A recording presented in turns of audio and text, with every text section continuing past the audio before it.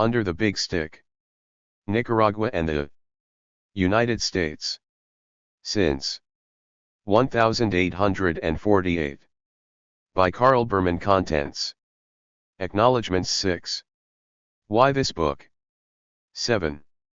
I-2 Americas 1. 2 The Path of Destiny 13. 3 Adventures on the Mosquito Coast 39. JV Slavery, War, and William Walker 51. V Irrepressible Conflict 73. 6 The Doctrine of the Highwayman 83. 7 From Sea to Shining Sea 103. 8 The Rise and Fall of José Santos Zelaya. 9 The Best Laid Plans 151. X All But One 183. 11 Good Neighbors 219. FR 12 The Last Marine 245. 13 National Interests 275. Source Notes 303. 123. Index 331. Acknowledgements. I would like to thank those people whose critiques, suggestions, encouragement, and other assistance at various stages have helped make this book possible: the members of the Tidewater Nicaragua Project Foundation, Holly Sklar at South End Press, Eugenia Monroy and Roberto Cajinas of the Instituto de Estudio de Sandinismo in Managua, Dick McCleary, and Carl Griffler. I also wish to express my gratitude to the helpful personnel of the Interlibrary Loan Department at the Charles Taylor Memorial Library, Hampton, Virginia, and the Government Documents Department of the Old Dominion University Library, Norfolk, Virginia. Why this book? It was remarked by a participant at a conference I attended that in the United States we have tunnel vision, and the tunnel is a short one. Nowhere does this comment ring more true than in our country's relationship with Nicaragua. Though the media spotlight has been on that nation since the Sandinista National Liberation Front overthrew the Somoza dynasty in 1979, the news commentators rarely hint that Nicaragua has been the object of public attention in the United States many times before. Few people in the U.S. are aware that we have intervened more persistently in Nicaragua than in any other country in the hemisphere except Mexico and Cuba, whose geographic proximity to the United States has historically put them in a special category. Today's confrontation between the U.S. and Nicaragua did not begin in 1979, it is but the latest chapter in a story that began more than 130 years ago. As part of our nation's armed forces, as members of privately organized groups, or as mercenaries, North Americans in large numbers fought in 2 full-scale wars in Nicaragua and joined or helped to suppress uprisings, rebellions, and civil disturbances. U.S. Marines and sailors have landed there at least 11 times since 1853. In this century they occupied the country for 2 decades, during which it became a virtual colony of the United States. When they pulled out they left behind many ties of dependency, not the least of which was a US-organized and trained National Guard headed by Anastasio Somoza. Alone, these particulars might evoke little interest among North Americans. Teddy Roosevelt's big stick and intervention are implicit in our image of banana republics. But while the big stick phrase may have originated with Roosevelt, the policy certainly did not, nor did it end with him. And U.S. involvement in Nicaragua has had little to do with bananas. Before embarking on this project I was acquainted with many of the Marine landings and other dramatic incidents of our involvement in Nicaragua. But uncovering the reasons for the intervention became a detective work of more than 2 years' duration. What emerged was more intricate and more extensive than I ever imagined. The Marines, the gunboats, the carnage all had their place. But the truly momentous intervention, that which disfigured a small nation, was often conducted in back rooms by men in pinstripe suits. The Colossus of the North, as the U.S. was long known in Latin America, has intervened repeatedly in many countries of Central America and the Caribbean, with motives and results similar to those in Nicaragua.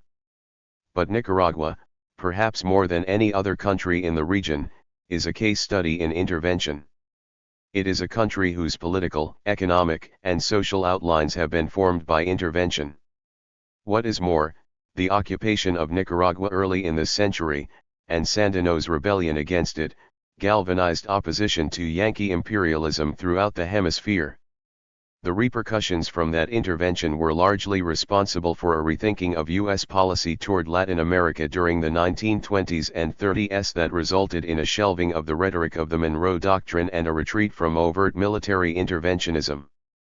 Though the United States never renounced its right to intervene unilaterally, Latin opposition to El Gran Garrote the Big Stick did lead to creation of the Organization of American States and other agencies through which the U.S. hoped to avert criticism by giving its actions a multinational coloring. With the 1983 invasion of Grenada and the growing United States military involvement in Central America, the question of intervention seems to have come full circle, and Nicaragua is again at the center. While the backlash from its earlier actions there prompted the U.S. to seek lower profile, less politically costly means of controlling events in Latin America, more recent developments in Nicaragua have gone hand in hand with what seems to be a return to the methods of the past. When, in 1979, the Carter administration sought to repeat the 1963 OAS-sponsored intervention in the Dominican Republic, proposing that the OAS send a peacekeeping force to Nicaragua to prevent a Sandinista victory, the unanimous opposition it encountered made clear that that organization was not content to be a mere instrument of U.S. policy. At the annual OAS meeting in Cartagena, Colombia, in December 1985, a blow-up occurred over the U.S. posture toward Central America, particularly Nicaragua. Afterward, Secretary of State Schultz told journalists he had had enough of the Sandinistas. He might have added that Washington has had enough of the OAS. The U.S. is no longer willing to endure the restraint that the quest for Latin approval imposes on its actions in the hemisphere. But the clock cannot be turned back to 1900. For Latin Americans, history is a lingering affliction. It is not as easily forgotten as it is with us. The efforts of the Contadora Group, Colombia, Venezuela, Mexico, and Panama to find a peaceful solution in Central America without asking Washington's permission, whether successful or not, are an important sign of the changed reality. Though the U.S. has publicly blessed the Contadora process, it has not been able to conceal its chagrin at the unwelcome intrusion. The long U.S. involvement in Nicaragua raises larger questions. Is intervening in the affairs of the weak one of the prerogatives of the powerful? Throughout history, the great powers have found pretexts to assert their dominance over weaker nations. The justifications have sometimes been blatant, as with the master race ideology of Nazi Germany or the white man's burden of pre-World War I imperialism. On other occasions, the rich and powerful have veiled their hegemonic pretensions in hypocrisy.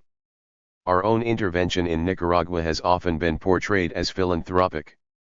It is curious that most of us in the United States accept meddling by our government in the affairs of other nations. We would never tolerate anyone intervening to arrange things for us here in this country, nor as a rule, would we ourselves think of interfering in the business of our next-door neighbors.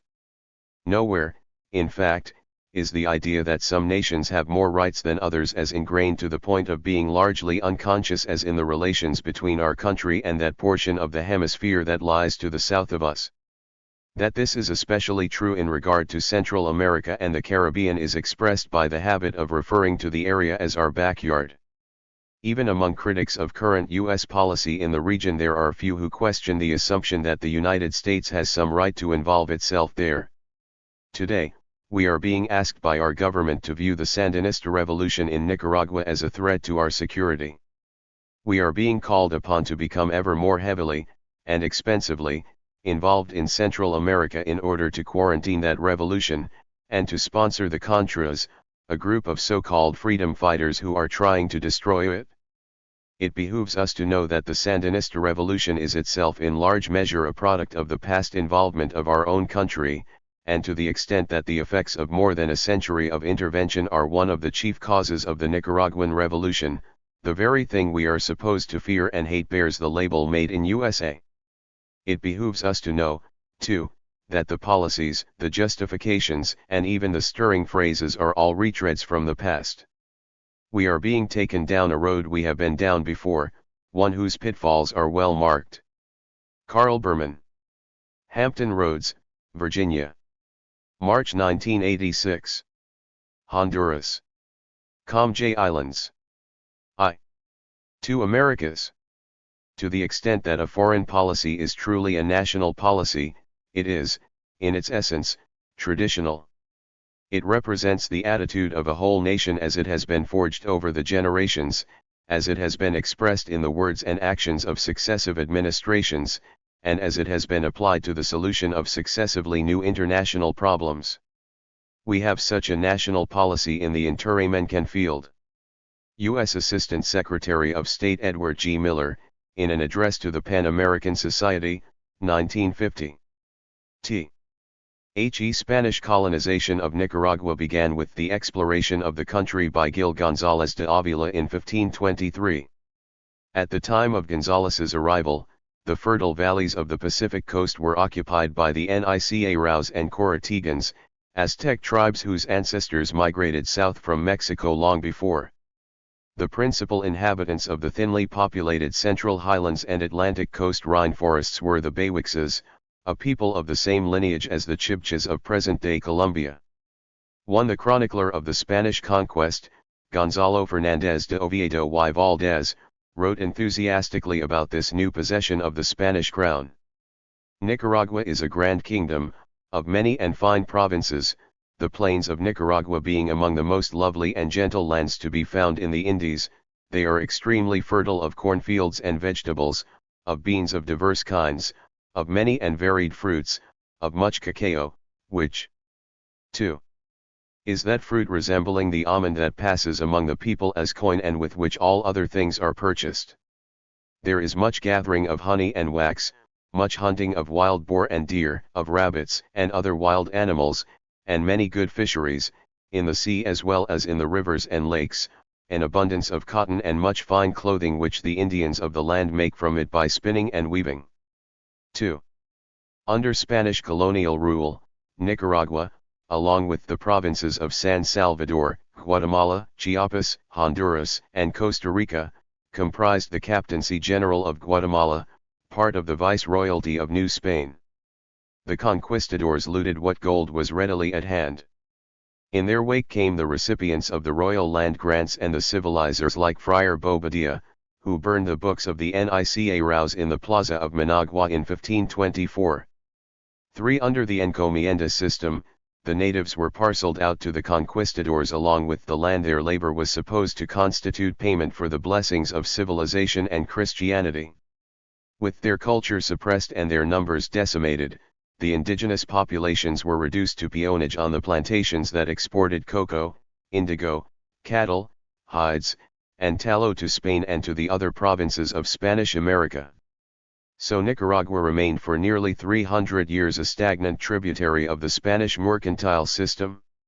Wrote Nicaraguan historian José Dolores Gómez, "We arrived on the eve of our emancipation speaking bad Castilian, with our heads full of theological and metaphysical questions, but in everything else as destitute and backward as when Nicaragua went out to receive Gil González." 4. A keen advantage of the brief liberal interlude that followed the Spanish Revolution of 1820 *, the provinces of Central America declared their independence from Spain in 1821. But the conservative aristocracy feared that republicanism would loosen the traditional bonds of the caste system and bring on an Indian mestizote uprising like that led by Father Hidalgo in Mexico in 1810 to 1811. Together with the clergy, therefore, in January 1822 they engineered the annexation of the Central American provinces to the reactionary clericalist regime of Emperor Agustín de Iturbide of Mexico. But shortly thereafter a liberal revolt throughout Central America and Mexico brought down Iturbide's empire. In 1823 a Congress convened in Guatemala City to create the United Provinces of Central America, a republican federation of 5 of the 6 original provinces. The new federal constitution borrowed heavily from that of the United States. Unfortunately, it was a union without unity. Though a section of the dominant landowning class was influenced by progressive ideas, arrayed against it was the power of the Catholic Church, in which the spirit of the Inquisition was still very much alive. Arm in arm with the clergy were the former Spanish nobles, principally those in the capital, Guatemala City. Guarding their privileges against the corrosive effects of the new democratic environment, these powerful reactionary forces encouraged opposition among the propertied classes throughout the Federation. Typical of the latter was José Manuel de la Cerda, a landowner from Rivas, Nicaragua. De la Cerda had spent several years in a Spanish prison for revolutionary activity and had been a delegate to the Constituent Assembly that proclaimed the Federal Republic. Nonetheless, as Nicaragua's first chief of state under the Federation, he decreed a series of reactionary and unpopular laws and prohibitions that inaugurated a long era of bloodshed in that province. De la Cerda was compared to the feudal lords of the Middle Ages. He was incapable of stealing a penny, yet he smiled with pleasure when they presented him with the ears of his enemies, impaled on a sword. 5 De la Cerda fell before a firing squad in 1828. The reactionaries always aimed at the re-establishment of one or another form of strong, paternalistic regime with which to enforce social order. Owing to the difficulties of achieving this goal in Central America as a whole and to conflicting interests among themselves, they sought to break the Federation into its constituent provinces, taking power in those where they were strongest. They often enjoyed support from the masses people, in the words of a contemporary, accustomed to hear no other voice than that of fanaticism, which fed their credulity with grotesque nonsense, entertained their curiosity with fake miracles and viewed with horror anything that tended to lead them out of their servility and ignorance.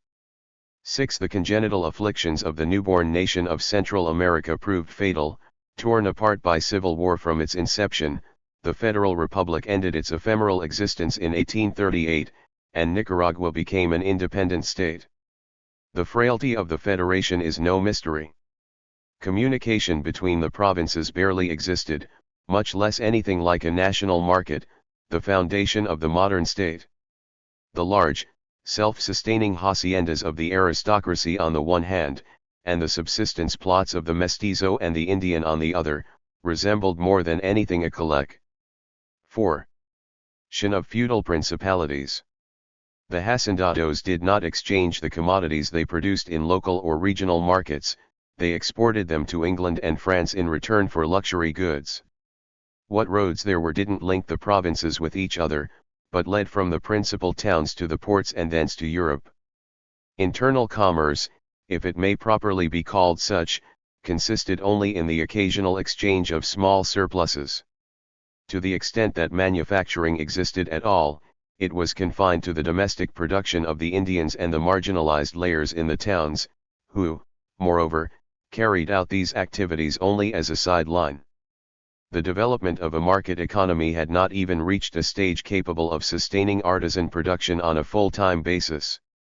Nowhere was this more true than in Nicaragua, where as late as 1870 even the most specialized of the haciendas had to depend in large measure on its own production of basic necessities. 7. Under the circumstances, Central American Union could have been nothing but a utopian dream. Conditions such as these fettered not only the intercourse between provinces, but commerce within them as well. This was particularly so in Nicaragua, where the two principal cities organized their economic life independently of and, what is more, in rivalry with each other. Granada, on the shore of the Great Lake, was an agricultural and trading center with an outlet on the Atlantic via the Rio San Juan, while Leon to the north had its face to the Pacific through the port of El Realejo. Each was the urban center of a class of wealthy landowner merchants who exercised control over the surrounding domains. Each presented itself as the substitute for a non-existent national state. 8. It would be a gross oversimplification to view the struggles between Granada and Leon in terms of emerging capitalists confronting the holdovers of a feudal aristocracy. In Nicaragua, as in all of Central America, both liberals and conservatives had one foot on the feudal estate and the other tentatively in the world market. It is true that Leon, the larger of the two cities, contained a number of middle-sized landholders and a more developed professional class owing to its position as the provincial capital. These groups were naturally attracted to liberal ideas. But adherence to the liberal or conservative banner often had more to do with kinship ties and competition between the two urban centers than it did with progressive or reactionary class interests. This competition blurred the distinctions between liberals and conservatives more than anywhere else in Central America. While Granada had been the more prosperous of the two cities under Spanish rule, and revolutionary ideas had made correspondingly less headway there, the city nevertheless had its share of liberals. Leon, on the other hand, had a reputation as the center of liberalism despite its being the 5. seat of the Diocese of the Catholic Church, the most conservative institution in society. In the recurring civil wars that plagued Nicaragua to an even greater degree than the rest of Central America, questions of principle soon became lost. The conflict degenerated into a blood feud between the two cities, each allied with its respective hinterlands. One group, a hodgepodge of liberals and conservatives, marched out under the red banner of Leon to slaughter and be slaughtered by a like party marching under the white flag of Granada. To a limited extent, Central American liberalism did represent democratic ideas, but it had another face as well. Its advocacy of free trade in an already developed world market, dominated by British manufacture, was not progressive. The resulting competition from cheap foreign goods undercut any possibility for development of local manufacture and alienated sections of the people that should have been the liberals' natural allies. Though their promotion of public education and restriction of church privilege was laudable, the liberals' encouragement of colonization by foreigners as the impetus to development was naive at best, disastrous at worst, and helped to undercut whatever support from the masses they might have otherwise had. The existence of the liberals at all, indeed the acceptance of or lip service paid to the ideas of republicanism and federalism by both liberals and conservatives, owed more to the hegemony that liberal democratic thought had attained in all corners of the globe since the North American and French revolutions than to the development of modern economic relations in Central America itself. While Central Americans were launching their ill-fated project of union, French intervention in Spain had restored the throne to Ferdinand VII, and it was rumored that the Holy Alliance of continental European reaction was planning to raise an armada to resubjugate Spain's lost American colonies. Early in 1823, British Foreign Secretary George Canning called in Richard Rush, the U.S. minister in London, to discuss with him the project of a joint British-US declaration against any such scheme for restoration of Spain's former possessions. Britain, the world's leading industrial and trading power, was already conducting a highly lucrative commerce with the newly independent states of Latin America and opposed any reversion to colonial arrangements that might interfere with free trade. Discussion on Canning's proposal took place throughout 1823. But the United States ultimately decided to steal a jump on the English, issuing its own unilateral declaration. This was contained in President James Monroe's annual message to Congress delivered on December 2, 1823.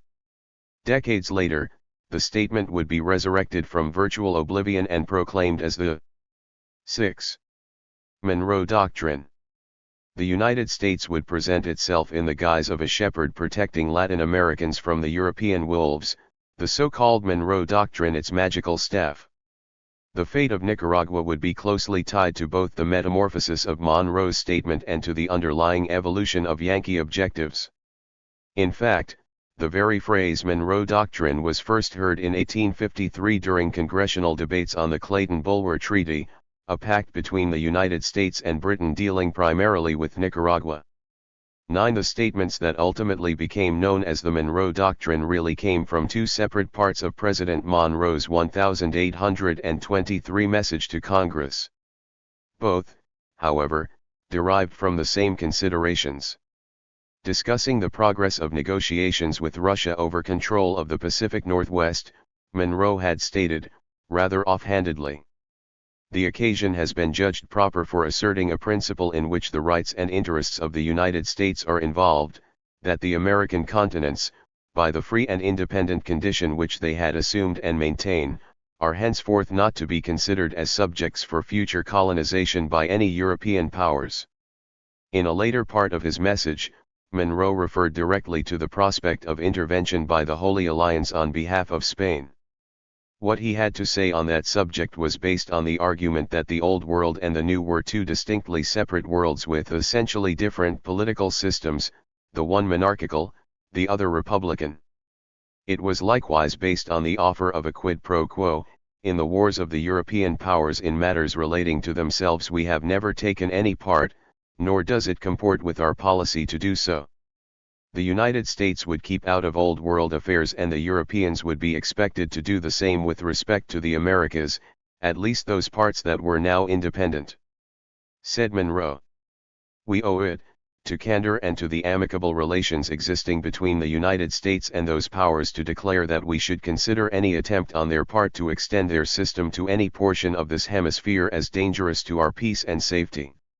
With the existing colonies or dependencies of any European power we have not interfered and shall not interfere. But with the governments who have declared their independence and maintained it, we could not view any interposition for the purpose of oppressing them, or controlling in any other manner their destiny, by any European power in any other light than as the manifestation of an unfriendly disposition toward the United States. It is impossible that the Allied powers should extend their political system to any portion of without endangering our peace and happiness, nor can anyone believe that our southern brethren, if left to themselves, would adopt it of their own accord. 10. The effect of the message was hardly earth-shaking. Dexter Perkins, the noted authority on the Monroe Doctrine, wrote, "The Monroe Declaration produced a very slight practical effect in the Old World, except in alienating George Canning and arousing his jealousies. Its contemporary importance has been grossly exaggerated by historians of American foreign policy. It did not prevent intervention, it did not alter the views of the continental powers, it did not awaken any particular respect for the United States." Perkins went on to say that Bolivar, the most important figure of his day in South America, clearly regarded the message as of minor importance. 1. In fact, though Bolivar admired the level of development of democratic political institutions in the United States, he distrusted the northern giant, which he believed to be pursuing its own selfish motives in regard to Latin America. In August 1829 he wrote that the United States seemed destined to plague America to misery in the name of liberty. A biographer of Bolivar noted that in the ensuing period, far from any view of the United States as a protector, there was a universal feeling in South America that this firstborn republic, which ought to have helped the younger ones, was, on the contrary, only trying to encourage discord and to foment difficulties so as to intervene at the appropriate moment. 1. Owing to their close commercial ties with Britain and to her powerful navy, it was that country, not the United States, to which most newly independent Latin nations looked for aid against any counter-revolutionary onslaught. Those that did seek the United States protection as a consequence of Monroe's declaration were destined to be disappointed. This would be the experience of Nicaragua some years later.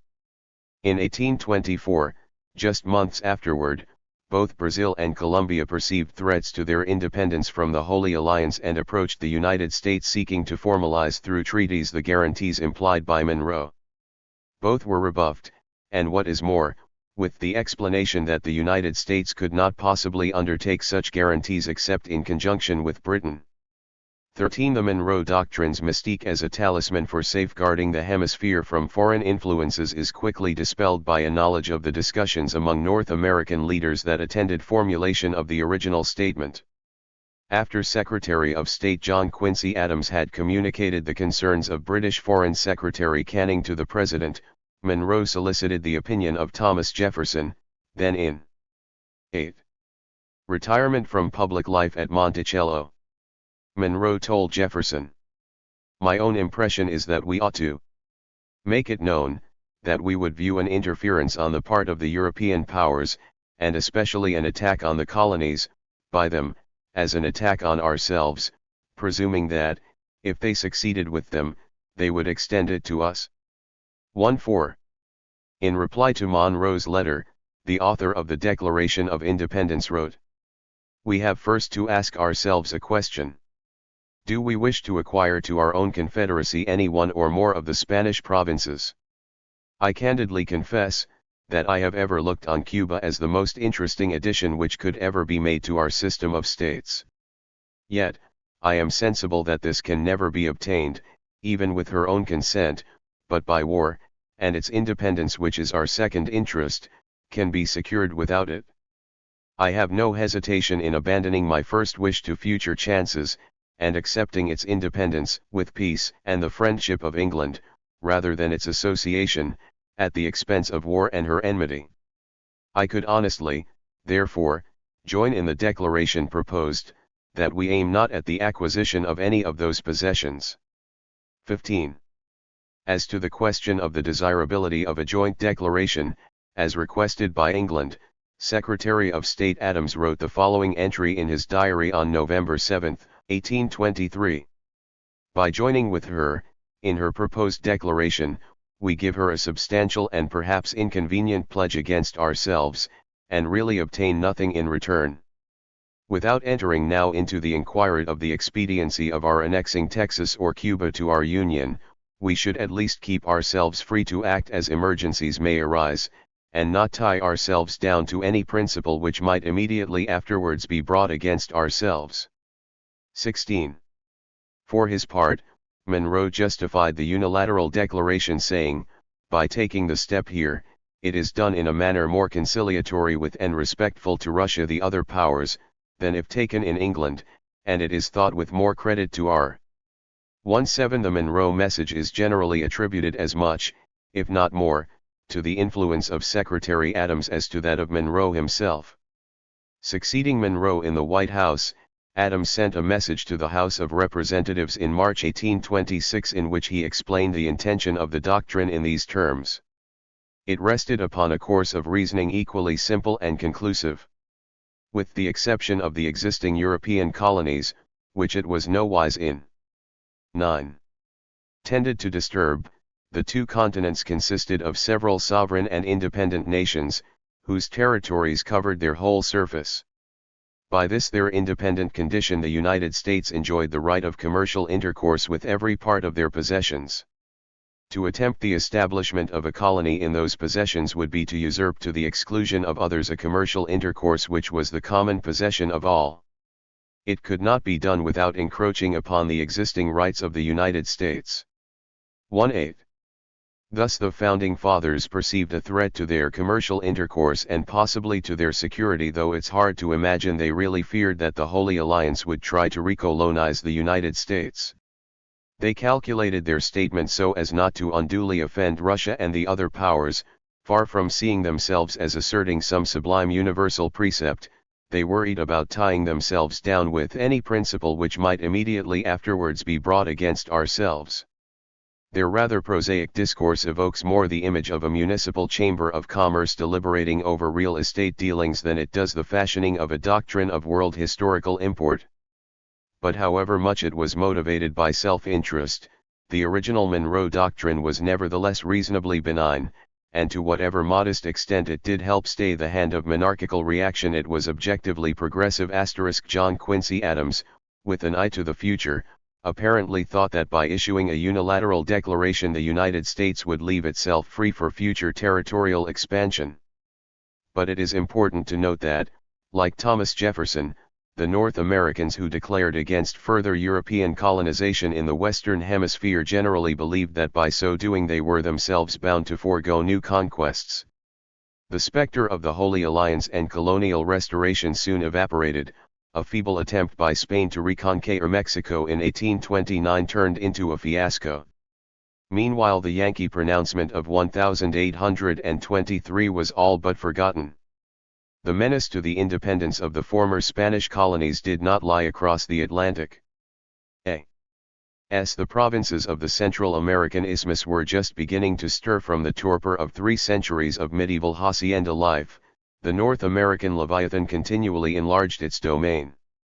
For merchants, land speculators, slave barons, and landless immigrants quickly fanned out across the Louisiana Purchase, which stretched from New Orleans to Oregon. Spain was compelled to yield Florida in 1819 under the pressure of squatters from the southern slave states. Andrew Jackson waged war on the Creeks and the Seminoles, and then pushed the removal bill through Congress, deporting to Oklahoma whatever Indian survivors remained in the way of Jacksonian democracy. 4,000 Cherokees died on the forced march that became known as the Trail of Tears. 20. The land-hungry and the land-greedy next fixed their gaze on Texas, with its virgin lands waiting to receive the cotton planter. While degenerate Mexico impudently refused to sell Texas to Jackson for $5 million, private enterprise pressed ahead in a creeping occupation.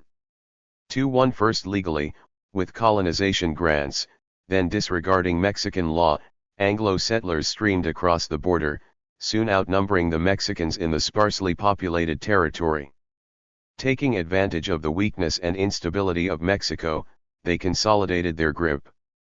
They ignored Mexican customs regulations and anti-slavery laws, they disarmed and forcibly expelled Mexican officials who sought to uphold the laws. Finally, in 1836, when Mexican President Santa Anna tried to restore control, the Anglo-Texans declared their independence. Opposition within the United States to the extension of slave territory stalled the annexation of Texas, and it was not until 1845 that President Tyler finally managed to push the measure through Congress, one of the last acts of his administration. But with the inauguration of Democrat James Polk as president in 1845, the locomotive of empire was once again ready to roll. Polk's election brought with it an unparalleled expansionist fever. John L. O'Sullivan complained in the United States Magazine and Democratic Review that European powers had tried to prevent the annexation of Texas in a spirit of hostile interference against us, for the avowed object of thwarting our policy and hampering our power, limiting our greatness and checking the fulfillment of our manifest destiny to overspread the continent allotted by Providence for the free development of our yearly multiplying millions.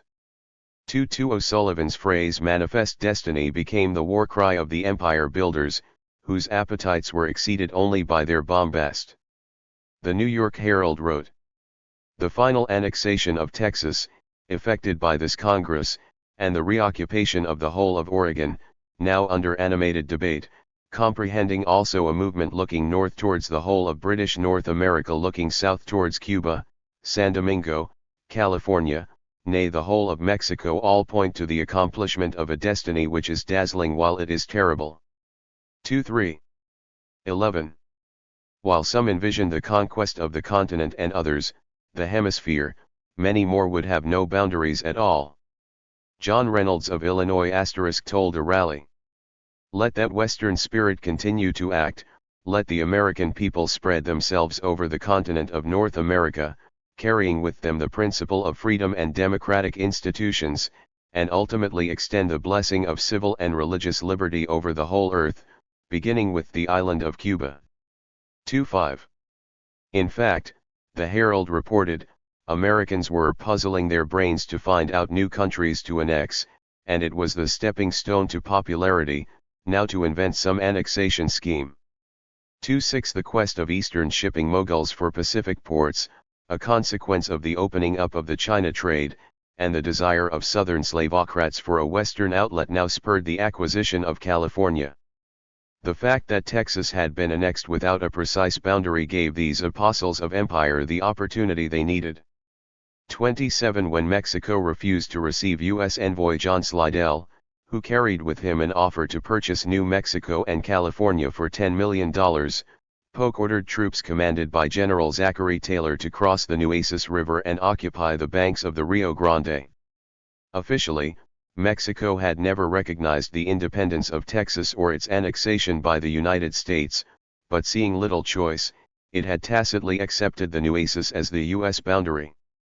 By refusing Mexico's demand to vacate territory that had never been considered a part of Texas under either Spanish or Mexican ownership, the United States engineered the Gulf of Tonkin incident of an earlier era.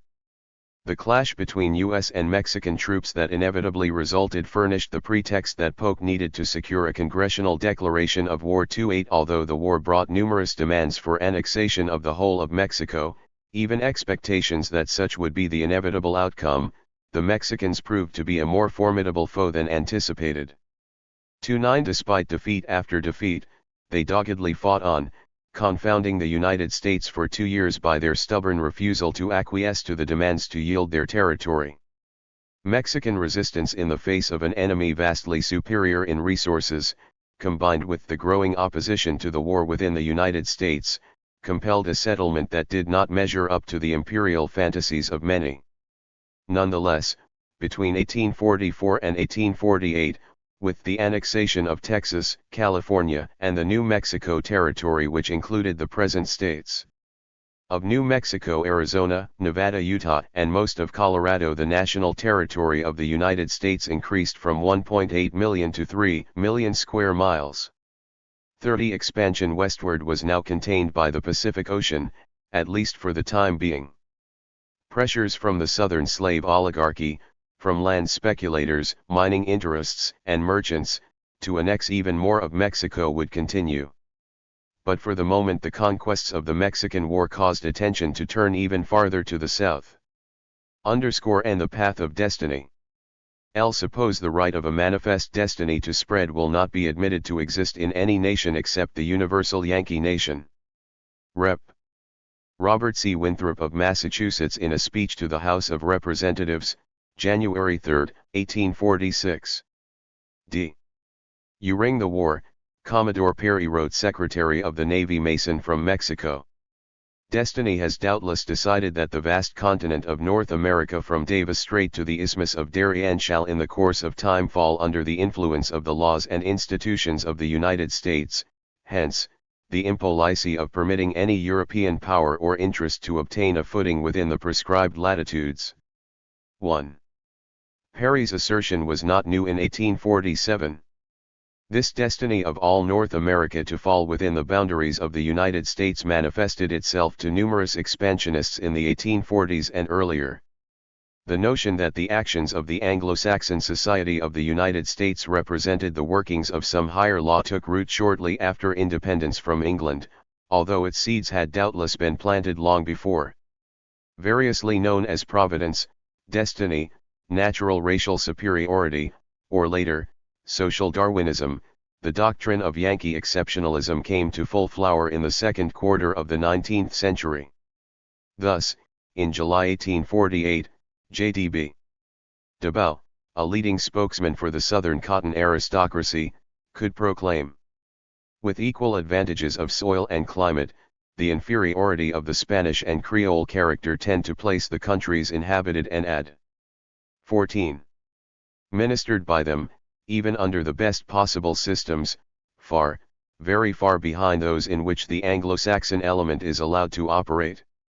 The Anglo-Saxons have been sweeping everything before them on the North American continent, and establishing an empire which is felt, respected, and feared, in every quarter of the globe.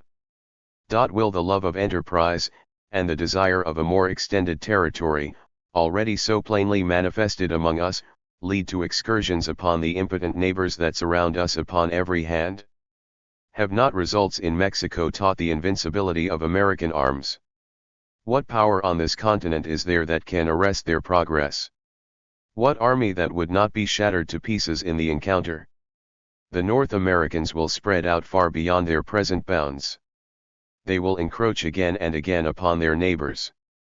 New territories will be planted, declare their independence, and be annexed. We have New Mexico and California. We have Old Mexico and Cuba. The Isthmus cannot arrest nor even the St. Lawrence. Time has all of this in her womb. 100 states will grow up where now exists but 30. 2. Though Yankees took it for granted that destiny had set Central America and Mexico aside for their eventual use, it was chance that awakened an immediate interest in Nicaragua. The ink had barely dried on the Treaty of Guadalupe Hidalgo that ended the war against Mexico when the discovery of gold at Sutter Sawmill on the American River in California became known. News of the bonanza in the newly conquered territory caused the United States to be swept by get-rich-quick fever. Seekers of El Dorado had little stomach for an arduous and dangerous journey across the trackless plains, mountains, and deserts. The long and costly voyage around Cape Horn was hardly more appealing. So attention naturally focused on the narrow waist of the Americas. The idea of a shortcut from Atlantic to Pacific across the Isthmus of JL Central America was even then a very old one. Christopher Columbus, as we know, set out from Spain not to discover a new world, but to find a shorter trade route to Asia. On his last voyage he conducted his search along the Atlantic coast of Central America, For 3 weeks in the fall of 1502 the great navigator explored the shoreline of what was to become eastern Nicaragua. Landing at the mouth of a river near present-day Monkey Point, he encountered natives, reportedly kidnapped 2 of them for use as guides, and thus got relations between Spain and the inhabitants of Nicaragua's Atlantic coast off to a bad start. 3. Despite Columbus' failure to attain his original object, others continued the search for a shortcut through the Americas by water. Lured by 15.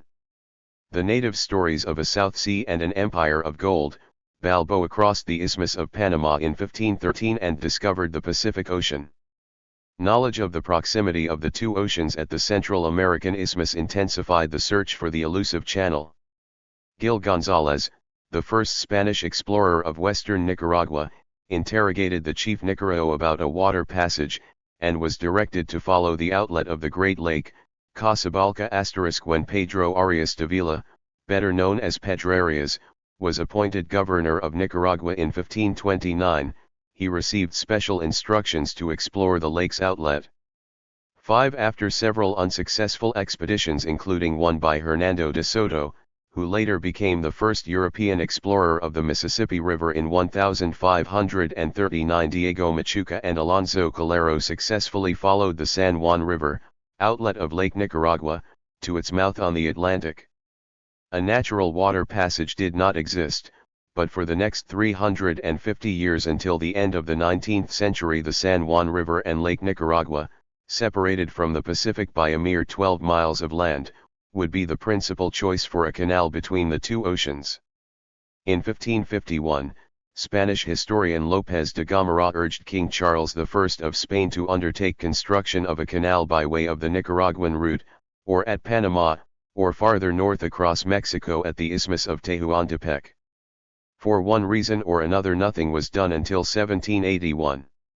In that year the Spanish government commissioned Don Manuel Galisteo to conduct a survey of the land between Lake Nicaragua and the Pacific. No steps were taken to follow up the survey, however, until 1813, when the Spanish Cortes, assembled after the expulsion of Napoleon, passed a decree providing for the construction of a canal. 6. But the ambitious plan dissolved in the smoke of revolution then rising from Spain's American colonies. In 1823 the question of a Trans-Nicaragua Canal was raised in the Federal Congress of the newly formed United Provinces of Central America by José Manuel de la Cerda, soon to be Provincial Chief Executive of Nicaragua. The Federation received several proposals for canal construction from British and North American capitalists. It seems, however, that none were considered to be serious, because in 1825 the Central American Minister to the United States, Antonio José Canas, wrote President Adams requesting United States government assistance for the project. 7. In response, Secretary of State Clay instructed the U.S. Charge d'Affaires in Central America, Colonel John Williams, to communicate United States interest and to undertake an investigation of the feasibility of the work. Apparently Williams never carried out the latter portion of the instruction. The Federal Congress of Central America nevertheless did pass a bill that allowed the granting of a canal concession, and a contract bearing the date of June 14, 1826 was signed with the Central American and United States Atlantic and Pacific Canal Company. The chief shareholder in the concern was Aaron H. Palmer, a New York capitalist. DeWitt Clinton, the prime mover behind the Erie Canal and then governor of New York, was to be one of the directors of the project. But the undertaking was abandoned the following year when Palmer failed to obtain the backing he sought from British financiers. The Dutch were next in line to try their hand. In 1828 a group supported by the King of Holland proposed to undertake canal construction. Negotiations were well underway in 1830 when another revolution, that which separated Belgium from Holland, scuttled the effort once more. In 1835 the United States Senate passed a resolution requesting President Jackson to open negotiations with the governments of Central America and New Granada on the subject of a canal. In response, Jackson dispatched Charles Biddle to examine the possible routes, but Biddle died before completing his survey. Francisco Morazan, the last president of the Central American Federation, then commissioned John Bailey, an English engineer, to survey the proposed routes across Nicaragua. Morazan tried to raise a loan in Europe, but both his hopes for a canal and his hopes for a strong, united Central America were casualties in the renewed outbreak of civil war that cut the feeble bonds of federation. Unsettled conditions on the isthmus prevented any further consideration of a canal until 1844. In that year the fledgling Nicaraguan Republic signed a contract with the King of Belgium, that for reasons now obscure, was no more fortunate than its predecessors. 2 years later, Francisco Castellan visited Louis Napoleon Bonaparte, then imprisoned in the French fortress of Ham. So successful was the Nicaraguan diplomat in interesting the future Emperor Napoleon III in the canal project, that when the latter escaped shortly thereafter he published a pamphlet on the subject. Nicaragua was to the New World what Constantinople was to the Old, wrote Napoleon. The state of Nicaragua can become, better than Constantinople, the necessary root of the great commerce of the world, and is destined to attain an extraordinary degree of prosperity and grandeur.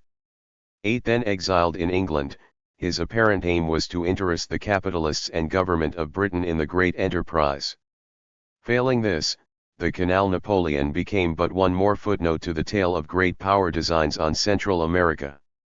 For the United States, however, the taking of California and the gold. 17.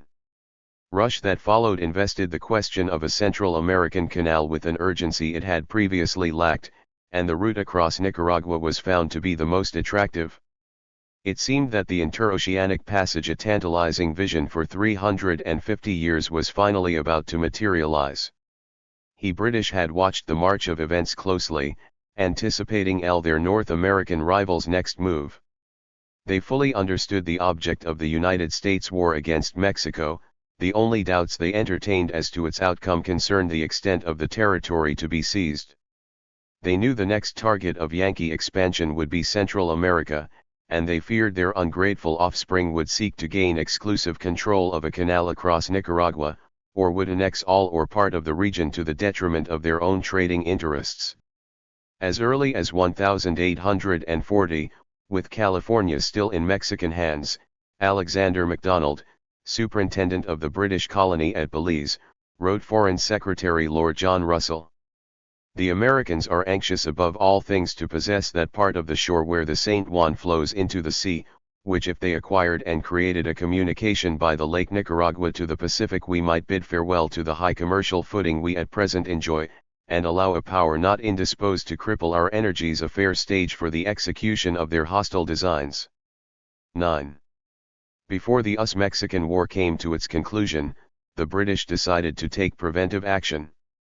Since 1740 they had claimed a protectorate over an ill-defined and sparsely populated area along the Atlantic coast of Nicaragua and Honduras, whose most numerous inhabitants were the Mosquito ethnic group. They installed a king of the Mosquitoes and variously referred to the area as the Mosquito Shore or Kingdom of Mosquito. These claims were never recognized by the Central American Federation or by the independent states of Nicaragua and Honduras. But Central Americans lacked the power to dislodge the British, and the geographical isolation of the region rendered the territories of little or no immediate practical value to them. In 1848 British troops occupied Nicaragua's only Atlantic port, San Juan del Norte, also known as San Juan de Nicaragua. They expelled the Nicaraguan authorities, claiming the port belonged to the Mosquito King. England now controlled the Atlantic terminus of the proposed canal. Nicaragua, naturally, was not pleased with the loss of its only door on the Atlantic. The question of its sovereignty was not merely abstract. The Nicaraguan government had realized $100,000 annually in customs duties at the port, one of its few sources of revenue. Too weak to confront the British aggression alone, Nicaragua turned to the United States for help. 2 months before the actual seizure of San Juan, a British warship had delivered a note to the commandant of the port. Signed by a British subject named George Hodgson, who claimed to be acting on behalf of the Mosquito King, it contained an ultimatum giving the Nicaraguans until January 1, 1848 to vacate the town. On November 12, 1847, Pablo Buitrago, the Nicaraguan Minister of Foreign Affairs, wrote James Buchanan, then U.S. Secretary of State under President James Polk. Referring to the United States as the natural protector of all the states of the continent, Buitrago called Buchanan's attention to the British aim of controlling the prospective canal route and solicited United States mediation on behalf of Nicaragua. He assured the Secretary of State that any measure that may take to prevent interference by any foreign power in this part of the continent, will be well received and highly valued by the sovereign state of Nicaragua. 1 José Guerrero, the Supreme Director of Nicaragua, wrote directly to Polk in mid-December. Guerrero reiterated the desire expressed by his foreign minister for a treaty with the United States, and in the matter of the impending British occupation of San Juan, referred to Polk's 1845 reassertion of the Monroe Doctrine. 12 The United States charge d'affaires in Central America, Henry Savage, had by this time advised the Nicaraguans not to undertake war, because the English may repulse the forces of and then allege the right of conquest, taking possession of the entire country. Savage assured them that the United States will in no manner permit England to take possession of the territory, or even a part of the territory, of Nicaragua, and so the matter should be called to the attention of the President of the United States immediately in order that he may lend his aid. 1-3 The U.S. charge went so far as to send the Nicaraguans a copy of Polk's Monroe Doctrine speech in case they hadn't already read it.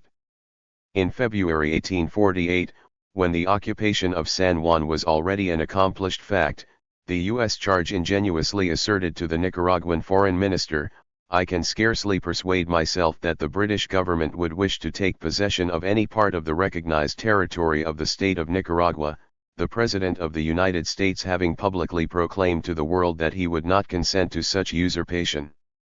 1-4 But in spite of the Nicaraguans' repeated entreaties, no assistance was forthcoming. In fact, neither Polk, nor Buchanan, nor anyone else in Washington, even bothered to acknowledge receipt of the appeals. This perplexing circumstance led Foreign Minister Salinas to delicately inquire of Savage whether he would be so kind as to inform the government of the result of its appeal to the illustrious government of Washington. But the Yankee diplomat was in the dark himself. A full year after the initial request for U.S. assistance, Nicaragua was still anxiously awaiting the answers. 1-5 A satisfactory explanation for the lack of responsiveness seems to have eluded historians of United States foreign policy. Monroe Doctrine expert Dexter Perkins, who acknowledged that extreme caution hardly seems characteristic of the Polk administration, asked, "Why was there, then, not even the most casual public allusion to the British encroachments in Mesquite? Why was there not the slightest notice paid to the entreaties of the Nicaraguan government? Why this complete inertia in a concrete case, the only concrete case, in which the Monroe Doctrine was directly and flatly violated during the whole Polk administration?" Attempting to answer his own questions, Perkins surmised that the answer lay in the complete torpor of American public opinion at the time, the distraction of the pending presidential election, and the probable ignorance of Polk with regard to the whole matter. 1-6 But it was Polk who had retrieved Monroe's original statement from 22 years of obscurity. More than any other president, it was he that transformed the original message of Monroe into the dogma of later years. Lack of information on Polk's part must immediately be discounted as an explanation for the inaction. The record of the diplomatic correspondence of that time shows that Nicaragua, Honduras, and the U.S. representatives in the region did a creditable job of furnishing the State Department with background information on British activities on the Mosquito Coast. 1-7 The solution to the seeming paradox can be found in the context in which James Polk revived the 1823 Monroe Declaration. He had been elected as the avowedly expansionist candidate of the Democratic Party, the party representing the most expansionist elements in United States society, the Southern slaveholders allied with Northern and Western merchants and land speculators. Against the backdrop of manifest destiny jingoism orchestrated by these interests, Polk's statement, contained in his first annual message to Congress in December 1845, was aimed not at blocking European colonization, then not a real threat, but at quashing the notion under discussion in Europe of a balance of power in the Americas to check the expansion of the United States. Polk was candid about this in the preface to his restatement of Monroe's ideas. The rapid extension of our settlements over our territories heretofore unoccupied, the addition of new states to our confederacy, the expansion of free principles, and our rising greatness as a nation are attracting the attention of the powers of Europe, and lately the doctrine has been broached in some of them of a balance of power on this continent to check our advancement. 1/8. The advancement that Polk had in mind was into Texas, New Mexico, California, and Oregon. European powers were not trying to establish new colonies in those territories. Rather, they were engaged in diplomatic efforts to prevent the United States from taking them, though it may be true, as Perkins said, that Polk's own eager appetite for California made him ready to believe in the expansionist designs of others. 1/9. In Monroe's original statement, the message had been defensive in character. Its purpose was to protect against the recolonization of the Americas by European powers to the exclusion, or at least the detriment, of United States commercial interests. In the hands of Polk, however, the doctrine became an offensive weapon wielded against European nations that now sought to protect their own commerce from United States expansion. The original intent, directed against European designs on the territories of the new American republics, had been benign. If the motives were selfish, at least they were in harmony with the self-interest of the other states in the hemisphere. But in the hands of the expansionists, the Monroe Doctrine held a threat to the sovereignty of those same states, particularly those in North and Central America. The words were the same, but the meaning had been stood on its head. Monroe and his advisers felt that the United States was itself bound. 21. By the non-colonization principle, and they weighed this as a consideration in whether the declaration should be made at all.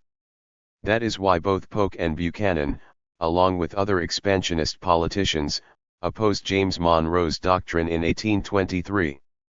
But now they discovered that it could be made to serve their own ends. Another historian of the Monroe Doctrine wrote that the annexation of Texas, and of other Mexican territory by the Treaty of Guadalupe Hidalgo, had ended a misconception that the United States itself was bound by the doctrine to refrain from the acquisition of territory on the American continent. 20. Remarkable though it may be that this writer considered it to be a misconception that the United States should itself be bound by the rules it sought to establish for others, he had nevertheless come to the heart of the matter. With the Monroe Doctrine being advanced against those who would interfere with the expansion of the United States, it is not surprising that it was not being employed in an area where the United States had no immediate territorial designs. When Nicaragua first appealed for help, the California gold rush was still a year away. In fact, under the circumstances, Nicaragua's attempt to invoke the Monroe Doctrine could have been quite embarrassing. For even if Polk and his backers appreciated the potential value of Nicaragua at that moment, their hands were tied. The Treaty of Guadalupe Hidalgo ending the war against Mexico was signed on February 2, 1848, 1 month after the British occupation of San Juan. But there was some doubt as to whether the Senate would ratify it, and, when it finally did, it was far from certain that Mexico would accept the amendments that were added. Meanwhile, the unexpectedly high cost of the war in both lives and dollars had stirred up strong domestic opposition to its continuance. War weariness and the anti-war stance adopted by the abolitionists threatened Polk's administration with disaster. If the treaty was not ratified, there was a distinct possibility that Congress would cut off funds for further prosecution of the war. *The expansionists stood to lose the cherished spoils that were finally within their reach. Saber-rattling over British actions in Nicaragua would further inflame domestic debate and further jeopardize their position. By the time the treaty ratifications were finally exchanged on May 30, 1848, attention was turning to the coming November elections, and the Democrats' foreign policy was already a big liability. That is why Washington made no reply to Nicaragua's appeals for aid, much less any public statement. As it turned out, the Democratic Party lost the presidency in 1848. Even without any new foreign adventures, the United States was to introduce the Monroe Doctrine again and again over the course of its relations with Nicaragua. But in this, the solitary instance in which Nicaraguans themselves saw their sovereignty jeopardized by a European nation and appealed to their northern neighbor to invoke the vaunted doctrine, their plea fell on deaf ears. THE Polk administration appointed Elijah Heiss charge d'affaires for Central America at the end of March 1848, but he didn't arrive on the isthmus till the end of October, just days before the presidential election. His instructions from Secretary Buchanan contained the usual generalities about cultivating friendly relations with the states of Central America, along with a generous dose of moralizing in which the political turmoil of the region was deplored. Heiss was enjoined to impress upon the locals our example, where all political controversies are decided at the ballot box. 2-1 The new charge was empowered to conclude treaties with Guatemala and San Salvador but not with Nicaragua, Honduras, or Costa Rica until you shall have communicated to the department more full and authentic statistical information in regard to those states. Buchanan's letter also contained a ritual condemnation of the British and some background history on the mosquito question, but it advised Heiss that the government of the United States has not yet determined what course it will pursue in regard to the encroachments of the British government in the territory of the mosquitoes. These Buchanan described as a miserable, degraded and insignificant tribe of Indians. 2-2 Charge Heiss could hardly contain his enthusiasm for Central America. He described Honduras, where he got off the boat, as a most magnificent country unsurpassed in scenes of grandeur and sublimity of aspect, and unrivaled in respect to its agricultural and mineral resources. Gold, silver and copper are or rather might be its mineral productions, sugar, coffee, rice, Indian corn, cotton, cochineal and indigo dyewoods of various kinds, valuable timber of several kinds, all kinds of tropical fruits, are or might become its productions from the soil as I am informed, is of great and exhaustless fertility yet the very best portion of this valuable country has been appropriated by Great Britain to herself. Asterisk 2-3. Regarding the British Mosquito Protectorate, Heiss complained, I have not been charged with this subject nor instructed particularly to take any action upon it. Indeed I could do nothing more than say to these states of Central America be firm, do not yield, protest and see. Of his chief he inquired, now will the U.S. suffer Great Britain to enact on the stage of North America the same bloody tragedy which she has already performed in Hindustan and elsewhere and stand by and endure that she shall have a commercial monopoly in all these fertile regions on this very continent of North America where in our days of weakness we shook her dominion and where in our strength our commerce dominion and influence should predominate. 24. Notwithstanding his instructions to the contrary, the bilious but enterprising Kentucky lawyer proceeded forthwith to negotiate a special convention between the United States of America and the state of Nicaragua, which he modestly described as the most advantageous treaty in its terms and provisions that human ingenuity can devise for the promotion of the views and interest of the United States, and of the state of Nicaragua, and also for the promotion of the grand design intended, of opening an oceanic communication if it should be approved and ratified by the two govs, will, without doubt, in my judgment, produce the most important results, favorable to the future prosperity, wealth, and grandeur of the North American Confederacy, as well as to the perpetuation of the American Union, and the preservation of the integrity of the territories of the U.S. 25. The treaty gave the United States the complete and absolute right to establish any kind of transit through the territory of Nicaragua, whether by water, road, rail, or a combination thereof. The U.S. could obtain any materials desired for the construction of these works free of charge from the state property of that country.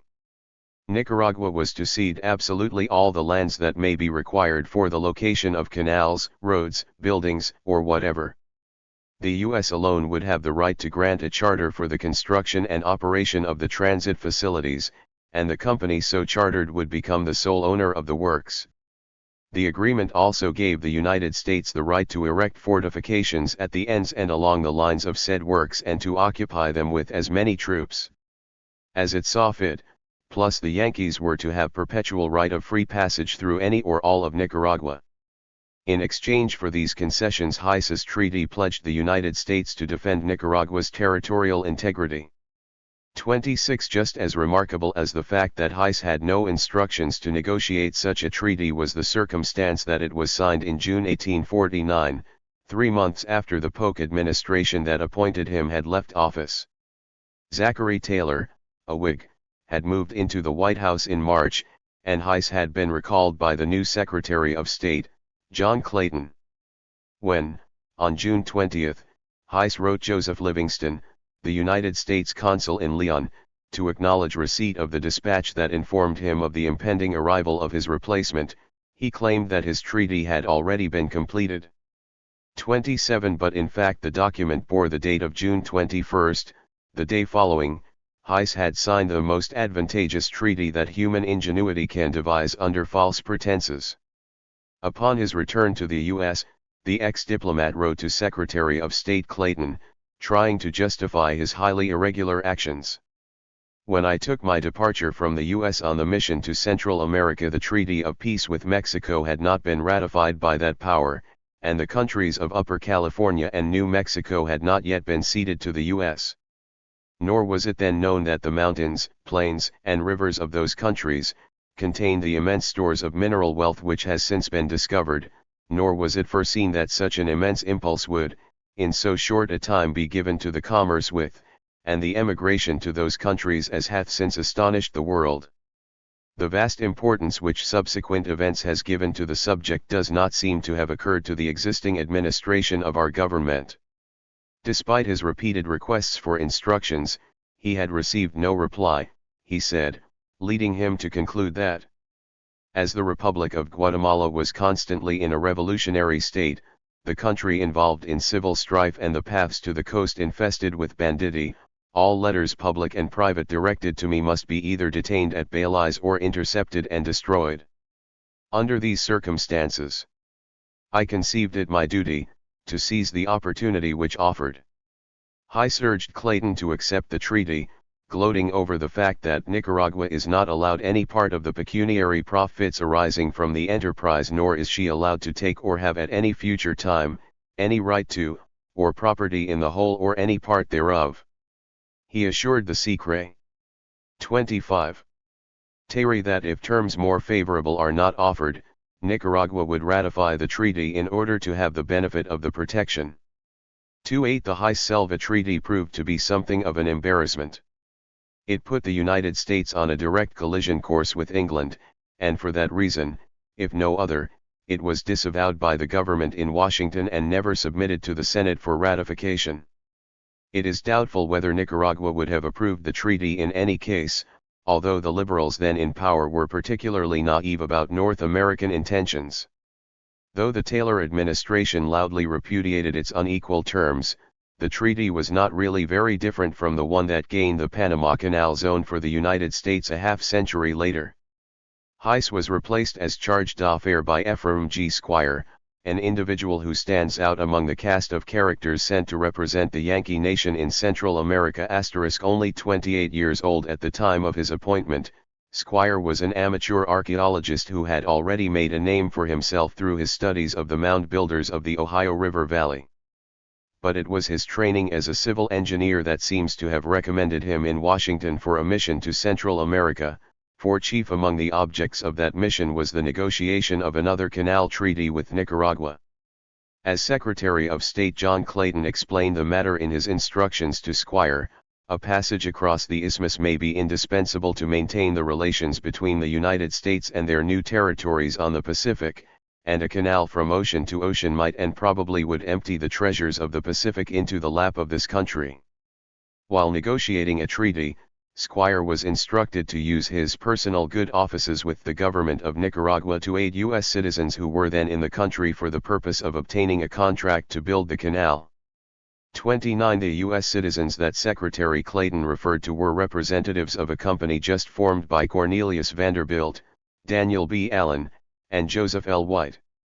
White, a former congressman, was very influential in the Whig Party. Clayton himself, while a U.S. senator from Delaware, had in 1835 introduced a resolution in the Senate calling on the President to negotiate treaties with Central America that would favor the interests of North American capitalists wishing to undertake canal construction. 3-0 When Squire arrived at San Juan del Norte in June 1849, North Americans were already passing up the river in large numbers on their way to San Francisco. The previous year Gordon's passenger line of New York had begun service to San Juan. Their passengers were transferred to large CA-26 nose for the 122-mile trip up the San Juan River to Lake Nicaragua. They then sailed to Grenada, 120 miles across the lake, and were conveyed on horse or mule back to the Pacific port of Rialejo near present-day Corinto. At Rialejo they hoped and waited for a vessel to carry them on to San Francisco.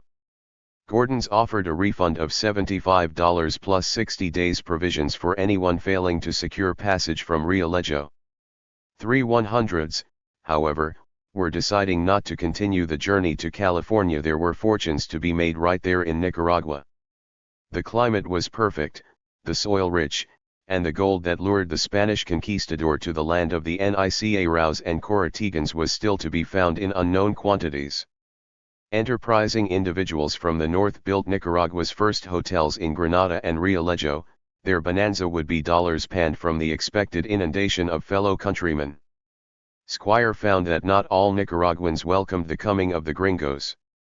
For as North Americans passed up the lush San Juan River, he reported, they wantonly shot at Indians along its banks for target practice. 32 Nevertheless, there is no reason to doubt his statement concerning the signing of the coveted Canal Treaty 2 months later. The news of the event was everywhere received with extraordinary demonstrations of satisfaction and joy. For Squire, whose faith in the good intentions of his count. 27. Treatment was not total, joy in the accomplishment of his mission was tempered with caution. It is most earnestly to be desired, he wrote, that the hopes which it created may not, from the mistaken policy of government, or the bad faith of companies, owing their very existence to Nicaraguan generosity, give place to despair, and respect changed into contempt, and friendship into hate. 3 As Squire looked out over Leon one evening, the concerns of the diplomat gave way to the archaeologist's detached musings on the clash of two societies, so different and so unequal.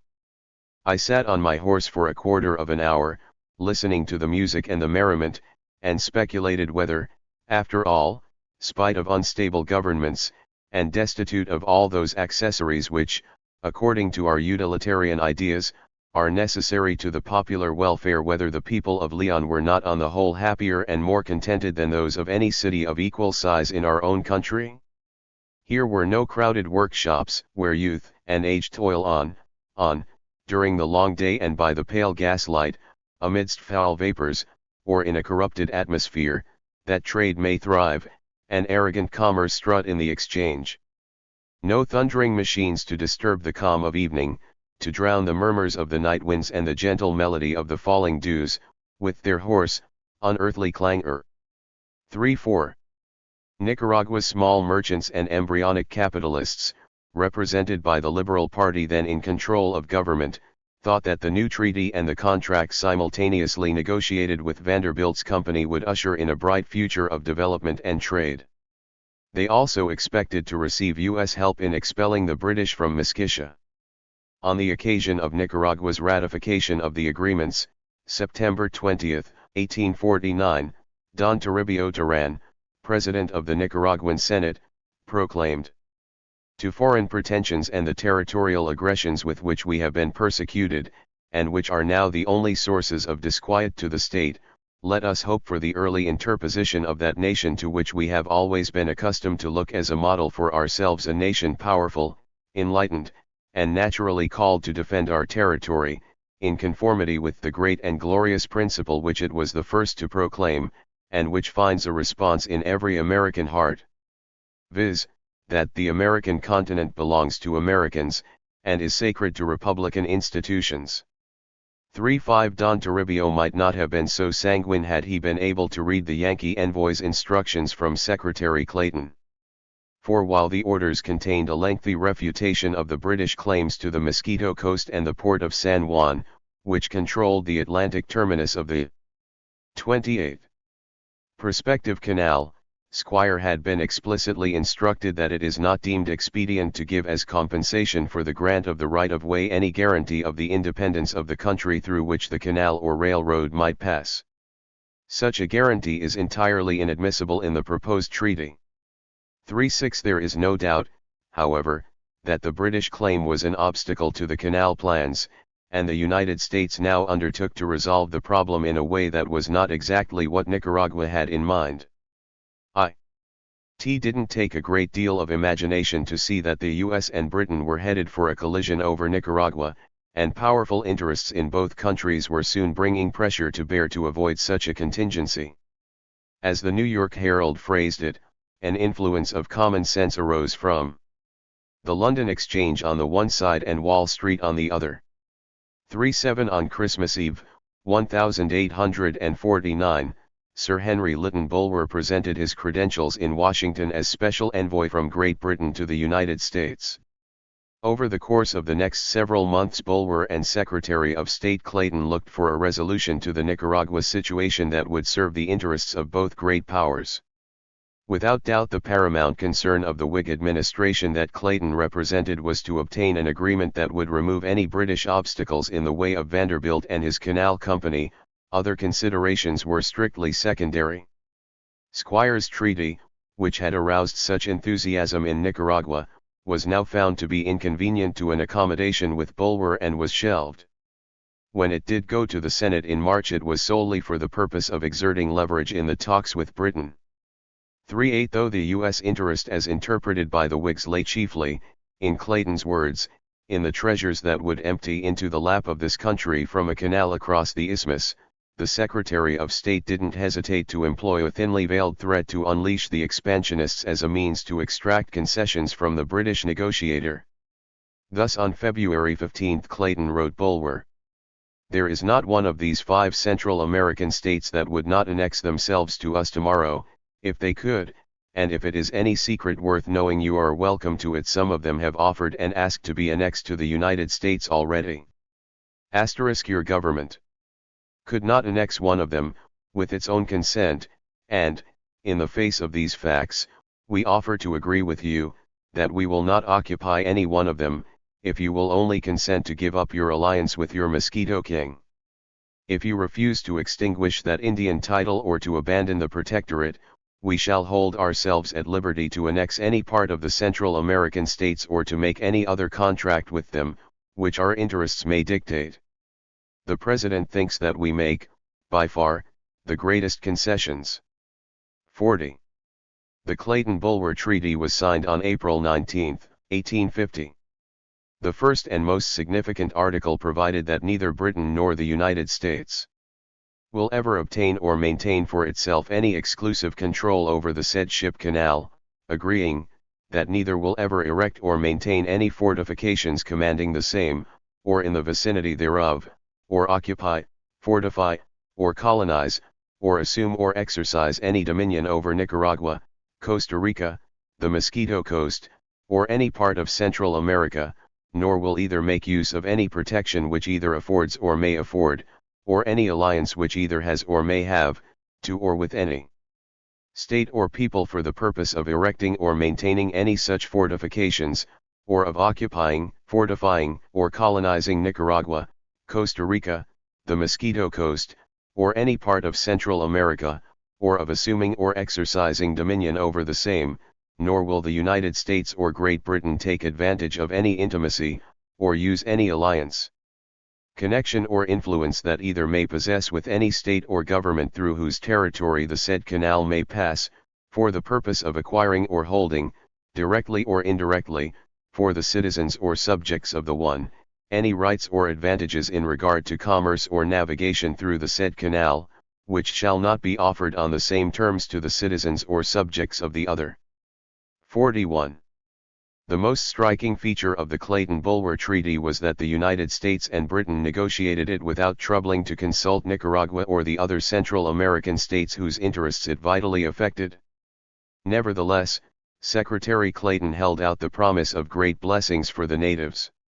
He wrote Squire, "By kindness and conciliation on the part of Nicaragua, with the aid of the good offices of this government, Central America, capable as she is of sustaining the population of a great empire, united in herself and exerting her best energies for the development of her great resources, may date the commencement of a career of unexampled prosperity from the date of the ratification of the treaty. 42. Any Nicaraguans who trusted in Secretary Clayton's balmy forecast were soon to be disappointed. Nicaragua had been assured that the U.S. would defend its sovereignty over the Mosquito Coast, but that is not what happened. The treaty, it is true, did bar colonies. But the British later argued, with considerable justification, that the understanding had been that it was a prospective, not a retrospective, ban.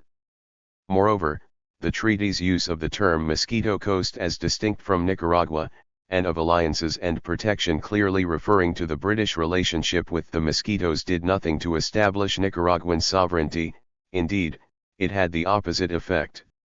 In any case, the British retained de facto control over Nicaragua's Atlantic coast for some time to come, and when they finally did return the territory to Nicaragua it was for reasons that had little or nothing to do with pressure from their American cousins, claims to the contrary notwithstanding.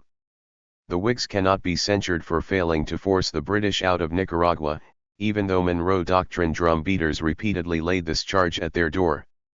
The United States did not yet have the power to force the British out of Central America or anywhere else even if it wanted to. It can be said, however, that the Taylor-Fillmore administration was guilty of bad faith and duplicity. It failed to live up to the pledge of President Zachary Taylor to José Guerrero, Nicaragua's Supreme Director, that our efforts will be animated by the desire which we sincerely cherish that the just territorial rights of Nicaragua may be respected by all nations. 4-3 Notwithstanding this and numerous like declarations by spokesmen for the Yankee Republic, the signing of the Clayton-Bulwer Treaty gave the United States what it wanted: a green light for the canal project and for Commodore Vanderbilt. Nicaraguan sovereignty over the canal route suddenly lost the value the U.S. had formerly placed on it. Many historians of U.S. foreign policy have said that though the Clayton-Bulwer Treaty did not immediately exorcise the British presence in Central America, it did nevertheless block further colonization of the area. They view the treaty, therefore, as an application of the Monroe Doctrine. Dexter Perkins wrote that the pledges contained in the first article present the first, and indeed the only formal, treaty assurance in history by a European state with regard to colonizing activities in the New World. 4-4 If real, this achievement would merit approbation. But it rests on the postulate that it was the intent of Britain to acquire more colonies in the New World, while the United States was animated by a selfless desire to curb 31. Such depredations. The image of Uncle Sam as benevolent policeman has been so laboriously cultivated that the chastity of Yankee foreign policy in a world of loose morals is unquestioned. But if the Clayton-Bulwer Treaty was indeed a barrier to British ambition in Central America, it would be logical to assume that if anyone tried to remove it, it would be they. But for the next half-century it was North Americans who would declaim against the treaty's restrictions. This leads to the inescapable conclusion that the British could with greater justice assert that the Clayton-Bulwer provisions present the first, and only formal, treaty assurance in history by the United States with regard to colonizing activities in the New World. The treaty had little difficulty gaining passage in the U.S. Senate. Cornelius Vanderbilt, already one of the richest men in the United States, launched an intense lobbying effort on its behalf. In a preview of things to come, however, Stephen Douglas, a leader of the Democrats, opposed ratification on grounds that the treaty blocked U.S. expansion. 45 An interesting footnote to the treaty is the attitude the United States manifested toward the Mosquitoes. Secretary Clayton wrote Squire: "We have never acknowledged, and never can acknowledge, the existence of any claim of sovereignty in the Mosquito King or any other Indian in America. To do so would be to deny the title of the United States to our own territory. Having always regarded an Indian title as a mere right of occupancy, we can never agree that such a title should be treated otherwise than as a thing to be extinguished at the will of the discoverer of the country." 46. A. C. According to the terms of the concession granted by Nicaragua, Vanderbilt's American Atlantic and Pacific Ship Canal Company acquired the exclusive right, pending completion of the canal, to steam navigation of the San Juan River and Lake Nicaragua, and to conveyance on land via rail or carriage. The company lost no time in taking advantage of these provisions to begin a highly lucrative passenger service from New York and New Orleans to San Francisco. New ocean-going passenger steamships were put in service for both the Atlantic and Pacific legs of the journey, and special shallow draft steamers were built for navigation of Nicaragua's inland waters. Vanderbilt expressed his gratitude to the British by naming one of these the Sir Henry Bulwer. Engineering works were undertaken to make the San Juan's rapids passable, and a road was marked out from La Virgen on the western shore of Lake Nicaragua to the Pacific port of San Juan del Sur, only 12 miles distant. On July 14, 1851, the new steamer Promethea sailed from New York with the first load of passengers for the route. Vanderbilt himself was on. 32. Board. The first passages were difficult, and there were numerous complaints from passengers about poor food, crowded and unhealthy conditions on the vessels, and the discomforts of the 12-mile ride from Lake Nicaragua to the Pacific. A New York Times correspondent described a journey to California over the Nicaragua route: poor accommodations, poor attendance, poor fare, general confusion, and universal discomfort were the order of the day, he reported. The company, in selling more tickets for the trip in question than their accommodations would warrant, did most grossly violate the rights of the traveling public, by forcing passengers to go like cattle, in a promiscuous jam, and that, too, through a hot and unhealthy climate. 47 gradually improvements were made, however. A mini railroad, 1,500 feet long, was built to carry passengers and baggage around the San Juan Rapids at Castillo Viejo. The mule path from La Virgen to San Juan del Sur was improved and paved with gravel. Fancy carriages painted up in blue and white, the Nicaraguan colors, no less, were imported from the United States to carry gringos in style over the newly surfaced road. The War of the Steamboat Commodores was on. Vanderbilt was in hot competition with George Law's United States Mail Steamship Line, which operated a transit route across Panama. During 1849, Law's steamers had made the run from New York to Panama 30 times, with the profits estimated at $100,000 per trip.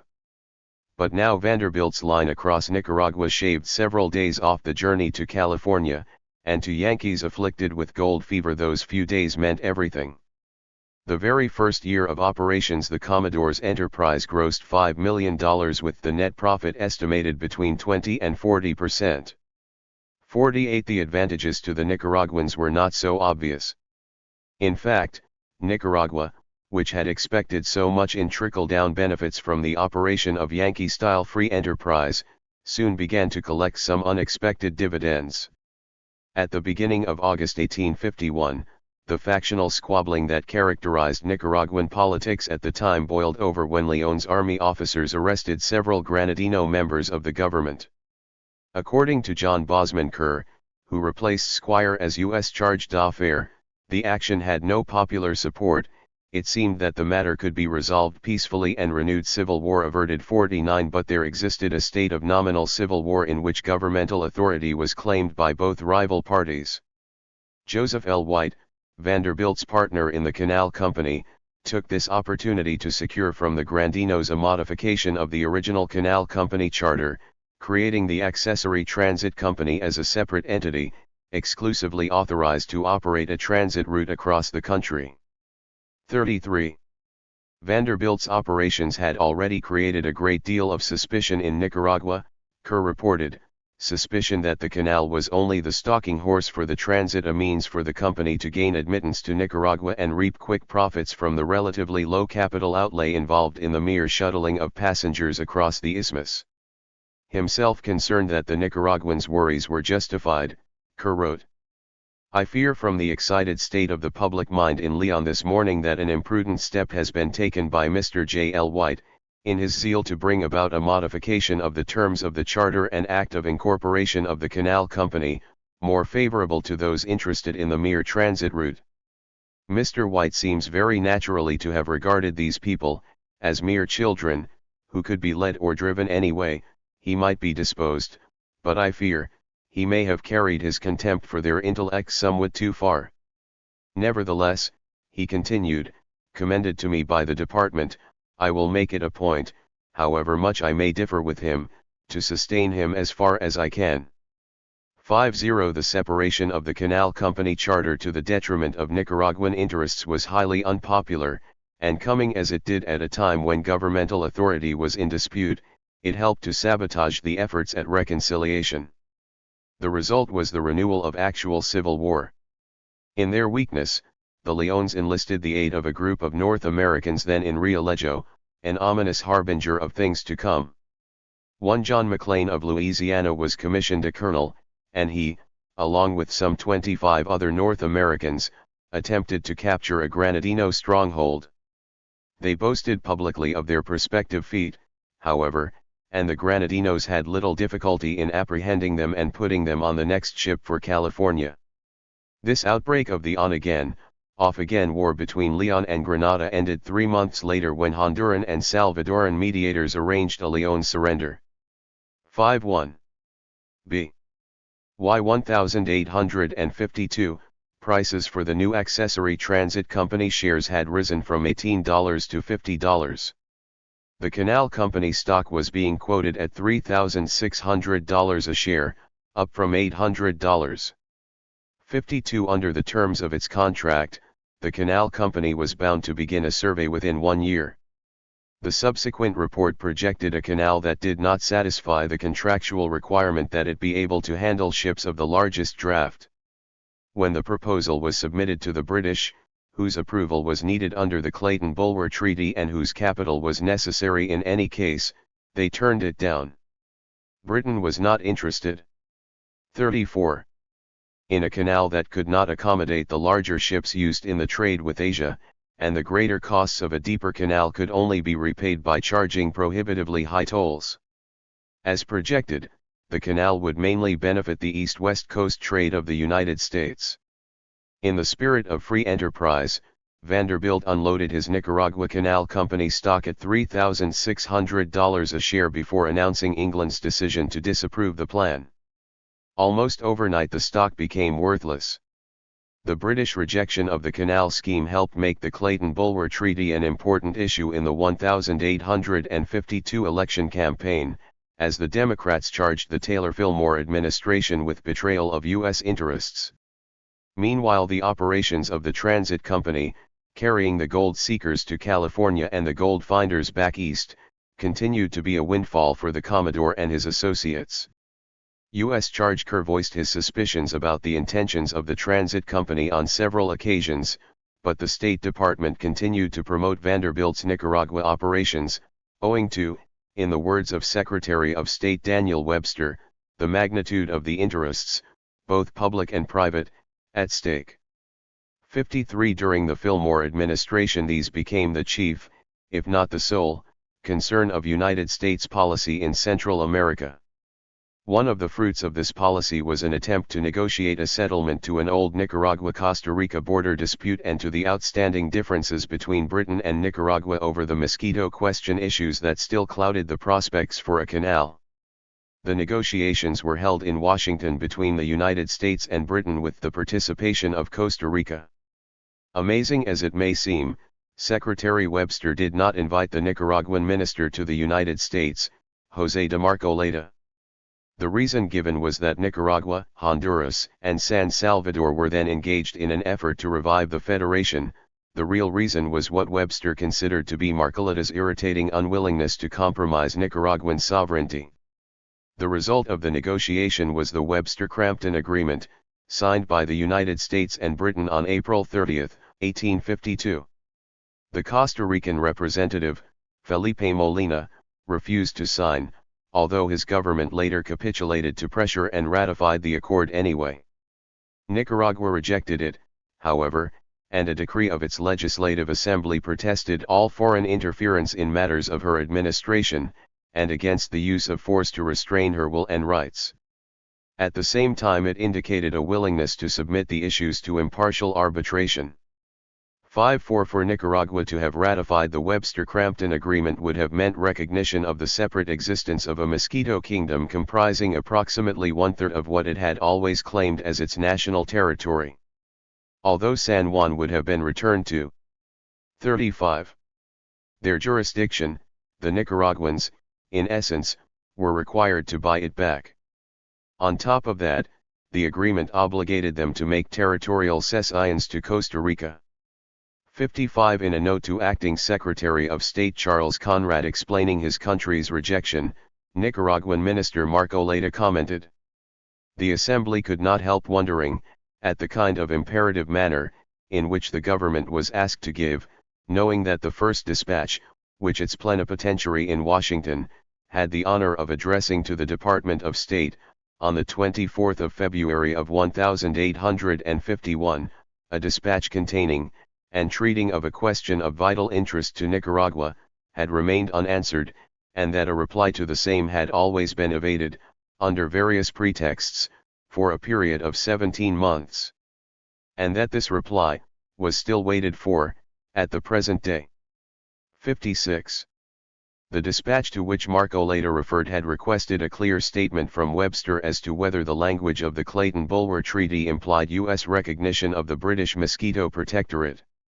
The Nicaraguan minister charged also that Robert Walsh, a U.S. special agent then in Nicaragua to promote the treaty, had, without being previously announced, gone to the residence of Nicaragua's Supreme Director.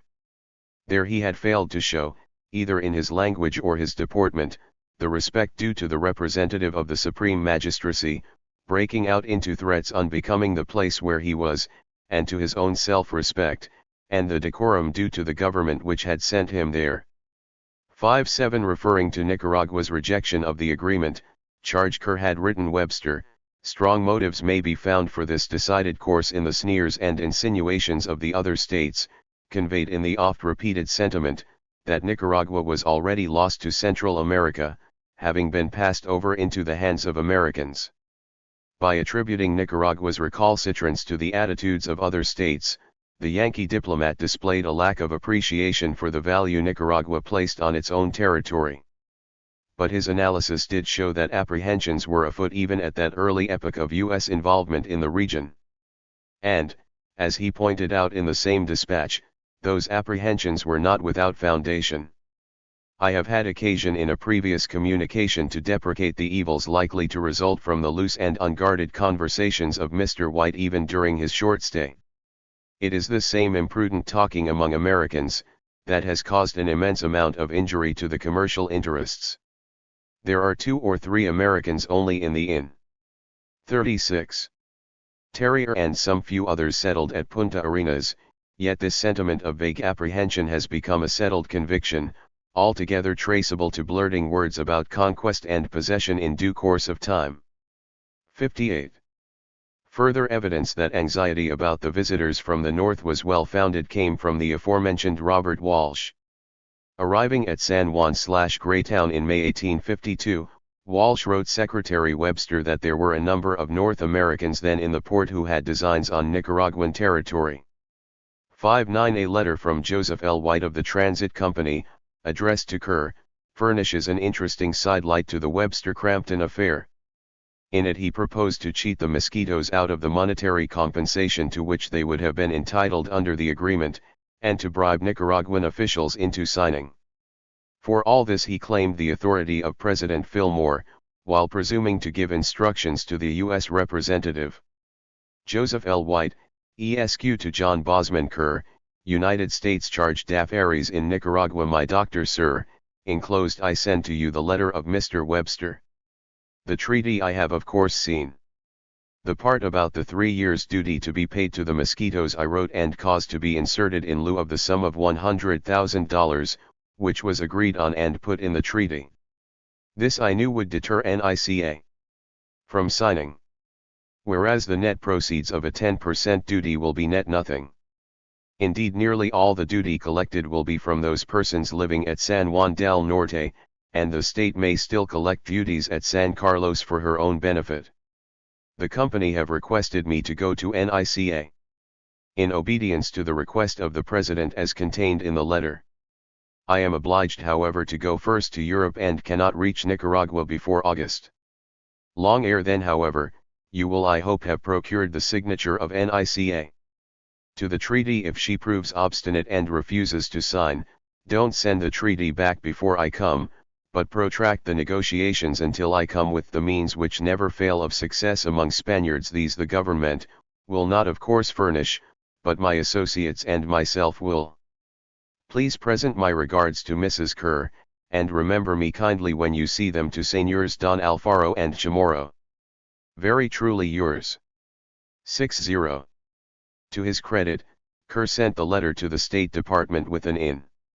37. Dignant repudiation of White's presumptions. But the incident nevertheless suggests the close relations that existed between the U.S. administration and the Transit Company.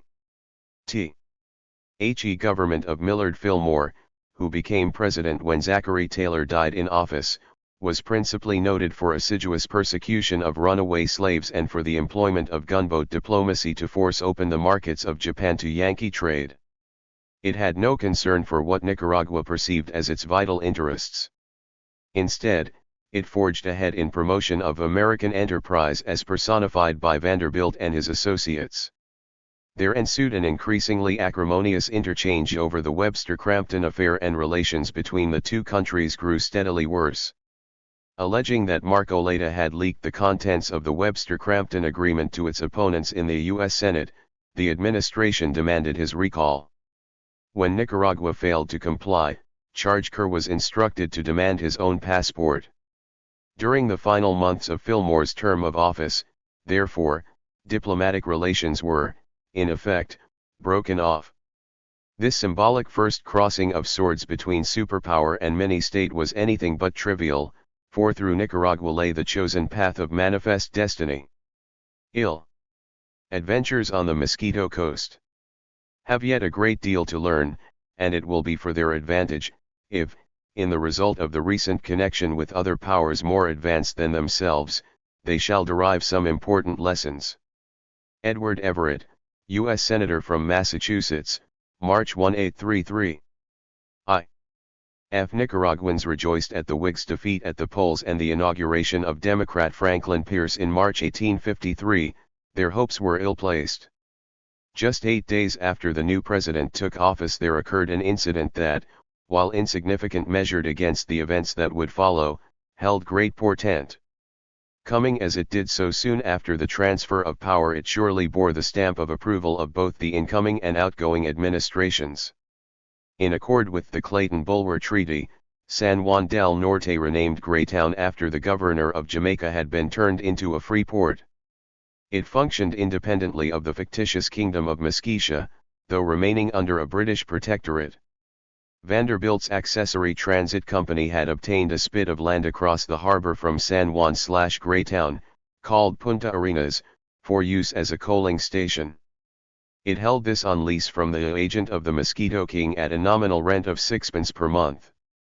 Exceeding the terms of the lease, the company erected other facilities on the site, which it used to transfer passengers between ocean steamers and river boats rather than unloading them in town across the bay. The practice angered San Juan's residents. 40. Who were thus denied any income from commerce with the travelers. In February 1853 the municipal authorities decided to avail themselves of a clause in the company's lease that required it to vacate the property on demand. The company ignored the order even though the town offered gratis an alternative site on the south side of the bay and volunteered to pay moving expenses. The municipal council then passed an ordinance giving the company 30 days to move and 5 days to take down the illegal structures, which were really no more than sheds. The company appealed to Henry Stevenson, the U.S. commercial agent, and Stevenson, in turn, referred the matter to Washington. When the 5 days had elapsed, officers of the town proceeded to demolish the unauthorized buildings. Thomas Baldwin, a company agent who tried to interfere, was arrested for threatening and seditious language, but immediately released on bond. On March 10, deadline for the transit company to vacate, the U.S. Luftwaffe war Scion sailed into San Juan Harbor and landed a detachment of Marines at Punta Arenas. The next morning, when the town marshal and 2 workmen arrived to execute the writ of ejection, the Marines ordered them off. 1. The New York Times commented, "We see no reason why the great and weighty interests of a corporation like should be placed at the mercy of a gang of vagrants mustered from all quarters of the globe. In this prompt action of the commander of the Cyane we have an omen of the energy with which American interests are hereafter to be cared for abroad." 2. A public meeting called by the municipal government of San Juan/Greytown approved a formal protest, which read in part, "The occupancy of a portion of the city, by an armed force from the United States ship of war Cyane, for the purpose of resisting the execution of a legal process, and the actual resistance by force and arms presented to the officer charged with the execution of said process, cannot be viewed in any other light than as a direct invasion of the territory of the city. Therefore, being unable to repel force by force, the officers of the municipality registered their solemn protest and surrendered the town to the United States, charging Captain Hollins of the Cyane with responsibility for any losses or damages the city or its inhabitants may sustain in the absence of lawful authority." 3. Although the United States did not accept the symbolic surrender with its attendant responsibilities, the landing of Marines for the explicit purpose of protecting the transit company from due process of law was the 41. First of many military interventions carried out by the U.S. on Nicaraguan territory. The Nicaraguan government made no protest, however, owing to its hostility toward the local authorities at San Juan/Greytown. Nicaragua did not recognize the town's government, a creature of the British Mosquito Protectorate. Moreover, since the beginning of the cross-country transit, an assortment of foreigners had made San Juan a center for land speculation schemes menacing to Nicaragua, some of which involved members of the municipal administration. Despite its own difficulties with the transit company, Nicaragua's main objective was to restore its uncontested control over the Atlantic coast, especially San Juan. Up to that time its friction with the United States resulted from the latter's failure to live up to its promises, real or implied, to help restore Nicaraguan sovereignty. Mistakenly, the Nicaraguans took the landing of Marines as a sign that, under Pierce, the U.S. was finally going to enforce the Monroe Doctrine and expel the British. P. President Pierce appointed Solon Borland, a U.S. Senator from Arkansas, to be his minister to Nicaragua. The previous year Borland had created quite a stir when, in the Senate, he punched the superintendent of the census, breaking his nose. The Times had written on that occasion, "It gives one such a pleasant impression of the character of an American senator, it holds up to admiration so beautifully Mr. Borland's personal accomplishments and official dignity, it reflects such distinguished honor upon him and the country, that the world ought not willingly to let its memory die. It is a pity that while a drunken vagabond about our wharves for a similar offense would be sent to Blackwell's Island, Mr. Borland should still waste his sweetness upon the Senate chamber." 4. As unlikely a candidate as he might have seemed for the job of diplomat, it was no accident that Pierce selected Borland, a representative of the slave states. It was generally understood in the United States at the time that the South wanted Central America for the expansion of slavery. And as Franklin Pierce launched his administration, Stephen Douglas and other leading Democrats in Congress were loudly denouncing the Clayton-Bulwer Treaty, which prevented the U.S. from acquiring territory in the region. Among other things, Secretary of State Marcy instructed Borland to seek from Nicaragua a treaty provision allowing citizens of the United States to purchase and hold real estate for any purpose whatever. 5. Such colonizing had paved the way for the annexation of Florida, Texas, and California. After his arrival in Nicaragua, Borland sent Marcy lengthy treatises denouncing Clayton-Bulwer. 42. To bind any nation indefinitely, thus, is not merely to place her at a disadvantage in the world's career, but absolutely, to enslave her, to the will or interests of another. To one, with character, position, wants and necessities, like ours, it would end in convulsions, paralysis, or death.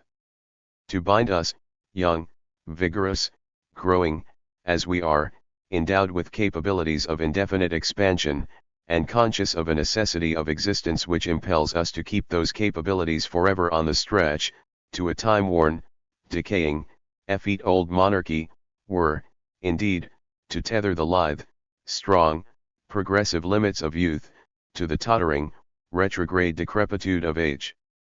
6. When flights of sexual imagery failed him, Borland came straight to the point. The Clayton-Bulwer Treaty would bring serious and irretrievable injury to a government like ours, the necessity as well as the law of whose very existence, is rapid enlargement in this direction. While expressing such sentiments to Marcy, Borland made an ostentatious pronouncement on the Monroe Doctrine in his introductory address to Nicaragua's Supreme Director. He followed this up with a lengthy defense of U.S. territorial acquisitions, going so far as to announce that the Mexican War had left richer and in better condition, every way, than when the war began. 8. These assurances to the Nicaraguans were necessary, he felt, because they were a people ignorant, undiscriminating, conscious of their feebleness, jealous of their rights, and proverbially suspicious and excitable. 9. But Minister Borland got carried away with his obsession to have the Clayton-Bulwer Treaty abrogated, inundating the State Department with dispatches recounting all kinds of fantastic intrigues by the British. The administration in Washington had its hands full elsewhere, and Secretary Marcy rebuked his minister to Nicaragua for this annoying activity. The huffy Borland took offense and tendered his resignation. Solon Borland was on duty in Nicaragua less than a year. The career of this namesake of the ancient Greek lawmaker would be entirely forgettable had it not been for an incident that occurred as he made his way home. On May 16, 1854, while Borland traveled down the San Juan River on board the transit company steamer, Routh, the boat rammed a bongo, one of the large canoes engaged in transporting freight between San Juan and Granada. The owner of the vessel, Antonio Palladino, proceeded to berate the steamer's captain in Spanish. The latter, a Captain Smith, grabbed a rifle and shot the Nicaraguan dead. 1-0 When the Routh docked at Punta Arenas, the town marshal from San Juan/Greytown, a black man, rode across the bay with a party of deputies. 43. Intending to arrest Captain Smith for murder, Borland intervened and, at gunpoint, ordered the marshal and his men to depart. That night the U.S. minister went into town to see Joseph W. Fabens, the new U.S. commercial agent. While he was at Fabens' house, the mayor, an old French merchant named Segot, came with some other municipal officers to discuss the Captain Smith affair. Borland became abusive, and one of the gathered bystanders threw a bottle, lightly grazing the minister's face. The blow caused a minor cut, less serious damage than the pugilistic diplomat had himself inflicted on the superintendent of the census 2 years earlier. The crowd was then dispersed and the U.S. minister spent the night in Fabens' house. The next morning he departed for the United States. Borland later charged that he had been held in the house under arrest. The Pierce administration turned the alleged insult to Borland into a major international incident with strong racial overtones.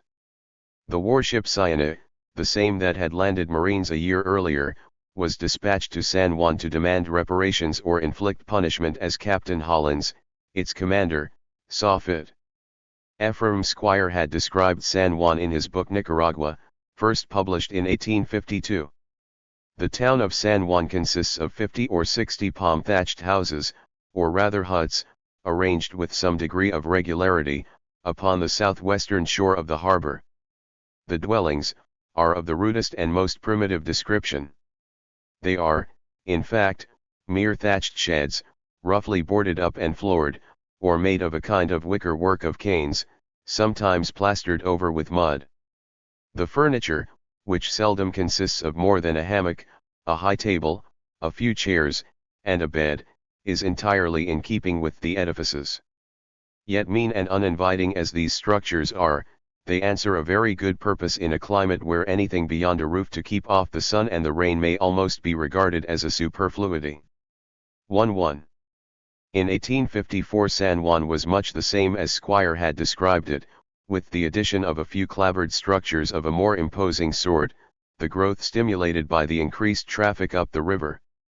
Finding no local authority willing to recognize the claim for reparations, On the morning of July 13, 1854, the Siena began bombarding the town.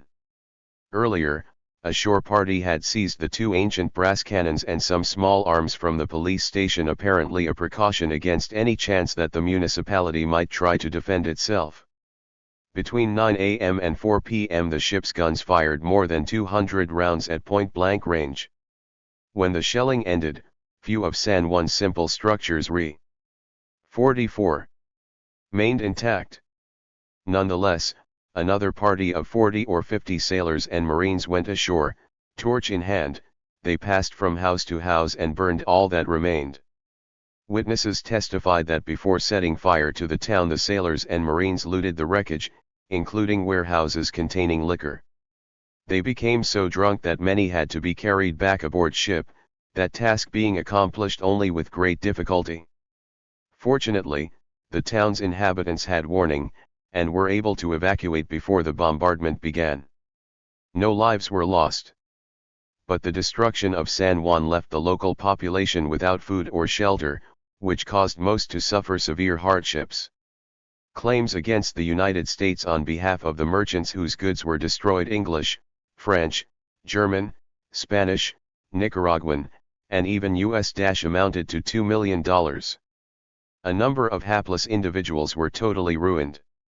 Though some of them, or their descendants, pursued the claims for the next half-century, successive United States governments steadfastly refused to make reparation.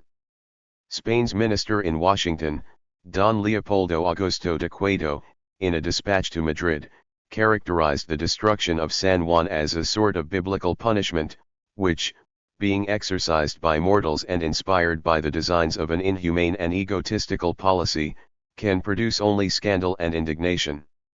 1-2 Indeed, the destruction of San Juan del Norte was condemned by the world, even by many in the United States, causing President Pierce to devote a large portion of his second annual message to Congress to defense of his action.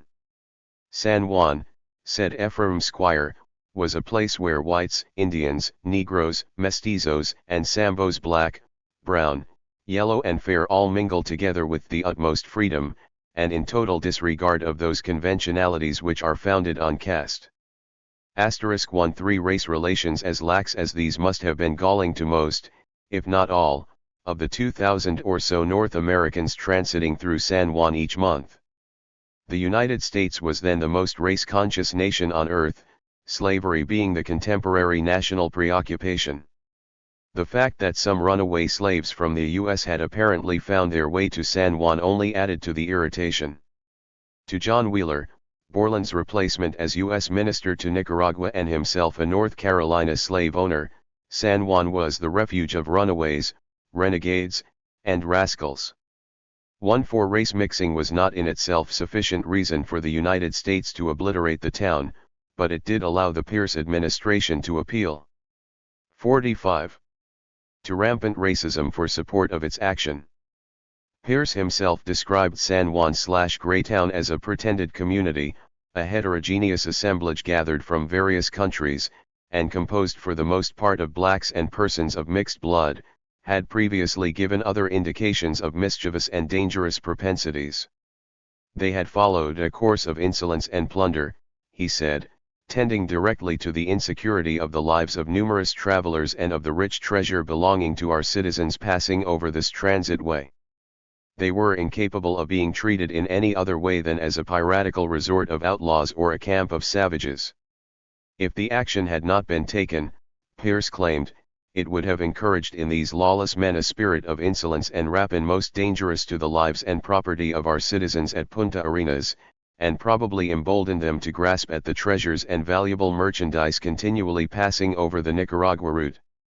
1-5 But while Pierce exploited racism, the actual motives for the destruction of San Juan del Norte were political. The claimed British protectorate over the port allowed him to appear to be taking strong action against Britain, and to show contempt for the Clayton-Bulwer Treaty. More meaningful moves on behalf of his constituency in the southern slave states were then stalled by growing resistance in the United States to slavery expansion. Moreover, the attack on San Juan was virtually risk-free. Britain, then bogged down in the Crimean War, was not in a position to respond even if it had wanted to. Also prompting the action was the transit company, which desired to demonstrate, once and for all, who was boss on the isthmus. From New York, the ubiquitous, letter-writing Vanderbilt partner, Joseph L. White, wrote Joseph Fabens, the U.S. commercial agent at San Juan. Captain Hollins, commanding the corvette, Cyana, leaves on Monday. You will see by his instructions, which I have written on the margin, that it is intended his authority would not be so exercised as to show any mercy to the town or people. If the scoundrels are soundly punished, we can take possession, and build it up as a business place, put in our own officers, transfer the jurisdiction, and you know the rest. It is of the last importance that the people of the town should be taught to fear us. Punishment will teach them. After which you must agree with them as to the organization of a new government, and the officers of it. Everything now depends on you and Hollins. The latter is all right. He fully understands the outrage, and will not hesitate in enforcing reparation. I hope to hear from you that all has been properly executed. 1-6-46. Departing from the policy of silent acquiescence that it followed during the Marine landing a year earlier, the Nicaraguan government condemned the destruction of San Juan, notwithstanding that its continued animosity toward the town's authorities led it to accept the U.S. version of events, which cast Borland as the innocent victim of an outrage. Through its minister in Washington, José de Marcoleta, Nicaragua demanded reparations for the losses sustained by its citizens. Secretary Marcy rejected the Nicaraguan claim, telling Marcoleta, Nicaragua may think herself kindly treated if she is not held responsible for the acts of those who were permitted by her to occupy her territory and perpetrate deeds injurious to friendly powers. Marcy went on to berate the Nicaraguans for failing to drive out the British. 1-7 In reply, Marcoleta reminded Marcy that the government of Nicaragua has always been ready to take possession of that port, and to re-establish its authority and jurisdiction there, if the government of the American Union had thought it prudent to sustain Nicaragua in this undertaking. The American Union, with 26 millions of inhabitants, with its navy, its militia, its revenues, its power and immense influence, has shrunk before the responsibility and the contingencies of this enterprise. Can Nicaragua be justly censured? 1-8. Lacking warships with which to raise New York or San Francisco, however, Nicaragua could not enforce its demand for reparations, and there the matter ended. N.E.W. concerns soon began to occupy the attention of the assiduous Señor de Marcoleta. In the autumn of 1854, advertisements for the Central America Land and Mining Company began to appear in newspapers throughout the United States. Prime mover behind the enterprise was Colonel Henry L. Kinney. Kinney was an important citizen of early Texas, one of the founders of the town of Corpus Christi, where he amassed a fortune trading in livestock and speculating in real estate. He served in the Mexican War as quartermaster of the Texas Volunteers and got himself elected for several terms to the Texas legislature. But the most promising of Kinney's land dealings was the acquisition of a title to 22.5 million acres of Nicaragua's Mosquito Coast. In December 1854, Kinney was in Washington promoting a colonization scheme for the territory among friends in the Pierce administration. The New York Times Washington correspondent wrote, Colonel H. L. Kinney, the celebrated founder of the Texan Rangers, is still 47 in town. The latter gentleman has been here now a week or more, has had interviews with the President and other members of the government, and has satisfied them entirely that the enterprise is not a filibustering one in any sense and contemplates neither a violation nor an evasion of our neutrality laws. The territory covered by the company's grants lies just north of the latitude of Greytown, and extends from the Caribbean Sea to the mountain ridge which divides the Atlantic and Pacific slopes. If this enterprise is carried forward in a spirit of justice, and with the promised energy, its political results will necessarily be very important. Central America is destined to occupy an influential position in the family of nations, if her advantages of location, climate, and soil are availed of by a race of Northmen, who shall supplant the tainted, mongrel and decaying race which now curses it so fearfully? The success of Col. Kinney and his friends will settle our mosquito question with Great Britain most effectually. That power is stopped from murmuring when she sees her long-coveted power in Central America receding at the advances of the white man, for these colonists hold their lands by undoubted, undisputed grants from the Mosquito King of Britain's own making.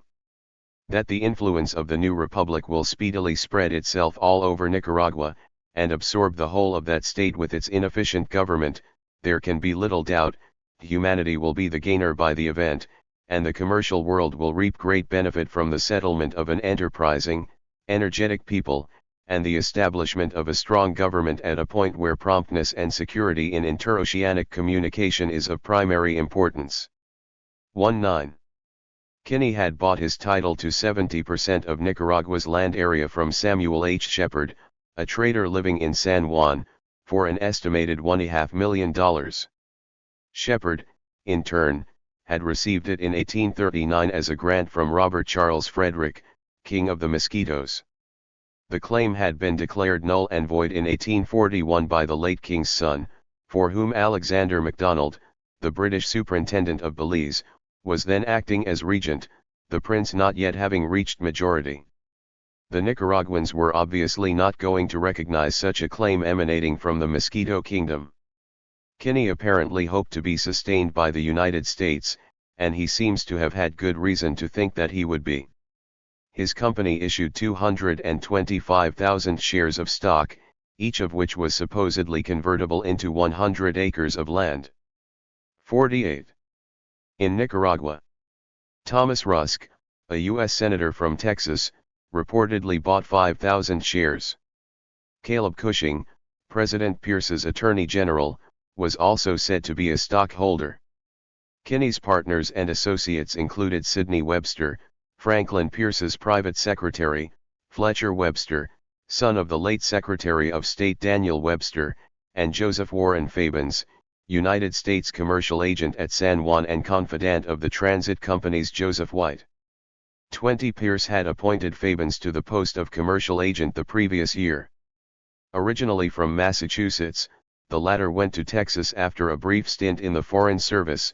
There he became a colonel in the Army of the Texas Republic and made friends with Kinney and with General William L. Casno. All three would become intimately involved in schemes to annex prospective slave territory to the United States. While sending Fabens to San Juan del Norte, Pierce dispatched Casno to Santo Domingo, where he would sniff out the prospects for U.S. acquisition of that island. When the Central American Land and Mining Company began purchasing arms, it became clear that it was not looking toward the peaceful litigation of its dubious claim. Opening offices in several major U.S. cities, it advertised extensively for colonists and chartered a steamship. W.B. Phillips, a Central American Land and Mining Company representative, wrote a prospective colonist. The distracted, decaying state of society in the countries of Central America leads us to suppose that the day is not far distant when the whole of that interesting and important part of the world must be controlled by a more vigorous and enterprising race, such as we contemplate transporting there. 2. Mark Oleta bombarded the State Department with protests. He called on Marcy to enforce the U.S. neutrality laws against the planned expedition and backed up his demands with the evidence from his latest detective work on the company's activities. Not resting there, he took out newspaper advertisements that warned the gullible against Kinney's schemes. Marcy at first brushed off the protests, claiming the company was simply an association for business purposes, having a peaceful pursuit in view, with which the United States has no authority to prohibit or interpose. 2-3 But by the spring of 1855, something of a change in attitude had come about. The ruckus raised by Mark Oleta, who was joined by Costa Rican minister Felipe Molina, apparently had some effect. Perhaps more efficacious in producing results, however, was a proverbial falling out among thieves. The various participants and backers of the scheme began intriguing against each other. 24 The transit company, which had at first looked with favor on the enterprise, became suspicious that, once established at San Juan, Kinney might interfere with their operations. It now brought its considerable influence to bear against the planned invasion. Kinney and Fabens were indicted by a federal grand jury in April 1855 for organizing a military expedition against Nicaragua. They were subsequently arrested, but released on bond. Secretary Marcy fired Fabens from his position as U.S. commercial agent, though not till a week after his arrest.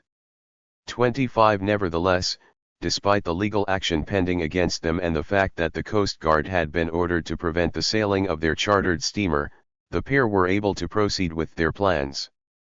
In one of his many protest notes to Secretary Marcy, Mark O'Layton noted the lack of enthusiasm with which the scheme was being hindered by the United States. The facility with which Col. Kinney and his associates abandon one vessel and one port of departure and secure another vessel at another port has induced a belief in the mind of the undersigned that the numbers and ramifications of this expedition are far greater and more extended than has hitherto been supposed. 2-6. Kinney finally succeeded in setting out for Nicaragua, but owing to the various obstacles placed in his path, the number of his colonists had dwindled to 13. Arriving in San Juan, now largely rebuilt after the destruction of 1854, he gained control of the municipal administration and proclaimed himself governor. Fay began publishing a newspaper called the Central American, whose purpose was to attract North Americans. The British refused to recognize his claim, however, and Kinney failed to obtain further support in the U.S. He abandoned his governorship in 1856 and returned, broke, to the United States. Not one to give up easily, he managed to interest a group of English Mormons in his claim and went back to San Juan in 1858. He again tried to gain control of the local government, but this time he was placed under arrest. The U.S. Navy intervened on his behalf, securing his release after he promised never to return. 50. Colonel Henry L. Kinney was killed in a gunfight in Matamoros, Mexico, in 1861. The state of Texas has seen fit to name one of its counties in his honor. 2-7. 4. Slavery, War, and William Walker.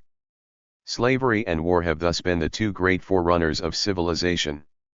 The Richmond Enquirer, 1834. H. Henry Kinney's filibustering expedition to Nicaragua had been set to depart on May 7, 1855. It was delayed by legal challenges until June 6. On May 4, 1855, while the attention of Nicaraguans and the North American press was focused on Kinney, William Walker set sail from San Francisco. Over the years a small number of books about Walker have appeared in his homeland. Some were personal reminiscences, others were written in the vein of adventure stories. Walker's adventures were quite unusual, at least one took the form of a novel. The rest are found among the dusty historical treatises that occupy the sparse shelf of Yankee knowledge reserved for doings south of the border. Most North Americans are ignorant of Walker. His name doesn't appear in school books. Even in Nashville, Tennessee, his birthplace, no doubt, but few have stopped to read the small plaque at 4th Avenue North and Commerce Street that tersely commemorates his career. Yet in Central America almost every child lucky enough to go to school has heard of William Walker, because Walker was, as it says in Ripley's Believe It or Not, the American who became president of Nicaragua. One Walker has not always been the victim of his country's ignominious neglect. In fact, during the 1850s his name was a household word. He frequently made the newspaper headlines, receiving more attention from the press than the President of the United States. On 4 occasions during 1857 the New York Times devoted its entire front page to him. 2. But Walker has not found favor with the writers of history. He was, after all, a failure. For the socializers, those who look to the past for role 52. Models, for confirmation of the prevailing institutions, ideology, and political practice of the present, Walker is a skeleton in the closet. He doesn't fit in the pantheon of founding fathers, pioneers, and captains of industry who made America what it is today. He is part of an unpleasant chapter in the history of the United States they would rather forget or rewrite. W. Alker was born in 1824 in Nashville, where his father ran a mercantile and insurance business. He graduated from the University of Tennessee and went on to medical school at the University of Pennsylvania, receiving an MD. After pursuing further medical studies in Paris, he returned to Nashville, but apparently decided that medicine was not his true calling. He moved to New Orleans, studied law and passed the Louisiana bar exam, only to discover that lawyering was not his vocation either. Turning next to journalism, he became editor and co-owner of the New Orleans Crescent, a short-lived enterprise whose main claim to fame, aside from Walker himself, was that Walt Whitman worked there as a printer for a few months in 1848. Though destined to quit the bar, there was a lawyerly cautiousness about William Walker that manifested itself even at his most prodigious moments. During his tenure as Crescent editor, he advocated a low-key approach on the slavery issue, arguing that the fire-eaters, who favored an aggressive policy by the slave states, would only radicalize the abolitionists, thereby leading to the destruction of the slave system altogether. Such conservatism on the question had been in vogue in the Old South in balmy days gone by, but in the late 1840s the clock was running out for planter society. The knives were being sharpened for the coming showdown, and Walker's views were out of tune. The Crescent folded in late 1849, but for the ambitious Walker, changing views would come as easily as changing professions. Soon he would do more than fall into step, he would move to the front rank. There were great stirrings on the horizon. Vast new territories had been seized from Mexico, the California gold rush was on. It was the age of manifest destiny, and Walker was not to be left out. He joined the California migration, but not to hunt gold with a pick and shovel, for at no time did this taciturn little man, who resembled more than anything a Calvinist preacher, fall prey to vulgar avarice. In California he plied his trades of lawyer and journalist, even dabbled in democratic politics while waiting to find his true life work. He did not have to wait long. The California newspapers were filled with stories of rich gold and silver deposits in Sonora and of atrocities committed by the Apaches against the other inhabitants of the Mexican state. They urged North Americans to save the citizens of Sonora from the Indians and from the alleged 53. Incompetence of their own government. Their noble endeavors would be rewarded, naturally, with the gold and silver. Through his own journalistic efforts, Walker gained some notoriety in San Francisco, then still a small town, and became associated with the mining and commercial interests who were eager to grab more of Mexico. In June 1853 the lawyer-journalist represented a group of Californians trying to gain Mexican government approval for a colonizing scheme in Sonora, one of many such attempts made in those days. However incompetent the Mexicans may have appeared to the gringos, they had learned their lesson from the experience of Texas, and weren't about to repeat it in Sonora if they could help it. William Walker, the lawyer, was rebuffed. But opportunity knocked, and if it required him to adopt yet another profession, Walker was ready to oblige. Filibustering was the profession that now suggested itself. Walker purchased a brig and collected 45 disappointed gold diggers and miscellaneous fortune hunters whom he dubbed the 1st Independence Battalion.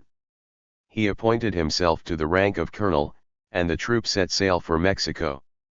Thus outfitted, Manifest Destiny landed at La Paz, Baja California, on November 3, 1853. The filibusters immediately proclaimed the Republic of Lower California, and Colonel William Walker became President William Walker. They moved the capital north to Ensenada, near the U.S. border, where supplies and reinforcements could reach them more easily. Alta California, a San Francisco newspaper, hailed Walker for releasing Lower California from the tyrannous yoke of declining Mexico. For after 2 months in Ensenada, the president was joined by his law partner, Henry Watkins, with 230 recruits. Thus far Walker had encountered only light resistance, owing to the sparse population and the weakness of Mexico. On January 18, 1854, therefore, he expanded his domain by proclaiming the Republic of Sonora, which included both Baja California and Sonora, even though he had yet to set foot in the latter Mexican state. While Walker was thus occupying part of northern Mexico, James Gadsden, the United States minister to that country, succeeded in gaining Mexican assent to the sale of nearly 30,000 square miles of northern Sonora for $10 million. Mexico had previously refused to sell the territory, which included valuable mineral deposits. The Gadsden Purchase Agreement was signed in Mexico City on December 30, 1853. The U.S. government then decided the time had come for one of its selective enforcements of the neutrality laws against filibustering. Walker's recruiting office in San Francisco was closed, and the supply of recruits and provisions dried up. Their morale declining, Walker's followers began to desert. An attempted crossing of the Colorado River to occupy Sonora, 54, turned into a disaster. The party lost all its horses as well as the cattle it had stolen. Chased by Mexican irregulars, Walker and 33 bedraggled followers fled north to the California border. There they ignominiously surrendered to U.S. military authorities on May 8, 1854, 6 months and 5 days after beginning their escapade. Standing trial in October 1854, Walker was acquitted of violating the neutrality laws. Although his partner, Watkins, and his Secretary of State, a man named Emory, had been tried earlier and fined $1,500 each, the sums were never paid. Emphasizing the federal government's lack of seriousness about neutrality law enforcement, Secretary of War Jefferson Davis wrote the commander of the Department of the Pacific, Major General Wool, whose troops had acted against Walker, in instructing you to aid the civil authorities, it was not intended that you should originate arrests and prosecutions for civil misdemeanors. 5 more was at stake in Sonora than the designs of commercial and mining interests.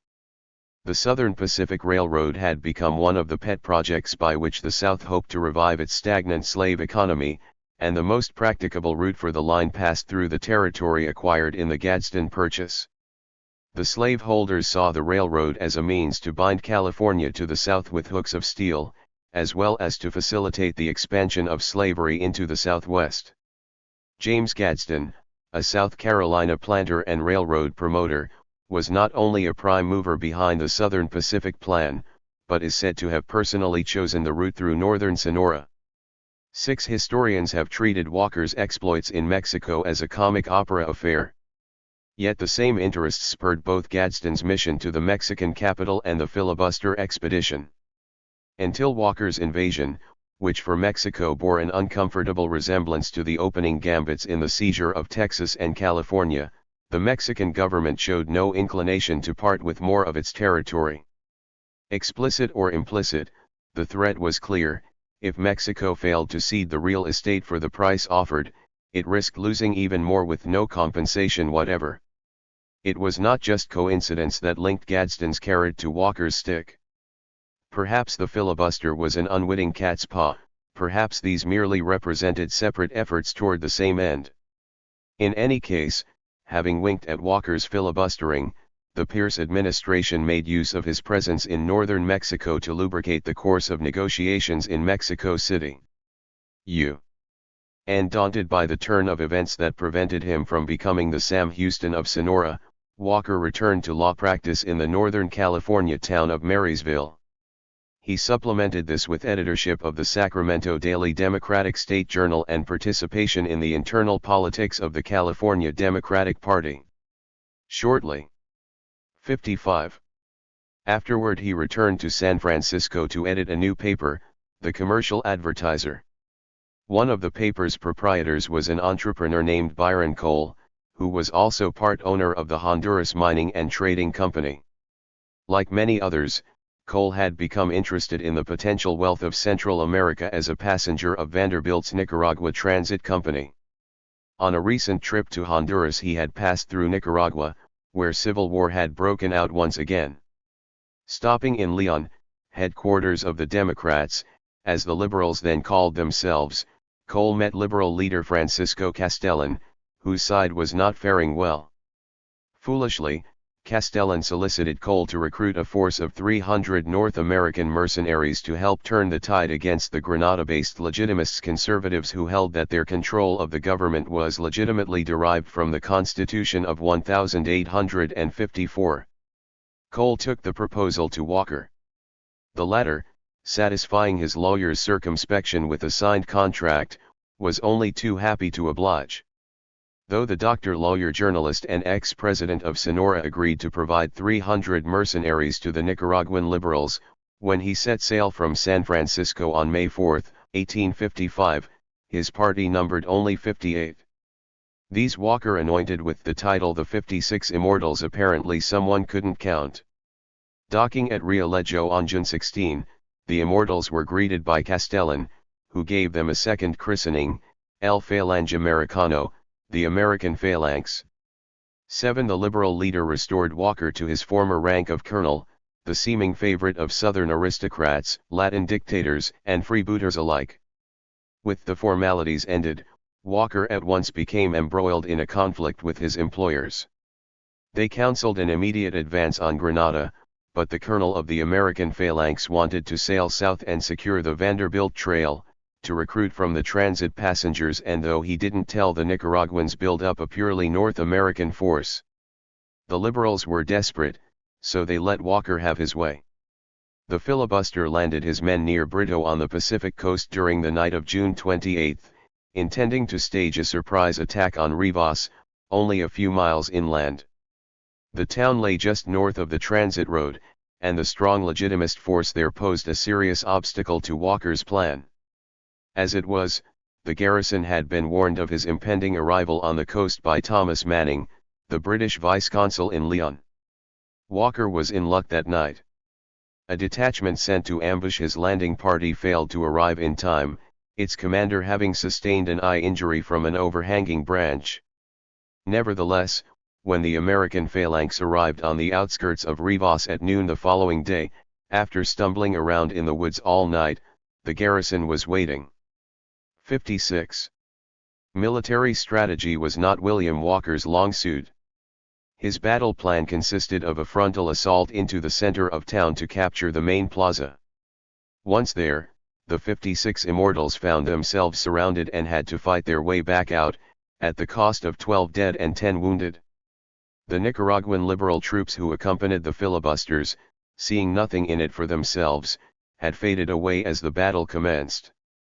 That Walker's career did not end that day, or at least much sooner than it did, was due in large part to the fact that the North Americans were armed with rifles and Colt revolvers, while the Central American armies, made up of conscripted peasants, carried antiquated, inaccurate, flintlock muskets. And, in most cases, the landed gentry and merchants who comprised the general staffs of the native armies were no more competent militarily than Walker. The filibusters retreated to Leon, where they blamed their defeat on treachery by the liberal commander-in-chief, General Muñoz. After a period of recuperation, Walker, insubordinately refusing to integrate his American phalanx into the liberal army, coerced Castellan into providing him with support for another attempt to establish control over the transit route. The liberals, who had looked on the United States as the beacon of democracy, were beginning to repent their credulity, yet the very weakness that induced them to place their hopes in foreign mercenaries in the first place now rendered them incapable of taking timely action to check the threat. Meanwhile, the first group of reinforcements had arrived from the United States, including a former Prussian military officer named Bruno von Natzmer. The new arrivals more than compensated for the earlier filibuster losses. Walker now landed at San Juan del Sur, western terminal of the transit. He was not yet ready to chance another attack on Rivas, however. Instead he marched his men over the transit road to La Virgen, western disembarkation point for Vanderbilt's Lake Nicaragua steamers, there to await reinforcements from among the California-bound passengers. To Santos Guardiola, the Honduran general who had recently arrived to take command of the Legitimist forces at Rivas, it looked as though Walker were trying to commit suicide. The wooden transit company warehouses on the lakefront that the filibusters occupied were no fortification against cannon, and the lake cut off all retreat. Guardiola's plan for a three-pronged assault to do away with the northern interlopers was an able one. But the cannon broke its carriage on the rough mule path from Rivas and was consequently useless. Then, during the attack, when a flanking movement had fought its way close enough to storm the filibuster positions, the needed reserves failed to arrive and the advance was pinned down and cut to pieces by the superior range and accuracy of Walker's rifles.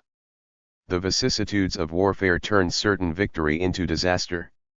More important, from the Bat-57 tie at La Virgen there began to spread among the natives a terror of the Yankees' weaponry and a belief that their diminutive leader in his black frock coat was some sort of reincarnated Napoleon. Walker was having a run of luck. After his success at La Virgen, the Legitimists sent the bulk of their army to reinforce Rivas. Colonel Fernando Chamorro, commander of the garrison at Granada, committed the indiscretion of sending a dispatch to Rivas via the captain of a transit company steamer warning that the Legitimist capital had been left virtually undefended. Captain Scott immediately handed the dispatch over to Walker, who now devised the single clever piece of strategy in his self-made military career. Taking possession of one of the lake steamers, he sailed around Granada and disembarked his men 3 miles to the north. They attacked the city on the morning of October 13, 1855, the only defenders, a detachment of convalescents, were overcome in a matter of minutes. The gray-eyed man of destiny, as Walker dubbed himself, now controlled the conservative capital. Holding the leading families hostage, he forced the surrender of General Ponciano Corral, the Legitimist military commander. As a demonstrative measure, Walker ordered Nicaraguan Minister of Foreign Affairs Don Mateo Mayorga shot. He had General Corral himself killed a few weeks later. Although José María Estrada, the Legitimist president, took refuge in Masaya and called for resistance to the death against the filibusters, his resolve was not shared by those whose relatives were in Walker's clutches. 8. The head filibuster compelled the warring parties to sign a truce, creating a puppet government in which he pitted the rival factions against each other. For president he selected an aging former customs official, Patricio Rivas, who, for his lack of mettle, was known as Patas Arriba, a pun on his name meaning topsy-turvy. Walker promoted himself to general-in-chief of the Nicaraguan army. But he and his adventurers became the real power in the state as they effectively disbanded the native armed forces of both sides. Walker accomplished this by the stratagem of declaring an all-volunteer army, knowing that the peasants conscripted as cannon fodder for Nicaragua's civil wars were anxious to get back to cultivating their little plots. Here and elsewhere the lawyer filibuster showed a definite talent for achieving his ends through legalistic dissimulation. In this he was the prototype of the briefcase-carrying freebooters of a later era. Acquiescence to Walker's imposed regime was not total, however. Estrada, the Legitimist president, Colonel Tomás Martínez, the able commander of the Masaya garrison, and a number of loyal government officials and troops went into exile in Honduras.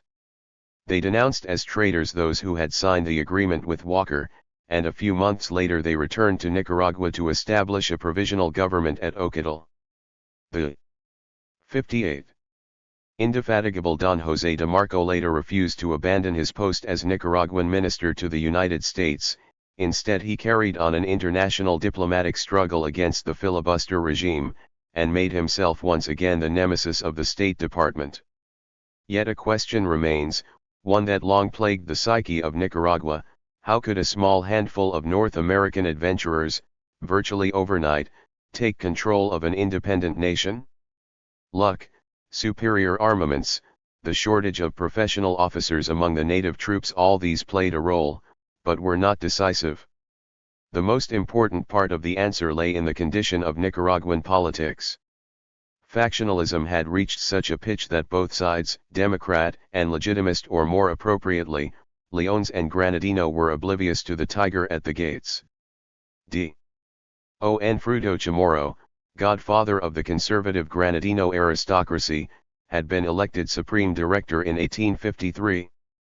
He believed that Nicaragua's troubles would be solved by strengthening the executive, transforming the 2-year, relatively ineffectual Supreme Directorate into a 4-year presidency with greater powers.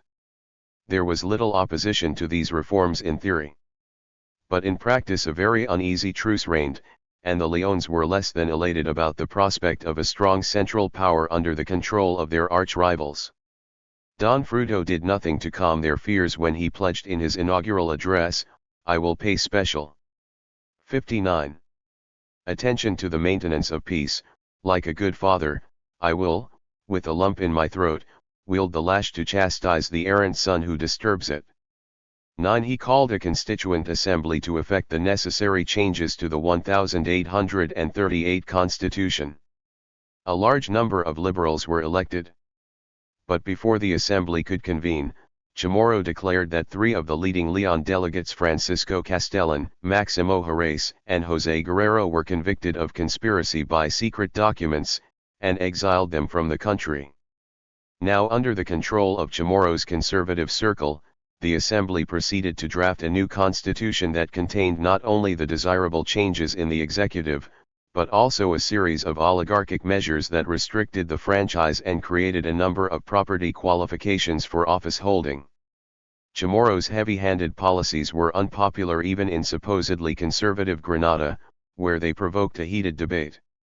But most influential citizens resolved to back Chamorro for reasons of factional discipline. For their part, the Leones declared the new constitution illegal on account of their delegates' expulsion. Civil war was once again the order of the day. At first the combat went well for the Leones. Championing the democratic cause against the oligarchic pretensions of Chamorro and his clique, they enjoyed popular support. But then, committing a number of atrocities and politico-military blunders, they lost the moral high ground. The pendulum swung back to the government in Granada, where José María Estrada had assumed the presidency on Fruto Chamorro's death. General José Trinidad Muñoz had just returned from exile in El Salvador to take command of the Leones troops when news arrived that William Walker, the invader of Sonora, was on his way to Nicaragua in fulfillment of the contract signed by Francisco Castellan and Byron Cole. Muñoz at once saw the danger to the nation and did his best to avert it by seeking an end to the conflict. Others, like Dr. Rosalio Cortés in Granada, were moved by similar sentiments. But the few far-sighted individuals in each camp were unable to prevail. The peace talks foundered on the question of whether the Chamorro Estrada government and its 1854 constitution would be recognized as the legitimate authority. There matters stood when Walker and his 56 immortals landed. Muñoz soon earned Walker's enmity as he continued trying to convince Castellan to expel the filibusters before it was too late. But Castellan was unwilling or unable to act. A few days after Walker returned from his defeat at Rivas, Muñoz was killed at the Battle of El Sauz under suspicious circumstances. His troops had defeated a column of Hondurans on their way to join the Legitimists, and with the battle already over, Muñoz received a fatal bullet wound in the back. 60. Most liberal leaders simply refused to take the filibuster threat seriously. Dazzled by the prospect of factional gain, they deluded themselves into thinking they could use Walker to attain their own objectives. As for the Legitimists, their emblem bore the motto "Legitimacy or Death." They were prepared to follow that absurd prescription wherever it led, even to the death of the nation. Nor was Walker's capture of Granada sufficient to awaken many leading citizens to the peril. Maximo Jerez, who enjoyed a reputation as Nicaragua's greatest liberal, joined Walker's puppet regime as a cabinet member for a time, thinking to use the position to the advantage of his party. 10. The North Americans established themselves in Granada. Aid from the Accessory Transit Company began to arrive. With a yearly salary of $60,000, Cornelius K. Garrison, the West Coast agent for the company, was easily one of the highest-paid men in the United States. A shipping, banking, and railroad magnate, some years later Garrison was listed as the country's 16th wealthiest capitalist. Garrison's fortunes, as well as those of the transit company, would soon become closely entwined with filibustering in Nicaragua. There is no evidence that the transit company provided backing for Walker before he had established a foothold in Nicaragua. But Garrison, who was also mayor of San Francisco, was apparently aware of and approved Walker's plans before he sailed. Though the successful businessman was not yet ready to invest money or reputation in such a speculative enterprise, it is said that he used his position as mayor to see that the neutrality laws were not invoked to block the expedition. 1-2 When the attempt to seize control of Nicaragua appeared to be successful, company agents presented themselves in Grenada with a $20,000 loan for Walker, to be deducted from royalties owed to Nicaragua under the transit charter.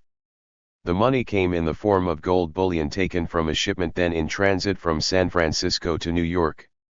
The owner had been compensated with a draft on the company's New York office, which was honored there without question.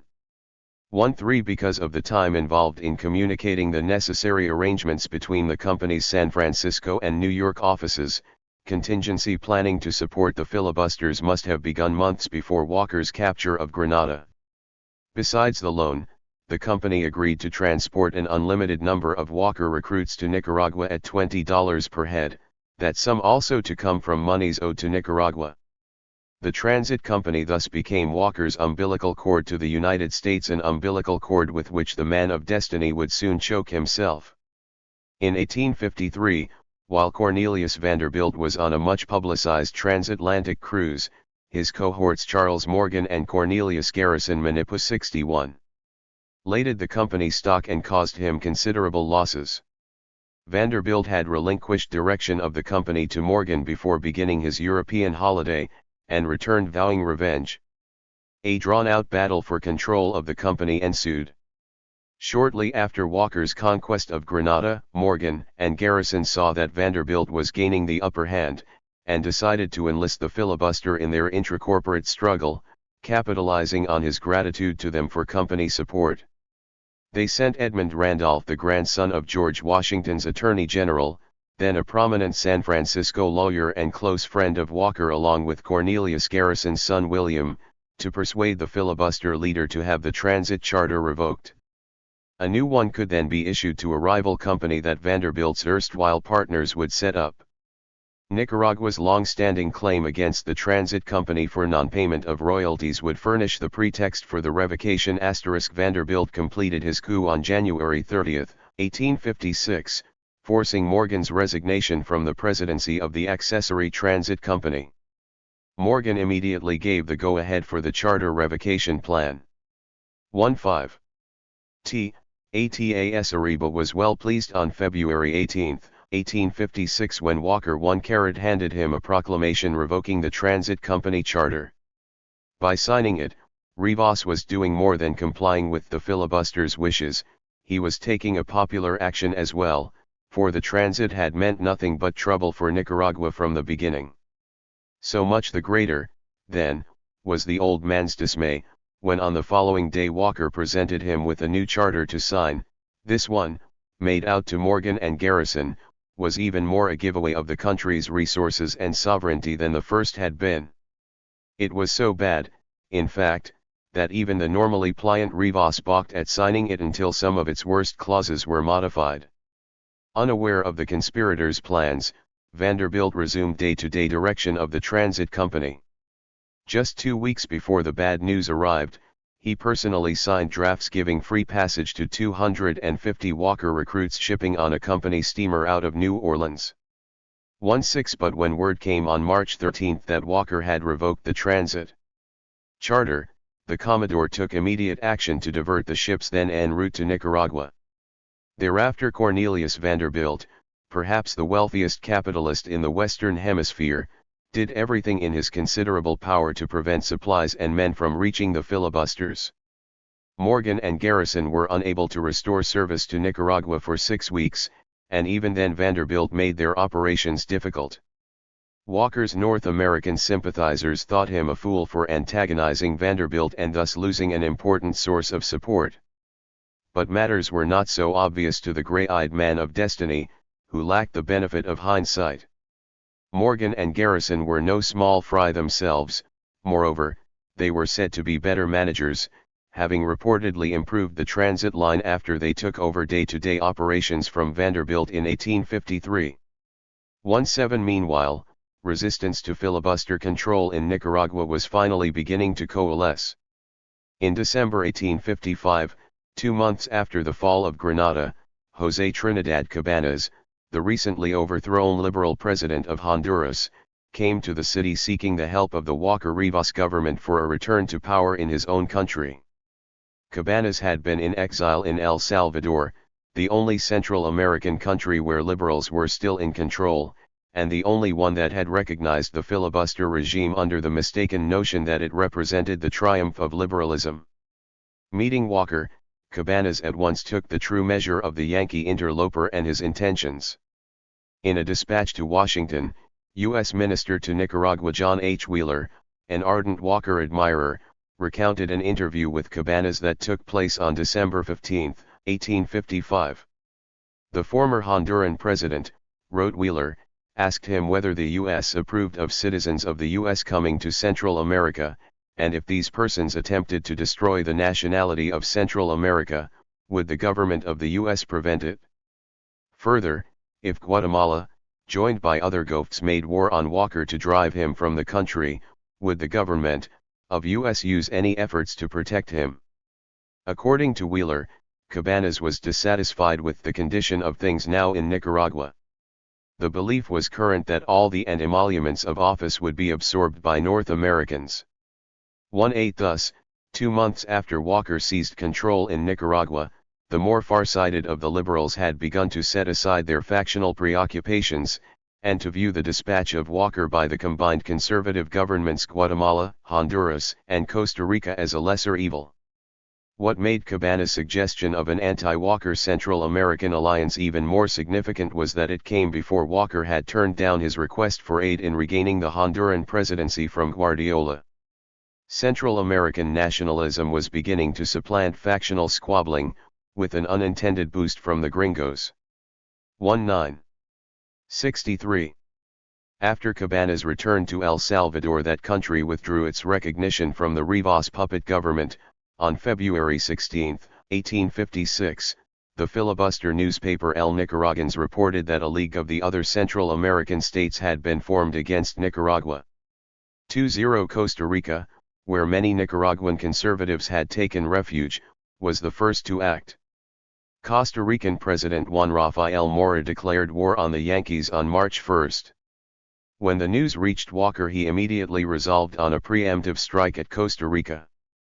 His army had by then risen to a strength of 850, and there were another 600 North Americans in the country whom the filibuster felt he could call on if needed. With great bravado and fanfare, 4 companies totaling 350 men, mounted on fine caparisoned horses, rode off to invade Nicaragua's southern neighbor.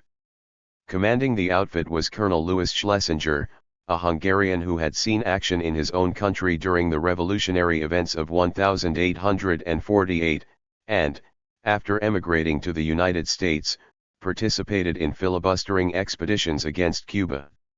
2 of the companies under Schlesinger's command were North American, the others consisted of German and French immigrants to the U.S. who, having failed to find the streets of New York paved with gold, turned to Nicaragua as a more fertile ground for self-aggrandizement. 2-1.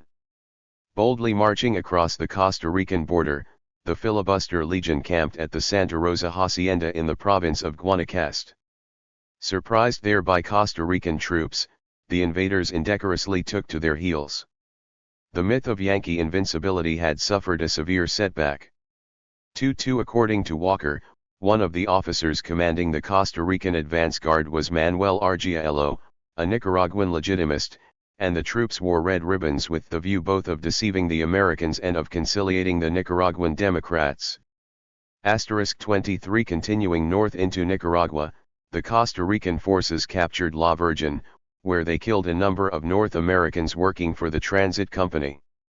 The United States later demanded reparation from Costa Rica for the deaths of its citizens, claiming they were innocent, neutral civilians. But Walker regarded all North Americans in Nicaragua as his reserves, and the Transit Company employees were probably armed. Moreover, the company's support for the filibusters was well known. Costa Rica neither apologized nor paid the reparations demanded. The Costa Ricans next occupied Rivas, and Walker, now in personal command, counterattacked them there on April 11. The Second Battle of Rivas, as it became known, was in many respects a reenactment of the first. Walker again led a charge into the main plaza and again found himself surrounded. This time the filibusters slipped out of town under cover of darkness and retreated back to Granada. The battle gave Costa Rica its national hero, Juan Santamaria, who was killed while braving a hail of bullets to torch a house that served as a Yankee redoubt. Despite the victory, the Costa Ricans were not in position to exploit their advantage because a cholera epidemic immediately struck at Rivas. The disease was aggravated by the general lack of sanitation and by contamination of the town's water supply by putrefying corpses from the battle. Decimated by cholera, the Costa Ricans were forced to withdraw. The spread of the plague to Costa Rica delayed their re-entry into the war against the filibusters for nearly a year. With the outbreak of cholera among the Costa Ricans and with the transit service, restored by Morgan and Garrison, now furnishing recruits and supplies once again, the man of destiny had a new lease on life. So buoyed was Walker by the turn of events that he decided to dispense with the fig leaf of a native president. Besides, his Nicaraguan allies were growing less reliable as the anti-filibuster coalition ripened. He arranged an election for June 29, 1856. Immediately after signing the election decree, Patricio Rivas, with his entire cabinet but one, fled to Chinandega. There he denounced Walker and seconded President Estrada's call for help from Guatemala, Honduras, and El Salvador to evict the North American usurpers. 24 After the June 29 election, the filibuster paper, El Nicaragans, reported that an enormous turnout had given Walker the presidency by a large margin. It went so far as to publish a vote breakdown by city for the various candidates.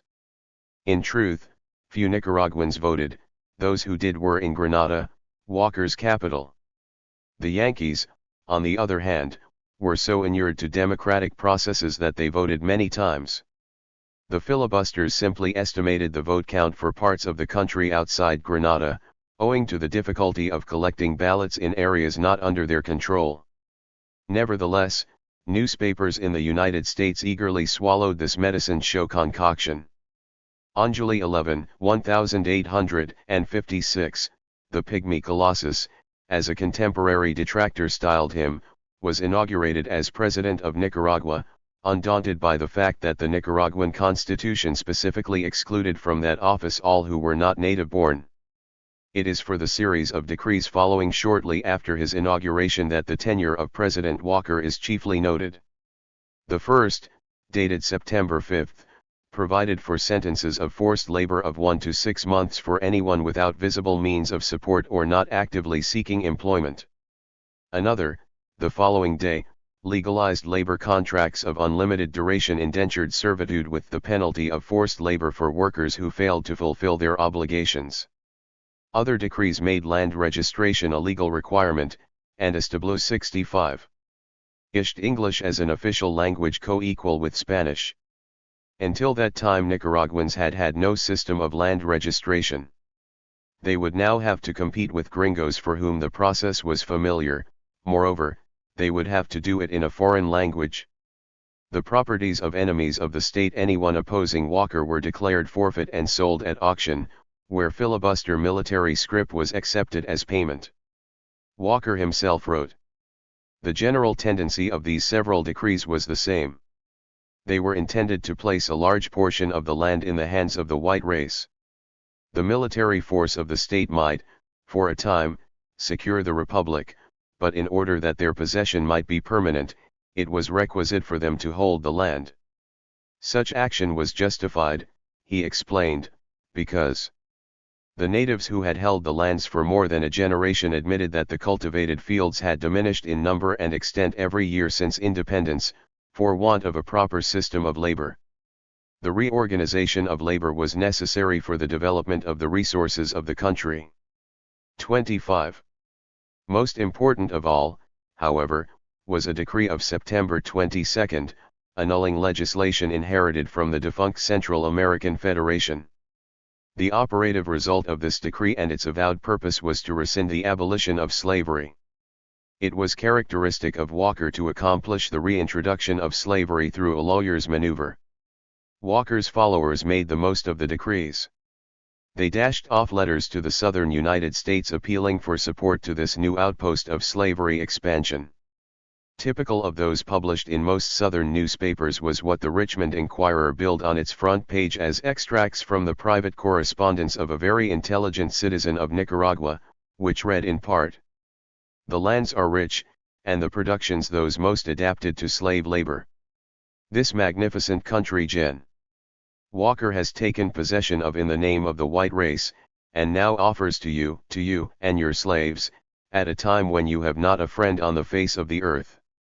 Here is a new state soon to be added to the South, in or out of the Union. Here is the first piece of Mexico, in fact, the whole of which in a short lifetime, will fall into the hands of the white men of North America, and it behooves you to begin in time to secure your portion of the prize."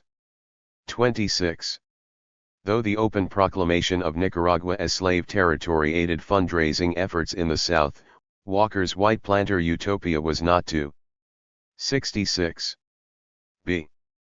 For while his inauguration band played Yankee Doodle in the Plaza of Granada, the clatter of muskets reverberated through the streets of Leon, where the armies of El Salvador, Honduras, Guatemala, and Nicaragua were mustering.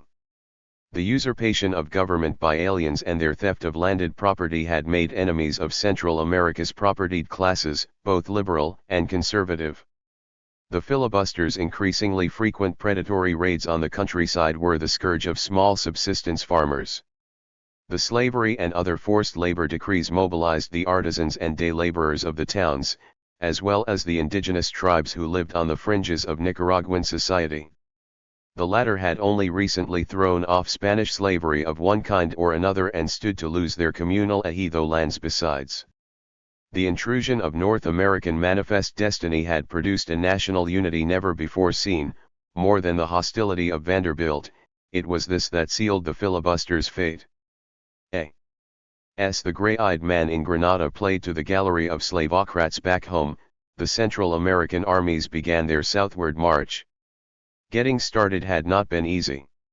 In April, commissioners of the Estrada government in Ocotal had succeeded in convincing Guatemala to dispatch a division of troops to their aid. But in June, El Salvador extended recognition to Patricio Rivas after he defected from Walker. Honduras and Guatemala, though conservative, now withheld support from Estrada, and pressured him to reach an accord with the Leones that would present a united front to the North Americans. At first Estrada resisted, but was apparently about to give in when he was brutally murdered. The killers were known to be Democrats, perhaps renegades, from nearby Somoto Grande. The involvement of Rivas supporters, then working for accommodation with Estrada, was improbable, as the result of the murder was the near collapse of peace talks. The act may have been no more than the working out of the old blood feud, but the perpetrators had recently been in Granada, suggesting Walker's hand behind the killing. 27. Estrada's successor, Senator Nicasio del Castillo, signed a treaty on September 12 that dissolved the legitimist government. As an expedient, Rivas was to be recognized as president until the termination of the war against Walker, at which time new elections would be held. Del Castillo became Minister of State in the new coalition government. Tomás Martínez, who had been named General-in-Chief of the Legitimist Army by President Estrada, ordered Colonel José Dolores Estrada to lead a detachment south from Matagalpa to interdict the supply of cattle to Walker's men from Chontales and Boca. Estrada's force, consisting of 100 legitimist troops and 60 Matagalpa Indian archers, occupied 67. A hacienda on San Jacinto Hill near Tipitapa. On September 14, 1856, the day before the 35th anniversary of independence from Spain, 300 Walkerites led by Byron Cole, now a filibuster lieutenant colonel, assaulted San Jacinto in an effort to dislodge them. The Nicaraguans put up a fierce resistance. Andrés Castro, a sergeant, killed a filibuster with a rock when his carbine misfired and achieved immortality as one of Nicaragua's national heroes. The North Americans fled from the field in disarray. Byron Cole, who had brought Walker to Nicaragua, was caught by a group of peasants and hanged. 2-8 The victory by an all-Nicaraguan force at San Jacinto was as great a boost to the confidence of the Central Americans as it was a blow to the invaders. Until then, Central American victories had been accomplished only with superior numbers and fearful losses. San Jacinto proved that, ably led and motivated, Central Americans could stand toe-to-toe with Yankees. The Allied armies encamped at Leon now began to advance. On September 24 the Nicaraguan Western, formerly Leon's army, commanded by Maximo Jerez, entered Managua, followed by the forces of the other Central American states. They were joined there by the vanguard of the Northern, formerly Legitimist army, led by Estrada. The filibusters abandoned the town without resistance. A week later Walker withdrew his troops from Masaya, which the Battle of San Jacinto, as painted by a Nicaraguan artist. 68. Tral Americans immediately occupied and fortified. But then the filibuster leader changed his mind. On October 11 he attacked Masaya with 800 men, trying to retake the town so recently abandoned. Heavy fighting continued for 2 days with many losses on both sides. But while Walker, with most of his effective force, fought to recapture Masaya, Estrada and his Nicaraguans launched an attack on his base at Granada. The filibusters broke off the engagement at Masaya to relieve their Granada garrison. There followed a respite of nearly a month as the Central Americans regrouped. But the situation had become desperate for the Walkerites. The cholera epidemic that ravaged the Costa Ricans earlier in the year had spread to Granada. An estimated 25% of Walker's force was hospitalized at a given time from cholera or other infirmities. By the start of the Central American offensive, the Yankees were sustaining a daily mortality rate of 2 to 3% from disease alone. 29 Walker, a puritanical martinet, strove to maintain military discipline, but morale was at such a low that his men had sunk to outright banditry. In August a company of Walker's cavalry, which he dubbed Rangers, was sent north on patrol. Happening upon a French prospector, they tied him up and whipped him when he refused to tell where he had cached his gold. Other French miners in the area banded together and fought the marauders till the latter ran out of ammunition and surrendered. Not inclined to stand on ceremony, the Frenchmen executed all but 2. Walker sent his officers the following message. The commander-in-chief sees with regret that one of the chief military virtues, temperance, is not as much esteemed as it should be in the army. He earnestly exhorts the officers of the army to furnish in this respect an example of self-restraint and control to the men, and to see properly punished socially as well as legally the intemperance which is calculated to bring the army into contempt and disgrace. 30. The memorandum, written in Walker's characteristic moralizing monotone, grossly understated the actual condition of contempt and disgrace to which the filibuster army had long since fallen. Walker himself retained but a feeble grip on reality. The degeneration of the regenerators testified that the Anglos in Nicaragua had met the fate of would-be master races throughout history. By the beginning of November, Costa Rica had sufficiently recuperated from the cholera epidemic to re-enter the war, and again threatened the transit route, Walker's lifeline in the south. The filibusters made another attempt to retake Masaya in mid-November but were once more repulsed with heavy losses. On November 15, 1856, during a lull in the fighting, Walker wrote, 69. As the general-in-chief passed from one point to another, in order to see his commands executed, he found so many of the officers in such a state of languor and exhaustion, that they were incapable of controlling their men. Some of them during the long march had taken a great deal of liquor, and this, as well as the excitement of the conflict dying out, left them utterly deprived of moral strength. It was only by his personal exertions that Walker obtained any security for the camp, and never, during the whole time he was in Nicaragua, did he find it so difficult, as on that night, to have his orders executed. The will of the force seemed to be momentarily paralyzed by the fierce fight through which it had passed. 31. The collapsing morale observed by Walker at Masaya manifested itself in another way. the retreating filibusters burned the Indian neighborhood of Monumbo and the church of San Sebastian acts entirely without military rationale.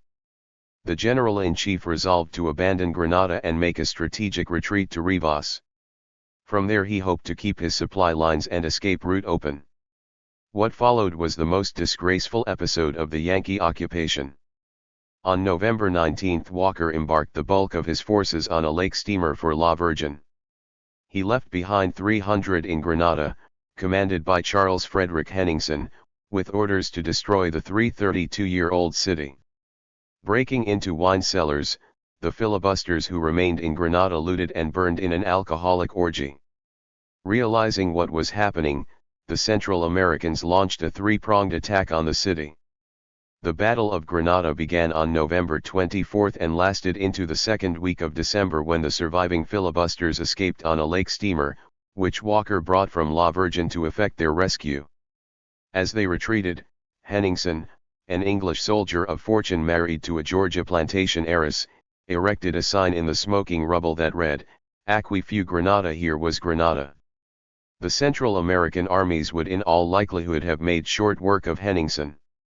But the appointment of Salvadoran General Belisario Liberal as commander-in-chief of the Allied forces caused friction with the conservative Hondurans and Guatemalans, paralyzing the command structure.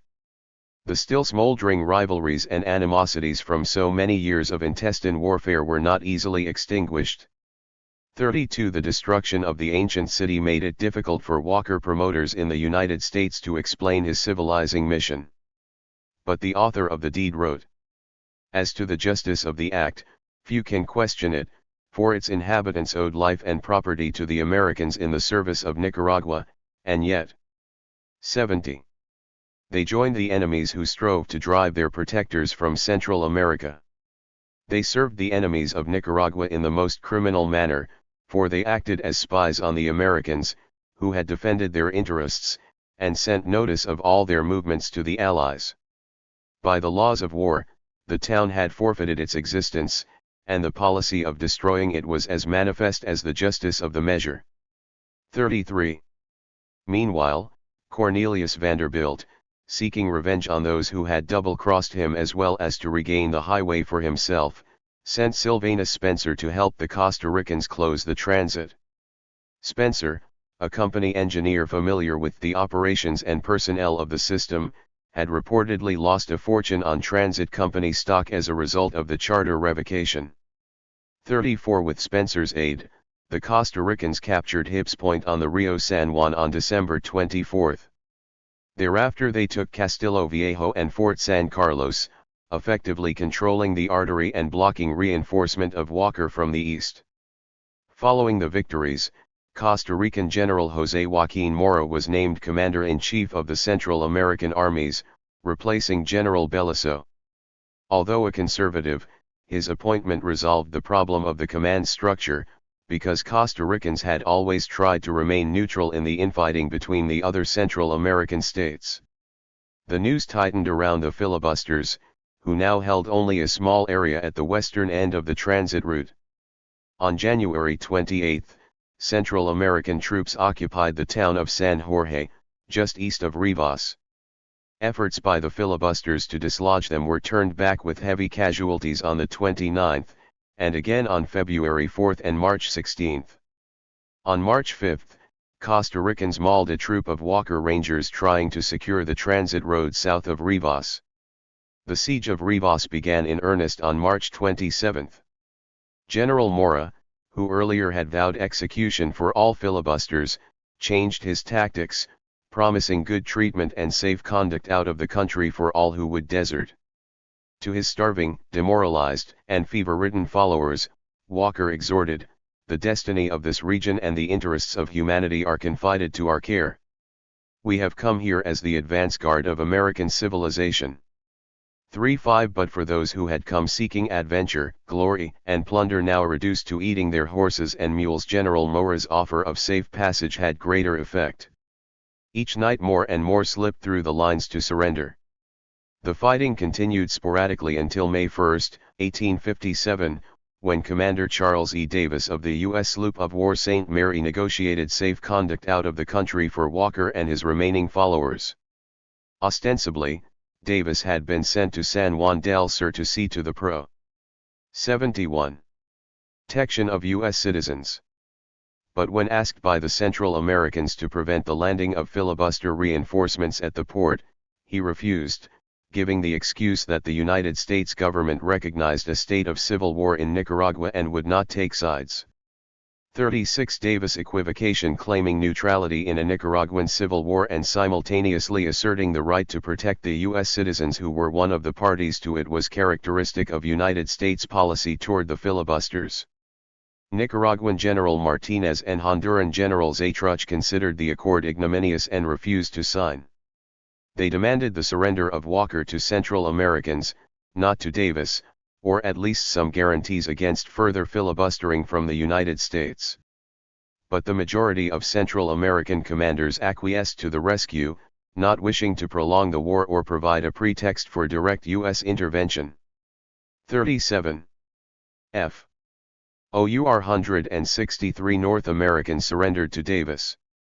During the final 4 months of the war alone, Walker is said to have lost 566, either killed, died of disease, or deserted more than half his force at Rivas. In his memoirs, Henningsen estimated that between the time of Walker's arrival in June 1855 and the surrender to Davis in May 1857, a total of 2,518 had joined the filibuster army. He put the number of those killed in combat or died of disease at 1,000, 700 had deserted, 250 were discharged, 80 taken prisoner, and the remainder surrendered at Rivas. 38. But a New York Times correspondent reported, 2 months before Walker's rescue, that as of then 5,400 filibusters had been killed. 39. The anonymous writer, though identifying himself as the voice of Nicaragua, was apparently not a Nicaraguan at all, but a North American hostile to Walker who had lived in the country for a number of years. He contributed several detailed exposés of filibuster depredations in Nicaragua to the Times between December 1856 and April 1857. Though a number of letters to the paper from Walker supporters tried to undermine the writer's credibility, disputing various of his facts and figures, none attacked the accuracy of his casualty estimate.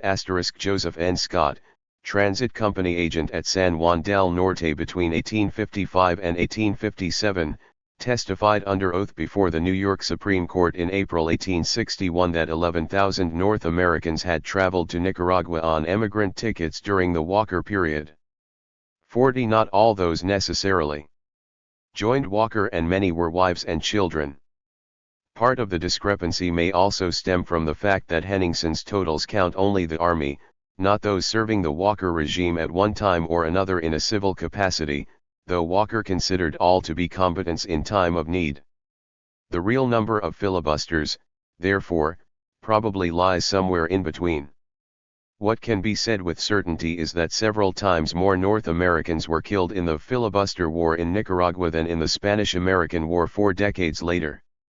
Returning to the United States, Walker was greeted by many as a conquering hero. He made several unsuccessful attempts to launch new invasions in the years that followed, finally landing with about 70 followers at Trujillo on the Atlantic coast of Honduras in I-860. Ordered to surrender by the British, who had imposed a customs receivership on the port, Walker and his men fled into the jungle where they were pursued by Honduran troops. Ultimately surrendering to the British Navy, they were turned over to Honduras. Walker was tried and executed by a Honduran firing squad on September 12, 1860. His second in command, a Colonel Rudler, was briefly imprisoned and then pardoned. The remainder of the filibusters were repatriated to the United States. 2 months later Lincoln was elected to the presidency of the United States. 5 months after that many of the veterans of Walker's filibustering expeditions found a new home in the Confederate Army. V. Irrepressible conflict. They are but drivellers who speak of establishing fixed relations between the pure white American race, as it exists in the United States, and the mixed, Hispano-Indian race, as it exists in Mexico and Central America, without the employment of force.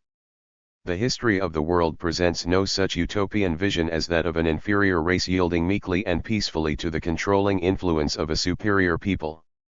Whenever barbarism and civilization, or two distinct forms of civilization, meet face to face, the result must be war.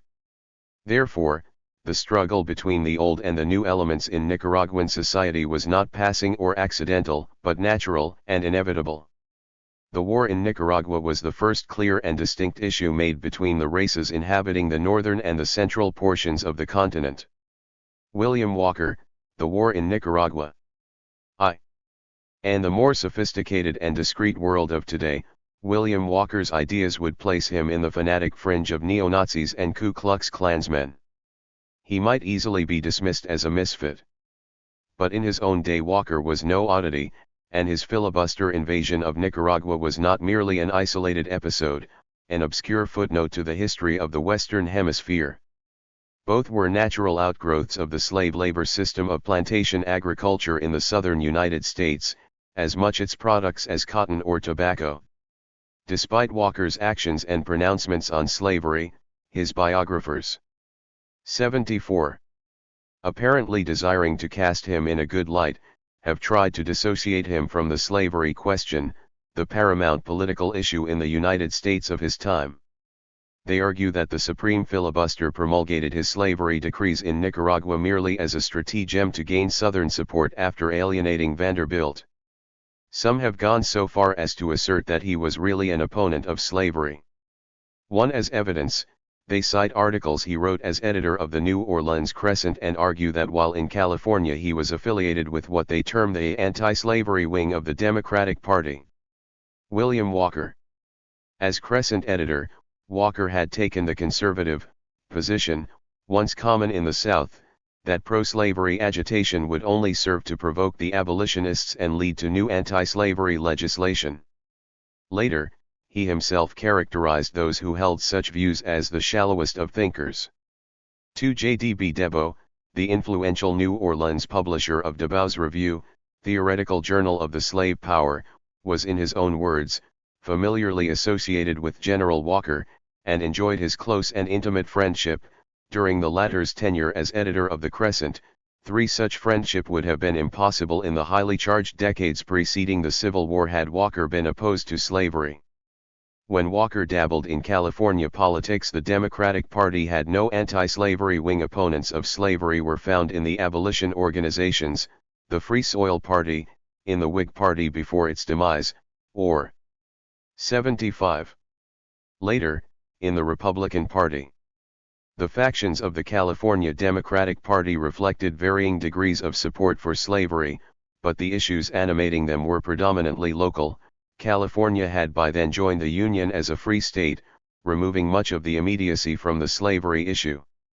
For in any event, the relationship between the question of slavery and the filibuster invasion of Nicaragua does not depend on Walker's personal history. However interesting or erratic politicians' views often change with the color of the foliage in which they find themselves. W.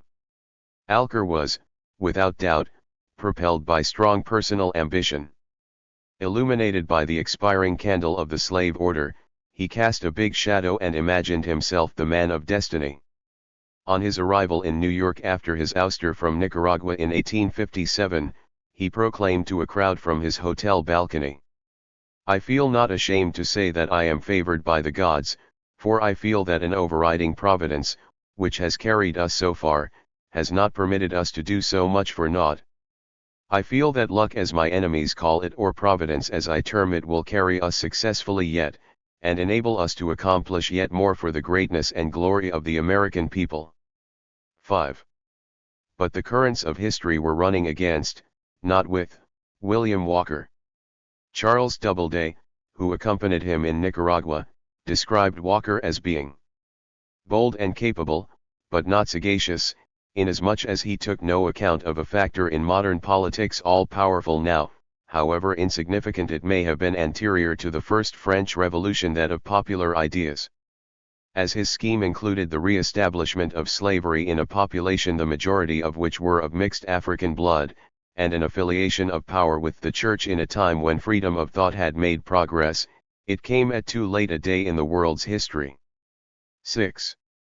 Nevertheless, the filibuster viewed his own efforts as an expression of the values, ideas, and politics of mid-19th century North America.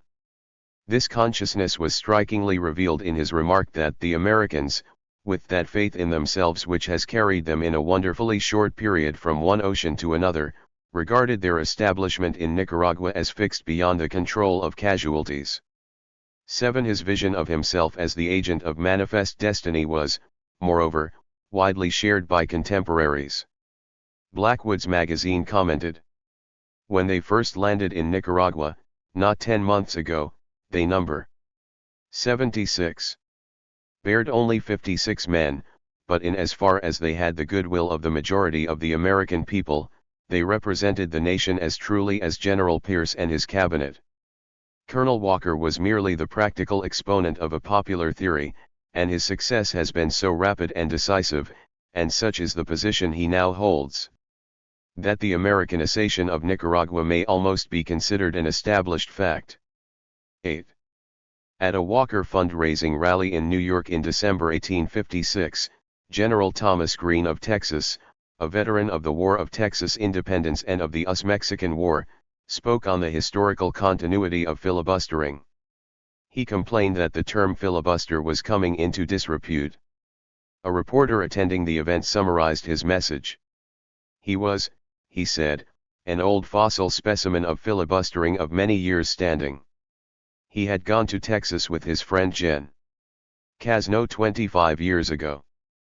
Filibustering was then an honorable trade, but then Jackson was in the presidential chair. 9. While Walker was carrying out his depredations in Nicaragua, at home he was toasted at banquets, hailed at mass meetings, and idolized by much of the press.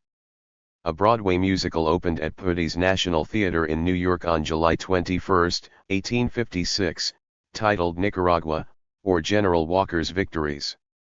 Its cast of characters included General Walker, the hope of freedom, and Ivory Black, a superior nigger.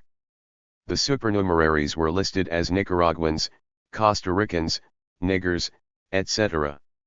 Among its musical numbers was a medley entitled The Filibuster Overture that included such tunes as The Star-Spangled Banner, Columbia the Pride of the Ocean, and Yankee Doodle. 10. The vast majority of Walker's contemporaries embraced the unabashedly racist doctrine he espoused. The presumption of white superiority was, after all, the philosophical underpinning of the slave society that, until the Civil War, dominated every aspect of life in a large part of the United States and profoundly influenced the remainder. The peculiar institution of slavery implicitly sanctioned by the framers of the Constitution and the bigotry fostered by it formed an inseparable part of the fabric of North American life and profoundly disfigured the world's first modern republic.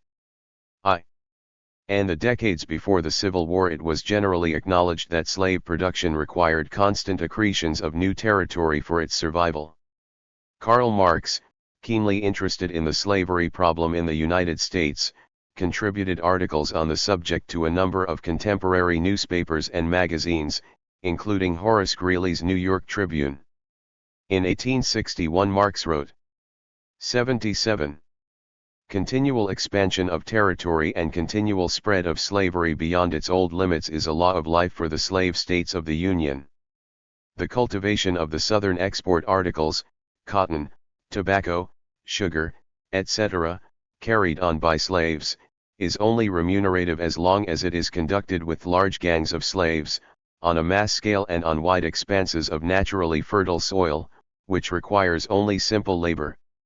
Intensive cultivation, which depends less on fertility of the soil than on investment of capital, intelligence, and energy of labor, is contrary to the nature of slavery.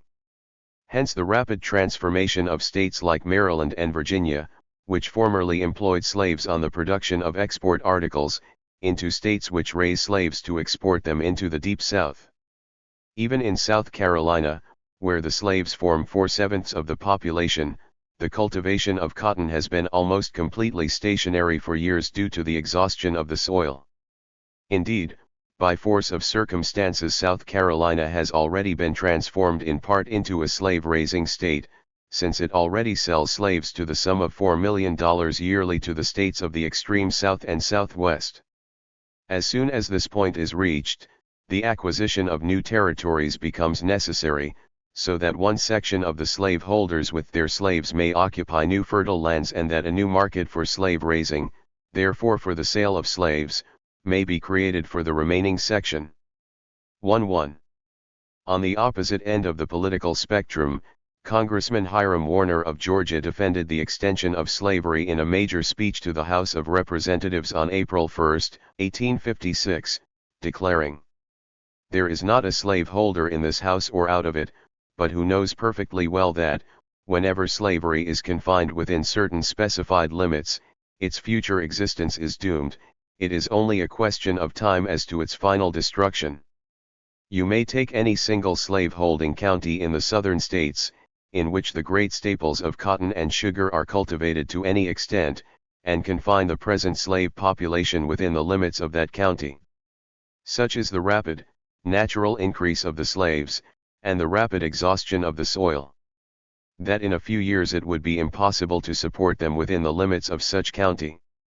Both master and slave would be starved out, and what would be the practical effect in any one county, the same result would happen to all the slave-holding states. Slavery cannot be confined within certain specified limits without producing the destruction of both master and slave. It requires fresh lands, plenty of wood and water, not only for the comfort and happiness of the slave, but for the benefit of the owner." 1-2. The issue of slavery extension formed the axis of the political struggle between the retrograde plantation system and its opponents the ASN. 78. Dant industrial capitalism based on free labor, the free soil farmers, and the objectors of conscience, the abolitionists. Understanding the need of slavery to expand, its enemies had from the earliest days of the Republic sought to kill it by confinement. The Ordinance of 1787 had banned slavery from all territories north and west of the Ohio River.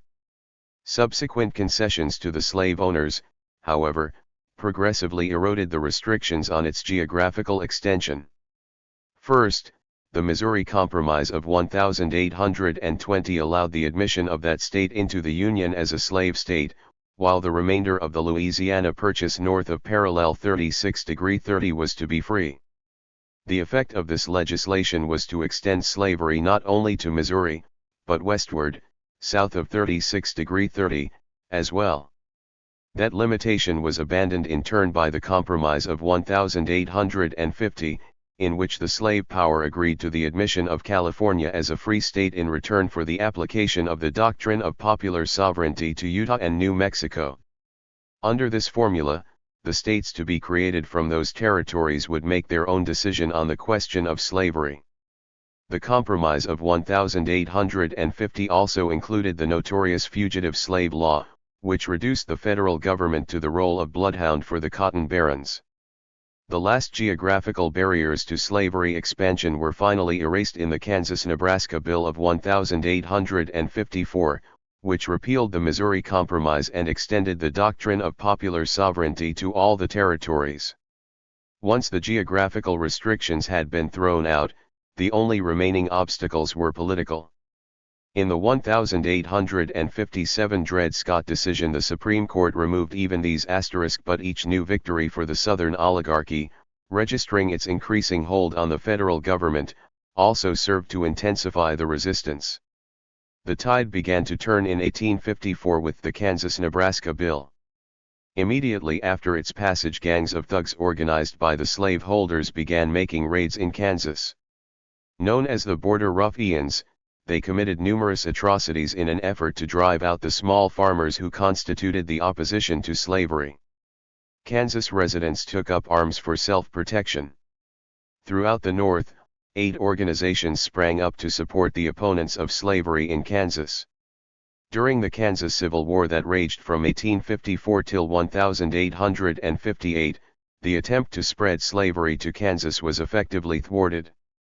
From the movement supporting the Kansas Free Staters emerged the Republican Party. Prior to the Kansas Civil War, the slave power had shown considerable interest in various potential conquests, most notably Cuba, Mexico, and Central America.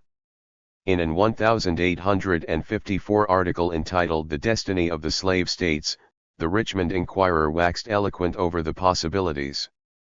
The black man loves to breathe the humid air of his native swamps, while the white man exults and bounds in the elastic air of his native hills. Where you can combine the administrative governing qualities of the one race with the patient endurance and physical capacities of the other, you have that perfect system by which the vast tropical regions of the earth are to be developed. 13. There were numerous plans to acquire these lands through filibustering expeditions, purchases, or outright war. But as long as the planters enjoyed success in their efforts to extend slavery to the existing territories of the United States, it was there that they chose to devote most of their energies. When they saw that direct action by slavery opponents was converting the passage of the Kansas-Nebraska Bill into a Pyrrhic victory, however, they turned their attention in earnest to the conquest of new territories. Walker, aware that his fortunes were linked to those of the slave power, wrote, "The Southern states, satisfied with their inability to carry slavery into Kansas, were then prepared to concentrate their labors on Central America, and not only were the men who went to the San Juan of good quality, but they were also furnished with excellent supplies and equipments. Had the same effort and expenditure been made 3 months earlier, the establishment of the Americans in Nicaragua would have been fixed beyond peradventure." 14. Rallying support for the filibusters in Nicaragua after the failure in Kansas, the New Orleans Delta declared, "The fate of Cuba depends upon the fate of Nicaragua, and the fate of the South depends upon that of Cuba. This is the hour of destiny. We must live now or have no life. We must do or die." 1-5. For the slaveholders, there were decided advantages to acquiring territory by filibustering rather than the official means of government purchase or seizure. Direct annexation by the United States would involve incorporating the new territories with large, free, non-white populations. Conquest by private enterprise, on the other hand, would allow for the reorganization enslavement of those populations prior to formal association with the United States. It would also prevent abolitionists from contesting slave status as they had done in Kansas. 1-6 Filibustering served another purpose as well, that of diverting the employed who might otherwise pose dangerous social problems. Wrote Marx, "The number of actual slaveholders in the South of the Union does not amount to more than 300,000 *, a narrow oligarchy that is confronted with many millions of so-called poor whites, whose numbers have been constantly growing through concentration of landed property and whose condition is only to be compared with that of the Roman plebeians in the period of Rome's extreme decline. Only by acquisition and the prospect of acquisition of new territories, as well as by filibustering expeditions, is it possible to square the interests of these poor whites with those of the slaveholders, to give their restless thirst for action a harmless direction, and to tame them with the prospect of one day becoming slaveholders themselves." 1-8. Illustrating the phenomena described by Marx, J.A.W.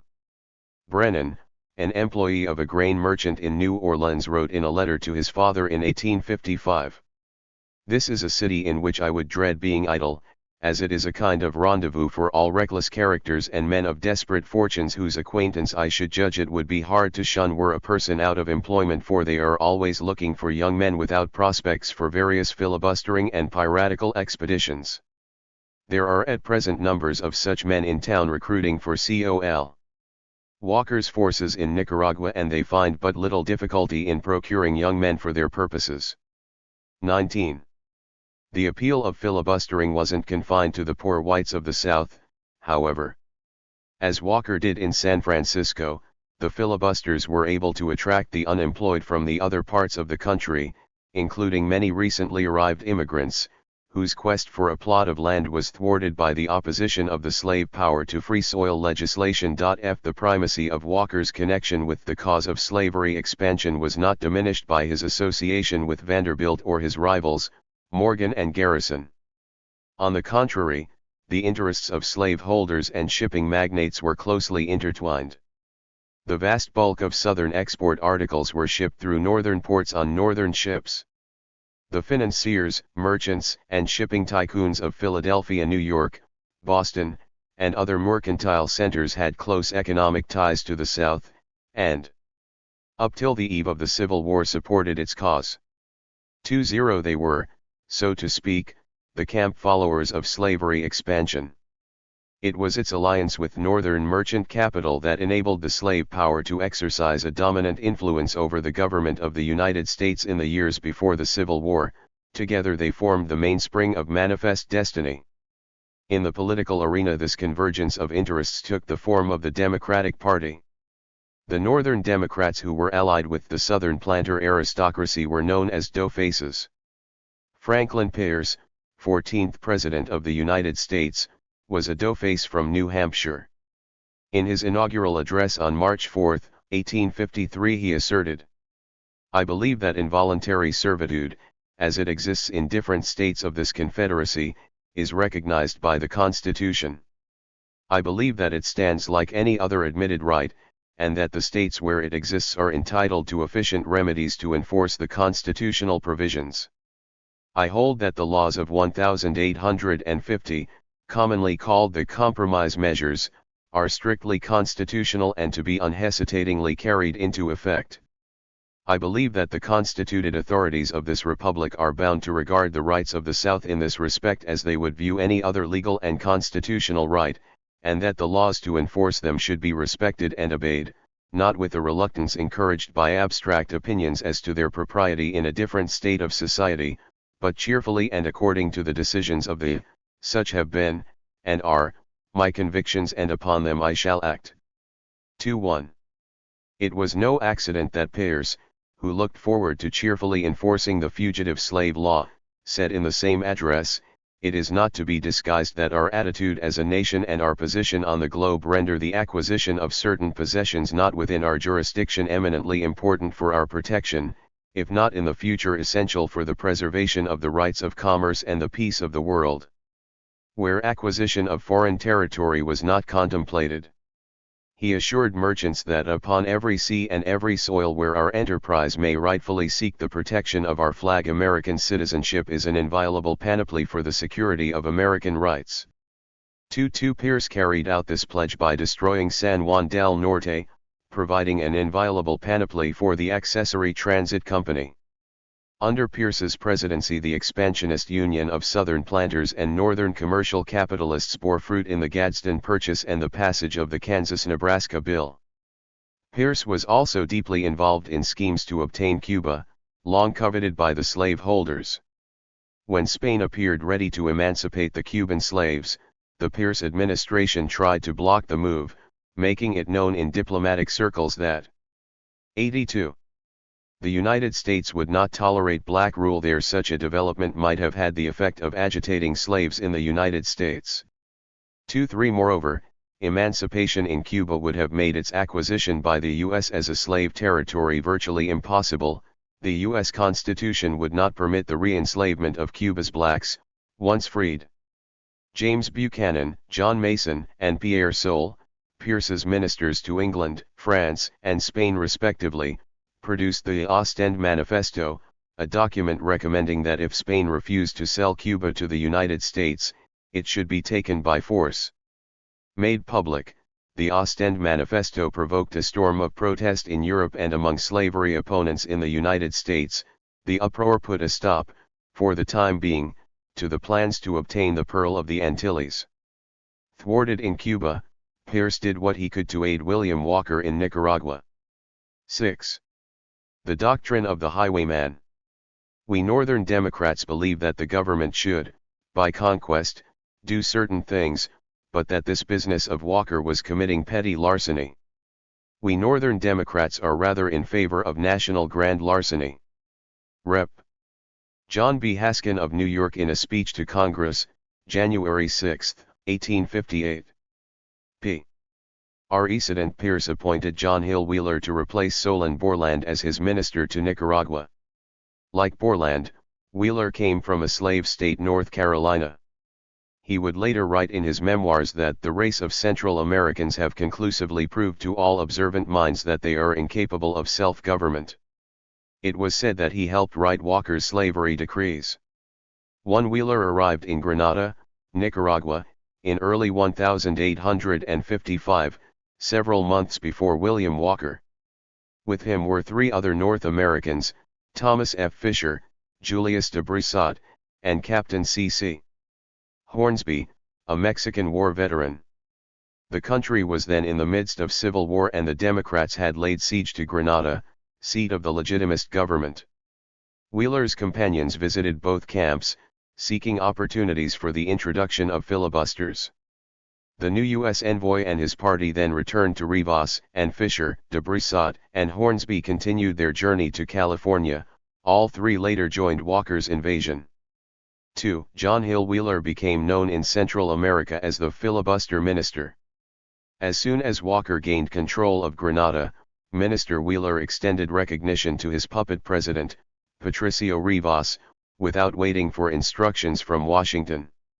He was chastised for this hasty action by Secret. 84.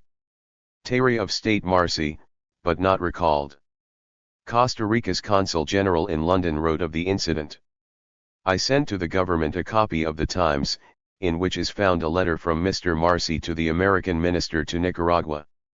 Though this letter appears to censure the minister, and holds out a threat to Walker, the true sense is, that in a short time the government of the United States will recognize Walker's government. May God help us. 3. Luis Molina, Costa Rican charge d'affaires in Washington, protested Walker's usurpation to Secretary Marcy. He characterized the filibuster undertaking as a great crime, complex and multiform. Hatched and set on foot within the territory of the United States and continued without interruption in a foreign land, by North American citizens, with means and assistance and, to a certain extent with the moral force of the nation.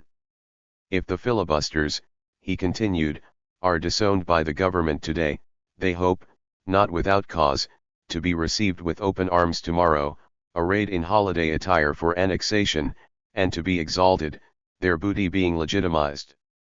4. Diplomatic circles expected the Pierce administration to quickly recognize Walker's takeover of Nicaragua. British Minister John Crampton advised the Foreign Office that José de Marcoleta, still the accredited representative of Nicaragua, was being treated with meanness and vulgarity by the North Americans. 5. The State Department would not accredit Parker French, the Walker regime's first envoy designate to the United States. It would have been difficult to admit French, a notorious scoundrel, to the diplomatic corps under any circumstances *, but the filibusters had better luck with their second try. A Nicaraguan lawyer turned priest, Father Augustin Vigil, the curate of Grenada. Even then, the polarization of politics in the U.S. had become so acute that President Pierce felt obliged to defend his recognition of the Walker-Rivas government in a lengthy message delivered to Congress on May 15, 1856.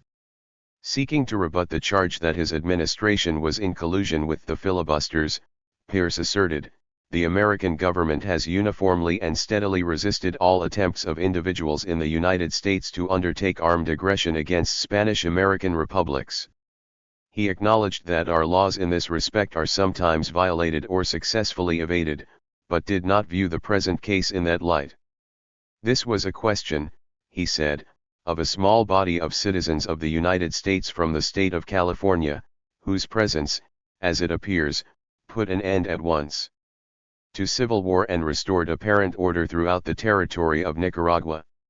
7. Despite his best efforts on their behalf, under difficult circumstances, the slaveholders were dissatisfied with Franklin Pierce. They blamed him for failing to prevent their defeat in Kansas, for not seizing Cuba, and for hedging on support to Walker. His recognition of the filibuster regime in Nicaragua was therefore timed for maximum effect on the Democratic Party convention, then just a few weeks away. But even with the recognition of the Walker regime, Pierce was not renominated by his party. On the 17th ballot the convention chose James Buchanan, the candidate most favored by the slave power. Buchanan was widely recognized as the actual author of the Ostend Manifesto. The position assumed by Mr. Buchanan in the Ostend Manifesto, in regard to the acquisition of Cuba, ought certainly to decide every Southern man to cast his vote cheerfully for him, declared the Montgomery, Alabama Advertiser. Every Southern man, no doubt, also took heart in the party platform's proclamation of non-interference by Congress with slavery in state and territory, or in the District of Columbia. 8. Though unable to attend in person, William Walker loomed large at the Cincinnati Democratic Convention of 1856, the local Democratic organ, the Inquirer, had given him a build-up for months beforehand. Walker lobbyists were everywhere during the convention sessions, and Parker French gave a talk on Walker at Masonic Hall. 9. The platform adopted by the party included a plank that resolved: the great highway which nature has marked out for free communication between the Atlantic and Pacific Oceans should be secured by a timely and efficient exercise of the control which we have the right to claim over it, and no power on earth should be suffered to impede or clog its progress by any interference with the relations it may suit our policy to establish between our government and the governments of the states within whose dominions it lies. We can, under no circumstances, surrender our preponderance in the adjustment of all questions arising out of it. The following plank asserted, in view of so commanding an interest, the people of the United States cannot but sympathize with the efforts which are being made by the people of Central America to regenerate that portion of the continent which covers the passage across the interoceanic isthmus. A reference to Walker's activities in Nicaragua. 10. Prime responsibility for drafting the Central American planks at the Democratic Convention is said to have rested with Pierre Soule, head of the Louisiana delegation. Soule was a former U.S. Senator, lately a signer of the Ostend Manifesto as Pierce's minister to Spain, and one of slavery's 86 leading spokesmen. He was also one of Walker's most prominent supporters.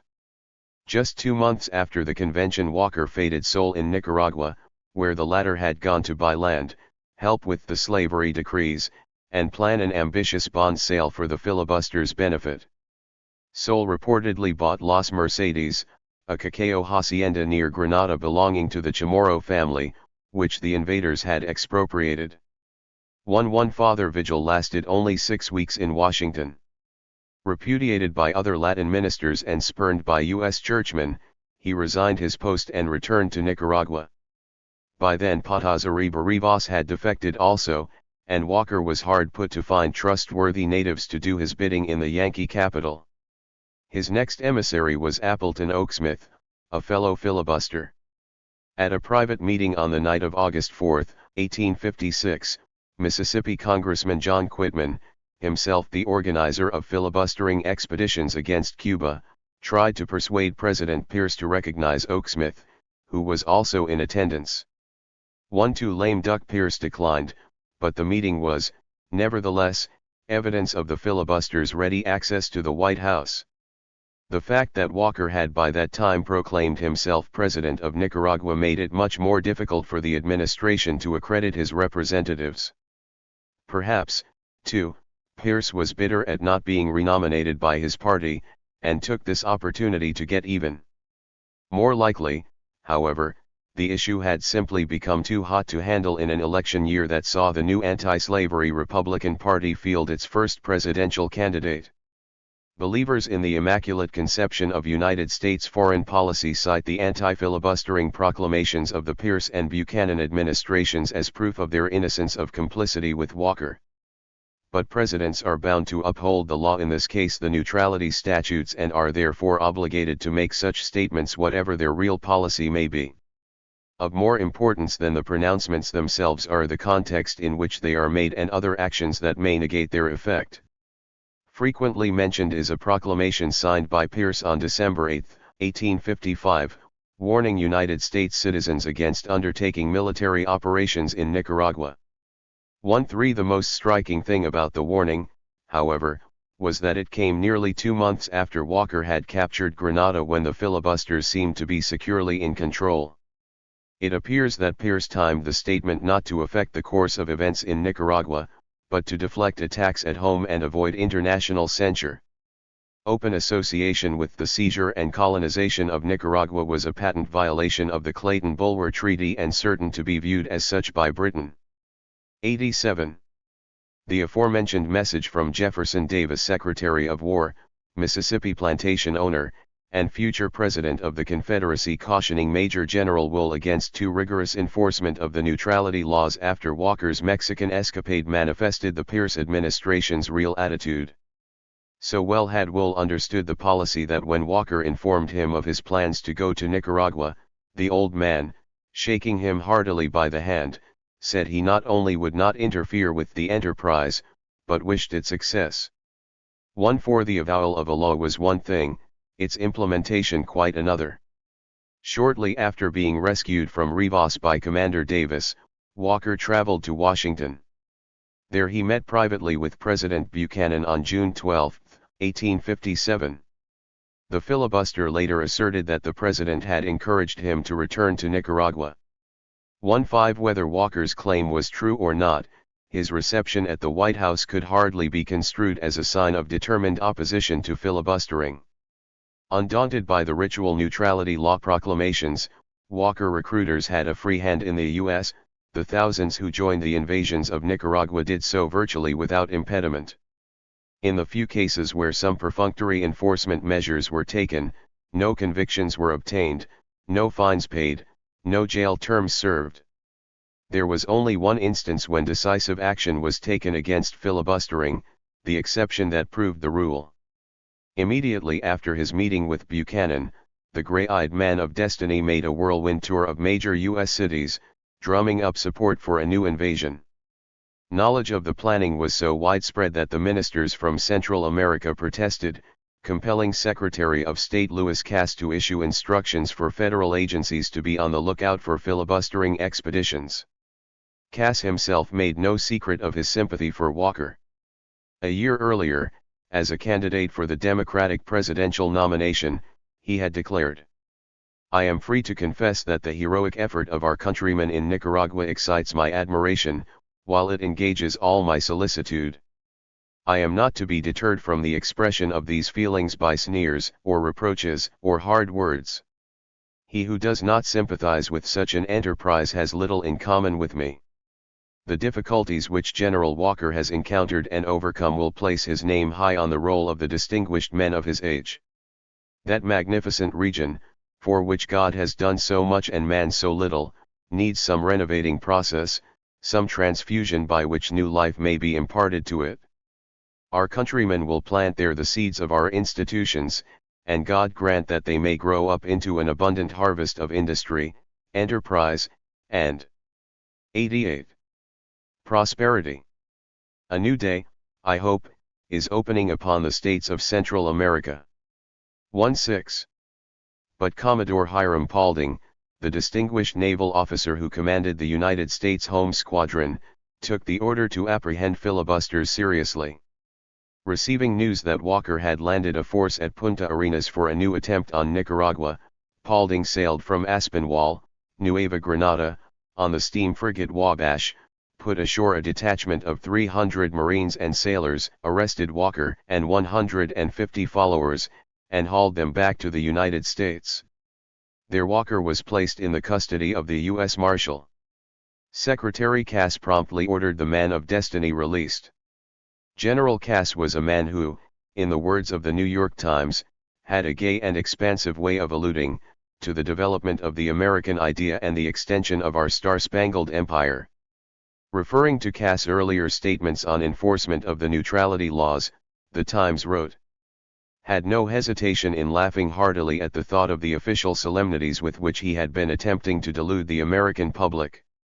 It is reported that he received in an unofficial, friendly, and sympathizing manner that very William Walker whom he had denounced to the officers of the national justice as a lawless person, that he shook hands with him most cordially, and even underwent a compliment from Captain Reinders, the companion of the ex-filibuster, to the amiability of his demeanor and the statesmanlike justice of his views. 17. Commodore Paulding's action, spoiling the filibuster's invasion plan, stirred up a hornet's nest in Congress and the press. Manifest Destiny partisans railed against Paulding for aborting Walker's Americanization of Nicaragua. Alexander H. Stephens of Georgia was a leader of this group in the House of Representatives. Taking the floor during debate on the Paulding affair, as it became known, Stephens demanded to know how anyone could oppose a pastime as American as filibustering. General Jackson himself took possession of Florida. He protested. He was, if you please, a grand filibuster himself. 1-8 All charges against Walker arising from the incident were dropped. The ship that carried the invasion force, having been seized by federal authorities for sailing with a forged port clearance, was now sold for $200 to the Mobile and Nicaragua Steamship Company, a Walker front. 1-9 Walker immediately set about preparing yet another expedition. On January 7, 1858, Buchanan sent Congress a message announcing, in capturing General Walker and his command after they had landed on the soil of Nicaragua, Commodore Paulding has, in my opinion, committed a grave error. Paulding's error, said Buchanan, consisted in exceeding his instructions by leading his sailors and marines in Nicaragua, whether with or without her consent. The President wished it to be clear, however, that no inference must be drawn that I am less determined than I have ever been to execute the neutrality laws of the United States. 2-0 It soon became apparent just how determined Buchanan really was. The hapless Commodore Paulding was relieved from duty for, of all things, violating Nicaraguan sovereignty. Paulding's action was heartily applauded by the Nicaraguans themselves. The Nicaraguan Congress memorialized the Commodore and presented him with a jeweled sword. The sacking of Commodore Paulding and the Catch-22 instructions issued to his successor, Commodore McIntosh, sent a much clearer signal than all the presidential proclamations against freebooting combined. U.S. warships were now ordered to station themselves in the harbor of San Juan del Norte, but only permitted to arrest filibusters on the high seas 3 nautical miles offshore. As if those mutually exclusive strictures were not enough to guarantee inaction, naval commanders were forbidden to make arrests without proof of filibustering intent. Moreover, they were told not to interfere with commerce. Attempts by naval officers to get these orders clarified were fruitless. It is little wonder that British Foreign Secretary Lord Clarendon, who was personally acquainted with James Buchanan when he was U.S. Minister to England, characterized him as an artful dodger. 2-2 But even many of those who favored Americanization of Nicaragua were beginning to see filibustering as counterproductive. Though the New York Times had been sympathetic to Walker, after the disastrous defeat of his first attempt it had declared, "No set of men ever proved themselves more absolutely incompetent to accomplish what they had undertaken than did he and his friends. The interests of commerce demand not less imperatively than the honor of our national character that a definite and determined stop should be put to everything that bears the semblance of Walkerism. So long as another avatar of this detestable kind of freebooting shall seem to be possible, so long will the trade of the isthmus be liable to interruptions and annoyances of all sorts." 23. During the Paulding affair the Times wrote, "Nothing can be more fatal to the hopes of those who desire to see these fertile regions redeemed by American energy and enterprise than the bloody and lawless invasions. The first step towards bringing Nicaragua under American influence will have been taken when an end is put to these piratical invasions of her soil." 2-4. President Buchanan himself denounced private military expeditions as a usurpation of the war-making power, which belongs alone to Congress. He declared that it would be far better and more in accordance with the bold and manly character of our countrymen for the government itself to get up such expeditions than to allow them to proceed under the command of irresponsible adventurers. 2-5 On several occasions the artful James Buchanan, 91. Dodger sought congressional authority to get up such expeditions, but failing this he continued to wink at filibustering both as a sop to the South and because it was the covert operations of the day. James Buchanan was one of the era's leading expansionists. Though a Pennsylvanian, his interest was never far from any enterprise likely to result in territorial aggrandizement for the benefit of his political allies and backers, the Southern slaveholders. As Polk's Secretary of State, he played an important part in the seizure of half the territory of Mexico. As Pierce's minister to England, he produced the Ostend Manifesto, seeking to acquire Cuba. As president, he sent federal troops to intervene in the Kansas Civil War on the side of the slavery faction, describing the anti-slavery element as revolutionaries who were subverting the territorial government.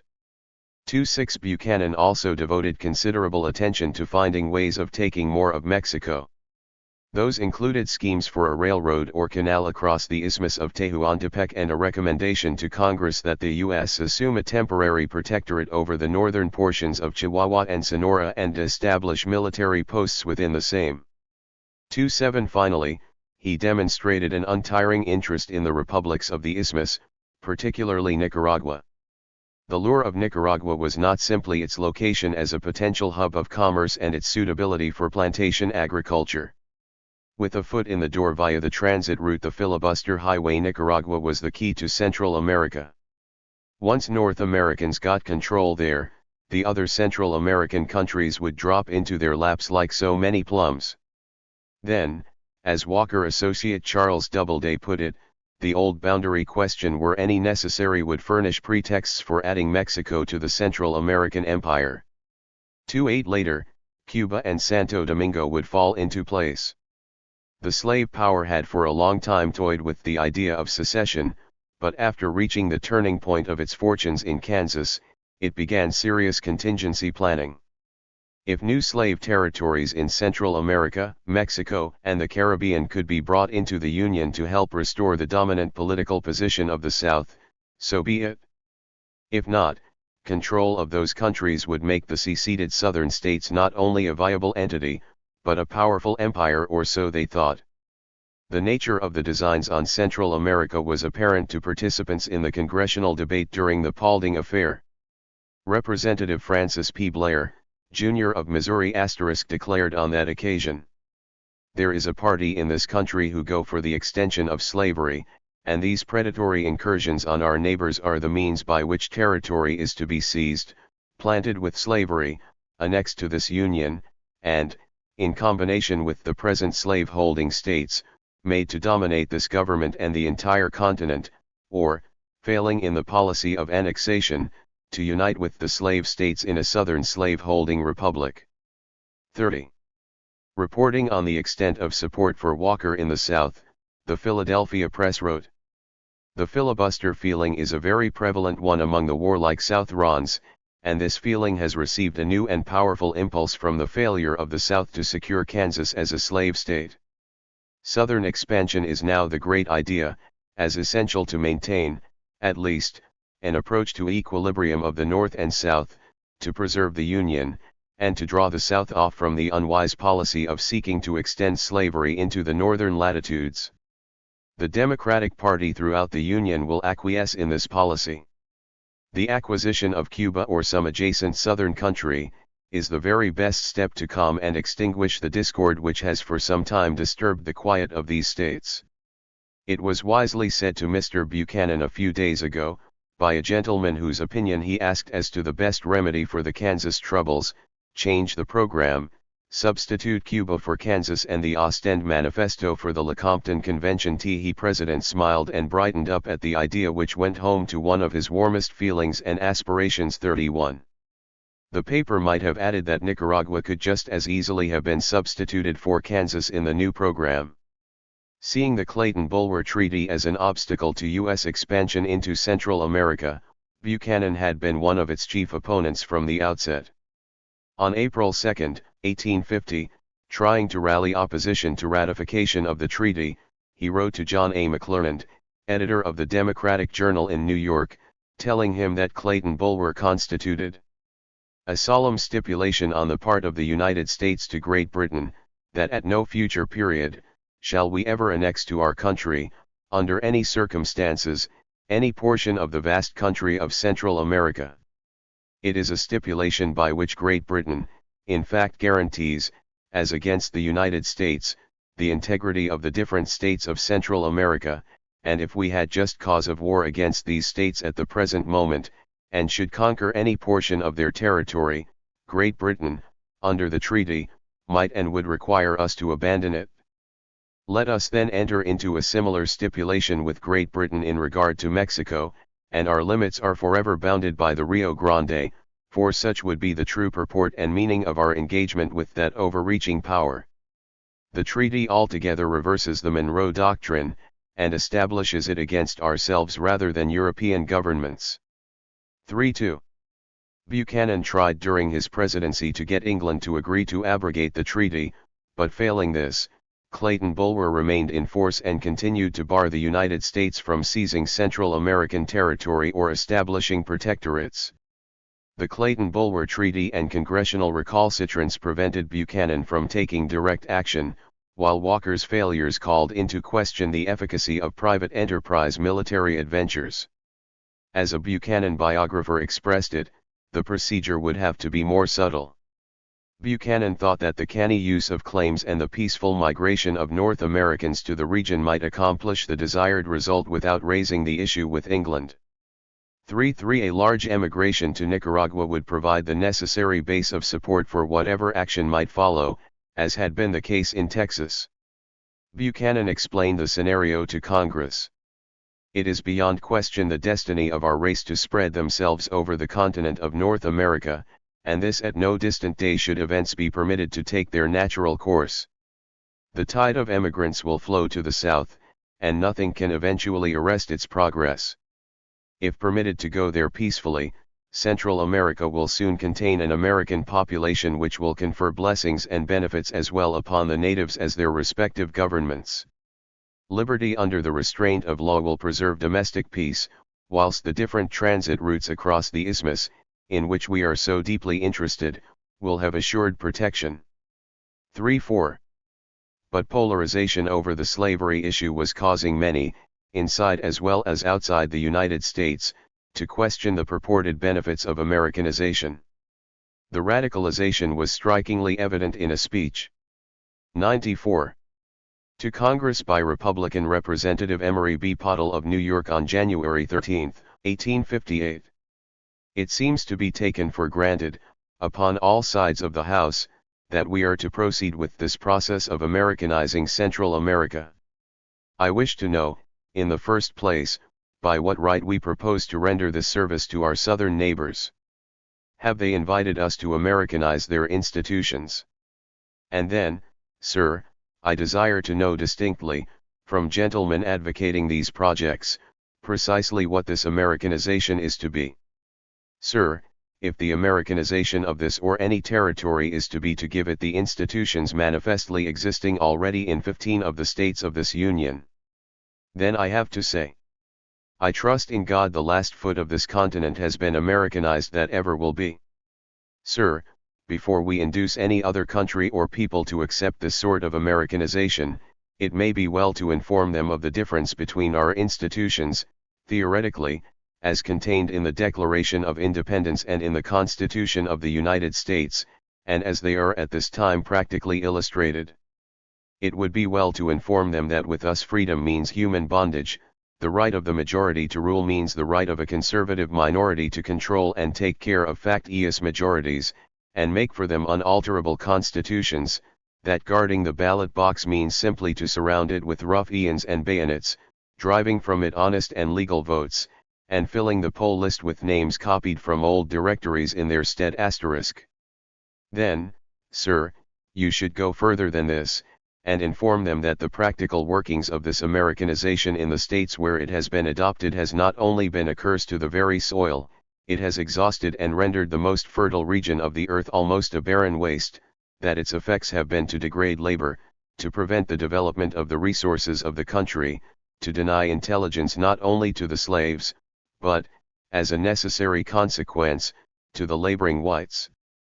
Inform them that the practical operation of this peculiar Americanization which gentlemen are seeking, has been to reduce millions, not of slaves, but white men, to a degradation upon which even the slaves look down with contempt.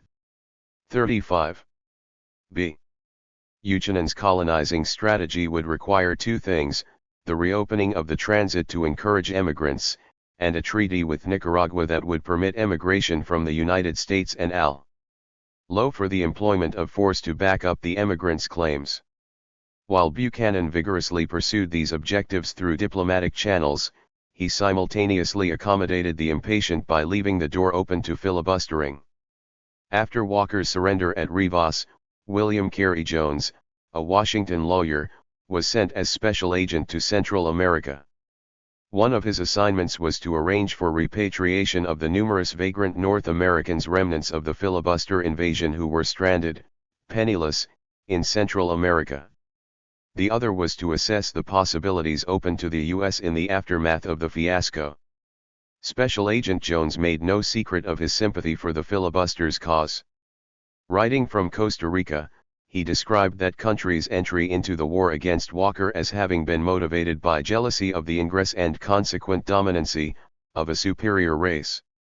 More important, his letters strongly suggested the direct involvement of the U.S. government in filibustering plans.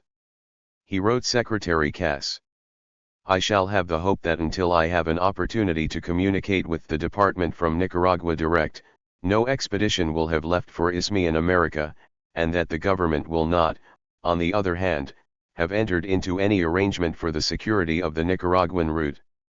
3.6. The end of the filibuster war confronted the victorious Nicaraguans with the task of rebuilding their ruined country. A compromise accord signed in June 1857 established a provisional government in which Con. Toms Martinez, 96, Conservative General Tomas Martinez and Liberal General Maximo Jerez served as co-presidents until November, when a constituent assembly elected Martinez to continue alone as chief executive. Arriving in Nicaragua, Special Agent Jones reported, not surprisingly, a settled dislike to the American government and people. He found these sentiments to apply especially to the members of the existing administration, with, perhaps a single exception, the Minister of Foreign Relations. Juarez, Special Agent Jones believed, is disposed to take a philosophic, sensible, and practical view of the destiny of his country, recognizing as certain the ultimate dominancy here of our race. 3.7 Antonio José de Irisarí had been designated as Nicaragua's minister in Washington. A Guatemalan national, he also represented both his own country and El Salvador. Apparently acting without instructions, Irisarí signed a draft treaty of amity, commerce, and navigation with Cass in November 1857. The Cass-Irisarí Treaty provided that the United States would extend their protection to all transit routes across Nicaragua, being permitted to use force for the security and protection of the transit and the lives or property of U.S. citizens. It also granted North Americans the right to own real estate in Nicaragua. 3.8 With perhaps unintended symbolism, the Buchanan administration dispatched Mirabeau Bonaparte Lamar, former president of the Republic of Texas, to Nicaragua with instructions to press for the treaty's ratification and the reopening of the transit. That sector of the Nicaraguan elite that had favored opening the country to foreign immigration was thoroughly discredited by the Walker experience. The transit had brought the country only trouble. The last thing Nicaraguans wanted was to restore the filibuster highway, especially in the hands of a Yankee company, or to sign any treaty that would facilitate the same object. But their leaders found themselves in a bind. The nation was hardly able to fight off another filibuster invasion, which threatened constantly, much less directly confront the power of the United States. So they resolved to play cat and mouse with the northern giant while trying to secure protection from Europe. José de Marcoleta, Nicaragua's former minister to Washington, went to Paris in an effort to arrange for France to take over the transit/canal project. Now that Louis Bonaparte, author of the pamphlet on the Nicaragua Canal, was Emperor Napoleon III, France seemed the logical place to go for help. Marcoleta's mission stimulated the interest of a French promoter named Félix Belly, who visited Nicaragua early in 1858. President Martinez and Costa Rican President Juan Rafael Mora met at Rivas to consider Belly's proposals and to resolve their border disputes. Their summit resulted in a tentative contract with Belly and in a Declara 97 by the two presidents that became known as the Rivas Manifesto. Signed on May 1, 1858, the anniversary of the Walkerites' capitulation, the Rivas Manifesto denounced the threat of new aggression, charging that this invasion, officially reproved by the government of the U.S., is in reality preparing itself under its patronage, as the means of definitively taking possession of Central America if Central America refuses to surrender herself to the United States. It called on France, England, and Sardinia, the powers that had intervened in the Crimean War on behalf of the Ottoman Empire, to guarantee the sovereignty of Central America, a sort of Monroe Doctrine of Europe against the United States. 3.9 While the document expressed the well-grounded fears of the two countries, it was ill-advised from a diplomatic standpoint and misguided in its belief that European powers were ready to make a formal commitment to protect Central American independence. The United States was furious. Minister Lamar wrote of his indignation and disgust towards this perfidious and profligate people. I feel constrained to express the sincere desire and hope that some prompt, energetic and decisive measures may be taken to convince them that they are responsible for their conduct, and that if they are determined to be enemies, they will be treated as enemies. The Central American question has to be settled some day, and I know of no better time than now. England's false interpretation of the Clayton-Bulwer Treaty furnishes good ground for abrogating that convention, and I think our government ought to avail itself of this opportunity of getting rid of it before Great Britain recedes from her interpretation, and throws the responsibility of violating it upon the United States. If that treaty is to continue under either of the interpretations given to it, we may abandon all hopes of progress in this direction. 40. Convinced by cooler heads that the Rivas Manifesto merely served the interests of those in the United States who sought to drum up support for direct intervention, Martinez and Mora repudiated it. For better or worse, the Belly contract fell through when financing arrangements failed. Nicaragua's efforts to secure European protection were more successful, however, and this was particularly galling to Yankee expansionists. Lamar warned that Nicaraguans were allowing Europeans to get control of the country, and if we would arrest the work, there is but one way to do it, and that is to unfurl the Monroe banner at once, and defy the foe to strike it down. 4.1 Lamar did unfurl the Monroe banner. He labored to make the recalcitrant Nicaraguans see that the doctrine not only saved this country from a resubjugation to Spain, but that it had secured it against the aggressive. 98. Power of Great Britain.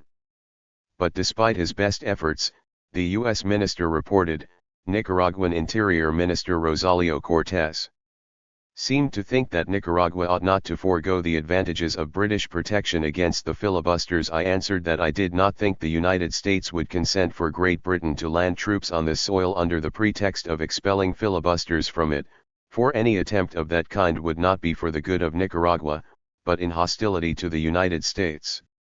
42. Whatever the shortcomings or weaknesses of General Martinez and his cabinet, suicidal tendencies were not among them. They opted not to forego the advantages of European protection, despite the Buchanan administration's lack of consent. Though unwilling to sign treaties incorporating formal guarantees, Britain and France did send warships with orders to land troops if necessary to apprehend any filibustering attempt. The U.S. protested in November 1858, but to no avail. 43 The presence of British and French forces played no small part in bringing Walker's career to its conclusion 2 years later. With British and French ships guarding Nicaraguan ports, Walker landed his final expedition in Honduras. He did not anticipate the intervention of the British Navy there, intending to make his way overland to Nicaragua. The Nicaraguans gave the Buchanan administration a runaround on the Cassirer Treaty for 6 months. The Constituent Assembly finally ratified it on June 28, 1858, but with a number of amendments. Chief among these was the following article: The government of the United States shall prevent the preparation, within said states, of expeditions and armaments against Nicaragua, even under the pretext of assisting any of the parties that may exist in that country. 44. The administration was apoplectic at what Secretary Cass called the offensive doubt whether this government will continue to execute in good faith the neutrality laws. With this and other amendments limiting the power of the United States, the treaty was unacceptable to Washington. Cass wrote his representative in Managua, I need not inform you that these proceedings, on the part of Nicaragua, have been viewed with serious dissatisfaction by the President, and that, if this course of conduct towards the United States continues to be pursued, it cannot fail to lead to the most painful consequences. 4.5 In light of the Paulding affair, the manifest destiny pronouncements of Buchanan and others, and the continual threat of new filibuster invasions, diplomacy was proving insufficient to persuade the Nicaraguans that their northern neighbor was sincere in its professed determination to 99. Safeguard their sovereignty. So the administration resolved to employ more expeditious methods. In the course of the frequent alarms prompted by the activities of Walker and others in the United States, Nicaragua had taken a number of defensive measures. It had deported some North Americans who had been associated with the filibuster occupation. In December 1857, at the time of Walker's landing at Punta Arenas, it ordered all foreigners in the Department of Rivas to present themselves to the military governor. During a subsequent alert, the garrison at Fort San Carlos impounded the river steamers owned by U.S. citizens to prevent their use by invaders. The boats were not then in service, as the owners had defaulted on a contract to reopen the transit route. Nevertheless, Company Agent Louis Schlesinger, the one-time leader of Walker's ill-fated invasion of Costa Rica, complained to the State Department about the seizure of U.S. property. The Buchanan administration availed itself of these purported injustices to U.S. citizens as a pretext for threatening action. This, it hoped, would pressure Nicaragua into signing the Cassirer Treaty without amendments. I think it will suffice for the present, wrote Lamar, if our government would make a rigorous collection of our reclamations against her. I do not know to what extent the President is authorized to make reprisals, but if a man of war could appear at Rialejo, demanding immediate indemnity for the murder, robbery, and persecution of our citizens, there would be no further difficulty with this blind, infatuated people.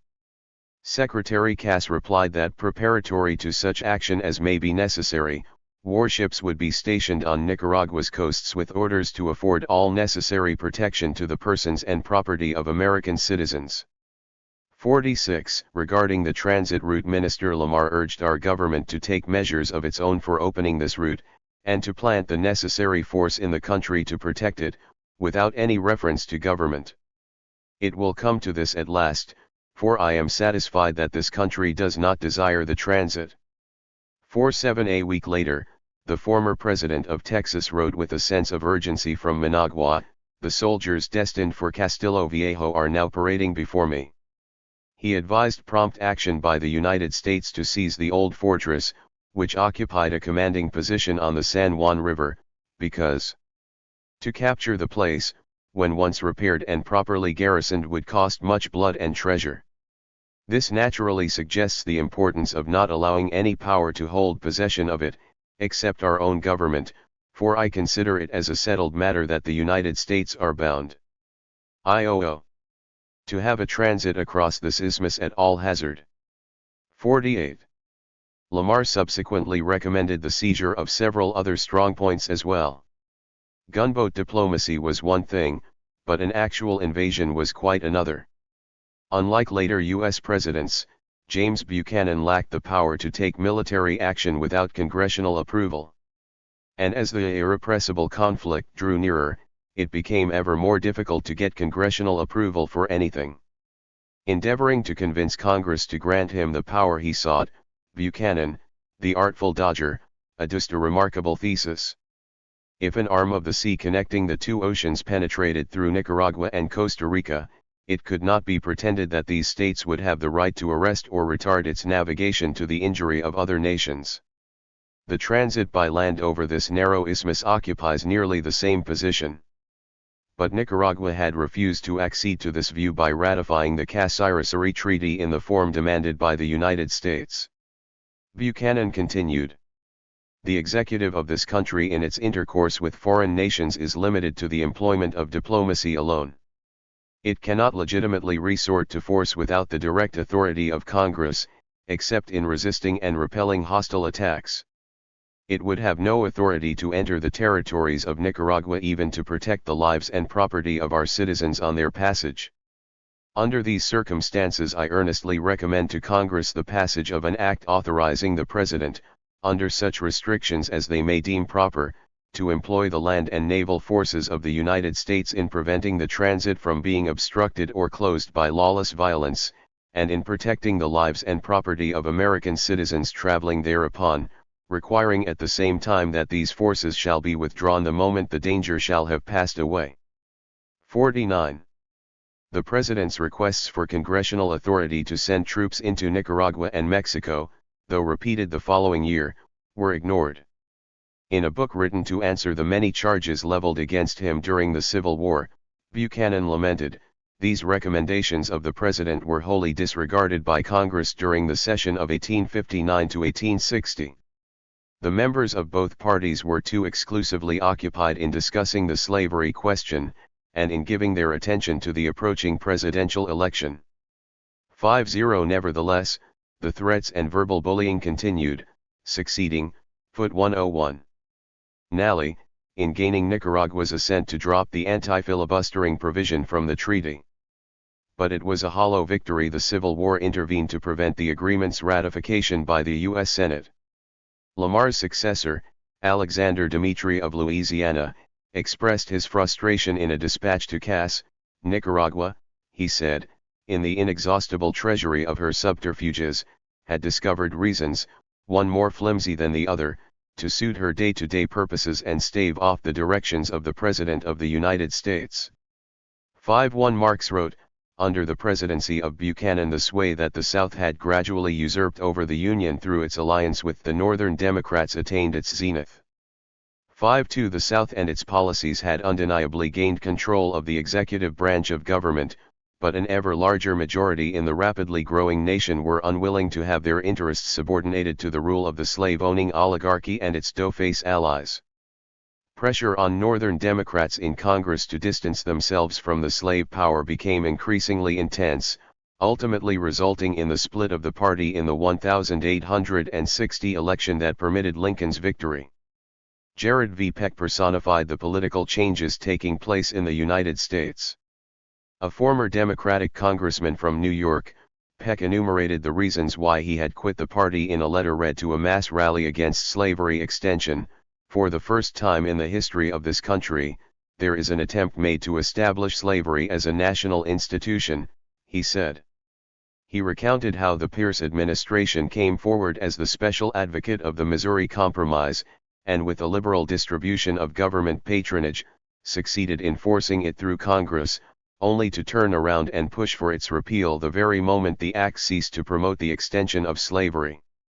The ex-Democrat then called the attention of his hearers to the state of affairs in the territory of Kansas. Men strung up by the neck on the first tree for expressing sentiments favorable to freedom, the actual settlers driven from the territory by a band of ruffians from a neighboring state, outrages of the most aggravated character committed daily, and all done with the knowledge and countenance of. He concluded by pledging to join forces with others who do not believe that this government was established for the express purpose of fostering and extending slavery, or that we should sacrifice our national honor and degrade ourselves in the eyes of the whole world, merely to acquire new possessions where slavery already exists, or where it could be easily established. The doctrine of the highwayman, that 102 might makes right, is not the sentiment of the American people, although it may be adopted by a party and its candidate *54. On October 2, 1860, the eve of Lincoln's election, Luis Molina, Nicaragua's charge d'affaires in the U.S., charged that in the southern states of this republic there exists a conspiracy whose object is to destroy the nationality and independence of the states of Central America, to subdue them by fire and sword, and introduce slavery. Walker had been brought to justice in Honduras just 3 weeks earlier, but, continued Molina, there is a probability that these criminal acts may be repeated, whilst their authors can reckon, in the southern states, upon the sympathies and complete impunity they enjoy. He cited the notorious malevolence, gratuitous injustice, and irritating tone, which even at this day, are prominent in the generality of the organs of the press of the United States, whenever they treat of Central Americans, and called upon Buchanan to devise a radical remedy for evils so transcendently serious. 5. It was not for Buchanan, however, himself a symptom of the disease, to devise its cure. That remedy came as the denouement to the irrepressible conflict between the antagonistic social organisms within the United States. It was a radical remedy, indeed one that made the bloodletting that for so long had characterized Central America, and drawn self-righteous Yankee ridicule, seem moderate. But the North American Civil War did allow Nicaragua and the rest of Central America for the moment, at least a breathing space. 7. From sea to shining sea. It is a real misfortune to the world that the narrow neck of land connecting the two continents should be in the possession of weak and ill-governed states. New York Times editorial, 1877. Several half-hearted efforts were made to reopen the Nicaragua transit in the dozen years following the filibuster war, but compared to the flow of passengers before Walker's arrival, the traffic across the isthmus was reduced to an erratic trickle.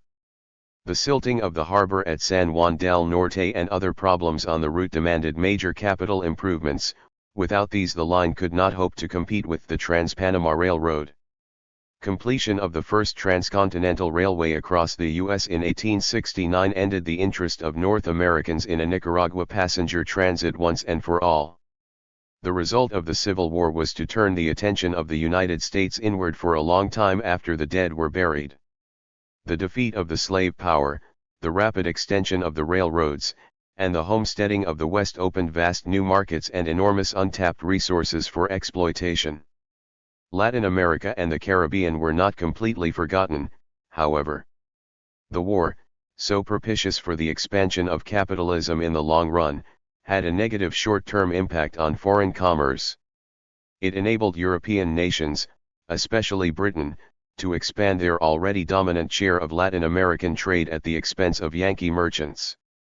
The latter didn't take kindly to the inroads, believing that, as natives of the Western Hemisphere, they were entitled to consider Latin America and the Caribbean as their exclusive preserve. 104. Concern over the trade situation prompted the Senate, in 1870, to request President Grant to prepare a report on the condition of commercial relations with Latin America.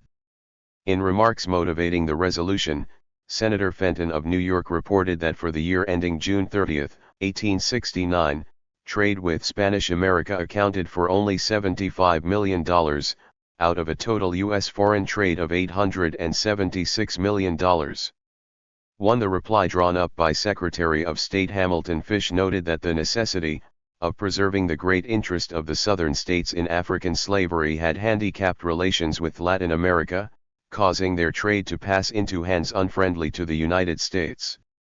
But prospects for the future looked brighter, he said. The abolition of slavery in the United States has caused us to be regarded there with more sympathetic as well as more respectful consideration. It has relieved those republics from the fear of filibusterism which had been formerly incited against Central America and Mexico in the interest of slave extension *2. Though the Secretary's statements contained much truth, the trumpets of manifest destiny were not completely silenced by the Civil War. The end of the slave system did indeed remove the chief propellant of pre-war expansionism. But the results of the irrepressible conflict, the abolition of property in humans, the extension of free market relations to the entire country, the crushing of the political power of the slave system did not mean that the cotton barons were extinct. They had merely been compelled to adjust to new economic and social realities. In fact, the transition from slavery to Jim Crow, from lashing to lynching, proved easier than the plantation owners could have imagined. With the aid of the Ku Klux Klan and friends in Washington, they soon reharnessed the former slaves to a form of peonage that harmonized nicely with the needs of agrarian, export-oriented capitalism. Not only did the reborn planters of the Old South resume their former friendship with northern merchants, they now found new allies among the up-and-coming wheat and timber exporters of the West. Unlike the pre-war predators, this new expansionist league saw territory not so much for its own sake. While there were among them, certainly, prospective investors in the lucrative productions of the tropics, their main interest lay in the competitive advantage for U.S. commerce that a base in the Caribbean would provide. Along with this, they sought to break down the trade barriers in the remaining Spanish colonies Cuba and Puerto Rico. In fact, even as Secretary Fish made his report to the Senate, an effort was underway to take possession of Santo Domingo, as the Dominican Republic was then known. The attempted annexation of the Dominican Republic revealed a great deal about the evolving United States policy toward Latin America and the Caribbean, in which Nicaragua was destined once again to play a principal part. It highlighted, too, the rapid transformation of the Republican Party. Initially a vehicle for the democratic aspirations of millions of small farmers, laborers, and immigrants, now, just 15 years later, it had become the home of wealthy merchants, industrialists, and speculators. The Dominican oligarchy was then torn by factional warfare. Fearing his own downfall, President Buenaventura Báez sought to save his position through annexation of the island to the United States.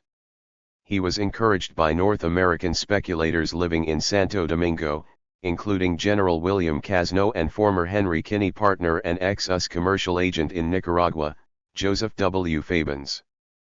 Fabens reappeared here in the guise of President Báez's special commissioner to the U.S. 3. A draft annexation treaty, negotiated under suspicious circumstances by General Orville E. Babcock, special agent of President Grant, was submitted to the Senate for ratification early in 1870. The New York Times hailed the agreement, "The administration, actuated solely by a desire permanently to serve the commercial interests of the country, has pushed the negotiation vigorously and successfully." For on May 12, 1870, a large and enthusiastic meeting gathered at New York's Cooper Institute for the purpose of giving expression to the views of our commercial community in favor of the ratification of the treaty for the annexation of San Domingo, reported the Times. The large hall of the Union was filled to overflowing, mainly with substantial businessmen. Shipping tycoon Moses H. Grinnell called the meeting to order, reading a list of honorary vice presidents and secretaries that included such prominent citizens as Moses Taylor and John Jacob Astor. Congressman Thomas Fitch of Nevada, one of the main speakers, delighted the audience with a depiction of the windfall that annexation would bring, then added, "If we can gain a foothold in the islands of the Caribbean by the annexation of San Domingo, every other island will speedily follow."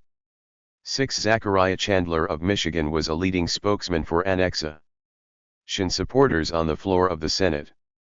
On May 28, 1870, in the midst of a debate on subsidies for U.S. shipbuilders, Senator Chandler interjected, "There is one other way in which we might increase our commerce, one that is simple, and that is by enlarging it.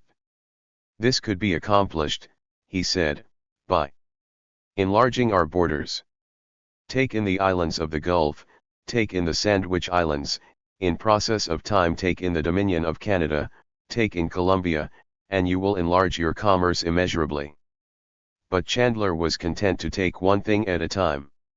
He would start with San Domingo, stands rapping at the door for admission. 7. For the next hour he reviewed for his fellow senators the commercial history of Santo Domingo since the time of Columbus.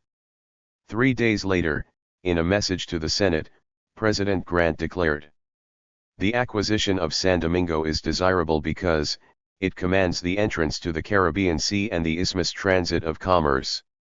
Its possession by us will in a few years build up a coastwise commerce of immense magnitude, which will go far toward restoring to us our lost merchant marine.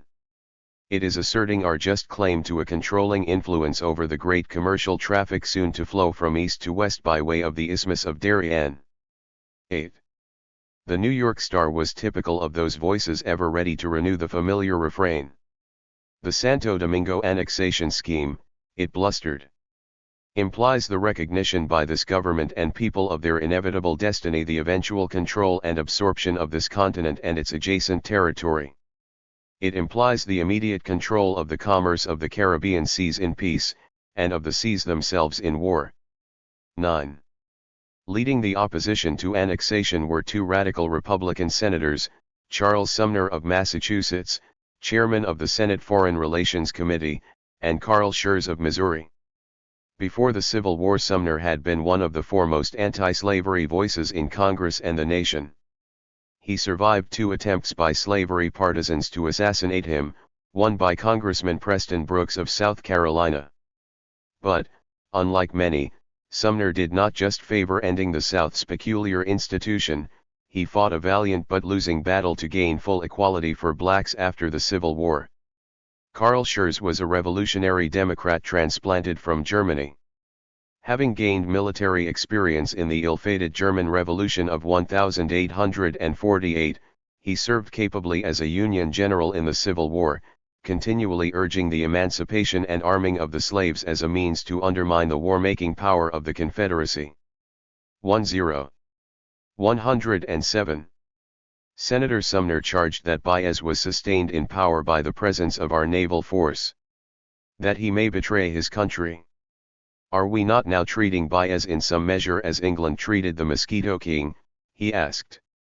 He appealed to President Grant not to follow the example of Franklin Pierce, James Buchanan, and Andrew Johnson. He protested, he said, in the name of the weak trodden down, in the name of peace imperiled, and in the name of the African race, whose first effort at independence is rudely assailed. 1 Schurz, meanwhile, aggressively unraveled the plot in the Senate Davis Hatch hearings. He exposed the collusion of General Babcock, one of Grant's closest friends, with Fabens and Casno, as well as the means by which the supporters of annexation had conspired to keep Baez in power till the scheme could be consummated. 12 Most opponents of annexation were not as principled as Sumner and Schurz, however. Some expressed a racially motivated reluctance to bring more blacks into the United States. Among these was Senator Thomas Bayard of Delaware, later to become Secretary of State. Bayard argued that the people of the Dominican Republic can never be governed by a constitutional government like ours. We are unable to elevate such a race as inhabit that island to the level of our own. If a level is to be achieved at all, it will only be by dragging us down, and not by bringing them up.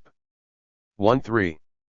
Others manifested a widespread concern about the potential costs, both financial and military, of a Caribbean empire. Senator Morrill of Vermont argued for annexation of Canada instead.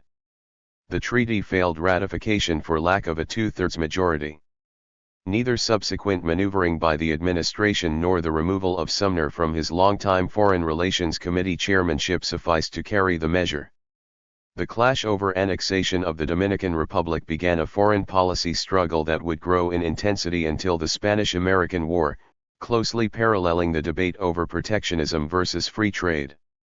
Export-oriented producers, largely in the South and West, were joined by merchants in promoting an aggressive, expansionist foreign policy, whose centerpiece would be the project of an Isthmian canal.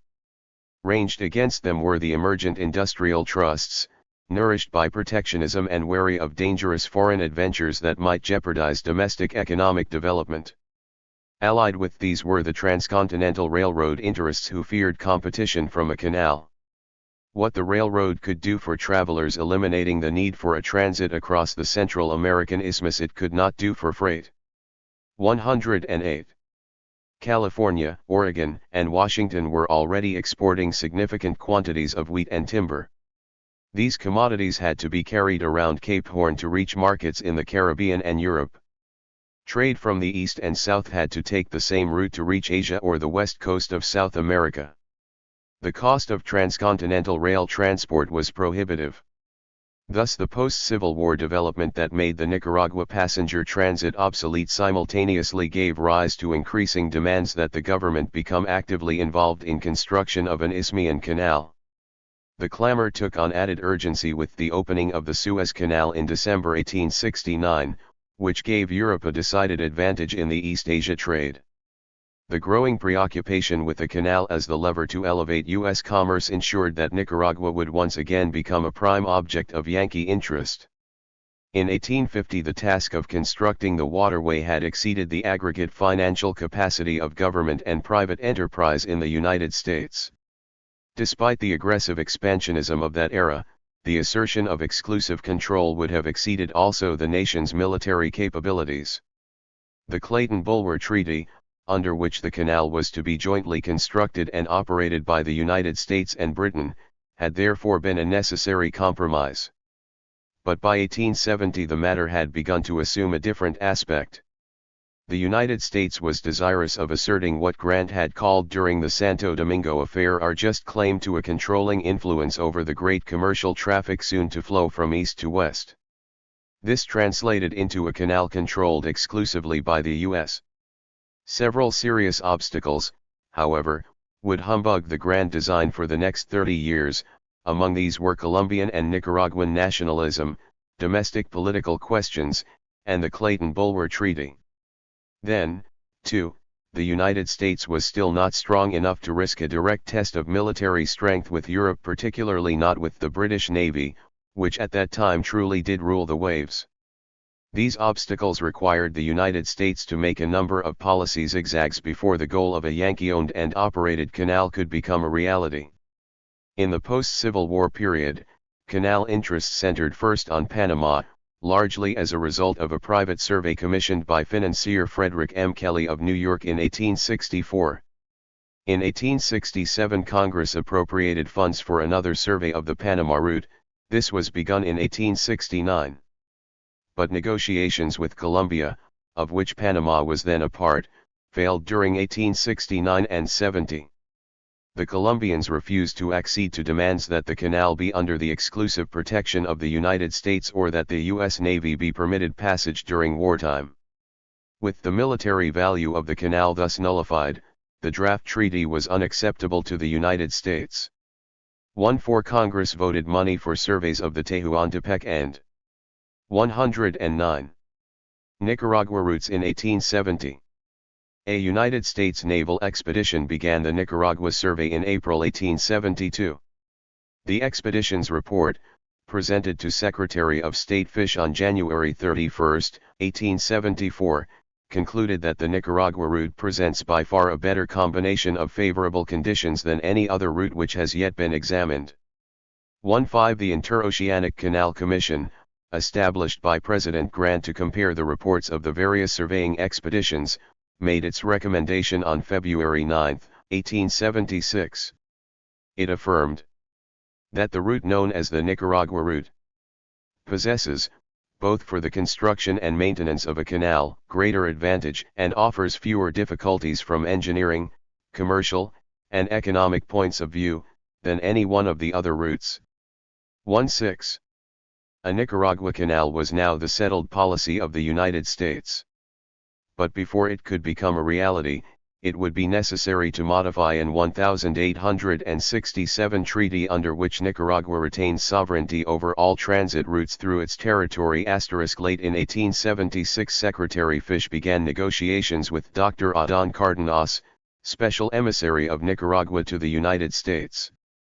During its final months in office the Grant administration appeared willing to back down from the demand for a US-controlled canal, at least in regard to the Nicaragua route, which was explicitly covered by the provisions of the Clayton-Bulwer Treaty.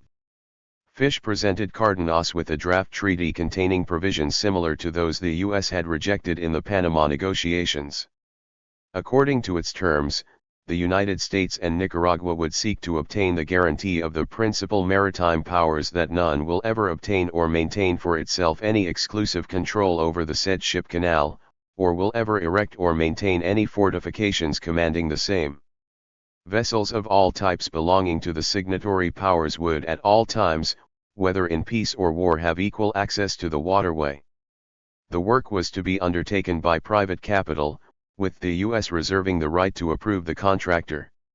Upon completion, an international board of control, having 2 members each from the U.S., Nicaragua, and the other guarantor nations, would approve tolls and operating regulations.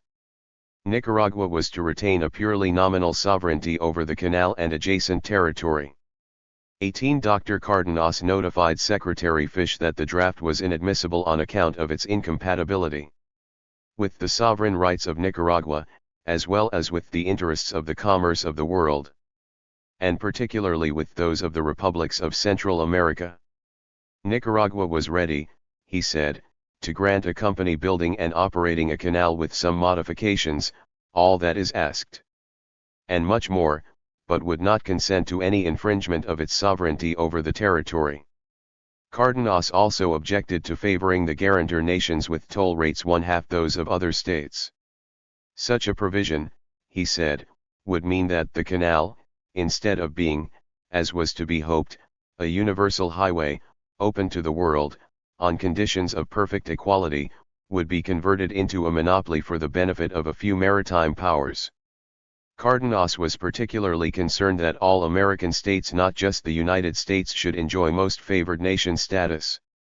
He also proposed that, in conformity with the Clayton-Bulwer Treaty, a clause be added providing that none of the guarantor powers shall occupy, fortify, colonize, assume, or exercise any dominion whatever over Nicaragua or over any part of Central America.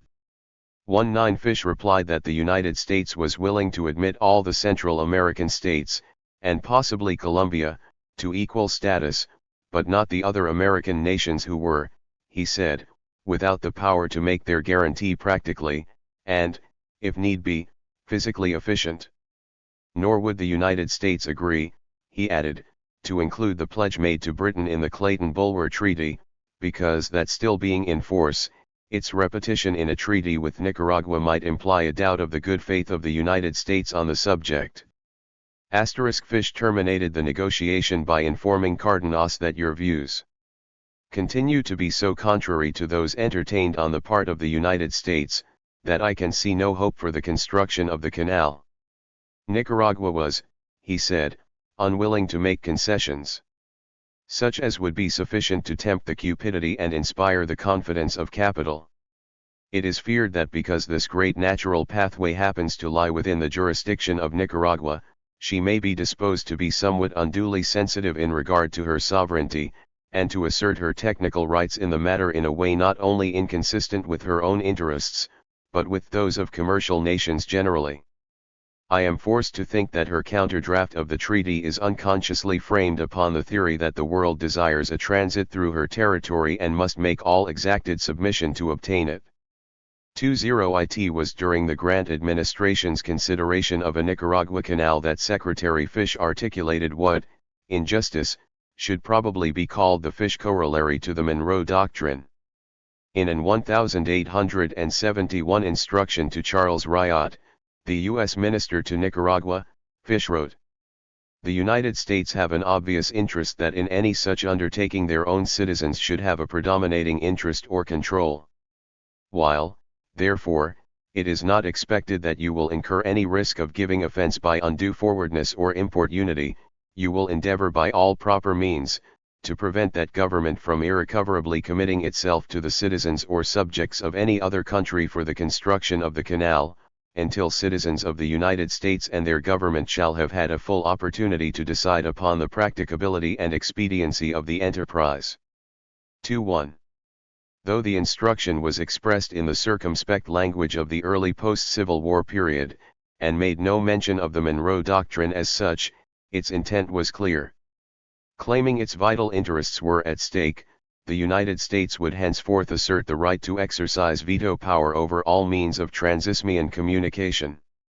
The following year, 1872, Minister Riot reported to Fish that a certain Mr. Carmichael, an agent of one or more European houses, was in Nicaragua trying to negotiate a contract to construct a railroad from Monkey Point on the Caribbean to Corinto Bay on the Pacific. The proposal, said Riot, was one apt to seriously compromise the interests of our citizens and counteract the views of my government as stated in your dispatch number 43 of February 1, 1871. 2. Describing the Monroe Doctrine as a continental gospel, Riot notified the Nicaraguan government.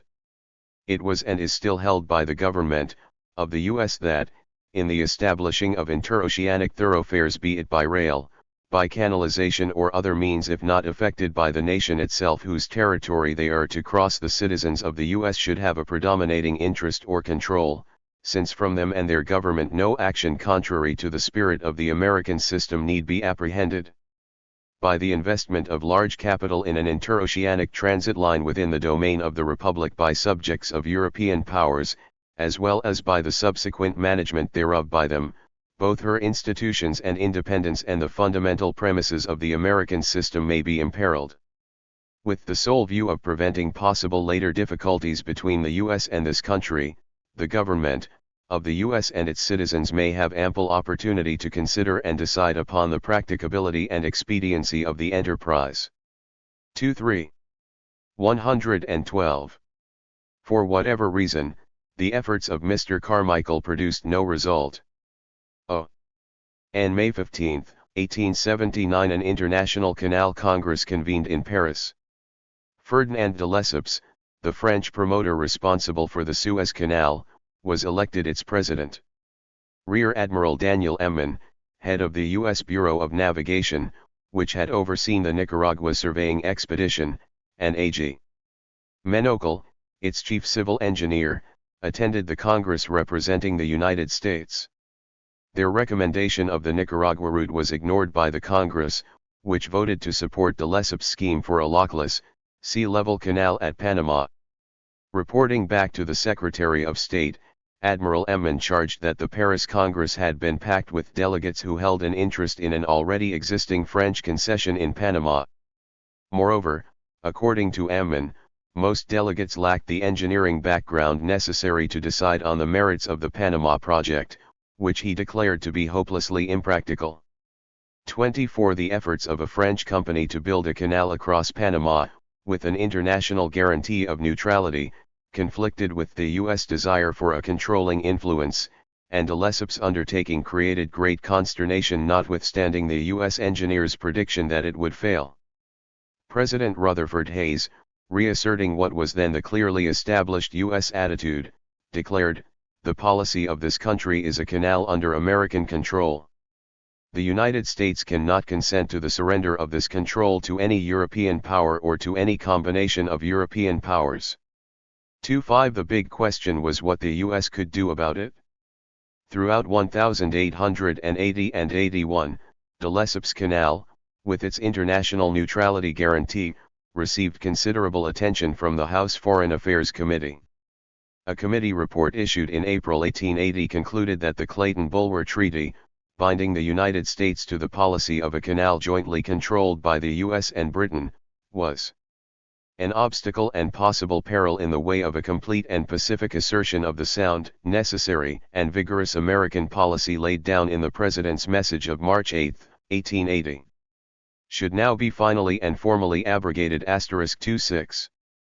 The congressman lost no time calling into play the Monroe Doctrine, which would see regular service as the United States carved out its sphere of influence and control in the Americas. An 1881 report by the same committee, entitled The Interoceanic Canal and the Monroe Doctrine, resolved. Hayes' message is quoted above. 113. That the construction of any public work, connecting the waters of the Atlantic and Pacific, by any European government or power, whether the same be constructed at Panama or elsewhere, would be in violation of the spirit and letter of the Monroe Doctrine, and could not be sanctioned by the government of the United States. The report concluded with a recommendation that steps be taken by the President to abrogate any existing treaties whose terms are in conflict with this declaration of principles.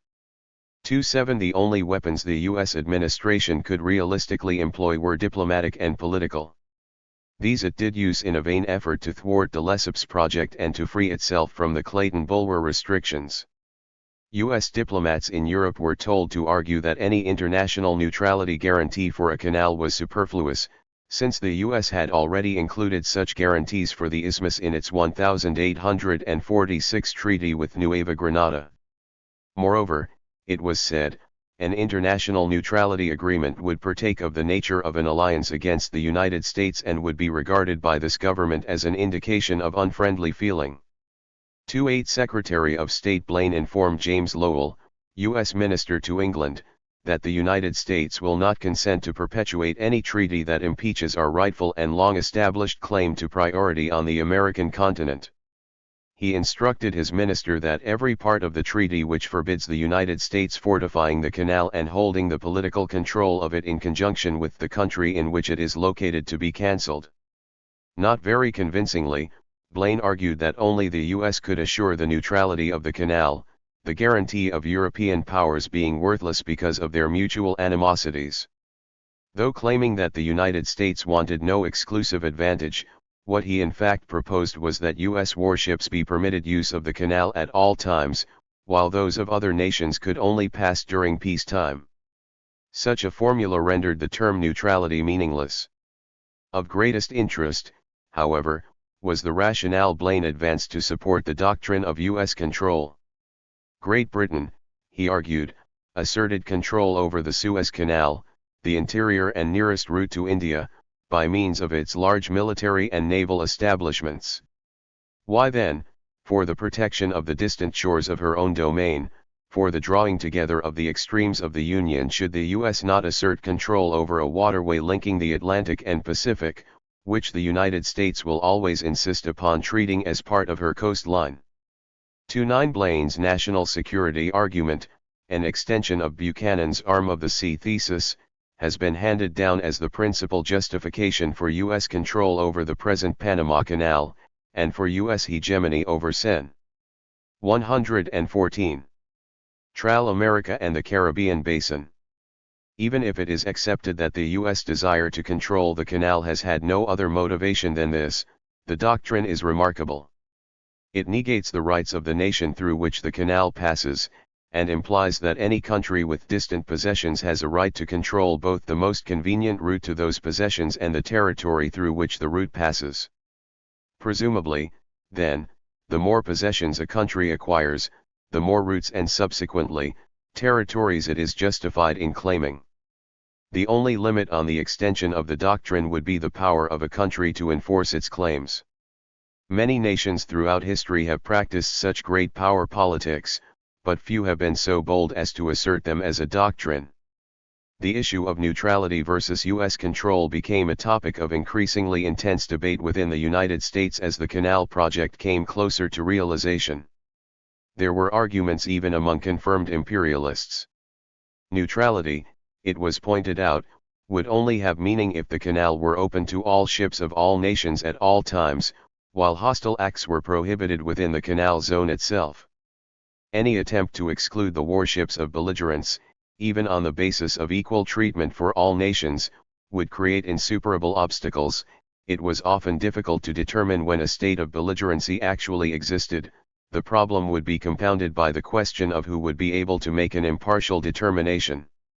On the other hand, it was argued, the attempt of any one nation to control the canal would simply turn it into a military target that would be difficult and expensive to defend. Critics pointed out even then, long before the advent of aircraft or guided missiles, not to mention nuclear weapons, that a determined enemy could easily render the canal useless with nothing more than a few sticks of dynamite. The advocates of U.S. control replied that the Monroe Doctrine would not allow the participation of European powers in Western Hemisphere affairs to the degree required for an internationally supervised neutrality guarantee.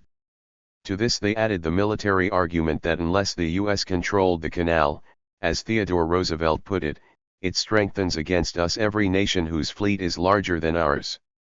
30. In an influential essay dealing with questions raised by the canal, John Bassett Moore, a renowned U.S. expert on international law, commented, "There seems to be an incongruity between that just confidence which we feel in our power and the extreme apprehensions sometimes expressed for our safety." 3:1 But, as it happened, logic had little to do with the final outcome. The canal that was ultimately constructed in Panama under U.S. control has never been seriously imperiled, notwithstanding that it was opened less than 2 weeks after the outbreak of World War I, and the 115. United States has been involved in military action of one sort or another almost continuously ever since. Nor has the U.S. ever faced the kind of naval threat to its own shores that would have given meaning to the military argument advanced by Roosevelt and others. Still, the canal security question seems to have 9 lives. The purported need to safeguard the waterway has paid off handsomely in both economic and political terms. The demand for abrogation of the Clayton-Bulwer Treaty was not well received by England, which assumed that it had equal claim to a route that would link it with British Columbia and Australia. The London Times asked, if the United States cannot trust England, why should England be required to trust the United States? 3-2 The British Lion was still rampant.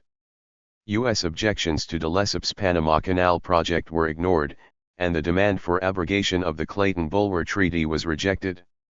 It was one thing to declare United States hegemony in the Americas, quite another to carry it into practice. But the U.S. engineers' assessment as to the impracticability of the de Lesseps plan was soon validated. The French company went bankrupt in 1889, and the argument became moot. Meanwhile, the U.S. had decided to go ahead with its own canal. It brought heavy pressure to bear on Nicaragua, and a treaty was finally signed in Washington on December 1, 1884 by President Arthur's Secretary of State, Frederick Frelinghuysen, and a Nicaraguan envoy, former President Joaquin Zavala. The Frelinghuysen-Zavala Treaty provided for a canal to be built entirely by the United States on a strip of land 2½ miles wide that would be owned by the two contracting parties.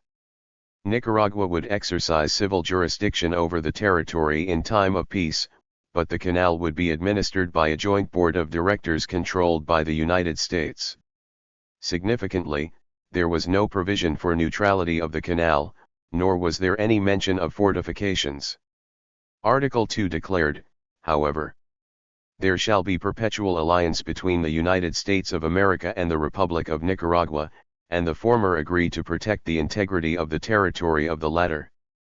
In return for the concession, Nicaragua was to receive 1/3 the net proceeds from the completed work.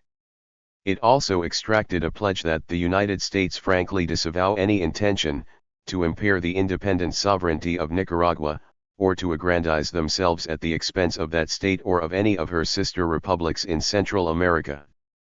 3-3 A New York Times correspondent commented, "It is unquestionably true that the Nicaraguan government did not desire to make the present treaty the will of a mighty nation of 55 million of homogeneous, progressive, and patriotic people is of course irresistible when it runs counter to the wishes of feeble and unstable governments like those of Central and South America. Nicaragua desires to have the canal built, but she wants the work to be done by a corporation rather than a government, because she wants to yield the least possible control over it." 34. But the United States had made some real concessions. The provision for a canal zone 2½ miles wide represented a retreat from the 10-mile width traditionally insisted upon. So did the provision for sharing revenues and the pledge to respect the territorial integrity of Central America, which the U.S. had previously been unwilling to include in any treaty.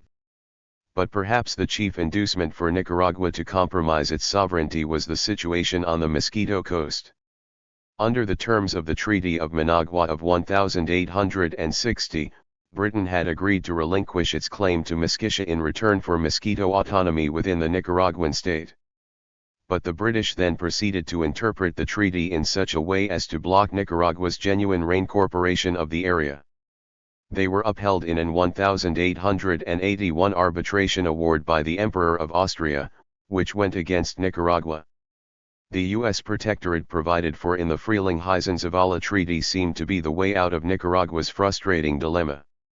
In his message to the Senate urging ratification, President Arthur did not mention that the treaty constituted a clear violation of the Clayton-Bulwer stipulations with Britain. 3-5 The omission was not overlooked by the legislators, however.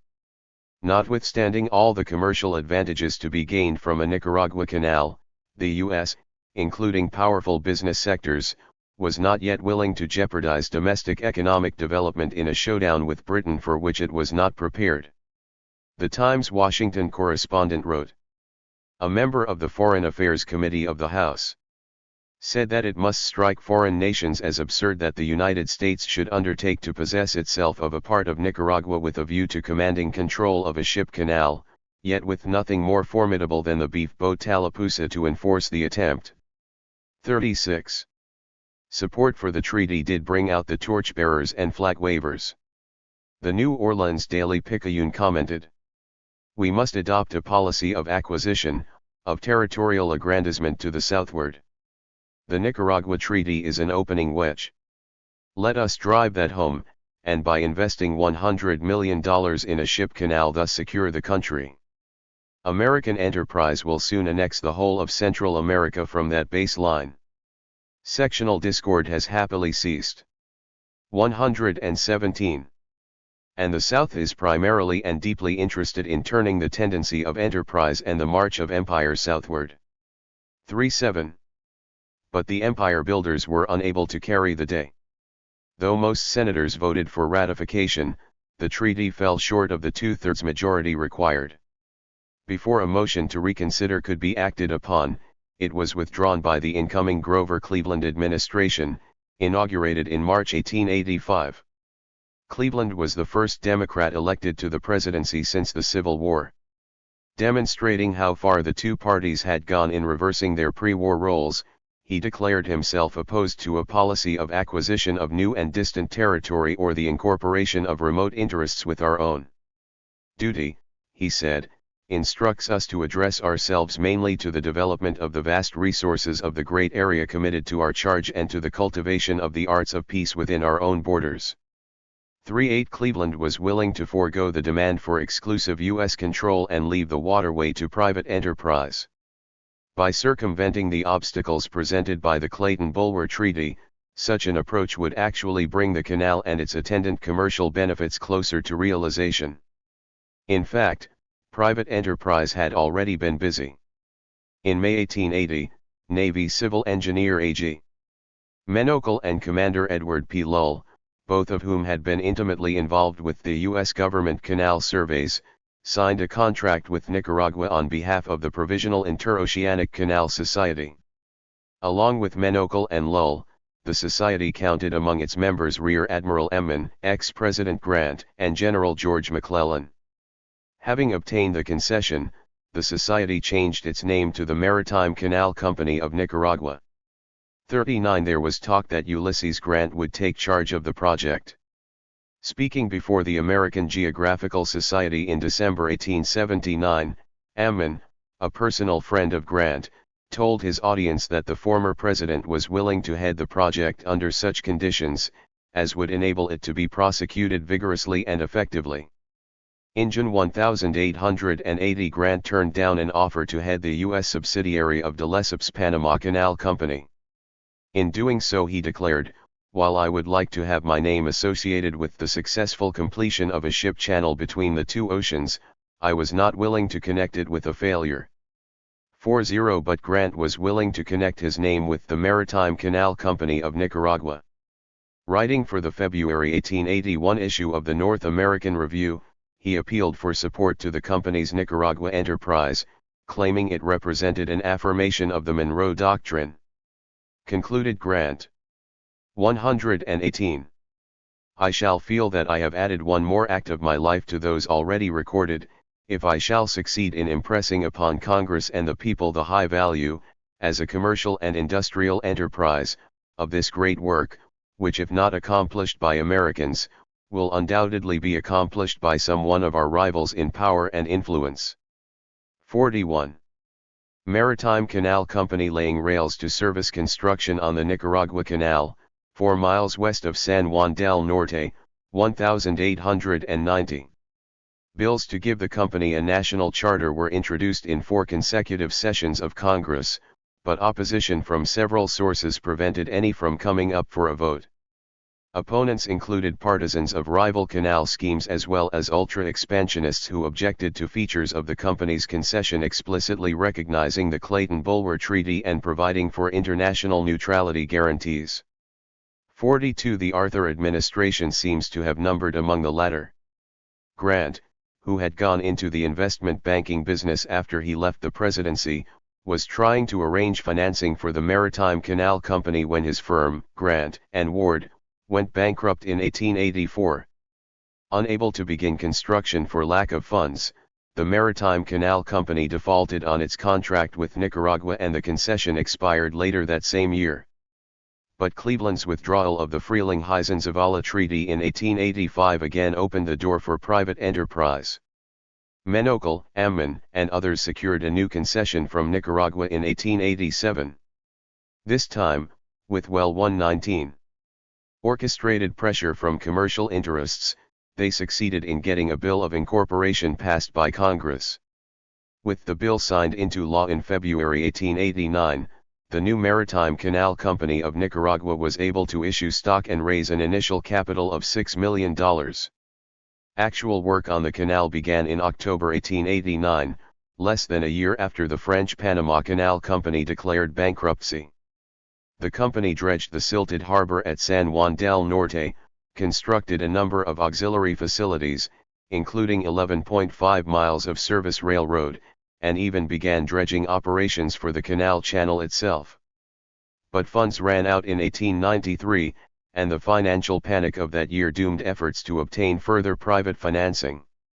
Congressional attempts to secure a governmental loan guarantee or a purchase of company stock were consistently blocked by the same coalition that thwarted the company's earlier efforts.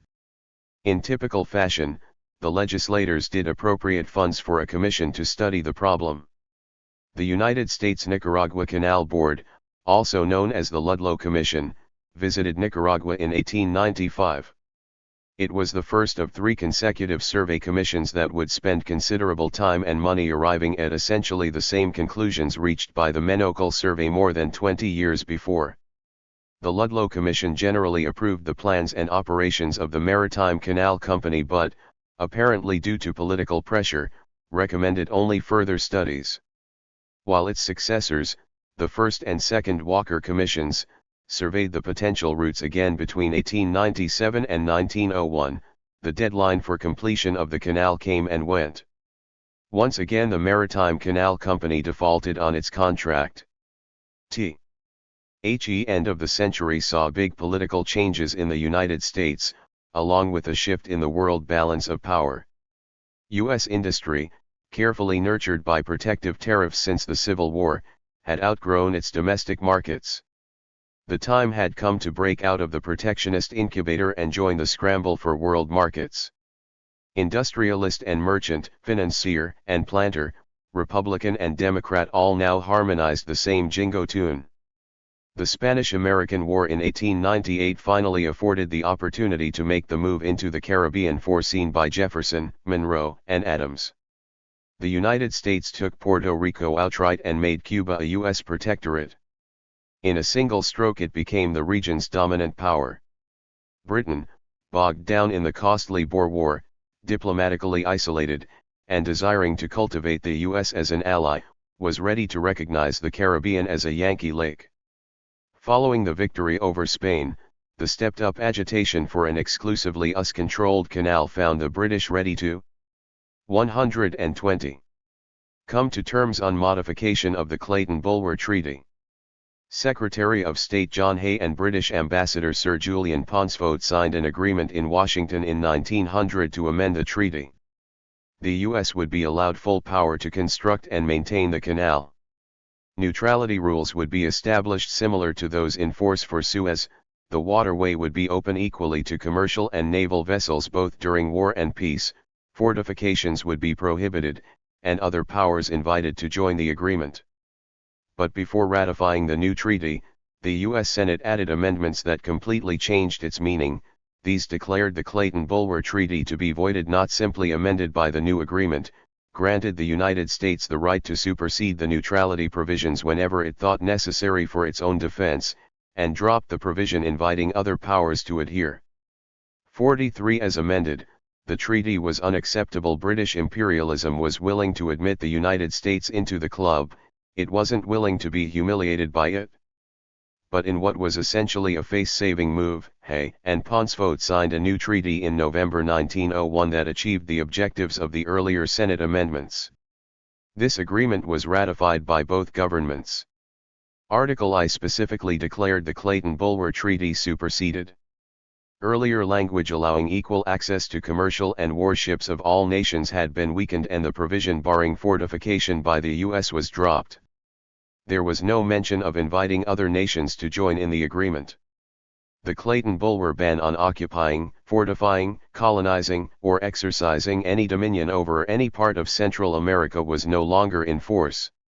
In fact, the new treaty foresaw the eventuality of the United States doing some of those very things by specifying, in Article 4, that its terms were not to be affected by any change of territorial sovereignty or of the international relations of the country or countries traversed by the canal.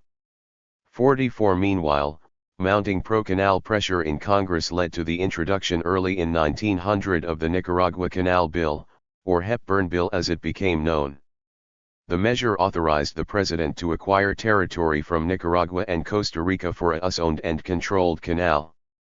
Its sponsor, Representative William P. Hepburn of Iowa, chairman of the House Committee on Interstate and Foreign Commerce, expressed the impatience of a growing number of congressmen, tired of Nicaragua surveys.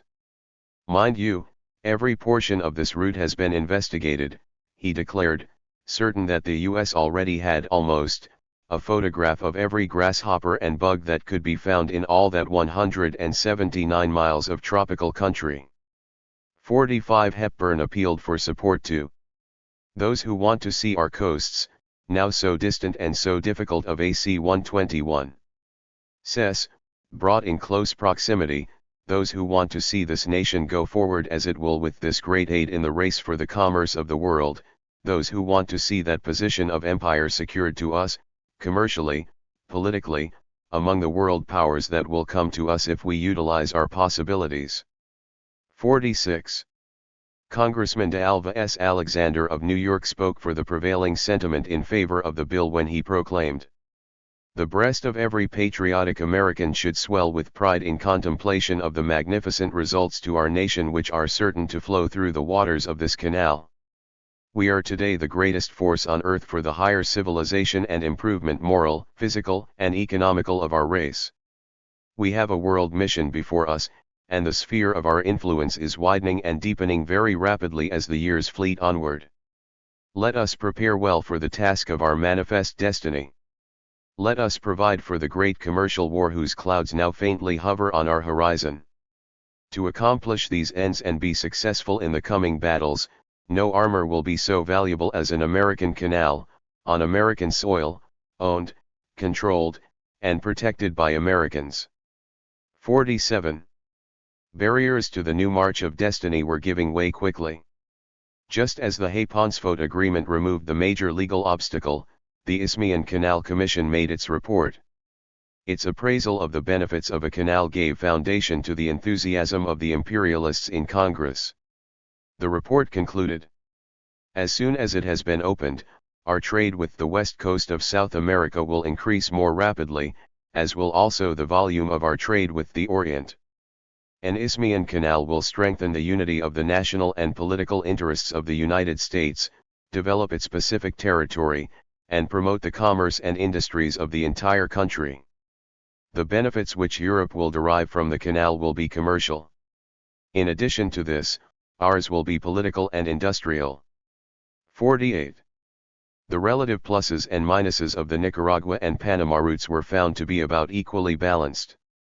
It was noted, however, that a canal by the Nicaragua route would bring Nicaragua and a large portion of Costa Rica and other Central American states into close and easy communication with the United States and with Europe.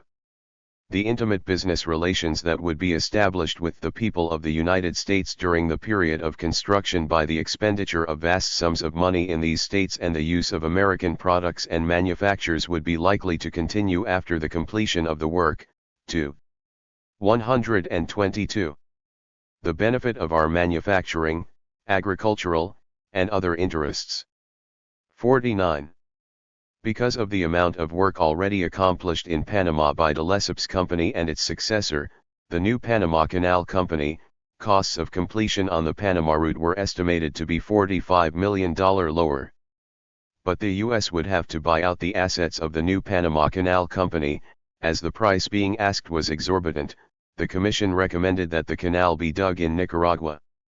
But early in 1902, when the French company offered to sell out to the United States for $40 million, the Commission changed its recommendation in favor of Panama. 50. Shortly afterward, the Hepburn-Nicaragua Canal Bill, held up in the Senate to avoid embarrassment to the Hay-Pauncefote negotiations, passed both houses with little opposition. But intense lobbying efforts by agents of the Panama Company caused the bill to be amended in the Senate. The Spooner Amendment to the Nicaragua Canal Bill authorized President Roosevelt to acquire the Panama Company's assets and complete the canal through Panama, provided the U.S. could obtain control of the canal zone from Colombia. 5-1 The story of the machinations of Philippe Bonavarilla, president of the French Panama Company, and the collusion of the United States in promoting Panama's breakaway from Colombia is beyond the scope of this narrative.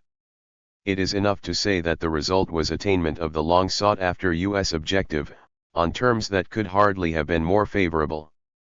8. The rise and fall of José Santos Zelaya. Today, more than ever before, American capital is seeking investment in foreign countries, and American products are more and more generally seeking foreign markets. This administration, through the Department of State and the Foreign Service, is lending all proper support to legitimate and beneficial American enterprise in foreign countries, the degree of such support being measured by the national advantages to be expected. President William Howard Taft, 1909. The expulsion of the filibusters in 1857 and the inauguration later that year of Tomás Martínez as president ushered in a period known to Nicaraguans as the 30 Years. This interlude of relative peace and stability actually lasting 36 years, until 1893 not only coincided with, but was in part due to, the Civil War in the United States. Martínez and his 7 successors, though nominally conservative, represented the more progressive and far-sighted wing of the Granada-based oligarchy. To a greater or lesser extent, they recognized the need to accommodate their Leon's rivals, put an end to the blood feud that had nearly destroyed the country, and chart a course of economic development and modernization. These goals were not achieved without opposition from the more reactionary elements of their own party, however. In 1863 José Dolores Estrada, the hero of San Jacinto, was exiled in disgrace to Costa Rica. 124. Having joined an abortive uprising by conservative recalcitrants.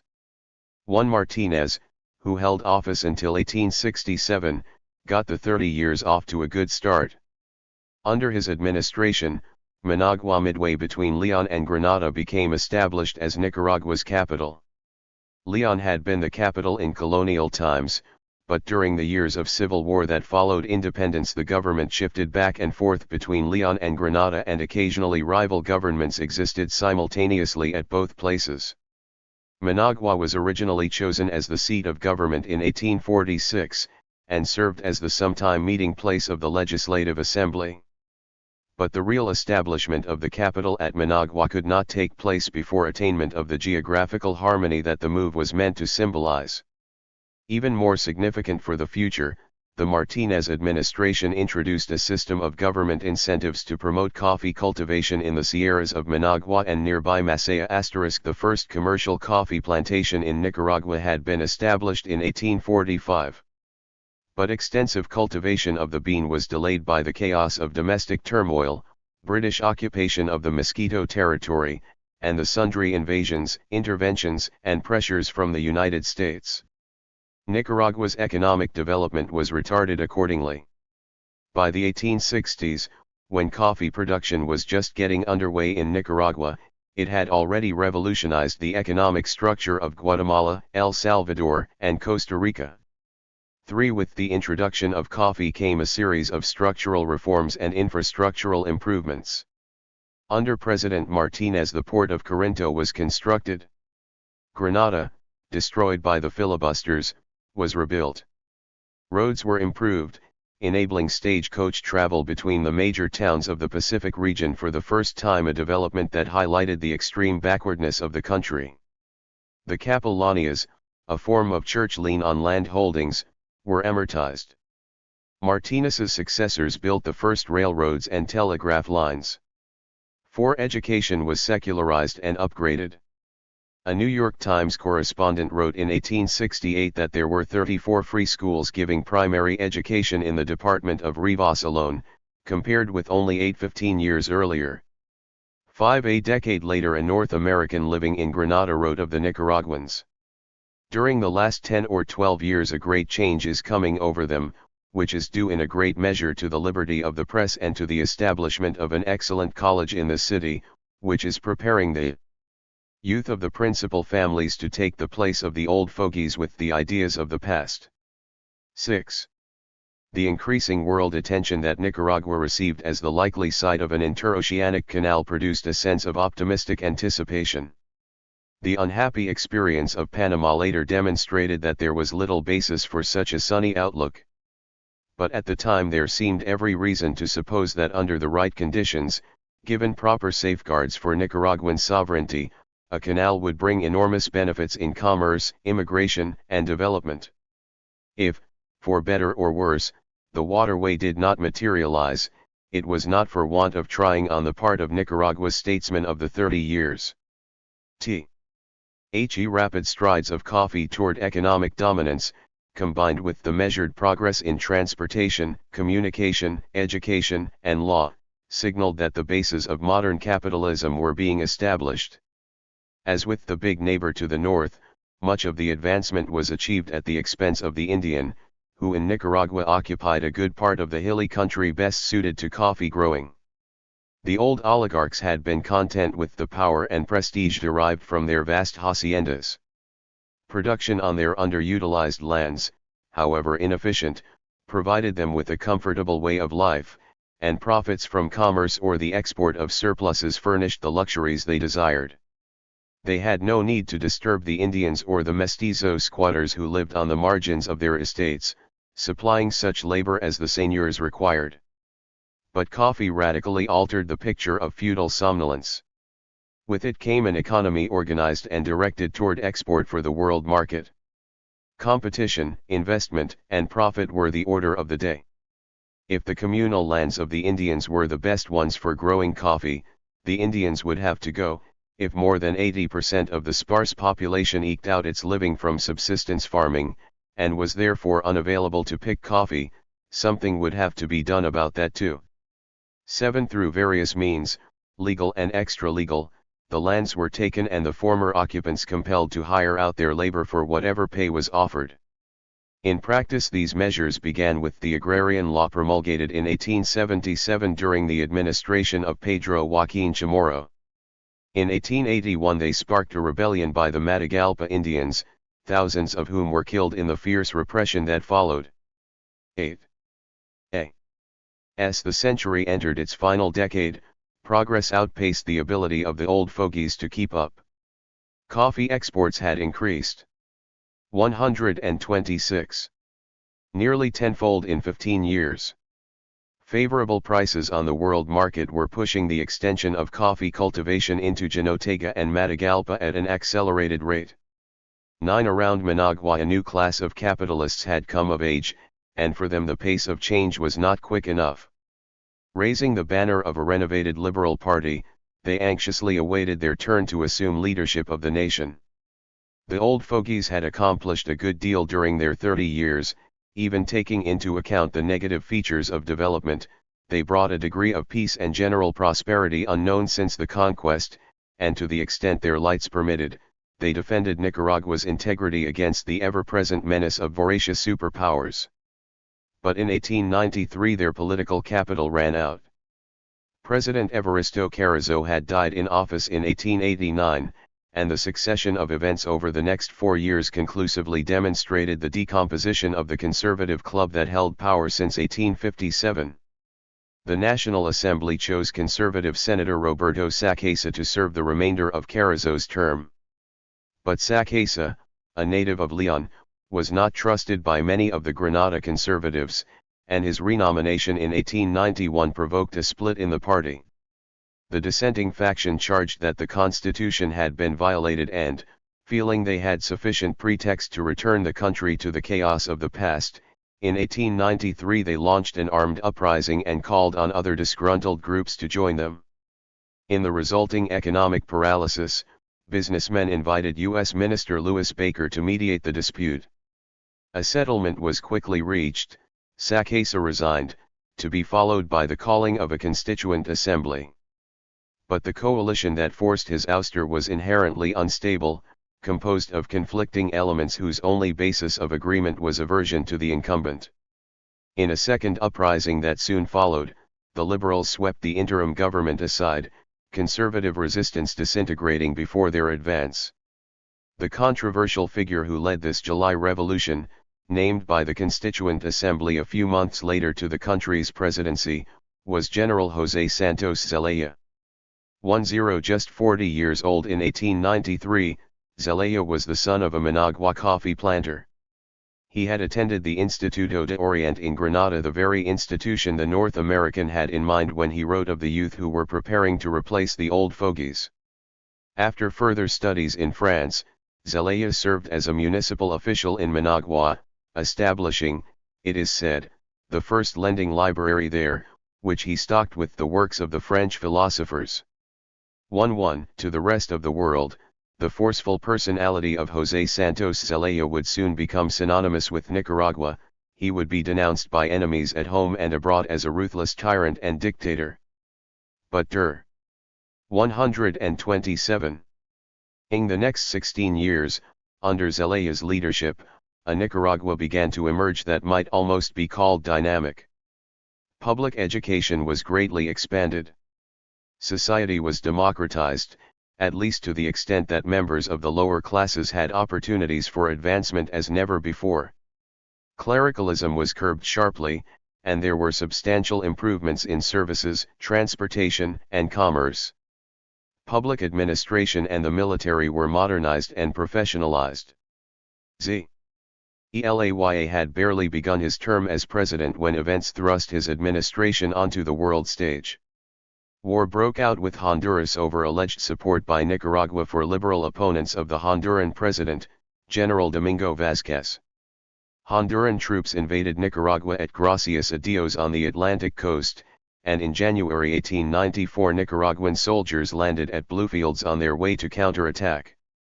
There should have been nothing remarkable about such an operation. Bluefields was supposed to be Nicaraguan territory. But, in fact, an anomalous situation existed on the whole of Nicaragua's Atlantic coast, and the landing of troops, perhaps intentionally, perhaps not, precipitated a crisis. The Mosquito authorities at Bluefields tried to interfere. In response, Zelaya's government disbanded Clarence's council and placed the region under martial law. The result was to involve Nicaragua in a complicated stew with Britain, the United States government, and U.S. business interests. When Nicaragua signed the Treaty of Managua with England in I-860, it thought the question of the Mosquito Kingdom had been resolved once and for all. Britain had agreed to recede from its protectorate in an arrangement that gave the Mosquitos a large measure of autonomy in their traditional homelands, designated the Mosquito Reserve. The reserve would, however, fall within the territorial sovereignty of the Nicaraguan. 128. State. The arrangement was similar, on the surface, to that of Indian reservations in the United States, with the Mosquitos enjoying somewhat greater autonomy. But even though the treaty clearly stated that the British protectorate would end 3 months after the exchange of ratifications, over the following decades inhabitants of the reserve continued to appeal their disputes with national authorities to England, and the British continued to interpose. 1. This state of affairs induced Nicaragua to agree to submit the question of Britain's supposititious residual rights to the arbitration of the Emperor of Austria. Franz Joseph's award, given in 1881, did not address itself to the question of Britain's continued protectorate at all, but created even greater confusion and frustration by declaring, the sovereignty of the Republic of Nicaragua is not full and unlimited, but is limited by the self-government conceded to the Mosquito Indians. Within the territory, Nicaragua had the right, he said, to hoist its flag and to appoint a commissioner for the protection of its sovereign rights, whatever those may have been, limited as they were. 1. In 1853 British Foreign Secretary Lord John Russell had conceded that the Mosquito Indians, instead of governing their own tribe according to their own customs, furnish a name and a title to Europeans and Americans, who carry on trade at Greytown and along the coast of Mosquito according to the usages of civilized nations. In 1894 Mosquito self-government, its figurehead hereditary king demoted to chief by the Treaty of Managua, was as much a fiction as ever. According to the testimony of one of its members, the Executive Council in 1894 consisted of 16 persons, of whom only 3 were Mosquitoes. 1/4 the remainder were Jamaicans claiming British citizenship, North Americans, and Creoles. Aside from San Juan del Norte, which had served as the chief outlet for commerce with Spain during colonial times, the extensive and thinly populated Atlantic coast region had never been integrated into the economic life of Nicaragua. Natural geographic barriers and Nicaragua's own backwardness combined with the British influence to keep the regions east and west of the Isthmian Cordillera worlds apart. But the valuable natural resources on the Atlantic coast, the ease of sea communication with eastern and Gulf Coast ports of the United States, the predominance of the English language, and the political limbo of the zone all made it attractive to foreign investors, especially Yankees. U.S. investment on Nicaragua's Caribbean littoral, principally in banana plantations and mahogany export, had become such that in 1888 Secretary of State Bayard asserted, by far the larger part of the foreign commerce of that region is at present carried on between the ports of Bluefields, 129, and New Orleans. 15 Robert N. Keeley, a North American, decided to look into the investment opportunities for himself after receiving a letter from a friend working a 100-square-mile grant on the Mosquito Reserve. The bottoms are rich in timber and the uplands abound with gold, his friend had written, native help is plentiful and can be hired for a song and sixpence, and the mahogany can be floated all the way to the coast. After visiting the area in 1893, Keeley wrote of the banana plantations that covered the banks of the Rio Escondido for a distance of more than 40 miles, exporting, on average, 40,000 bunches a week. Bluefields ships more of this fruit than any 2 other ports of the world, he noted. 16 By the time the issue of the political status of the Mosquito Reserve came to a head, United States capital reportedly accounted for 90 to 95% of all investment there. The U.S. consular agent in Bluefields, B.B. Seat, estimated the amount of that investment at $1.5 million, not a huge sum even in those days, but its importance was magnified by the fact that the highly profitable banana and mahogany operations required little capital investment. 17 A letter from Sigmund Breda, United States Consul at San Juan del Norte, to Baker, the U.S. Minister in Managua, conveys a picture of the cozy relationship between foreign investors and the Mosquito authorities at Bluefields. The merchants in the reservation had been the beneficiaries of special privileges.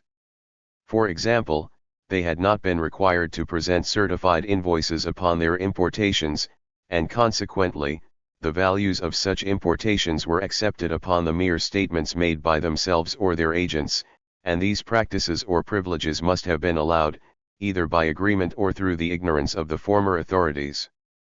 18. With such privileges, freely granted concessions, and the lack of any taxes or governmental controls, it is no surprise that North Americans and other foreigners found the Mosquito government, or rather, the government exercised in the name of the Mosquitoes, much to their liking. As for the Mosquitoes themselves, who did not live in Bluefields, but out in the hinterlands, Consular Agent Seat reported that they know but little of the government as it exists, and according to well-authenticated reports have become dissatisfied and have recently developed considerable opposition to this local regime. They claim that they are not the beneficiaries of anything that is done, that their country is being alienated and its wealth squandered for the enrichment of their rulers, while they as a people are left destitute and poor. 130. The solicitude for the welfare of the Mosquitoes that President Zelaya expressed may be treated with a certain amount of skepticism.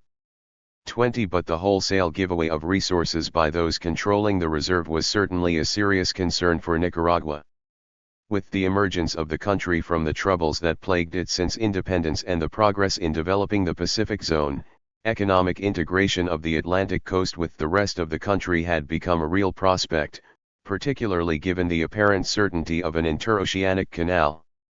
For a number of years settlement by Hispanic Nicaraguans had pushed steadily eastward, and conflicts with holders of concessions from the Mosquito Reserve were becoming a regular occurrence.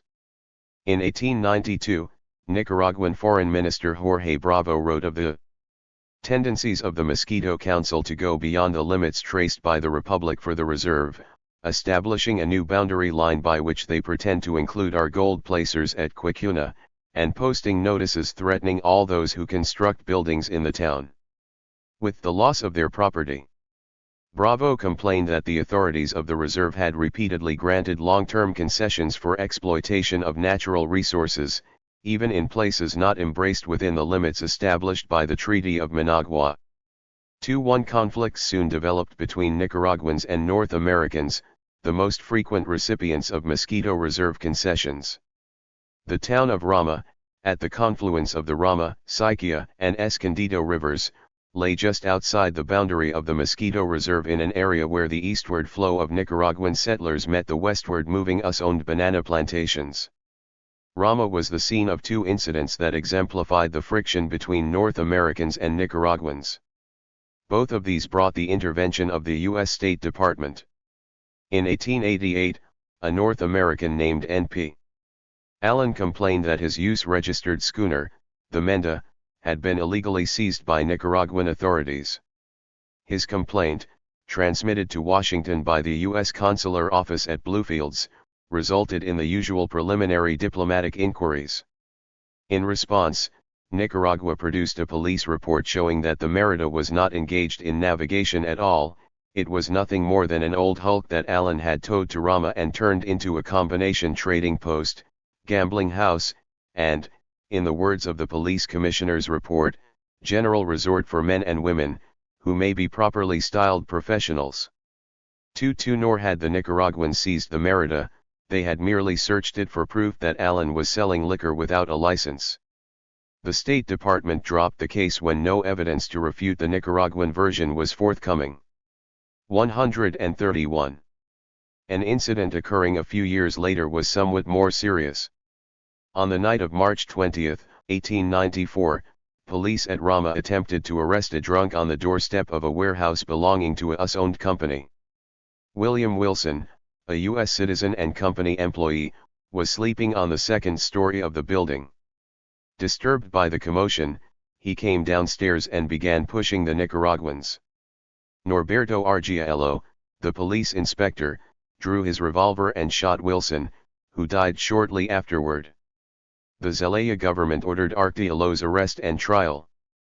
But Argiello twice escaped from jail, apparently with help from other police officials.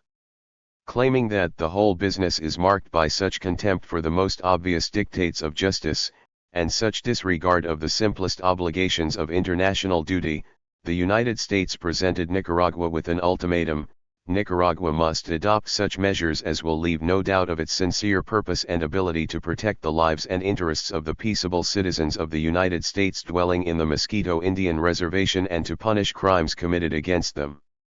Minister Baker underlined the U.S. demands by reading Nicaraguan Foreign Minister José Madriles a telegram from the captain of the USS San Francisco, "Ready to assist with all my force," it said.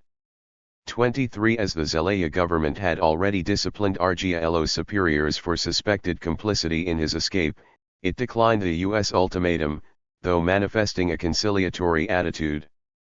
24 Baker was not satisfied, but U.S. President Grover Cleveland decided to let the matter rest.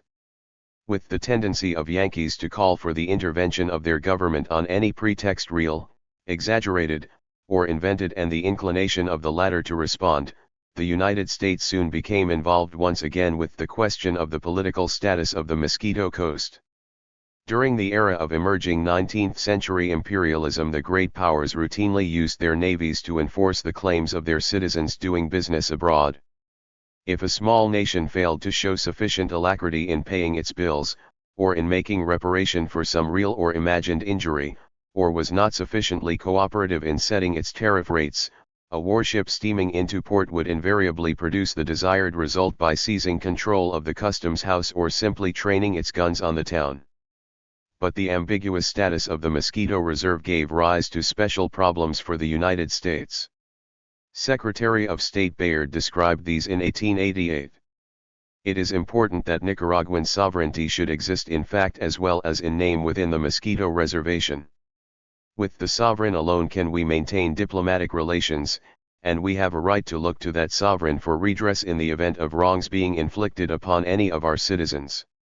If the Republic of Nicaragua is to be limited to the 132 mere formal right of hoisting a flag and maintaining a commissioner within the reservation, how can it be called upon to perform any of its international obligations? 25. The projected canal with its Atlantic terminus at nearby San Juan del Norte made the need to support Nicaragua's clear title to the territory even more imperative. And, of course, the United States was anxious to remove the source of any British claim to share in controlling the destiny of the region. These larger objectives led the U.S. to support Nicaragua's assertion of unlimited sovereignty over the Mosquito Reserve. But the policy conflicted with the immediate interests of U.S. investors on the Banana Coast, complicating the crisis that came to a head in January 1894.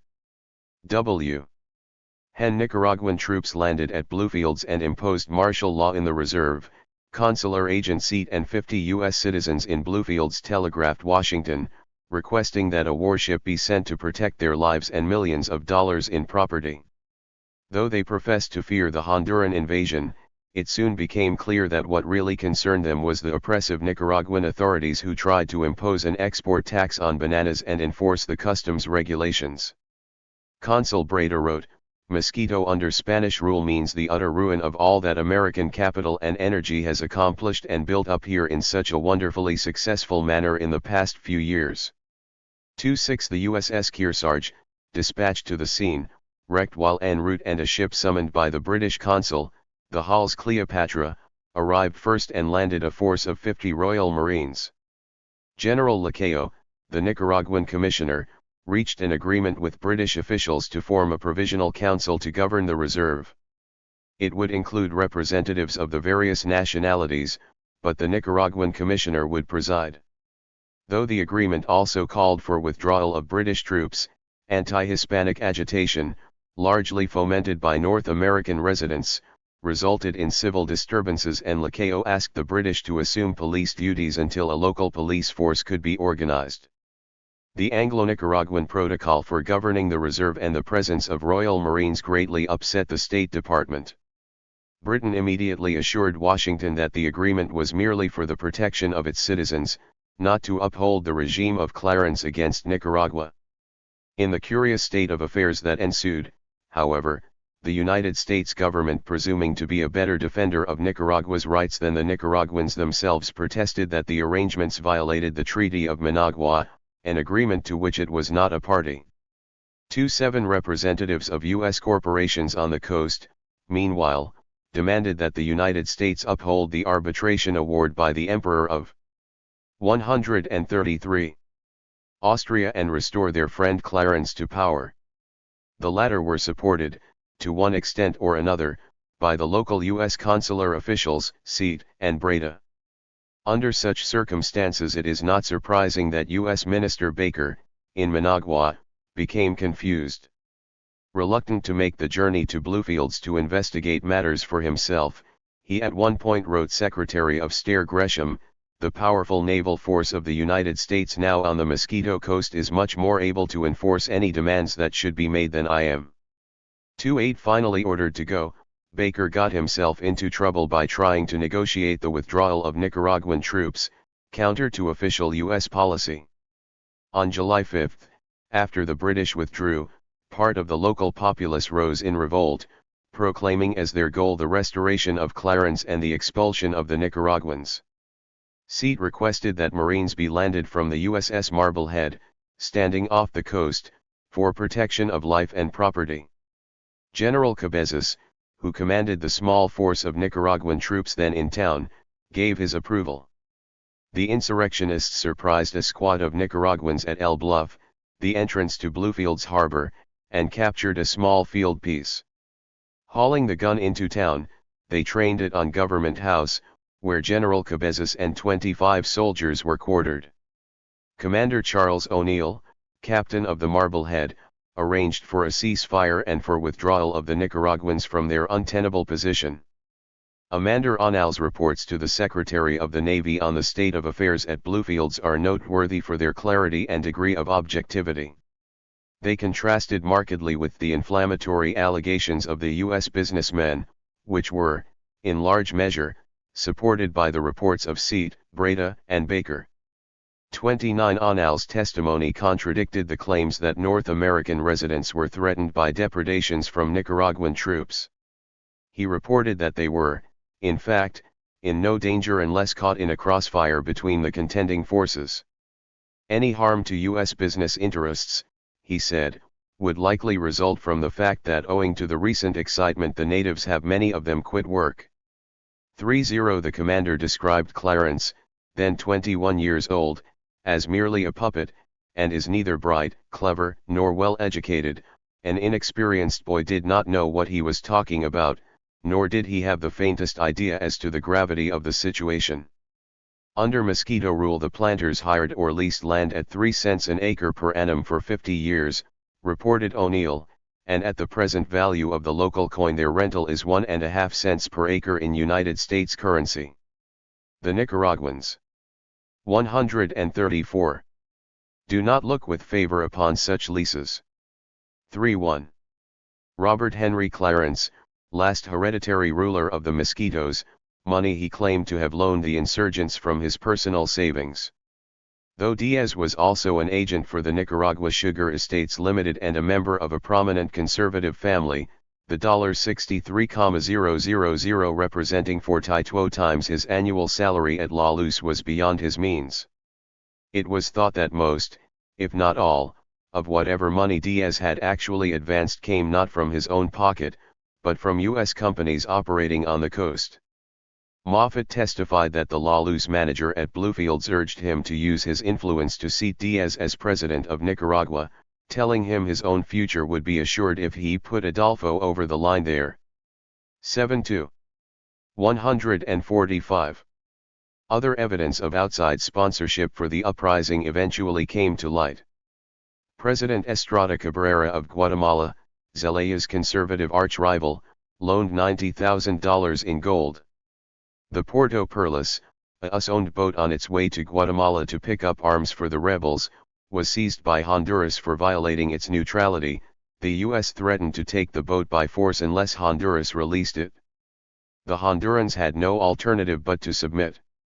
7-3 New Orleans was the base of supply for Estrada's forces.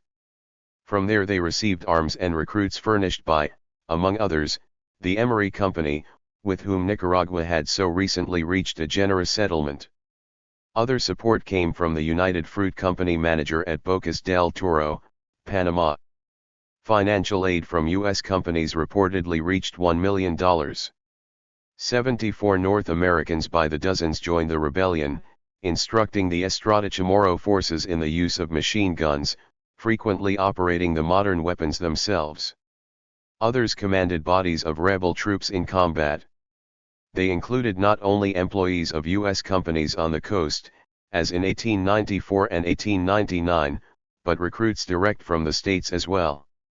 Among the latter was Captain Godfrey Fowler of the Texas National Guard, an active-duty member of the Texas governor's staff. 7-5 Another North American who joined the conservative revolt was a Virginian named Leroy Cannon. A civil engineer by profession, Cannon had lived in Central America for several years. He was formerly a part owner of a mercantile business at Mataguas in the Matagalpa Mountains, engaged in buying and selling rubber and other goods. In 1906, after a squabble with the local commandant, he left Nicaragua for Honduras. There he was connected with the conservative Bonilla government and with Lee Christmas, a North American soldier of fortune who held the rank of general in the Honduran army. When Bonilla fell as a consequence of the disastrous war with Nicaragua in 1907, Cannon went to El Salvador, becoming a police official in San Miguel. Described as brave, bold, intelligent, and likable. The Walker of our times, with even more ambition and greater talents than that ill-fated adventurer, Cannon returned to Honduras in 1908 to join the unsuccessful attempt to restore Bonilla to power. 7-6 Taken prisoner, he was pardoned and given money to leave Honduras on the pledge that he would never again take part in Central American conflicts. But when the Estrada revolt broke out, Cannon, then living in Guatemala, accepted an offer from Emiliano Chamorro and joined his staff with the rank of colonel. Leonard Gross, a Texan, had also lived in Nicaragua for a number of years. He had a Nicaraguan wife and 4 children in Nandame. Gross was residing in Bluefields when the Estrada Rebellion began, working some 146 mining claims. He, too, accepted a commission as colonel in the rebel forces. On October 31, Cannon was taken prisoner by government troops operating on the San Juan River. 2 days later Gross was captured also. Admitting their participation in the rebellion, both were tried before a court-martial.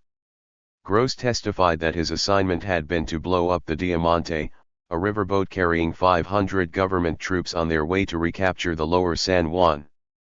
Cannon, who had been making a reconnaissance of the river, confessed to being present during the placing of the mine, a device consisting of 75 pounds of dynamite. The charge, detonated from the riverbank, had been carried out of the main channel by the current, and exploded harmlessly as the boat passed by. Cannon and Gross, found guilty of the crime of rebellion, were sentenced to death. Citing the severity of the national emergency, Zelaya turned down their appeals for clemency. On the morning of November 16, 1909 they were passed before a firing squad. Some of Zelaya's advisors reportedly counseled him to commute the sentences of Cannon and Gross. But Zelaya insisted the executions were just. Moreover, he declared that in the face of the enemy, this extreme means of bringing the 2 confessed and convicted criminals to justice was necessary to maintain the order and morale of the army.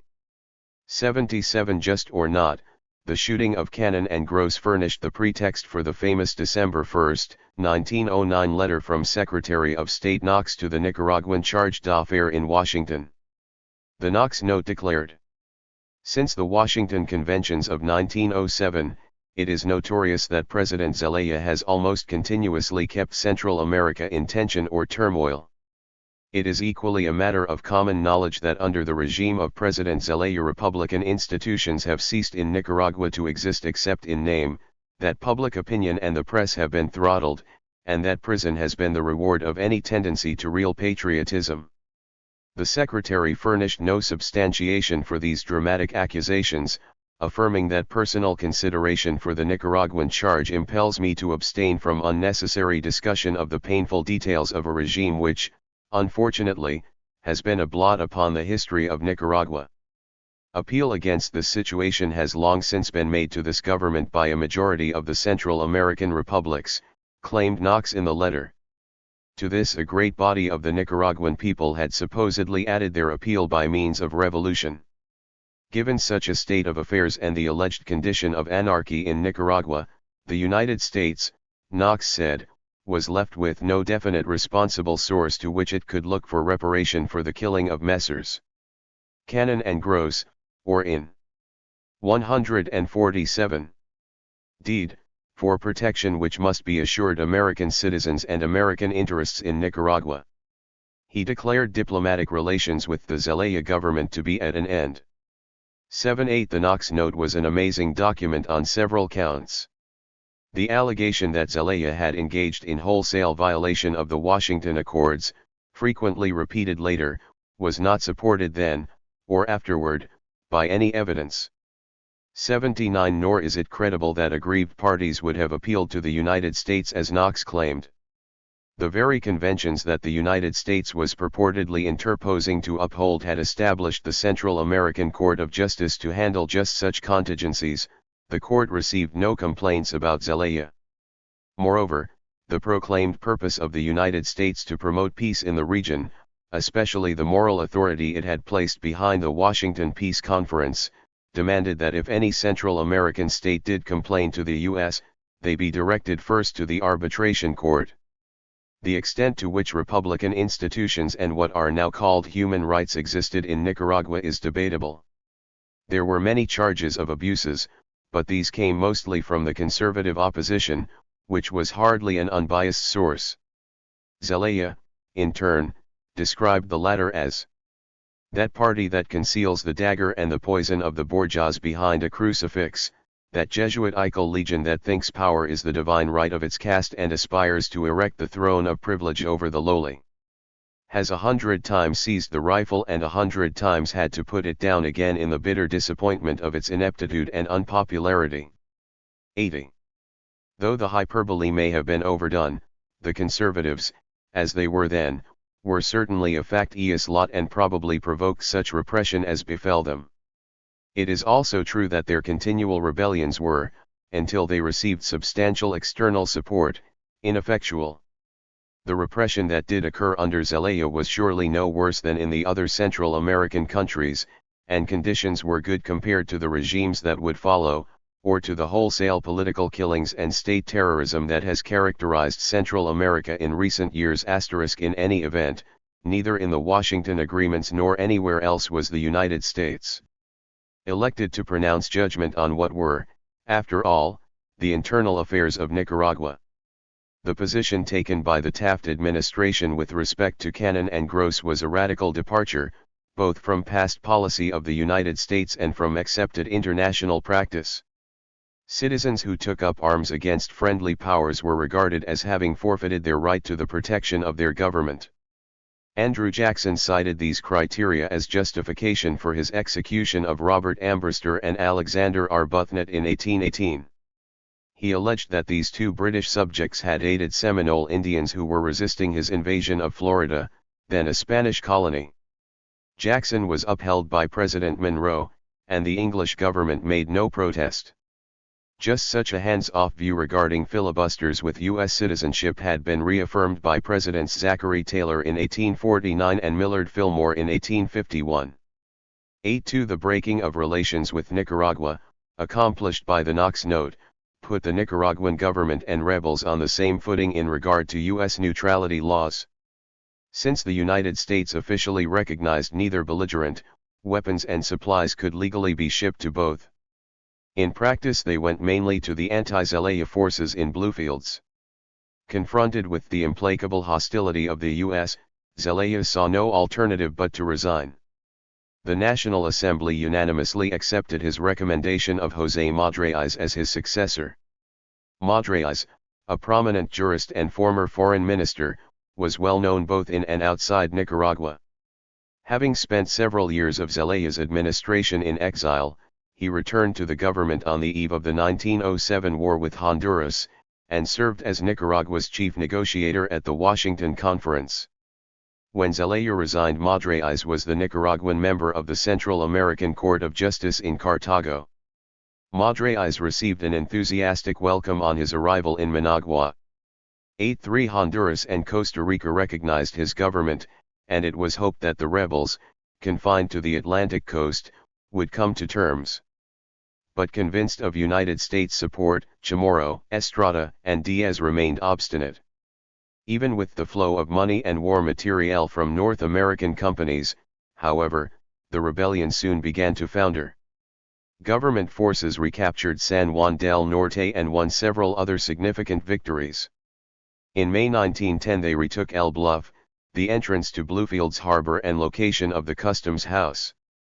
With a newly acquired gunboat, the Maximo Jerez, they declared a blockade of the port and announced their intention to assault Bluefields, the last rebel stronghold. But U.S. warships intervened, keeping the port open and preventing the government from collecting the customs, which therefore continued to furnish revenue to 149. The rebels. The U.S. Navy declared Bluefields a neutral zone and landed Marines commanded by Major Smedley Butler, who announced they would oppose any attempt by the Nicaraguan government to retake the town from the insurgents. 8. Unable to act, with difficult supply lines, the pro-Madrayz army was soon compelled to withdraw. With the rebellion having the support of the U.S. and an inexhaustible base of supply in New Orleans, loyal troops became convinced that further sacrifices were futile. The government effort, on the verge of victory at the end of May, had collapsed by late August. Confronted with the seemingly invincible power of the United States, Madrayz, like Zelaya, relinquished the presidency and fled.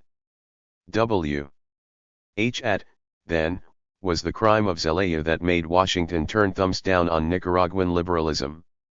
Zelaya himself cited the canal question, since, in his own words, he had demanded above all that the sovereignty of Nicaragua be guaranteed and that it receive monetary compensation corresponding to the importance of the concession.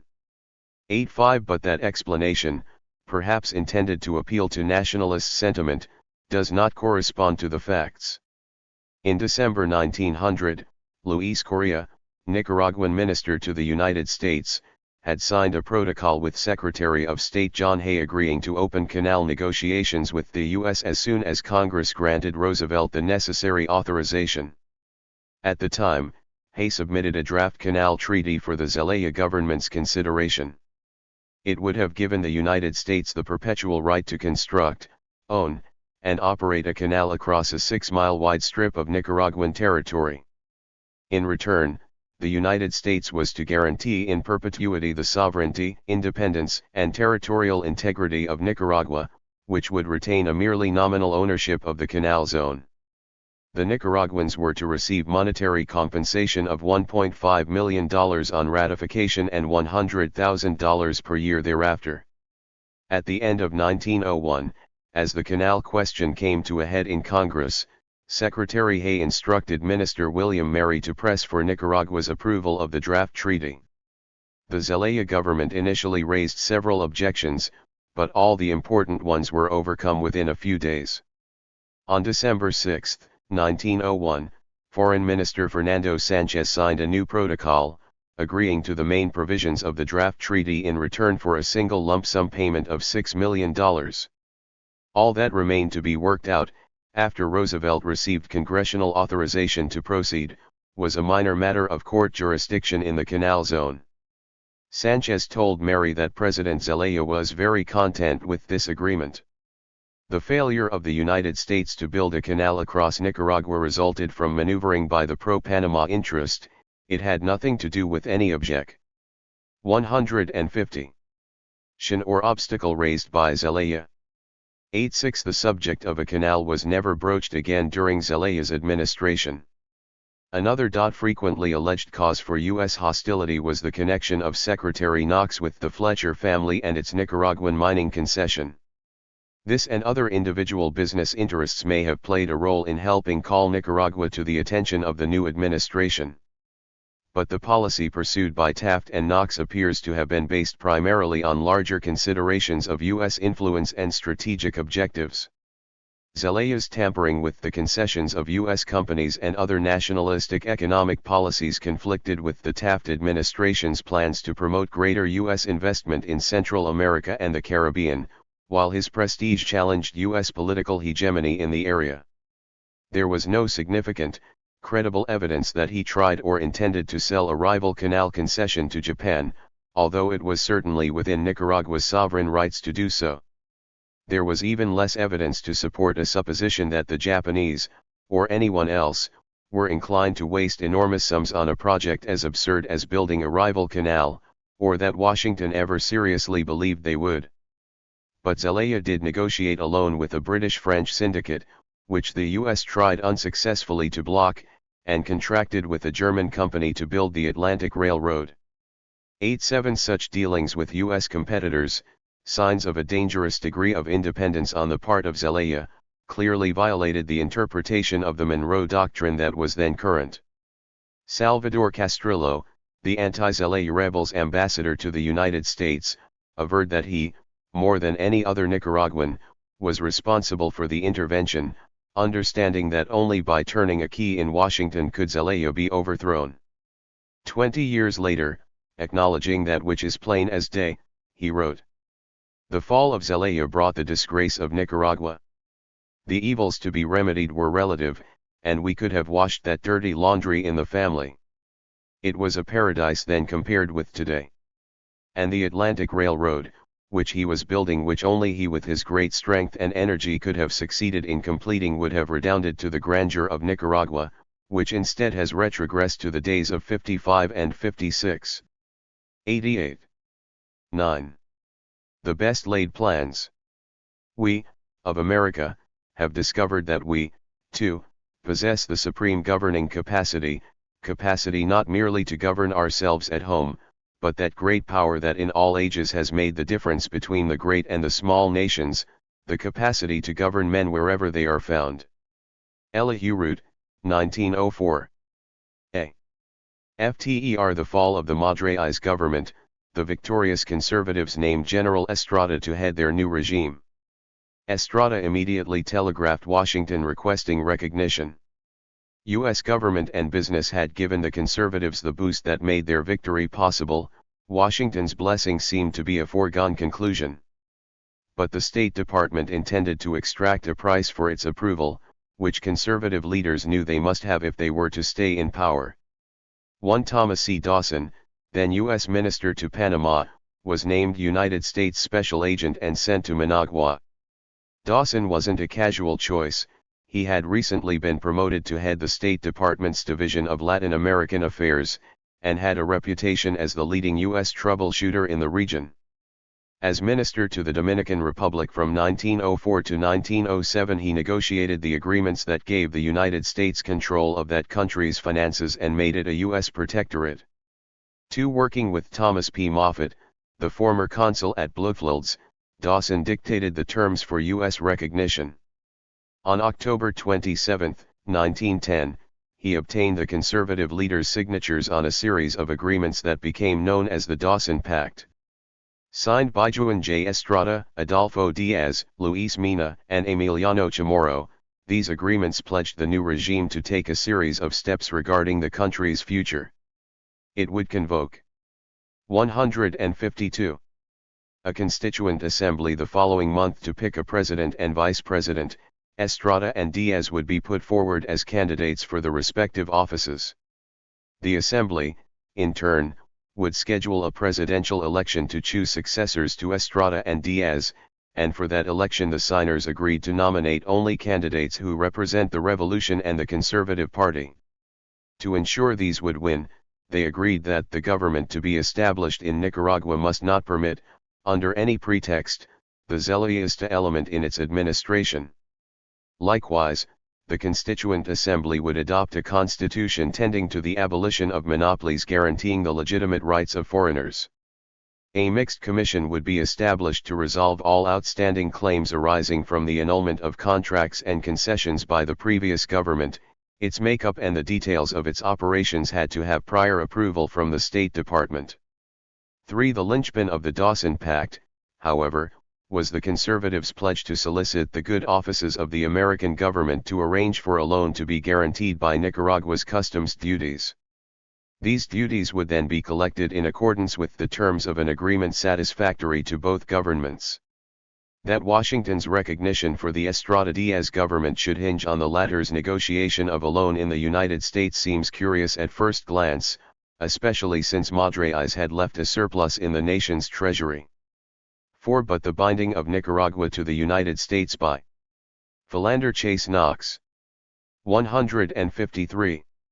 Means of a loan was the basic tenet of a policy that Theodore Roosevelt and Secretary of State Elihu Root had first employed in the Dominican Republic. In Nicaragua, under President Taft and Secretary Knox, it would become known as dollar diplomacy.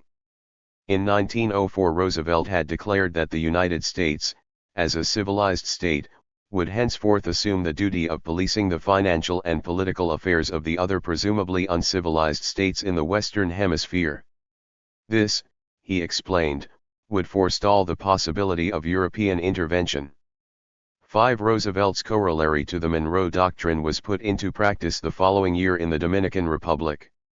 The agreements that Dawson negotiated there with the backing of U.S. naval vessels gave the U.S. control of Dominican customs collection and debt payment and made the country a U.S. dependency. From the standpoint of establishing United States dominance in the Caribbean, the policy was a tremendous success.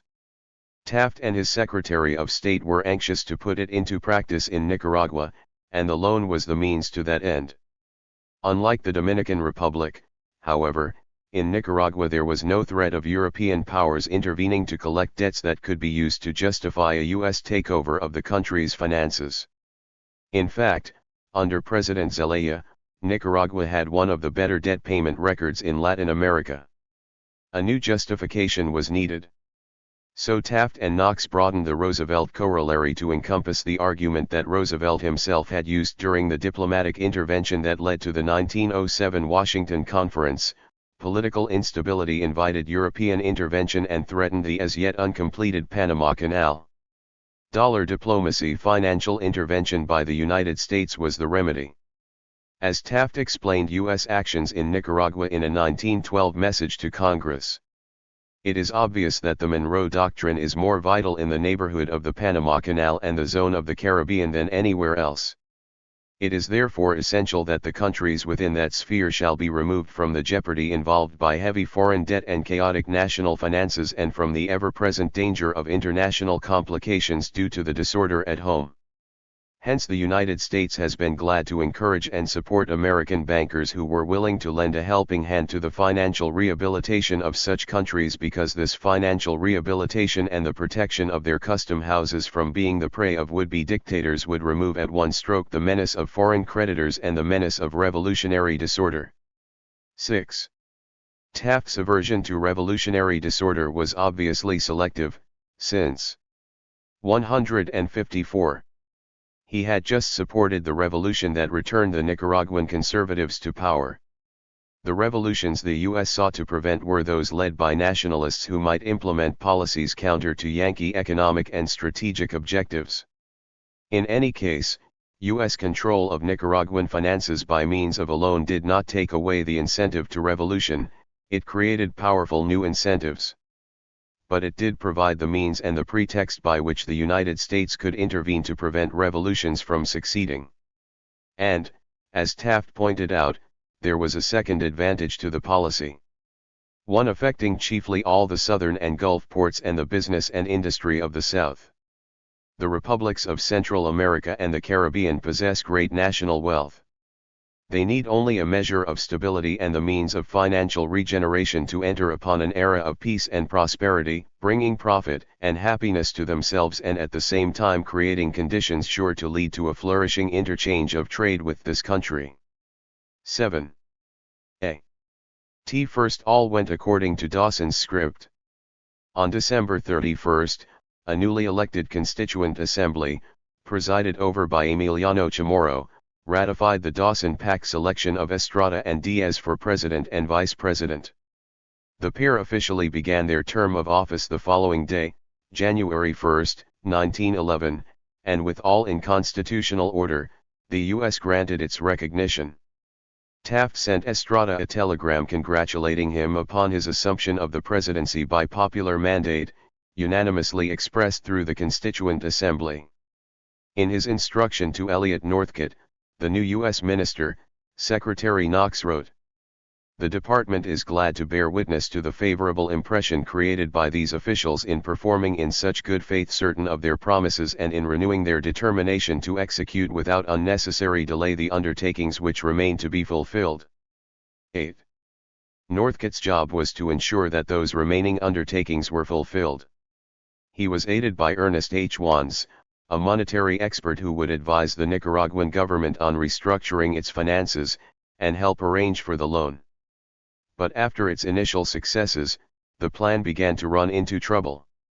Once the Conservative Party was restored to power, the same personal rivalries and intra-party factionalism that had caused its demise 2 decades earlier immediately returned to the fore. Emiliano Chamorro, the leader of one powerful faction, held sway in the Constituent Assembly. As its president, he labored for a constitution that would strip President Estrada of real power and pave the way for his own ascendancy. Until that happened, he 155 was prepared to block authorization for the loan. 9. General Mina, the Minister of War, controlled the army and led another important faction maneuvering against Estrada. Popular indignation at the idea of the loan caused further trouble. On February 25, Minister Northcote reported that the natural sentiment of an overwhelming majority of Nicaraguans is antagonistic to the United States, and even with some members of Estrada's cabinet I find a decided suspicion, if not distrust, of our motives. To make matters worse, according to Washington's man in Managua, the Zelleistas were constantly scheming and plotting. The following month he reported that Estrada, who was determined to push through the loan agreement over all opposition, was being sustained solely by the moral effect of our support and the belief that he would unquestionably have that support in case of trouble. 1-0 On April 4, Chamorro's Constituent Assembly adopted a new constitution opposed by Estrada. The president responded by dissolving the assembly and calling new elections in the hope that another assembly would be more cooperative. Chamorro went into exile. Minister Northcott and Secretary Knox expressed their support for Estrada's high-handed action, for as Northcott put it, Chamorro would never have allowed any ratification of the loan that did not give him control of its expenditure. 1-1 But when the new assembly convened at the end of April, General Mina supporters had control, not Estrada. In a clumsy move to head off an alleged plot against him, Estrada ordered Mina arrested. The army, loyal to General Mina, prepared to move against the capital. Estrada turned to the U.S. legation for help, but Northcott, who thought Estrada's attack on Mina without advising with the legation violates the agreement given Dawson, refused to support him. Estrada was left with no alternative but to resign in favor of Diaz, the vice president. Since a new constitution had not yet been adopted, and vice presidents did not traditionally succeed to the presidency in Nicaragua, the U.S. had to instruct the Constituent Assembly on the procedure to follow to confirm Diaz. But once that was done, the crisis passed, for the moment. 12 By the end of the month, however, Northcott reported that the Liberals were planning an uprising to defeat the loan. It is difficult to estimate how serious a measure this might be if well organized and led, he wrote, as the Liberals are in such a majority over the Conservatives. I therefore hasten to repeat my suggestion as to the advisability of stationing permanently, at least until the loan has been put through, a war vessel at Corinto. Washington granted Northcott's request for a warship for moral effect. 1-3 Thomas P. Moffett, the former U.S. consul in Bluefields, did not think. 156. Diaz was capable of holding an important office. He is a delightful little fellow, he told Dawson, and he speaks English, and I like him, but he is no executive, he is not an administrator, he has just been a sort of boy. Diaz himself didn't feel up to the job, unlike Mina and Chamorro, he had no personal following and believed himself to be merely a figurehead without authority. The U.S. representatives had to coax and cajole him not to resign. Meanwhile, they had to put pressure on Mina to keep him from staging a coup.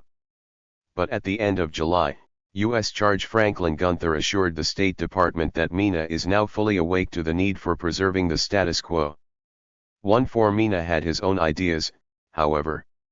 He was willing to play ball with Diaz and the U.S. only on condition that the Constituent Assembly be allowed to elect him president for the following term.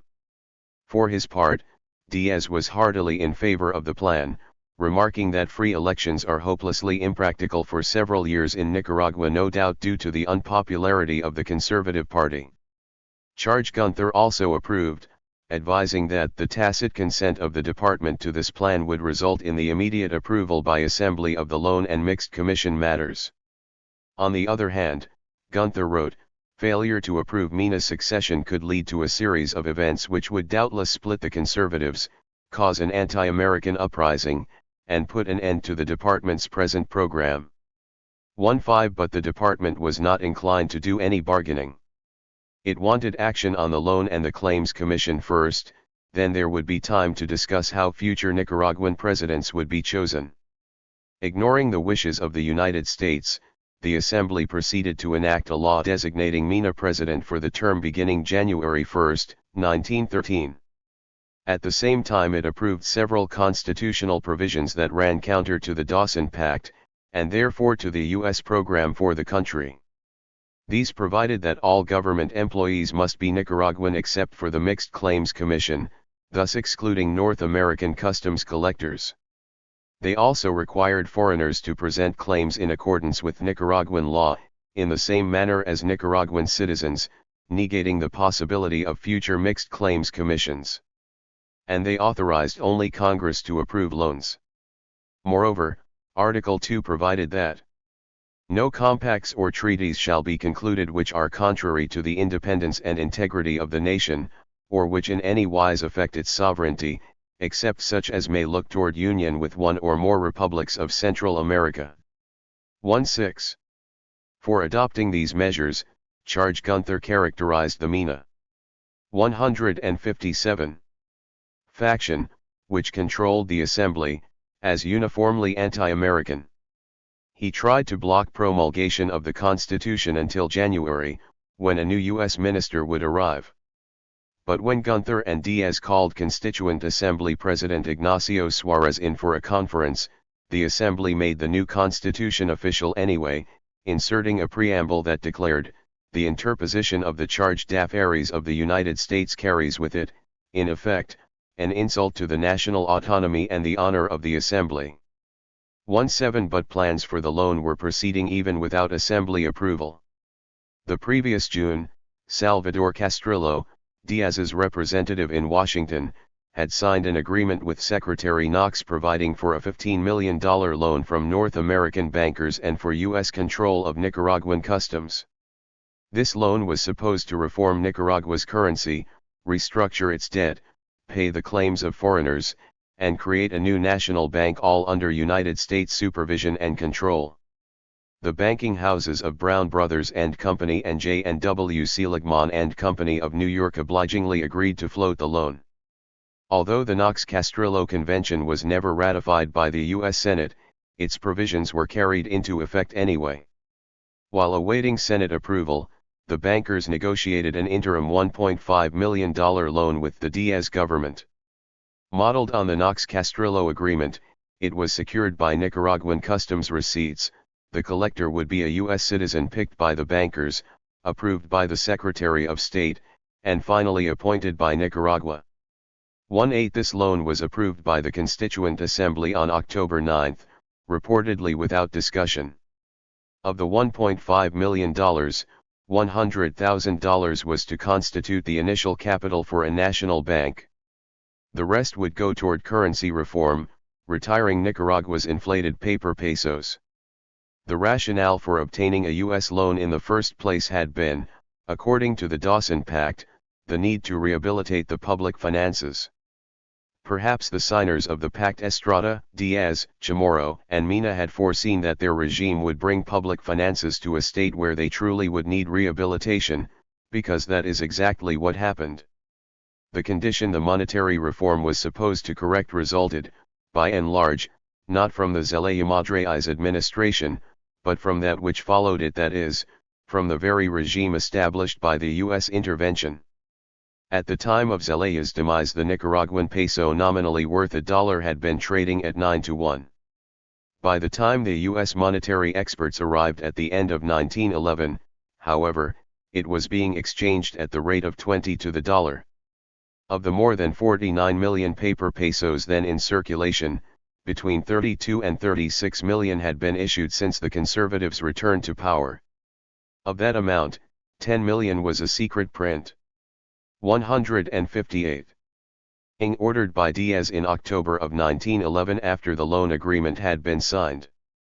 In other words, a large part of the $1.40 million, perhaps $600,000 would be used up in retiring 10 million in paper pesos that Diaz had printed after contracting the loan. Diaz was signing the loan agreement with one hand, as it were, and throwing the money away with the other.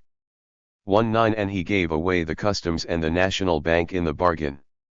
Such were the doings of the reformer put in power by the United States to clean up the mess supposedly made by Zelaya. The new emissions of paper money, along with the balance left in the treasury by Madres, had gone to pay the claims of the victorious conservative leaders Diaz and his cronies against the former liberal government. Many of these monetary compensations were for moral sufferings. Numerous allegedly fraudulent claims were presented and paid. Diaz personally got the equivalent of $63,000, the amount he claimed to have loaned the anti-Zelaya uprising. U.S. citizens and business interests on the Atlantic coast received at least $400,000 in secret payments from the Nicaraguan treasury, either to refund sums advanced to the revolution or as compensation for other services rendered. Some conservative leaders made out even better than Diaz. General Mina and his relatives received upward of $100,000. Topping the list was the Chamorro family, which helped itself to 6,138,837 pesos, more than $500,000. All these payments, moreover, were made in violation of the Dawson Agreements, which specified that all claims were to be adjudicated by the Mixed Claims Commission. Charge Gunther obtained copies of Treasury records documenting the sub rosa payments and forwarded these to the State Department early in 1912. But Washington confined itself to a perfunctory and unpublicized protest to Diaz, apparently disinclined to pursue the embarrassing issue with its Nicaraguan protégés. 20 In March 1912, Charles Conant and Francis Harrison, financial experts appointed by the New York bankers, finished drafting a monetary law for Nicaragua. It established a new unit of currency, the Cordoba, which would be backed by gold and valued at par with the US dollar. Since the $1.4 million provided by the loan was not sufficient for the conversion, they recommended a supplementary loan of $750,000. As security for the first loan, the U.S. bankers held a lien on Nicaragua's customs receipts. These were collected under the supervision of Colonel Clifford W. Ham, a retired U.S. Army officer who had served in the Philippine Occupation Administration. Ham's appointment by the bankers was officially approved by Secretary Knox. In addition, the first loan agreement created the National Bank of Nicaragua as a U.S. corporation, incorporated in Connecticut. Its initial $100,000 capital was furnished by 159 Nicaragua out of the first loan. Although Nicaragua was therefore the sole stockholder, all shares were retained by the U.S. bankers as additional collateral for the loan, and the Diaz government agreed to vote the stock for the directors they selected. In short, Brown Brothers and Seligman had obtained control of the National Bank of Nicaragua without paying a cent for it. In addition, they got a preferential option to buy 51% of the bank's shares whenever they wanted. 2-1 In the supplementary loan agreement signed in March 1912, the bankers obtained, besides a second lien on the customs receipts, control of the Nicaraguan Railroad and Steamship Company. The Pacific Railroad of Nicaragua was incorporated in Maine. As with the National Bank, Brown Brothers and Seligman had an option to buy. Meanwhile, they controlled the board of directors. They were also named fiscal agents for the Republic and authorized to renegotiate the Ethelberga loan, which Zelaya had contracted in 1909, shortly before his downfall. The Ethelberga syndicate in London retained a credit of some $2 million that was intended for the purchase of equipment for the Atlantic Railroad. These funds, too, were now pledged to Brown Brothers and Seligman against their outstanding loans to Nicaragua. 2-3 To gain National Assembly approval for dealings that clearly violated the 3-month-old Constitution required some extraordinary, not to say astounding, measures. Orders were given to delay the train carrying deputies from the liberal departments of the Northwest until the contracts were approved. This was done with the active collusion of General Mina, who controlled the railroad. Mina had been cooperating with Diaz in view of the latter's seeming support for the law passed the previous October that named him as Diaz's successor. But while the Mina faction backed the proposed new loan agreements in the preliminary assembly discussion, at the 11th hour they realized that the railroad scheme was part of a plan by Diaz and the Yankees to deprive their leader of the presidency. In a sudden about-face, General Mina's supporters blocked the legislation. At Diaz's orders, the assembly held a rump nighttime session without the presence of either its president or secretary. Since the secretary refused to hand over the keys to the archives where the national seal and the necessary documents were kept, the Diaz supporters simply broke in. The SES Zion, which lasted only long enough to read aloud the laws in question and approve them, lacked even a statutory quorum. 2-4 The U.S. advisors and diplomatic personnel who were so interested in these measures and carefully watched their progress made no protest, however. About this time Secretary of State Philander Knox visited Nicaragua. Considered by many the father of dollar diplomacy, Knox was then on an image-building tour of Latin America. The hostility that greeted this high U.S. official was without precedent. It would not be equaled until Richard Nixon's disastrous tour in the 1950s, following the US-sponsored overthrow of the Arbenz government in Guatemala. In Nicaragua, March 5 to 6, 1912, Knox was greeted by anti-US demonstrations despite the imposition of rigid press censorship and the imprisonment of the staffs of 2 liberal newspapers. There were even rumors of a plot to blow up the train that carried Knox from Corinto to Managua. 25. Nicaragua began paying 6% interest on the first loan as of October 15, 1911, the nominal date of issue. But the monetary conversion didn't begin until April 1912, and therefore none of the money left New York until that time. In the interim, the funds were held by a trustee, the United States Mortgage and Trust Company. The trustee paid no interest on the money held. Instead, it charged Nicaragua for its services. Out of the funds it administered, the trustee also paid fees to Brown Brothers and Siegman for acting as fiscal agents for Nicaragua, and reimbursed the expenses they incurred contracting the loan and incorporating the National Bank and Railroad. Meanwhile, Colonel Ham, the Collector General of Customs appointed by the bankers, had begun his work in December 1911. During the ensuing 6 months he turned approximately $900,000 over to them. Since the first phase of the monetary conversion involved only $780,000, Brown Brothers and Siegman were, in effect, lending Nicaragua its own money. 26. At the end of May 1912, Brown Brothers and Siegman, as fiscal agents for Nicaragua, signed an agreement with the Ethelberga bondholders. After deductions for the interest and principal payments suspended after Zelaya's fall, they received the remaining credit of $1,660,000 to be applied against Nicaragua's outstanding loans. Added to the $900,000 in customs receipts already collected, this money more than repaid the $2,225,000, including interest charges and expenses, that Nicaragua had borrowed but not yet wholly received from the New York bankers. It should then have been possible, therefore, for the Republic to finance the monetary conversion with its own customs receipts, and without Brown Brothers, J. and W. Siegman, or Ham, the customs collector. But that is not what happened. For the bankers had arranged as part of the agreement with the Ethelberga 161 syndicate that the Collector General of Customs would continue his collections to pay off the 1909 bonds, while they themselves would remain as fiscal agents to manage the business. This, it seems, turned into another highly profitable operation for Brown Brothers and Seligman. According to U.S. Senator William Alden Smith of Michigan, instead of retiring the Ethelberga bonds by buying them up on the open market, the bankers purchased an undetermined number for their own account at 25% of face value, and as fiscal agents redeemed them at par. In addition, they were accused of making a profit of several $100,000 by employing different exchange rates for the English pound in calculating the debits and credits of the country they supposedly represented. 27 These new agreements signed in the spring of 1912 intensified Nicaraguans' outrage at the wholesale giveaway of the nation's resources and sovereignty.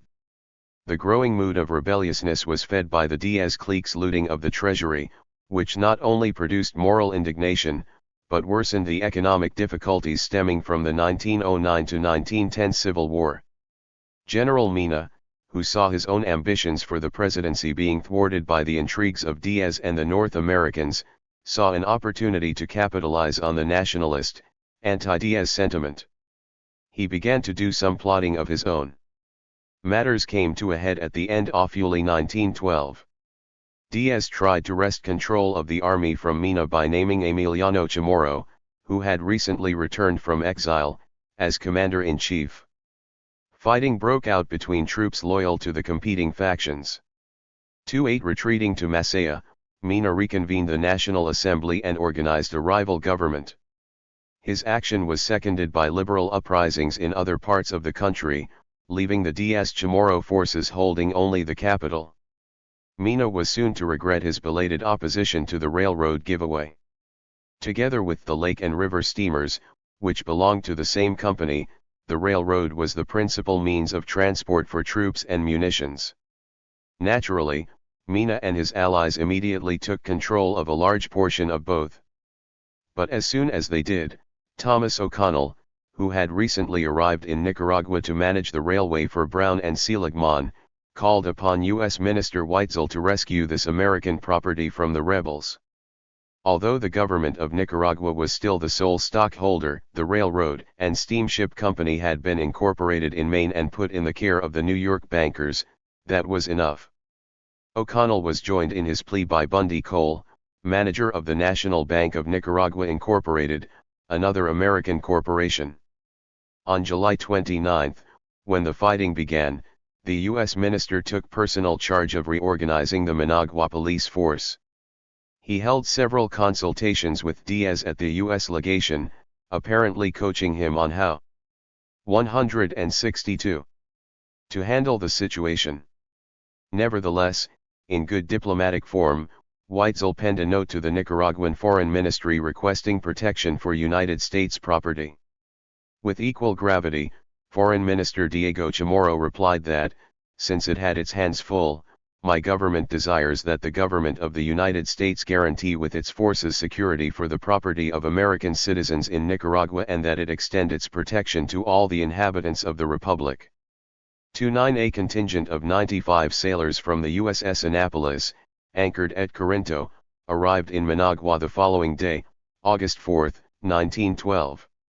Under the guise of protecting the U.S. legation, which was located close to the presidential palace, they immediately took part in repulsing a rebel assault on the city.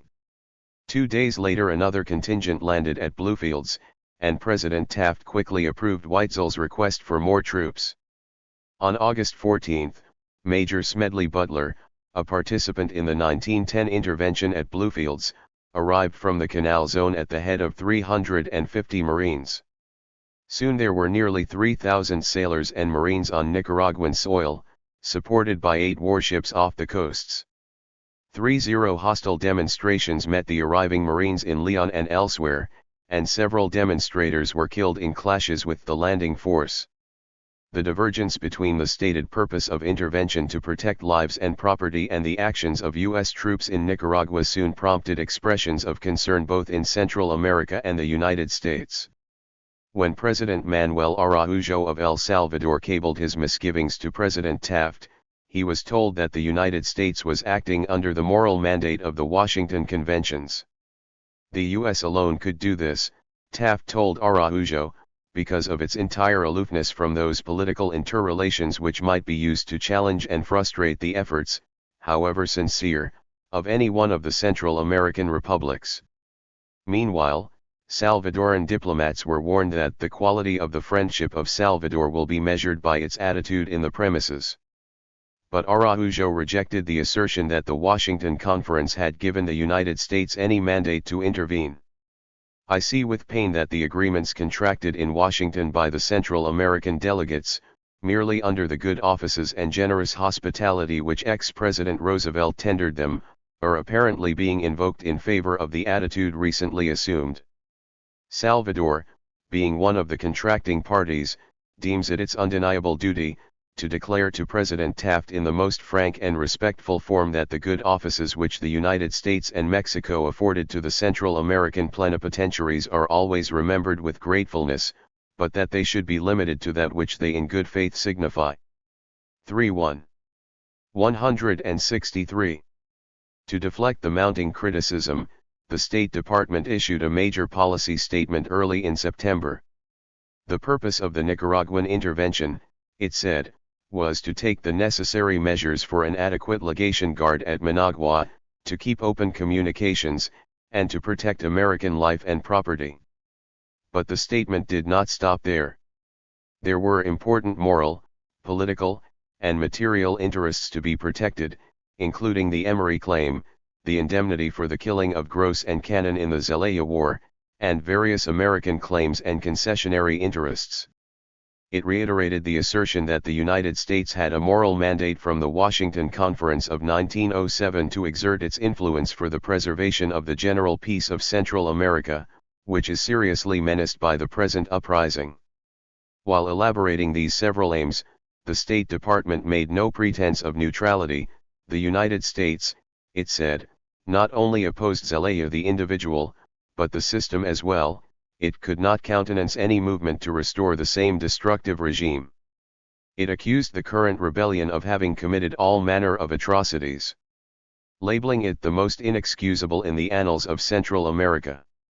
It asserted that the United States intended to bring about the restoration of lawful and orderly government in order that Nicaragua may resume its program of reforms unhampered by the vicious elements who would restore the methods of Zelaya. 3. U.S. intervention forces first declared the capital a neutral zone, removing any possibility that Diaz could be overthrown. Later, under the pretext of reopening the railroad and rescuing foreigners who were said to be in danger, U.S. troops played the major role in recapturing for the government the other important cities of western Nicaragua. General Mina, who occupied Granada, acceded to a U.S. ultimatum late in September, and surrendered to the Commander-in-Chief of United States Forces, Admiral Sutherland. He was conducted to the Canal Zone aboard the USS Cleveland and held there in detention until Diaz judged it safe to release him. But former Zelayist General Benjamin Zeledin, the leader of the liberals holding Masaya, refused to surrender. Instead, he sent Admiral Sutherland his most energetic protest against the violation of Nicaragua's sovereignty. Such conduct, he said, extraordinary in any nation of the civilized world, is yet more so in the United States, which complained bitterly about the government presided over by General Zelaya, characterizing it as despotic, and thus establishing a precedent unique in international law, that of suppressing the internal despotism of a country in order to establish a foreign despotism. It is not by acts such as those related that the doctrines of Pan-Americanism, whose commentaries have for so long filled the pages of the world press, are put into practice. 3. 164. U.S. troops were heavily involved in the final actions in and around Masaya, the most important being led or conducted entirely by Marines and Navy bluejackets. According to the annual report of the Secretary of the Navy for 1913, the most notable event during the campaign was the assault and capture of Cayetep, resulting in entirely crushing the revolution and restoring peace to Nicaragua. This assault lasted 37 minutes under heavy fire from the rebel forces before the position, which was considered impregnable by the federal forces, could be taken. 34. After U.S. forces had enabled them to capture Masaya, Diaz's troops took Zeledin prisoner. Major Butler wired Admiral Sutherland, "Government forces have captured Zeledin and have asked me if we want him. If you direct, I can have Zeledin sent back here under guard or protected by my men in Masaya. Personally would suggest that through some inaction on our part someone might hang him." Sutherland's reply to Butler, if any, is not known. But Zeledin, apparently wounded during capture, died mysteriously shortly afterward. Later, as a lesson to others, his body was paraded through the streets on the back of a horse. 3. With the country under martial law, the principal cities occupied by U.S. sailors and Marines, the National Assembly dissolved, and all those who supported the uprising disenfranchised, a presidential election was held. Marines guarded the polling places and there was but one candidate for president, Adolfo Diaz. George Weitzel, the U.S. minister, reportedly intervened in the councils of the Conservative Party to ensure that Diaz, not Emiliano Chamorro, was the candidate. In return for supporting Diaz, Chamorro was given the job of minister to Washington with the promise that he would be president at the next election. Only 3,000 or 4,000 people were allowed to vote. According to one report, only 80 voted in Leon, the second largest city. In his report to Secretary Knox, Weitzel seemed pleased that the election had fulfilled the requirements of the Nicaraguan Constitution and the Dawson Pact.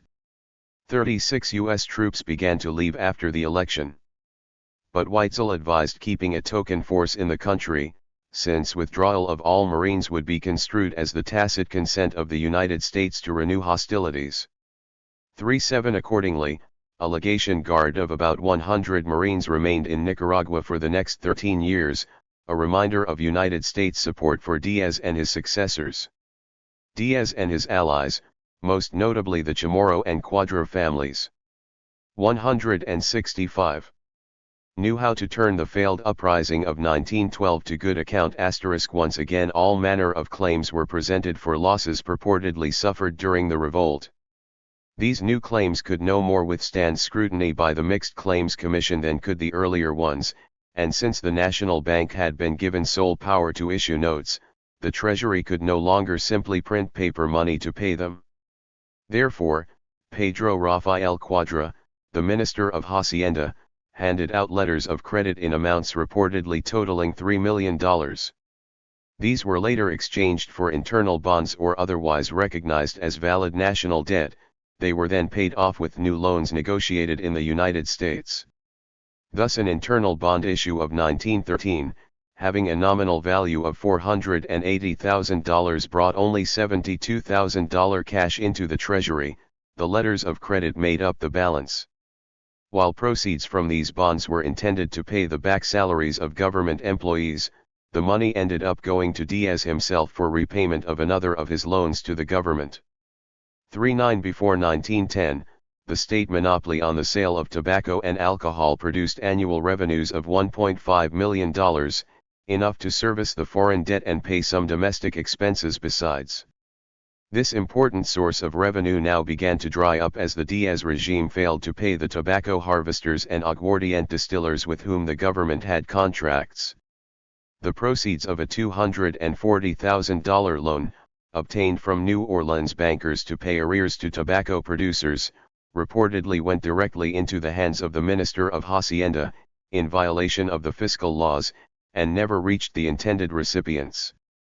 Furthermore, when the lender protested that he wasn't receiving payments regularly, it came to light that Diaz had been speculating with the revenues intended to pay off the loan.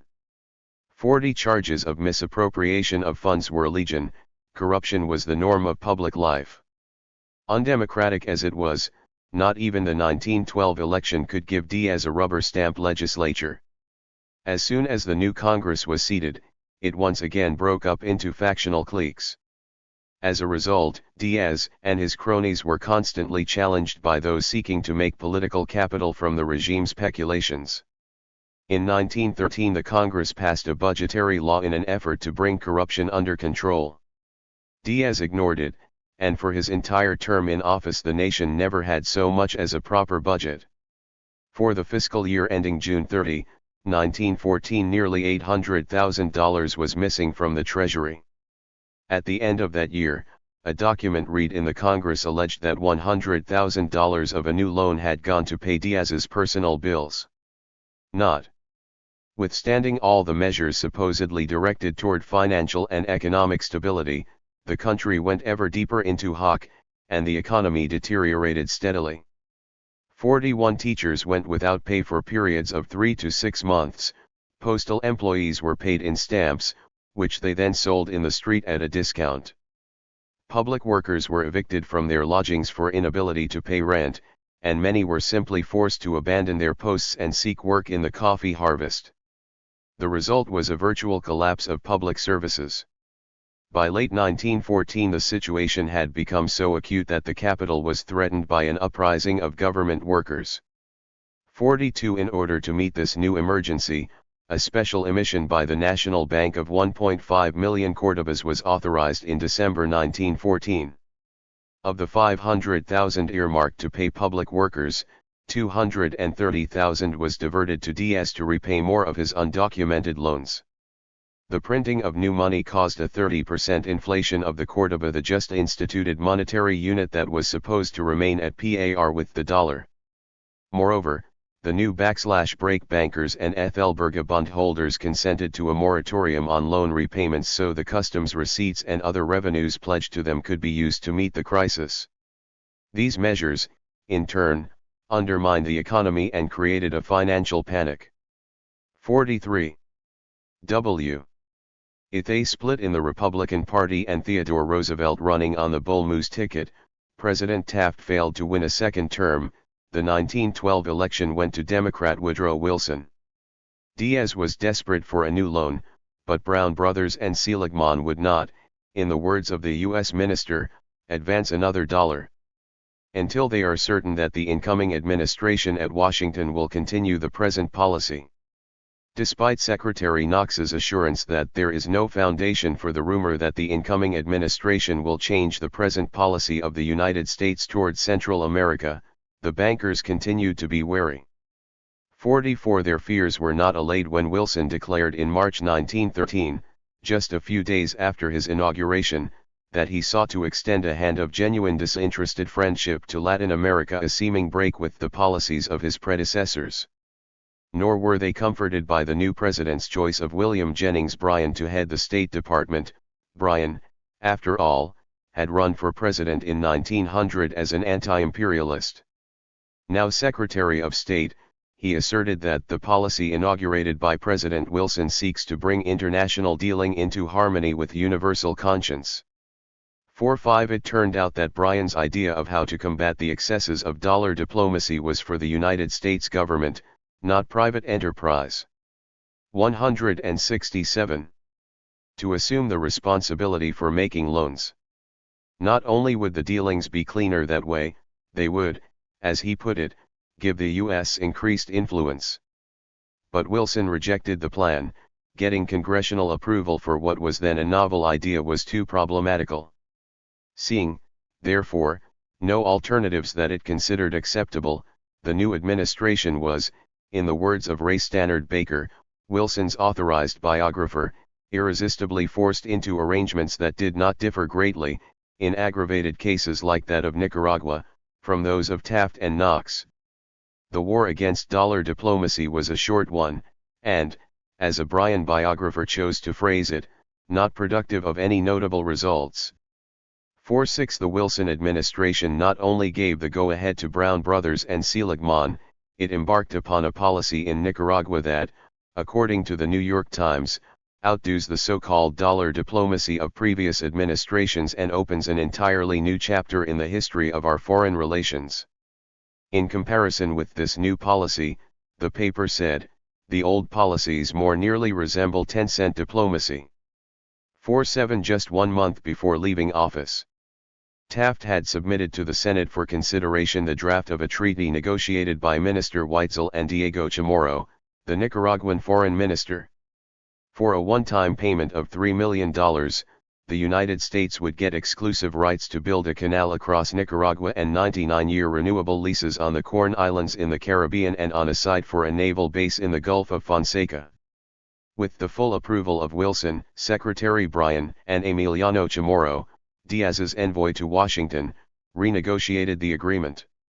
The Bryan-Chamorro Treaty, as it became known, added the provisions of the Platt Amendment to the draft treaty negotiated by the Taft administration. 48 Part of a 1901 Army Appropriations Bill, the Platt Amendment had specified conditions for the withdrawal of U.S. occupation forces from Cuba after the war with Spain. In return for nominal independence, Cubans were required to adopt an amendment to their constitution giving the United States the right to supervise Cuban foreign policy and to intervene in Cuba's internal affairs whenever it saw fit. Cuba had not previously enjoyed an independent existence, so the excuse was advanced that the United States had a duty to protect the fledgling nation it had liberated from Spain. But Nicaragua had a long history of formal independence. The attempt to extend the Platt Amendment to Nicaragua, therefore, heralded what the Times buoyantly called a new era in our Latin American relations. Due to a cheerful acceptance and amplification by President Wilson's administration of the much-condemned dollar diplomacy of his predecessors, it appeared that such protectorates were not to be the exception but the rule, the entering wedge in a general program of 168. Bringing all the weaker countries on this hemisphere, and certainly all those of Central America, under the guardianship of the United States. 4-9 The idea of applying the Platt Amendment to Nicaragua originated with Adolfo Diaz and was repeated by him on several occasions. The Taft administration had chosen to ignore the suggestion, apparently believing that the never-ratified Knox-Castrillo loan agreement and the canal deal would give the U.S. all the leverage it needed in Nicaragua. But for Bryan, this was an opportunity not to be passed up. He wrote President Wilson, While the Platt Amendment provision is asked for by the Nicaraguan government, and is intended for the benefit of that government, still I think that it is of advantage to us, in that it will give us the right to do that which we might be called upon to do anyhow. We cannot escape the responsibilities of our position, and this is an opportune time for us to secure the necessary treaty provision, as we can secure it at their request. 50. Woodrow Wilson wired Diaz. I am gratified to learn that the policy of this government toward Cuba has so favorably impressed you. Having the assurance that these provisions of the proposed treaty embodying the substance of what is known as the Platt Amendment have been written at your request, it will give me great pleasure to give the treaty my cordial approval. 51. 169. The attitude of Diaz and his successors, Emiliano and Diego Chamorro, toward a U.S. protectorate was understandable. Without doubt there had been corruption in the Zelaya administration that preceded them, but it was the kind of corruption that accompanied the rise of capitalism everywhere, including the United States. At the same time, the rule of the dynamic class of coffee grower exporters that Zelaya represented brought many progressive reforms and structural improvements. The regime installed by the United States, on the other hand, was totally parasitic. For Diaz and company, corruption was not a sideline, it was a way of life. They were not capitalists, they were outright thieves. Lacking a social base beyond the circle of graft, they looked to the protection of the U.S. to sustain them in power. During Senate hearings on the Bryan-Chamorro Treaty, W. Bundy Cole, manager of the National Bank of Nicaragua Incorporated, was asked whether he thought Diaz could remain in power without U.S. support.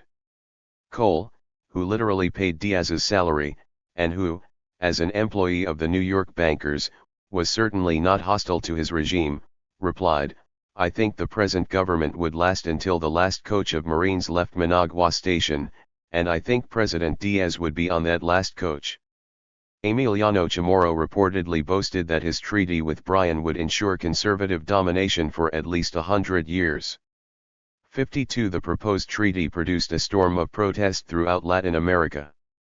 The Central American states in particular felt their independence threatened. Moreover, the canal option and proposed naval base in the Gulf of Fonseca violated existing treaty rights of Costa Rica and El Salvador. Wilson, according to his biographer, rarely gave the subjects under consideration his full attention, preferring to leave such matters to Bryan. It seems he only learned the Central American states were upset with the treaty from reading about it in the newspapers. But the Senate, or at least a part of it, was more attuned to the attitudes of the backyard neighbors, and the treaty had a difficult time before that body. It was not ratified until 2 years later, and then only after the Platt Amendment clause had been scrapped and a proviso added that nothing in said convention is intended to affect any existing right of Costa Rica, El Salvador, or Honduras. As for the Nicaraguan Congress, it reportedly ratified the treaty after its text was read to them in English with U.S. Marines stationed outside the doors. 5. The treaty modifications did not placate Central Americans, however. Both Costa Rica and El Salvador brought suit against Nicaragua before the Central American Court of Justice. While the court ruled that it lacked authority to nullify the Bryan-Chamorro Treaty, as it involved a power not formally signatory to the Washington Conventions, it did find that the rights of Costa Rica and El Salvador had been injured. Regarding the Gulf of Fonseca, it ordered Nicaragua to use whatever means were available under international law to restore the pre-treaty rights of El Salvador. 5. Supported by the United States, however, Nicaragua ignored the ruling. In doing so it delivered a blow from which the court never recovered. The Central American Court of Justice had been an outstanding achievement for the 1907 Washington Peace Conference, notwithstanding that it resulted largely from Roosevelt's diplomatic intervention in Central America. During its 10-year existence the court remained aloof from the frequently petty factional squabbles of Central America. It set an example for the World Court of Justice at The Hague that came afterward. But the Washington Conventions were useful to Washington only so long as they served the strategic objectives of the U.S. The Taft administration violated the spirit of the treaties by supporting the Estrada Diaz uprising and ignoring the newly created arbitration machinery, only to turn around 3 years later and cite them as a moral mandate to intervene militarily in support of Diaz. Now that the court, the only operative product of the Washington Conference, was upholding Central American rights against the United States itself, the Wilson administration evidently felt that it had outlived its usefulness. But that was not all. The ember of Central American unity had continued to glow ever since the Federation broke up in 1838. The perennial projects of reunion always came to grief over the maneuvering or paranoia of one political faction or another, but the eventual success of the endeavor was taken for granted by all. Indeed, Central Americans generally considered themselves members of one nation. The last, and seemingly final, effort to revive the Federation occurred during 1920-21. On that occasion, Nicaragua, no doubt coached by the United States, insisted that the projected federal constitution include a clause formally recognizing the Bryan Chamorro Treaty and, by implication, repudiating the rulings of the Central American Court of Justice. It was an obvious maneuver to sabotage the talks, and it worked. Believing a territorially fragmented federation without Nicaragua to be impractical, Costa Rica pulled out. El Salvador, Honduras, and Guatemala decided to unite on their own, and their merger had been formally consummated when a right-wing uprising began in Guatemala.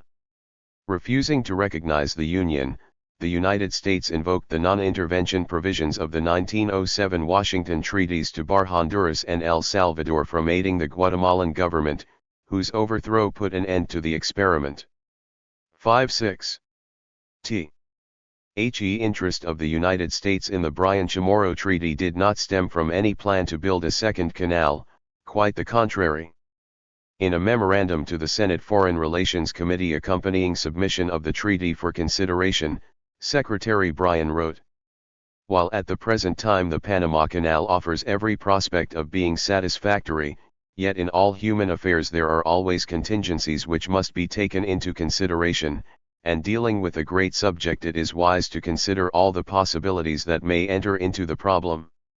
The price at which the canal route is to be bought is so reasonable that we can afford to purchase it even though there may be no immediate need for the construction of a canal along that route. In the second place, the Nicaragua route offers a prize to revolutionists, who, so long as it is open to negotiation, can offer it as a contingent pledge for the securing of funds to carry on insurrection. Our interest in the peace and stability of the government of Nicaragua is sufficient to justify such an expenditure as an aid to the maintenance of orderly government in Nicaragua. Third, as long as the canal route is upon the market for sale, we shall be continually disturbed by the reports, even if they be without foundation, that other governments are trying to secure the right to build a canal. The money which it is proposed to pay for the option on the Nicaraguan canal route will be well spent if it does nothing more than remove from the arena of discussion the possibility of sale to other countries. 58. The $3 million payment was not released until July 1917. The treaty specified that the money could be spent only with the approval of the U.S. Secretary of State. Accordingly, $2.5 million was applied to Nicaragua's debt payments, suspended since 1914, and most of the funds never left the United States. The remainder was used to pay salary arrears of Nicaraguan government employees. 5-9 All the while Nicaragua's debts continued to mount, though the country had nothing to show for them. The bankers made new loans and exercised their option to buy 51% of the railroad shares for $1 million, a price well below their estimated value. They acquired 51% of the National Bank stock for a mere $153,000. The National Bank, in turn, took over collection of the internal revenues from tobacco and aguardiente. It became the sole depository for government funds and served as paymaster. It didn't pay interest on government deposits, however, instead it collected a commission on one sum of $158,000, deposited for payment of claims adjudicated by the Mixed Claims Commission. For example, the bank reportedly charged the Nicaraguan government $8,047.23 for expenses To top it off, the National Bank of Nicaragua Incorporated was exempt from all Nicaraguan taxes. Meanwhile, the US-owned bank used its depositors' funds to create the Compañía Mercantil de Ultramar, through which it obtained control of the export of Nicaraguan coffee and other products. 61. The monetary reform was the centerpiece of North American financial intervention. It was supposed to make the country attractive to U.S. investors by creating a stable currency, on par with the dollar, that would simplify credit and exchange. Its chief architects were Charles A. Conant and Francis Harrison. Conant, one of the leading banking and monetary experts of the day, had served under President Taft during the latter's term as governor of the Philippines, designing the new U.S. colony's currency system. Conant was a theorist, moreover, who devoted considerable attention to the role of the United States in the world economy. As an influential employee of the U.S. government, his views shed light on the intervention in Nicaragua. According to Conant, the empires of the future would be financial and economic, not necessarily territorial in nature. In a book published in 1900, The United States and the Orient, he wrote, "Whether the United States shall actually acquire territorial possessions, whether they shall adopt the middle ground of protecting sovereignties nominally independent, or whether they shall content themselves with naval stations and diplomatic representatives as the basis for asserting their rights to the free commerce of the East, is a matter of detail." Conant saw the importance of free commerce not so much in terms of exporting surplus products, but of exporting surplus investment capital. He was saying from a pro-capitalist standpoint the same things as anti-capitalist contemporaries like Lenin. And, like them, he felt that government had an important role to play. It is when the trust has swallowed up its rivals for the control of the local market, and reaches out for the control of foreign markets, that it seeks to bring political power to the aid of economic efficiency or inefficiency. It is the struggle between great political powers of the world for bolstering up national economic power which constitutes the cardinal fact of modern diplomacy. 62. Whether through Conant's efforts or not, U.S. investment in Nicaragua did increase dramatically during the period in question and, regardless of U.S. government intentions, political power played the leading role in making that possible.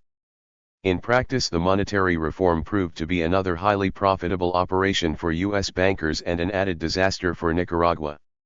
A large part of the funds loaned for the monetary conversion were used to buy up the old paper pesos in amounts necessary to reduce the rate of exchange from 20-1 down to 12.5-1. That conversion to the new Cordoba would take place when the value of the peso had been stabilized at 12.5-1 was supposed to be a secret, to thwart speculators. But the friends of the government, who had received the biggest handouts of paper pesos in the first place, knew the conversion rate in advance. What is more, it was charged that Brown Brothers and Seligman, who had inside information, themselves made huge profits by buying up pesos at 20-1 or 15-1 and later converting them at 12.5-1. In reality, it made little difference whether one had advance knowledge of the conversion rate or not. It required a dull wit indeed not to perceive that as the paper money was retired from circulation, the value of the remaining bills could only increase. Whether or not the monetary conversion was in itself a good idea, the curious decision to first buy up large quantities of old pesos in order to reach an arbitrarily established rate of exchange proved to be extremely costly for Nicaragua. The conversion also had the unintended effect of raising prices, which, of course, most harmed the country's many poor.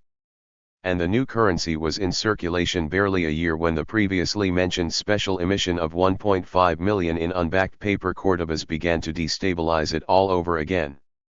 63. By 1917, Nicaragua's economy was a mess. The country had lost control of its customs receipts, a majority of the shares in its railroad and national bank had been sold and the remainder mortgaged. Payments on most of the republic's debts, both external and domestic, had been suspended. Penned. 174. In receipt of the $3 million from the Bryan Chamorro Treaty, and many obligations had to be refinanced every 6 months. Added to all this, the Mixed Claims Commission, which completed its work in 1915, had recognized more than $5 million in claims that had to be paid. To the State Department it was clear that something had to be done to straighten out the situation created by its Nicaraguan protégés and its banker friends. The Lansing Plan of 1917 was advanced as the solution. Named after Robert Lansing, who replaced William Jennings Bryan as Secretary of State in 1915, it amounted to placing Nicaragua in formal receivership. Lansing demanded that the Nicaraguans adopt the new financial plan before he would approve dispersal of the proceeds from the Bryan-Chamorro Treaty. Under the Lansing Plan, Nicaragua's monthly budget for government expenses was fixed at an austere 95,000 cordobas.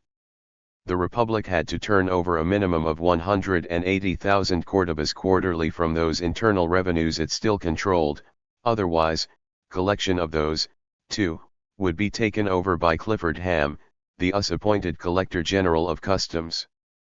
Ham was to receive the proceeds from all sources of income, which he would pay directly to foreign lenders or to the National Bank, where they would be apportioned out to other creditors. The plan established a High Commission, composed of 1 Nicaraguan and 2 North Americans appointed by the Secretary of State, to supervise the entire financial life of the Republic, and to rule on any complaints Nicaragua might have about the bankers or about Ham. The latter was to remain as Collector General until all Nicaragua's debts were paid. 6-4 For his part, Clifford Ham was in no hurry to leave. He had found himself a comfortable sinecure as Nicaragua's head customs collector. He received a $10,000 annual salary, a small fortune at that time, plus a liberal expense allowance.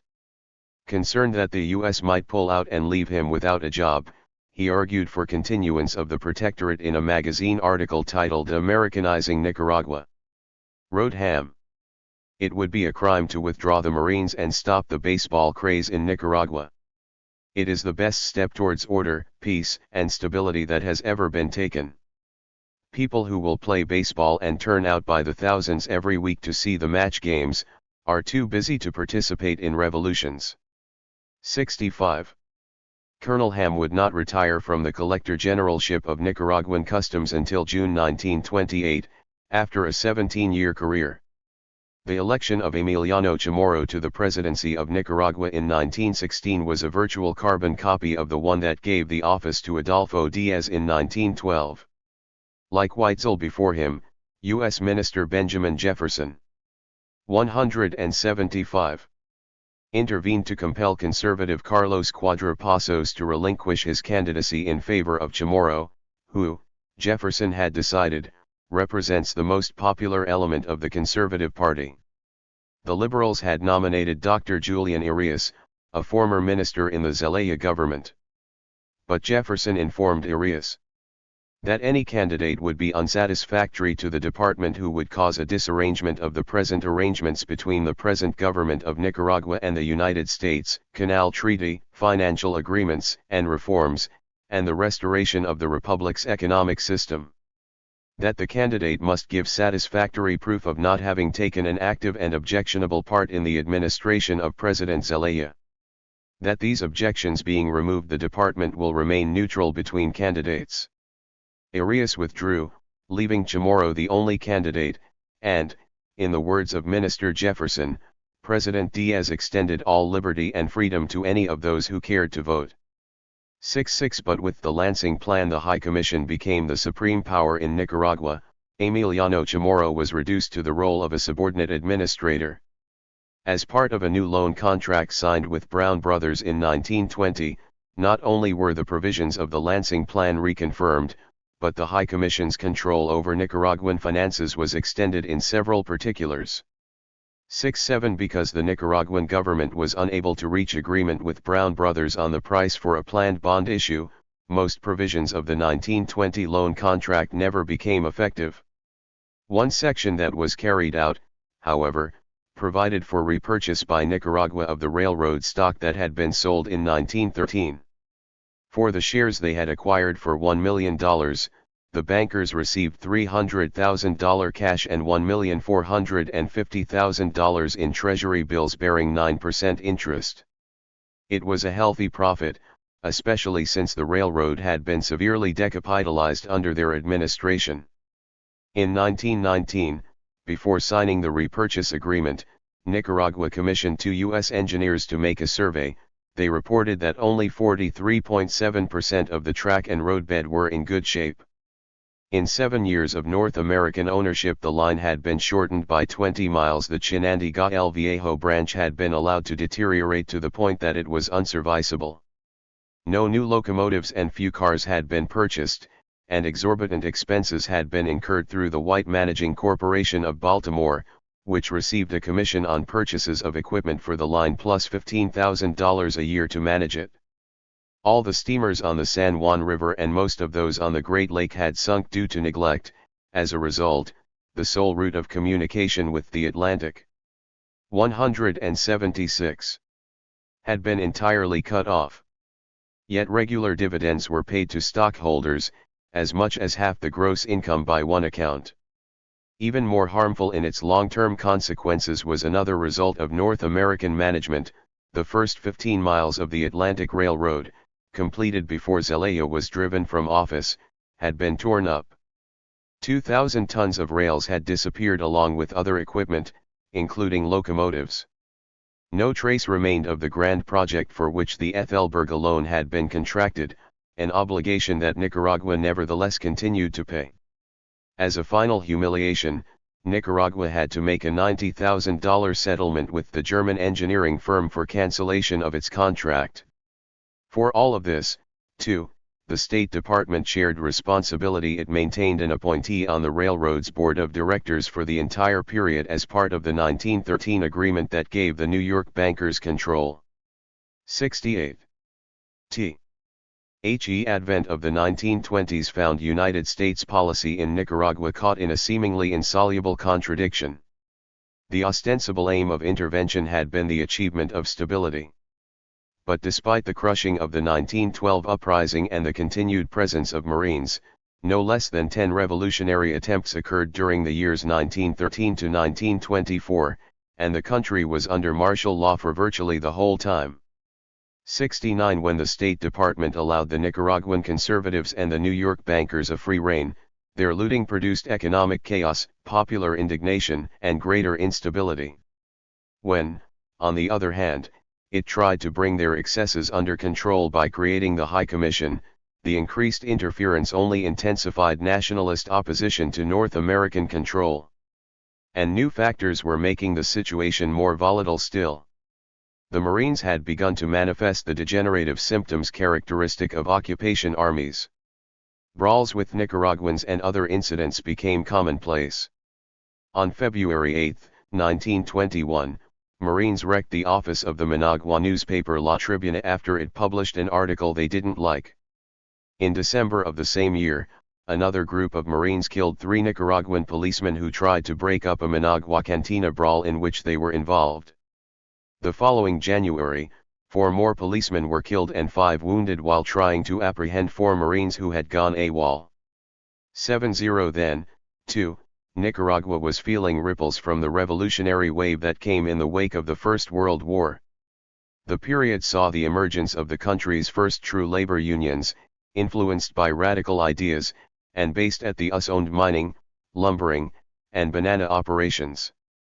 In 1921 and 1922 big strikes hit the Cuyamel Fruit Company and the Kyocra. 177. Development Company, a lumbering enterprise. Labor organization added a new dynamic to Nicaraguan politics. 71 It was in this explosive context that President Diego Manuel Chamorro, Emiliano Chamorro's uncle, died in office in October 1923. He was succeeded by the vice president, Bartolomé Martínez. Though a member of the Conservative Party, Martínez didn't belong to the traditional Granada-based oligarchy. He was a coffee grower from the northern department of Jinotega, and represented a sort of left wing in the party. Viewed as an outsider by the Granada clique, his inclusion in the cabinet had been intended solely to broaden the government's base of support. 72 Pressed on one side by nationalist popular sentiment and on the other by the propertied classes' fear of radical social upheaval, the Martínez government tried to distance itself to some extent from the policies of its conservative predecessors. The Republican conservatives, as Martinez's faction called themselves, sought to conciliate the liberals by facilitating their participation in local administration. The liberal majority, known as nationalist liberals, favored accommodation and formed a bloc with the Republican conservatives that became known as the Transaction. By ending their traditional animosity and asserting a degree of independence from United States control, this national unity coalition sought to re-establish the traditional party's hegemony over the increasingly restive populace. The State Department, meanwhile, was seeking a way out of the dead end to which interventionism had led. The Marine occupation of Nicaragua was politically expensive. As Secretary of State Charles Evans Hughes phrased it, a continuance of American forces in any of those countries is fraught with many possibilities of misunderstanding. The presence of the Marines in Nicaragua, he acknowledged, had at times given rise to the assertion, however unjustified it may be, that the United States government is maintaining in office a government which would otherwise perhaps not be strong enough to maintain itself against the attacks of its political opponents. In evident contradiction to the foregoing, Hughes added that the Marines could not be withdrawn immediately because political disturbances might ensue. 7.3 Thinking somewhat along the same lines as the Nicaraguan politicians of the Transaction, the State Department saw the need to establish a government in Nicaragua with enough popular support to survive withdrawal of the Marines and permit a more low-profile U.S. involvement. The means to that end were, as Hughes saw it, to aid the Nicaraguan government in having an election which would be so fair and free that the people would be contented with the result. 7.4. 178. After the experience of 1916, most liberal leaders had yielded to the philosophy that there was no political future in opposing the United States. Going out of their way to manifest friendliness, they convinced the State Department that they were ready to accept U.S. influence in Nicaragua. As a result, they were allowed to participate in the 1920 presidential election. But massive fraud had prevented their victory. Major Jesse Miller, the U.S. military attaché assigned by the State Department to observe the election, had concluded that a free and honest election is practically impossible under the existing law. 7.5 As a consequence, the U.S. had imposed on the elder Chamorro, as a condition for recognition, the requirement that he request a North American expert to write a new electoral law. Through the medium of the State Department, on December 15, 1921, Chamorro's government signed a contract with Dr. Harold W. Dodds. Later, after Dodds had written a new electoral law, the U.S. pressured the Nicaraguan Congress to adopt it. That was accomplished in March 1923. The State Department hoped the Marines could be withdrawn after the presidential election of October 1924, the first that would be held under the new law. 7.6 Though pursuing parallel aims, the State Department and the Transaction soon found themselves at loggerheads over how to achieve them. Washington policymakers didn't trust Nicaraguans to implement the law in such a way as to guarantee a result that would have popular support. They insisted that the elections be supervised by Dodds and a team of U.S. advisors.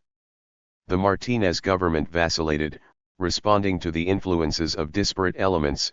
Some of these opposed U.S. supervision on nationalist grounds, others feared the political consequences of association with the United States but dared not oppose the State Department directly. Martinez allowed Dodds and a few assistants to come to Nicaragua to oversee the registration process, but balked at having U.S. advisors in the country for the voting itself. Failing to agree on a formula for U.S. advisors, the Nicaraguan government accepted the idea of having members of the Marine Legation Guard act as unofficial observers. Even this compromise failed, however, when Secretary Hughes hotly rejected the Nicaraguans' insistence that the Marines appear in civilian clothing. 77 There was clearly little room for nationalism in U.S. Central American policy. In July 1924, the parties of the Transaction formalized their alliance, nominating Carlos Solorzano, a Republican conservative, for president and Juan Bautista Sacasa, a nationalist liberal, for vice president. Both parties named the same number of candidates for other offices on the fusion ticket, and agreed that appointive posts would likewise be shared equally. 7.8 In the election held on October 5, Solorzano defeated Emiliano Chamorro. 179. FO, caudillo of the traditional conservative oligarchy, by a large margin. Not surprisingly, Chamorro supporters, including Adolfo Diaz, protested to the U.S. legation that the results were fraudulent. But the U.S. decided to recognize Solorzano after he signed a statement promising that he would immediately form a constabulary with assistance from the U.S. to maintain order when the Marines were withdrawn, and that he would undertake adequate and satisfactory measures with which the government of the United States could cooperate for the solution of the economic problems of Nicaragua. 7-9 It was planned that the Marines would be withdrawn at the end of January, after Solorzano's inauguration. But the new Nicaraguan president, citing fears of political and economic disturbances, requested that their departure be postponed. The U.S. agreed to keep them in Nicaragua long enough to train a National Guard. The Guard had already become a sore point between Washington and the Transaction. Before the election, Martinez had agreed to the creation of a non-political constabulary to keep order when the Marines left. Implementation was continually postponed, however, no doubt due to disagreements within the shaky coalition over control of the force, its functions, and the role of U.S. advisors. Pressed by the United States to begin formation of the National Guard, the Solorzano administration's sensitivity to nationalist counter-pressures became evident. The Nicaraguan Congress didn't approve a U.S. blueprint for the force until May, and only then gave its assent after making substantial changes. Secretary of State Kellogg gave the go-ahead anyhow, only to have the plan run into further trouble over details of how U.S. instructors would be employed. When Nicaragua appointed a nationalist general to prepare the Guard regulations and act as liaison with the U.S. legation, it further increased Washington's displeasure with Solorzano. 8-0 The election and the National Guard were not the only nor, perhaps, the most important points of contention between the United States and the Martinez and Solorzano governments. The independence of the Transaction in economic matters was also apparent. A Nicaraguan economist had drawn up a balance sheet for President Martinez showing that Washington's dollar diplomacy had cost Nicaraguans over $33 million, of which more than $8 million represented profits on various dealings or exorbitant salaries paid to North American officials. Martinez, Solorzano, and their allies took some tentative measures designed to rectify the situation. Martinez's administration completed the repurchase of the railroad and sought to liquidate the loans that formed the pretext for U.S. receivership of the country's finances. When, in 1924, the Bank of Central and South America was negotiating the sale of its assets, Martinez seized the opportunity. 180. To buy back its 51% interest in the National Bank of Nicaragua *, it cost the country $300,000, nearly twice what the New York bankers paid for the shares. And as part of the deal, it had to purchase the Compañía Mercantil de Ultramar for another $300,000. The latter was by that time on the verge of bankruptcy owing to a depression in coffee prices. When the government turned around and sold its assets, it netted only $1,000,000. 82 Buying back the stock of the National Bank and gaining control over it were not the same thing, however. North American bank employees, reportedly aided by the High Commissioner and Customs Collector, spread word that Nicaraguan control would result in currency depreciation. The ensuing panic forced Martinez to retreat from a plan to recharter the institution in Nicaragua. Instead, he asked the State Department to send a financial advisor. Meanwhile, 3 North Americans remained on the bank's board of directors. Its president was still Robert F. Laurie, a vice president of the Guarantee Trust Company. 8-3 The financial advisor appointed by the State Department was Dr. Jeremiah Jenks. A professor of economics and political science at New York University, Jenks was a frequent appointee to government commissions over a period of 30 years. He had been a member of the High Commission for Nicaragua since its formation in 1917. He was also the State Department's appointee on the boards of directors of the bank and railroad. Arriving in Managua a few days after the inauguration of the new president, he advised Solorzano to resell to foreigners the National Bank shares that Nicaragua had just recovered. Jenks reportedly told Solorzano that if his advice were not followed, the bank's customers would withdraw their deposits. The Nicaraguan government agreed, for it was, in the words of Toribio Tijerino, a Nicaraguan member of the bank's board, composed of very timorous individuals. But plans to sell the shares to Lori, the bank's North American president, were cut short when some not-so-timorous members of the government prevailed on Solorzano to change his mind. The Nicaraguan majority of the bank's directors then voted to move the deposits to the Royal Bank of Canada, which offered higher interest, while the Nicaraguan Congress rejected a loan contract with Lori's Guarantee Trust Company. The anti-American sentiments and utterances of most of probable collaborators are fully known to the legation, wrote Charge Thurston to the State Department at the start of the new Nicaraguan president's term. No doubt his estimation was based on suspiciously independent measures like these. 8-4 in September 1925, at the prompting of the Nicaraguan majority on the railroad's board of directors, the Solorzano administration decided to cancel the contract of the White Managing Corporation. But when it gave notice of the cancellation, Dr. Jenks went to Washington and sent Solorzano a telegram in State Department code, by way of the U.S. minister. The message asked that the White contract be extended for a period of months. Coming as it did, it appeared to Solorzano to be an official request, and he instructed his representatives in the U.S. to comply. At the next meeting of the railroad directors, a Nicaraguan member asked Jenks to explain the purpose of a few months' extension of the White contract. Another of the North American directors replied that many things could happen in Nicaragua during that time. 85 less than 1 month later, on October 25, 1925, Emiliano Chamorro seized La Loma fortress overlooking Managua and presented the government with a list of demands. Chief among them was expulsion of the liberals from the government. The Marines had withdrawn on August 1, and Camarista troops surrounded the fledgling National Guard, which had just begun training. Solorzano capitulated. He purged 21 liberal and Republican conservative congressmen and numerous other officials. Vice President Sacasa was charged with conspiracy. Receiving death threats, Sacasa fled the country. When he refused to return to face the charges, the vice presidency was declared vacant. Chamorro prompted a friendly senator to resign and got himself elected to the seat. Then, as there was no vice president, he had the Rump Senate name him first designate to the presidency. Pressuring Solorzano to quit, on January 17, 1926, Emiliano Chamorro again became president of Nicaragua. 86. X all but one. The sovereignty of a people is not up for discussion, it is to be defended with arms in hand.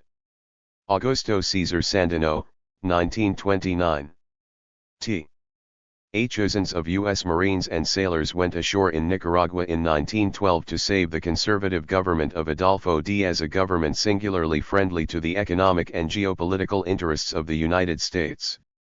A legation guard remained for the next 13 years to keep Diaz in office, and after him Emiliano Chamorro, and finally Emiliano's decrepit uncle Diego.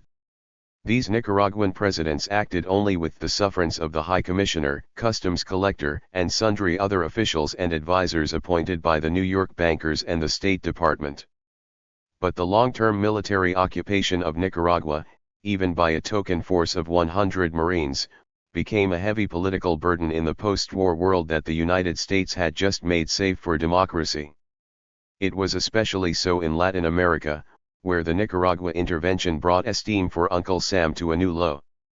Under Secretary Hughes, the State Department drafted a plan to oblige its Nicaraguan protégés to hold an election from which, it was hoped, would emerge a government with a broad enough base to remain standing when the prop of the Marines was removed. The plan looked good on paper, from the State Department's point of view, but it failed miserably in practice. Having once upset the equilibrium of Nicaragua's internal development, no amount of Yankee tinkering could set it right again. It was soon clear that the government resulting from the 1924 election was shaky. Just a few days after Solorzano's inauguration, the U.S. legation in Managua advised the State Department that an uprising by the Cachuricos, as the right-wing conservatives were known, would immediately follow Marine withdrawal. By the same token, the election had brought to 184 power a regime whose political coloration was not entirely to Washington's liking, a development seemingly not anticipated by the withdrawal scenario. Some of its members were nationalists who were suspiciously insistent that Nicaragua own and control its national bank and railroad, and be financially independent of the United States. Washington was frustrated with the Nicaraguans' foot-dragging over establishment of the National Guard. Finally, the State Department was being urged to oppose Solorzano by U.S. business interests, and by Chandler P. Anderson, a former department counselor serving as Chamorro's Washington lobbyist. If these considerations did not inspire the decision to now withdraw the Marines, the symbol of U.S. support, and allow the fledgling government to fall, they certainly made that decision a lot easier. Obviously, military occupation could be used as a tool for controlling governmental succession in Nicaragua. As it turned out, the end of that occupation, or at least its timing, could do the same thing just as effectively. Commented New York Times correspondent Harold Denny, seldom if ever has a nation, having full knowledge of the danger, taken deliberately a step whose disastrous results were more thoroughly a mathematical certainty than the United States took in ordering this withdrawal. In any event, once Chamorro had staged his coup, the United States devoted its efforts not toward restoring the purged liberals and nationalist conservatives to the government, but to giving the coup the appearance of constitutionality. In December 1922, Secretary Hughes had summoned Central American representatives to a second Washington Conference, which resulted in a new set of treaties banning revolution and pledging the maintenance of constitutional government. Now, in 1925, the State Department headed by Frank B. Kellogg was faced with a dilemma. It could not recognize Chamorro in flagrant violation of the United States' own injunctions.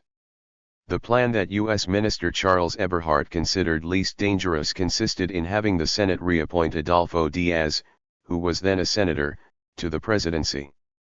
Eberhart warned Chamorro that were he to become president in this way, especially within 3 months of his armed intimidation of President Solorzano, that step would be of such doubtful legality that the government of the United States would almost certainly feel compelled to withhold recognition. But Chamorro rebuffed the U.S. envoy, determined to have the presidency for himself. Chamorro, who as a representative of Uncle Diego had personally signed the Washington treaties, was surprised that the Coolidge administration did not want him in the presidential palace. "I didn't think they meant 185. It," he reportedly told a friend. "They had taken the Marines away. What was I to think?" Meanwhile, Vice President Sacasa, the constitutional successor, tried to appeal to the Washington agreements, declaring from exile, "The Americans are responsible for everything that happens in Nicaragua, and they are obliged to take me there in one of their warships and give me possession of the presidency." Making a pilgrimage to Washington, Sacasa was told that the United States could not use force to put him in power. As it turned out, the U.S. would not allow the constitutionalists, as supporters of the deposed government called themselves, to use force to put him in power either. Instead, the United States pursued a policy toward the Chamorro regime that Minister Eberhart termed benevolent non-recognition. For there was a liberal uprising in Bluefields in May 1926. The Marines promptly landed and declared the town a neutral zone. The poorly prepared revolt was soon crushed by Chamorro's troops and the Marines left. But in August, armed liberal exiles landed at several points on the Atlantic coast. It was clear that Chamorro now faced a serious threat, and Secretary Kellogg exerted renewed pressure for him to resign. Meanwhile, a well-rehearsed formula averted the imminent capture of Bluefields by Sacasa forces. Chamorro's local chief declared himself unable to protect the lives and property of foreigners, and the obliging Marines once again proclaimed a neutral zone. On September 15, President Coolidge embargoed arms shipments to Nicaragua after it became known that constitutionalists were buying weapons in the United States. Under pressure from the United States and from business interests, the two sides agreed to a ceasefire in October. They sent representatives to a peace conference aboard the cruiser USS Denver at Corinto, supervised by Charge Lawrence Dennis, who was managing U.S. Nicaragua policy in the absence of Minister Eberhard. The talks broke down after 8 days of fruitless negotiation. The Camaristas refused to relinquish the presidency they had usurped the previous year, while the opposition insisted on Sacasa's constitutional right to be president on the basis of the 1924 election. Sacasa supporters were willing, however, to submit the question to international arbitration involving the U.S. and the other Central American states. Charge Dennis declared the idea of foreign arbitration of an internal Nicaraguan political matter to be preposterous. Still hoping to persuade Washington to support their cause, the liberals threatened to continue the armed struggle and to appeal to Mexico for help if they failed to get U.S. backing. Dennis urged the State Department to make a clear, forceful statement with respect to the continuation of the revolution with the aid of other governments, especially that of Mexico. Such a statement, he said, would avert disaster and smash. 186. The doctrine of constitutional restoration by means of foreign aid to revolution, once and for all. 7. However preposterous foreign arbitration may have seemed to Dennis, the United States now proceeded to its own arbitration of the matter. The Cachuricos were told that U.S. recognition necessary to defeat the constitutionalists would not be forthcoming so long as Chamorro retained the presidency. The Nicaraguan Congress would have to replace him in such a manner that the proceedings would appear constitutional. Secretary Kellogg told Dennis, "It is not the desire of the department to suggest or favor any candidate for the Congress to designate, but should Adolfo Diaz be designated he would be a wise choice. According to the best information now before the department he is honest and capable and has that firmness of character which is absolutely essential for any person called to fill the difficult position of President of Nicaragua." Kellogg cautioned the charge to use the utmost care to avoid any criticism that the government of the United States is endeavoring to direct Nicaraguan internal politics. 8. Following the scenario outlined by Kellogg, Chamorro resigned and Diaz, designated to take his place, was inaugurated on November 14. Official U.S. recognition came 3 days later.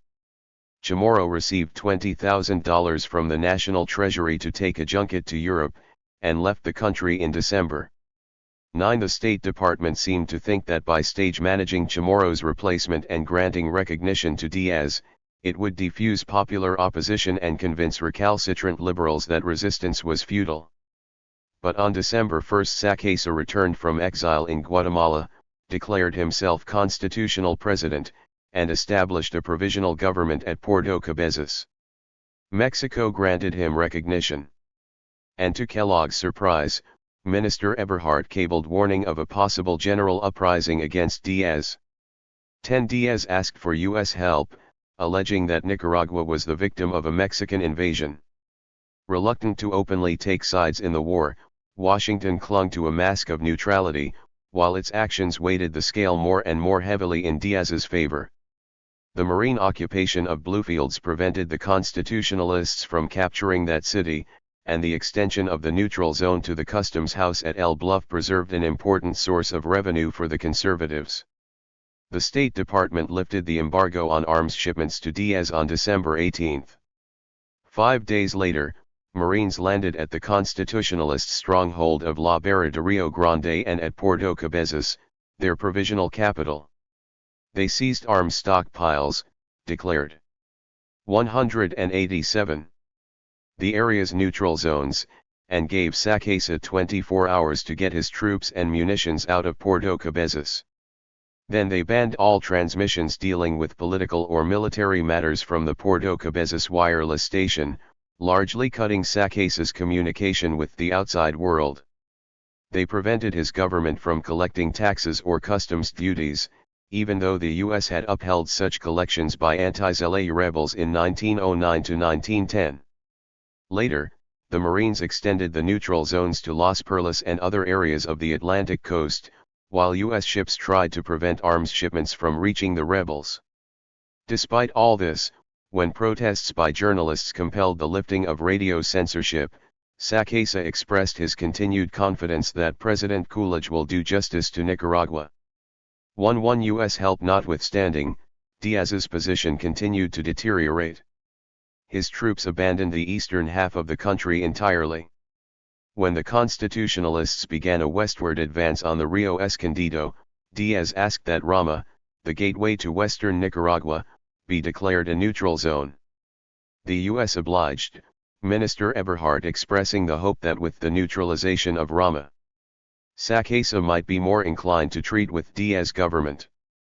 Moreover, the United States announced that the neutral zones, which now included all important areas of the Atlantic coast, could not be used by the rebels as supply bases.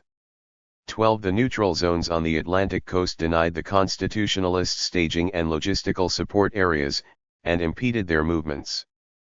Those on the Pacific side, however, aided the Diaz government. They eventually included most of the important cities, relieving the conservatives of the need to maintain garrisons, and affording them safe bases for rest, recuperation, and supply. And the United States, the increasingly obvious disparity between the disclaimers of partisanship in Washington and the actions of the Navy and Marines in Nicaragua evoked growing criticism from Congress and the newspapers. At a December 31, 1926 press conference, President Coolidge insisted that U.S. involvement had the sole aim of protecting lives and property and that his administration continued to follow a policy of strict neutrality. He accused the press of injuring the U.S. image in Latin America by questioning that policy, and of creating a false impression that domestic opinion was divided. Coolidge called on the newspapers to take an American attitude by presenting U.S. foreign policy in a good light and helping to generate support for it. 1-3 The attack on the press failed to silence criticism. Early in January 1927, Montana Democrat Burton Wheeler introduced a resolution in the Senate calling for withdrawal of U.S. forces, Representative Huddleston of Alabama. 188. Ma proposed a similar measure in the House. Wheeler told a rally sponsored by the Non-Intervention Citizens Committee at New York's Lyric Theater, "Protection of life and property is the classic mask worn by dollar diplomacy when it turns its face toward the American people." He gave his listeners a detailed account of U.S. involvement, concluding, "The State Department has literally gutted the sovereignty of Nicaragua. At this moment it has the little republic hogtied. Every strategic post, fiscal and military, is in the hands of the appointees of the State Department." He described the current policy as utterly inconsistent with that goodwill on which depends international comity and international trade, and said he could no longer sit silent to see the country's legitimate material interests jeopardized by ruthless international bankers and their bureaucratic puppets in the State Department. 1-4 Criticism such as Wheeler's forced the Coolidge administration to search for arguments that could rally support behind its Nicaragua policy. Shortly after Diaz appealed for U.S. aid, reports emanating from both Managua and Washington began to elaborate on the Mexican invasion theme.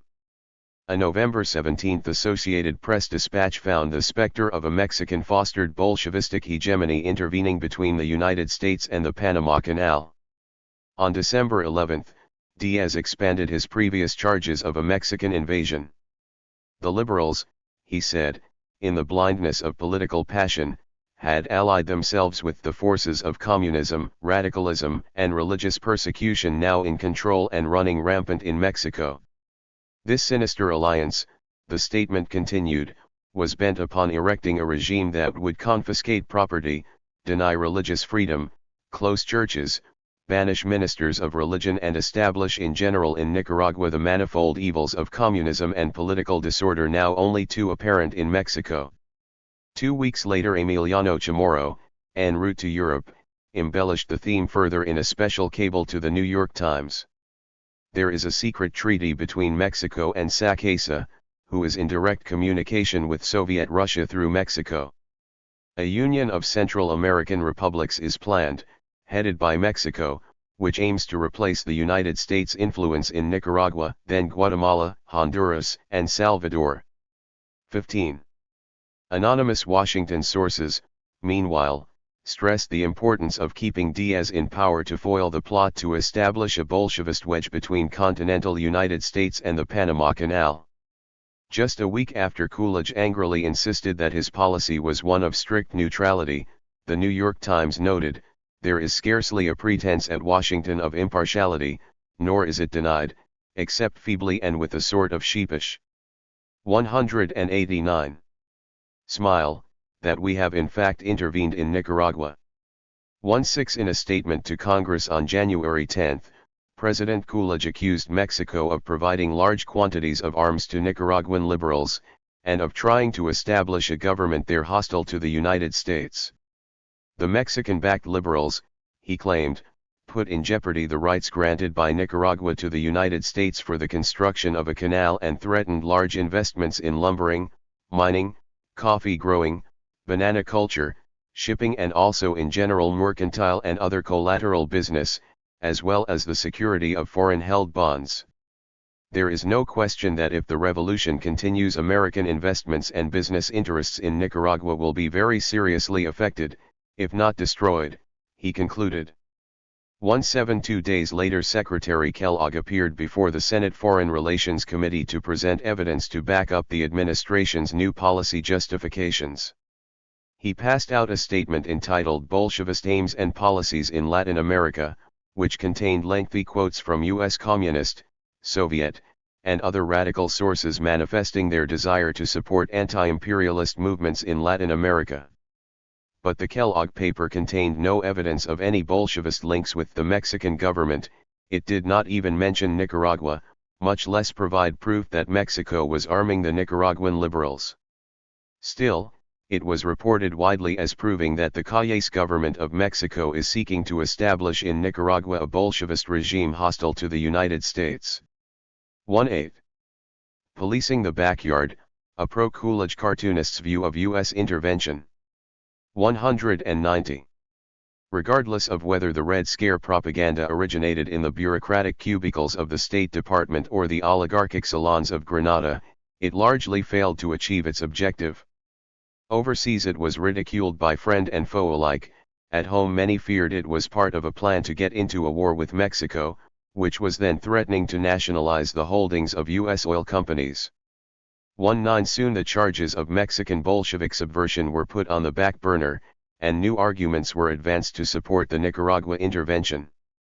At the end of February, a British cruiser was reported to be on its way to Corinto to provide a haven for endangered British subjects. Pro-administration publicists exploited the report to focus attention on the State Department's claim that the lives and property of U.S. and other foreign nationals were at stake, and to mobilize vocal Monroe Doctrine fanatics behind further preventive intervention by the United States. The British ship mysteriously turned around and left after staying in Corinto only a few days. Circumstantial evidence suggested that the British and U.S. governments had jointly engineered the incident. 20 On March 1, Acting Secretary of State Joseph Grew wrote Chairman Porter of the House Foreign Affairs Committee that new Marine units were being sent to Nicaragua to avert a danger that armed bands of revolutionaries might interrupt communications on the railroad and possibly destroy a portion of the railroad. It was necessary, he said, to keep the line open to maintain a link between the legation and the Marine Guard at Managua and the sea. To accomplish this, neutral zones were declared the entire length of the track, including the cities of Leon and Chinandega. The trains themselves were not neutralized, however, which enabled Diaz to continue to use them for his troops and supplies under Marine protection. 2-1 The State Department or its supporters advanced at least 4 distinct justifications for renewing the U.S. military intervention in Nicaragua during the Constitutionalist War. 22 These were the alleged need to protect life and property, including investments, the Bolshevik menace to the Panama Canal area, the need to safeguard the Nicaragua Canal option, and the Monroe Doctrine intervening to forestall intervention by Europeans. The theory seemed to be that each new argument would increase the support for intervention, even if it was discovered after the fact. Then too, a multiplicity of justifications would diminish the impact of a compelling challenge to anyone. With his situation becoming weaker and weaker, Diaz again asked the U.S. to make Nicaragua a formal dependency and, in the words of Foreign Minister Carlos Cuadra-Pasos, established de jure what time and 191. History have created de facto between our two countries. With its policy already under heavy fire at home and abroad, the Coolidge administration lost no time denying that it had any intention of taking Adolfo up on his offer, even though it came with the endorsement of Minister Eberhard. 2-3 As the New York Times put it, President Diaz was our man, kept in office only by American bayonets, and for him to come gaily forward and succeed in placing his distracted country under the protecting wings of the American eagle would have been a sight to make international laughter hold both its sides. It is well for our government to have stopped that farce before it went any further. 24. Afraid of rekindling the attacks on dollar diplomacy, the State Department also scotched a plan by Diaz to resell the Nicaraguan Railroad and National Bank to the New York bankers. 25 Despite all the assistance it received from the United States, the Diaz army was faring badly. Though better armed than its adversaries, its morale was very low, mutinies and desertions were common. It was largely composed of hapless individuals shanghaied en masse by recruiting squads, handed a rifle, and sent to the front. Even Customs Collector Clifford Ham's Nicaraguan underlings at Managua and Corinto had to eat and sleep in their offices on several occasions to avoid the recruiting parties. 2-6 The Constitutionalists won a decisive victory at Pearl Lagoon on the Atlantic coast at the end of December, compelling government forces to retreat to the Pacific Zone. It was thought that the neutralization of Rama would hold Sackesa's army in the east, but new constitutionalist forces appeared in the northwest, and in February, captured Chinandega. The conservatives were only able to retake the city after it had been bombed by airplanes piloted by North American mercenaries. Meanwhile, the bulk of the Liberal Army reached the Pacific Zone by making a difficult trek across the northern jungles and mountains. After inflicting a series of defeats on Diaz troops in the hinterlands of Matagalpa, the Constitutionalists dug in near Boco, dangerously close to the capital. 27. Juan Bautista Saccesa, a physician from Leon and president of the J Constitutionalist government, was a well-meaning but weak man. Saccesa had a faculty for appointing the wrong people.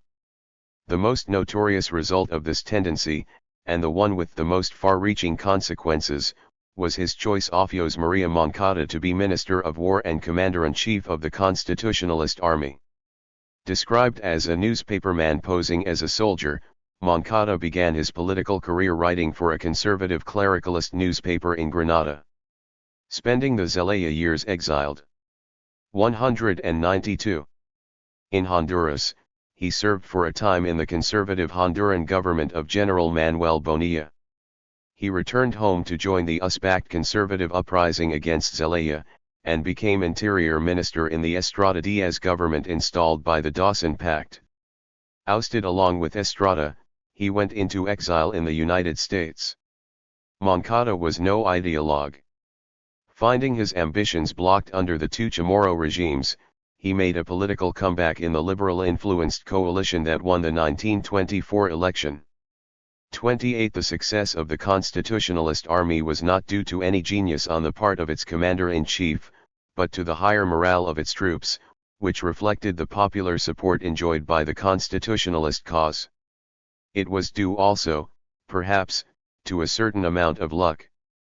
Moncada demonstrated his lack of military skill by failing to take advantage of the panic that the arrival of his army in western Nicaragua initially caused in the Diaz ranks.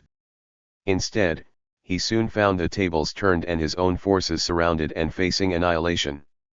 Such reversals of fortune were common when the title general was freely handed out to, or assumed by, those influential politicos or wealthy landowners who could dragoon the most peasants for the war effort. 29 There was one general in the Constitutionalist Army, however, who differed from the rest. With no military training or experience at the outbreak of hostilities in 1926, Augusto Cesar Sandino had nevertheless earned the title of general, which, he said, his men had bestowed on him. Sandino was the natural offspring of a moderately well-to-do coffee planter and a peasant woman who worked on his farm in the department of Masaya. As an illegitimate child he suffered the privations of his mother to the extreme of accompanying her, at the age of 9, into debtor's prison. Later, however, he was taken into his father's household where life was easier, and he received an education through secondary school. He developed a thriving business as a produce merchant while still a teenager, and apparently, acquired some land. But in his 25th year Sandino seriously wounded a local politico in a quarrel, and had to flee his native village. 30. Making his way north to Louisiana Ceiba on the Atlantic coast of Honduras, he got a job as a watchman at a US-owned sugar refinery. But abstemious, serious, hard-working, and more than a little ambitious, Sandino desired to see more civilized countries where, as he wrote his father, "If I can't make any money, at least I can gaze upon the broad, clear light of civilization and gain something by it." 31. Moving on to Guatemala, he was employed for a time as a laborer on a United Fruit banana plantation, and then continued north to Mexico, where he found work at the US-owned oil companies in Tampico and Veracruz.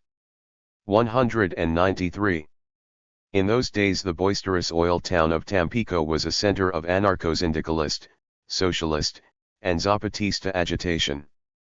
The expatriate Nicaraguan kept company with a group of friends who liked to discuss politics, especially the prostration of our peoples of Latin America before Yankee power. He read widely on social problems, theology, and even spiritualism. 3. Taunted by Mexican companions who considered all Nicaraguans to be sellouts and traitors, Sandino felt an acute sense of shame at the status of his own country as a vassal of the United States.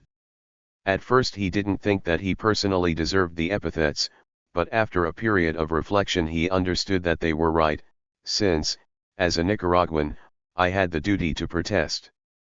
3. In May 1926, when Sandino learned of the revolutionary outbreak in Nicaragua, he was a supervisor of gasoline sales at the Huasteca Petroleum Company refinery in Veracruz. Taking some money saved from his earnings, he returned to his homeland. There, to his dismay, he found that the politicians, liberal as well as conservative, were a bunch of scoundrels, cowards, and traitors, incapable of leading a valiant and patriotic people. They fought each other, he thought, like cats and dogs in a sack merely to attain a presidency supervised by foreigners. 3. Sandino worked for a few months as a payroll clerk at the US-owned San Albino gold mine in northern Nueva Segovia. He quit in October 1926, having convinced 29 of his fellow workers to join him in taking up arms for the Constitutionalists. With part of his savings, he bought a few old rifles from the smugglers who operated along the Honduran border, and in early November the small band attacked the conservative garrison at Agicaro. The action was a failure. It convinced Sandino to travel to Puerto Cabezas in the hope of obtaining more and better weapons from the Constitutionalist commanders. Accompanied by a few aides, he made the long and difficult canoe trip down the Rio Coco to the Atlantic coast. But at Puerto Cabezas Moncada refused his request, treating with disdain the man he considered an upstart nobody. If he really wanted to fight, Moncada told him, he should join one of the existing units. But Sandino didn't give up. Despite his inexperience in military matters, he was convinced it was necessary and possible to open a second front in the Segovian mountains. When Admiral Latimer declared Puerto Cabezas a neutral zone on December 23, Sandino was still there trying to interest liberal leaders in his plan. With the help of 6 of his men and a group of local prostitutes, he hauled 30 rifles and 6,000 rounds of ammunition, equipment abandoned by Moncada's troops outside the zone before the Marine deadline. 35. 194. Returning with the arms to the northwestern mountains at the end of January, Sandino and his followers routed conservative troops in a series of small encounters. They captured more arms as they went, and soon attracted large numbers of volunteers. Within 2 months the column had grown to 800 well-armed fighters and controlled large portions of the northern departments. Flying distinctive red and black banners with the inscription "Liberty or Death," Sandino's cavalry stormed the city of Jinotega on March 28. Marine Major M.S. Berry, who visited Sandino at that time, found his troops to be the best he had seen in Nicaragua. 3-6 In April, Sandino received a desperate note from Moncada, whose army was then surrounded 100 miles to the southeast. If he failed to furnish aid at once, said Moncada, he would be held responsible for the resulting disaster. Sandino's column did relieve the Liberal army, smashing through conservative lines at the Battle of El Bijuco, capturing the enemy headquarters and large quantities of arms. Their encirclement of Moncada broken, Diaz's battered forces retreated toward Managua, their last stronghold. The balance had tilted to the Constitutionalists once more. On May 2, occupying the forwardmost position of the rebel army, Sandino's column poised for an assault on the town of Boco, the last remaining conservative redoubt between the Liberals and the capital. 3-7 The Coolidge administration closely identified the Diaz regime with U.S. interests, and feared the deteriorating government military position could soon lead to a situation in which the Marines in Nicaragua would become involved in combat. Public opinion in the United States was sharply divided over the desirability of a war in the tropics, a situation exacerbated by the inability of the State Department to come up with a coherent rationale for intervention. Coolidge was determined, as the London Spectator p.m.'d, to get control of his slide down the slippery slope of imperialism where the best intentions prove of no avail and where force of circumstances is always in charge. 3-8 To that end he dispatched Henry L. Stimson, a law partner of Elihu Root and former Secretary of War, as his special representative to Nicaragua. The move was a public relations success even before Stimson's departure, as previously critical newspapers greeted the Stimson mission as a sign that Coolidge was backing away from military intervention in favor of a negotiated settlement. Stimson was given a broad mandate to arrange matters any way he could short of a Liberal victory. Arriving in Managua on April 17, he found the military situation even more precarious than Washington had been led to believe.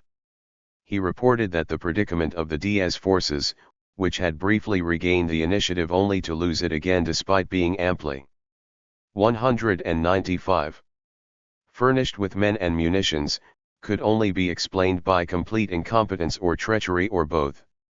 3-9 But after he conferred with Sacasa representatives, Stimson found that political prospects were considerably brighter. The Liberal politicians, he reported, asserted that their party recognized that the United States had a legitimate zone of interest and influence extending as far south as Panama and that they considered this fact natural and beneficial in its results to Nicaragua. The Constitutionalists were willing to lay down their arms in return for U.S. supervision of the 1928 presidential elections. The only sticking point was their refusal to accept Diaz in the presidency for the interim. But Stimson was adamant about retaining Diaz, who, he said, would cheerfully accept the limitation of his authority necessary for a compromise and would loyally cooperate with execution of plan. After careful consideration we know no other Nicaraguan whom we could trust to so cooperate. I told him I was insisting upon his retention, not for himself alone but because he was essential to successful settlement and my own country's honor. 40. Stimson decided to seek out Moncada, a man he thought would be more flexible. It was known, wrote Stimson, that the constitutionalist commander in former times had put himself on record publicly in support of the right of the United States to intervene in Nicaragua to assist in the establishment of order and liberty. Moncada had been well known in the State Department for a long time. After the fall of Zelaya, he had urged the U.S. to take over not only the National Bank, Railroad, and steamships, but the telegraph and the National Treasury as well.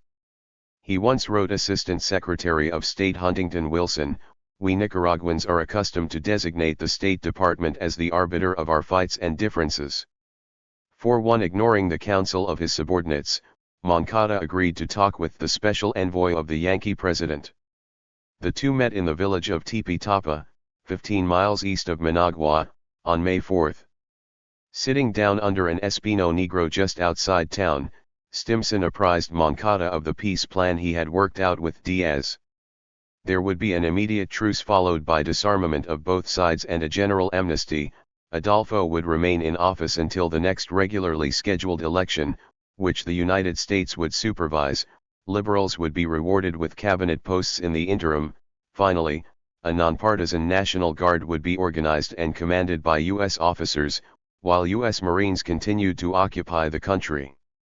Stimson then made the constitutionalist commander the offer he couldn't refuse, if his troops did not lay 196 down their weapons, they would be forcibly disarmed by the United States. 42 If Moncada was upset that the cause he had fought for was being robbed of certain victory, he failed to show it. In less than 30 minutes we understood each other and had settled the matter, Stimson reported. Indeed, Moncada seemed anxious to cooperate. Yes, he was against Diaz remaining in office, he said, but if Stimson insisted, how could he possibly oppose the will of the United States? The only problem remaining was to convince his subordinates. Stimson had a long talk with Moncada about methods of breaking news to his men. Diaz would appoint liberals to head 6 departments in the liberal Northwest. Such patronage jobs were powerful inducements to practical commanders. Soldiers would receive $10 for every rifle they turned in, along with other material benefits. The threat of forcible disarmament by the United States would prove extremely useful in selling the plan. Moncada could tell his subordinates there was no alternative but to submit to the U.S., while he himself would appear to be acting only under compulsion from superior force. Although he had no authorization to make an arrangement with Stimson, and had not even consulted his generals, Moncada traveled to Managua the next day to work out the details of the pact. 43 A few months later, for the readers of the Saturday Evening Post, Stimson gave the story of his peacemaking in Nicaragua a Hollywood touch. As we sailed away, there remained with me as an earnest of the hopeful future of Nicaragua the memory of 2 patriotic men, one a conservative and one a liberal, each willing to sacrifice personal ambition and party interest to the higher welfare of his country, and each willing to trust in the honor and goodwill of the United States. Adolfo Diaz and José María Moncada. 44. But Stimson's happy ending was premature. With his troops poised to attack Boko, General Sandino received a note telling him that, contrary to advice, General Moncada has departed and must be playing up to the Yankees at this very moment. The next day a message came from Moncada ordering him to reconcentrate his troops because peace had been arranged. Seeking an explanation, Sandino went to see the commander-in-chief in person. The latter, reclining comfortably in a hammock, enumerated the terms of the arrangement. He told Sandino that he had been chosen to be Chief Politico, or governor, of the Department of Jinotega. What was more, the Diaz government would buy all the horses and mules used in the war, for purposes of payment. Sandino, personally, would be considered owner of those 197. Under his command, plus he'd be paid $10 for each day of his service. I smiled maliciously, Sandino remembered afterward. 45 Moncada tried to convince him of the insanity of trying to fight the United States.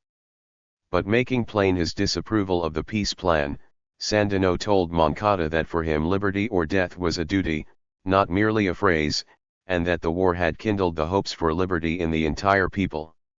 Wrote Sandino. Smiled sarcastically and replied in a deprecating tone, "No, man, why do you want to sacrifice yourself for the people? The people don't appreciate it. I tell you this from my own experience.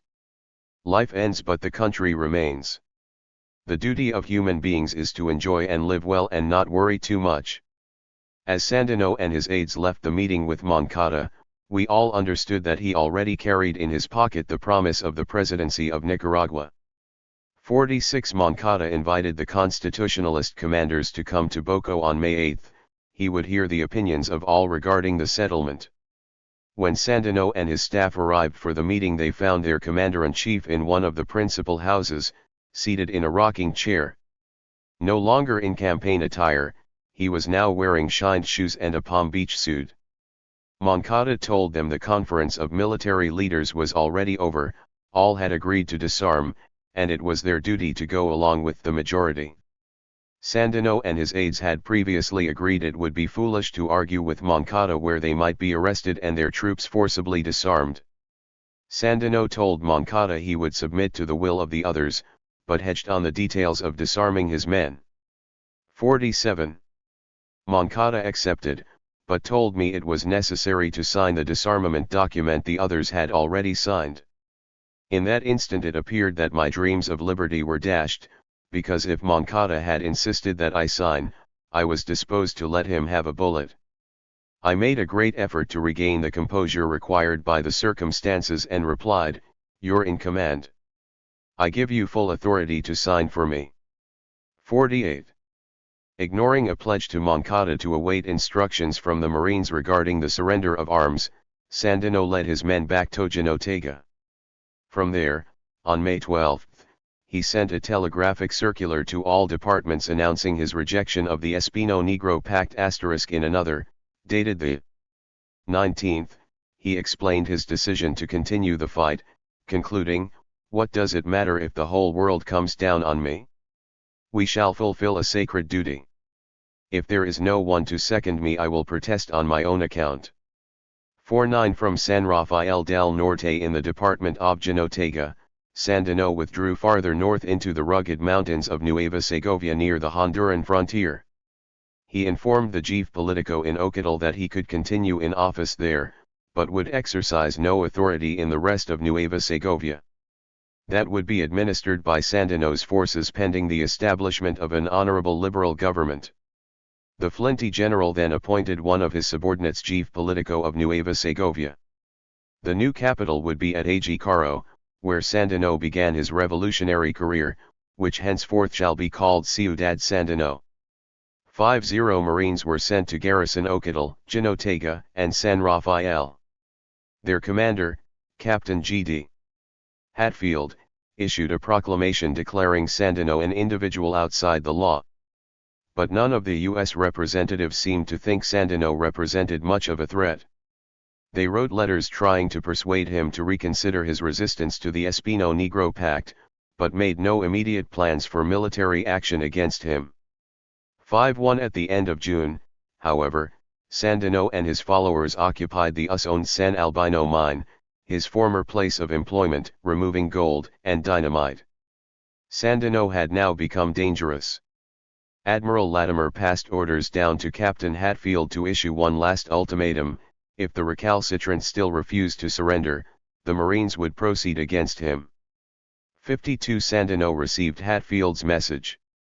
"Nicaragua has had its last revolution," declared the Marine. He called on the Nicaraguan to follow the example of Aguinaldo in the Philippines, who had given up his resistance to become a splendid friend of the United States. Hatfield would overlook Sandino's earlier insolent responses and give him one more opportunity to surrender with honor. But if he failed to accept the offer within 2 days, the Marines would finish with you and your forces once and for all. 53 I will not surrender and await you here, was Sandino's terse reply from a place called Campamento del Chipote. But he did not wait for Hatfield at his camp. Instead, on July 16, the date the ultimatum was set to expire, Sandino attacked the Marine garrison at Ocotal. He brought with him 800 local peasants, whom he invited to sack the conservative town in order to demonstrate that the invader was incapable of giving guarantees. 54. 199. AC. According to Sandino's version, he had only 60 actual combatants at Ocotal, against 600 Marines and members of the newly reorganized Guardia Nacional. The Marines claimed the opposite: they numbered 39 with 47 guardias, against hundreds of attackers. Both agreed that the Sandinistas sustained the battle for 15 hours and the defenders were reduced to their compound 2 fortified stone buildings. Sandino withdrew when a squadron of airplanes arrived the following afternoon and conducted what was said to be the first dive-bombing attack in history. 55 The Marines reported losing only one of their number killed, with another Marine and several Guardia injured. Captain Hatfield told reporters that Sandinista losses were 300 killed and another 100 wounded. It was later admitted, however, that there was no actual body count, and the estimate of Sandinista dead was scaled down to about 60. The Marine version pictured a town heroically defended against overwhelming odds. The Sandinistas were sent fleeing in disorder. The heavy casualties they sustained would end effective resistance. Both the squadron commander who led his planes through a tropical storm to save the Ocotal garrison and Captain Hatfield were awarded the Navy Cross. For his part, Sandino conceded that his own losses had been heavy, while claiming to have killed 80 Marines*, but he considered the attack a victory. He had proven his point, capturing most of Ocotal. And, according to his version, the Sandinistas made an orderly withdrawal after the peasants plundered the town, taking with them captured supplies and munitions. 5-7 Regardless of who won the Battle of Ocotal, the news that Marines were engaged in open combat with Nicaraguans did not make good public relations for the Coolidge administration. The Pan-American Federation of Labor was meeting in Washington at the time. On behalf of the gathering, William Greene, president of the American Federation of Labor, addressed a protest to the State Department against the continued Marine presence in Nicaragua. In reply, Secretary Kellogg defended the role of the Marines as peacekeepers who, he said, were fulfilling the commitment made by the United States in the Stimson Agreement. Sandino and his followers were nothing more than common outlaws whose activities 200 cannot be considered to have had any political significance whatsoever. Kellogg apparently thought Ocotal had ended Sandino's activities. 5-9 days after Ocotal, Sandino suffered what he regarded as his first defeat when the Marines caught up with him at San Fernando. He himself was nearly killed and his men were dispersed in disorder.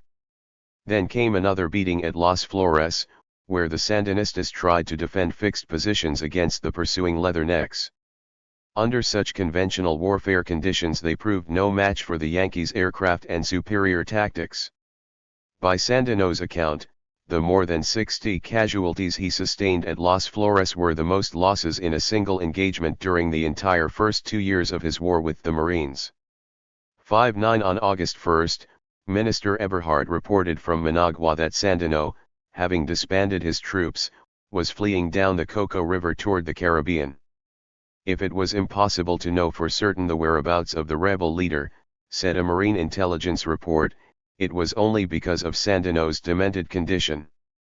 Brigadier General Logan Phelan, Marine commander in Nicaragua, assured reporters, "The time is past when it is necessary to use force to maintain peace in Nicaragua. Sandino is through." In light of such terminal pronouncements, the Marine withdrawal from Nicaragua proceeded apace. 6-0 defeats notwithstanding, Sandinista ranks continued to grow.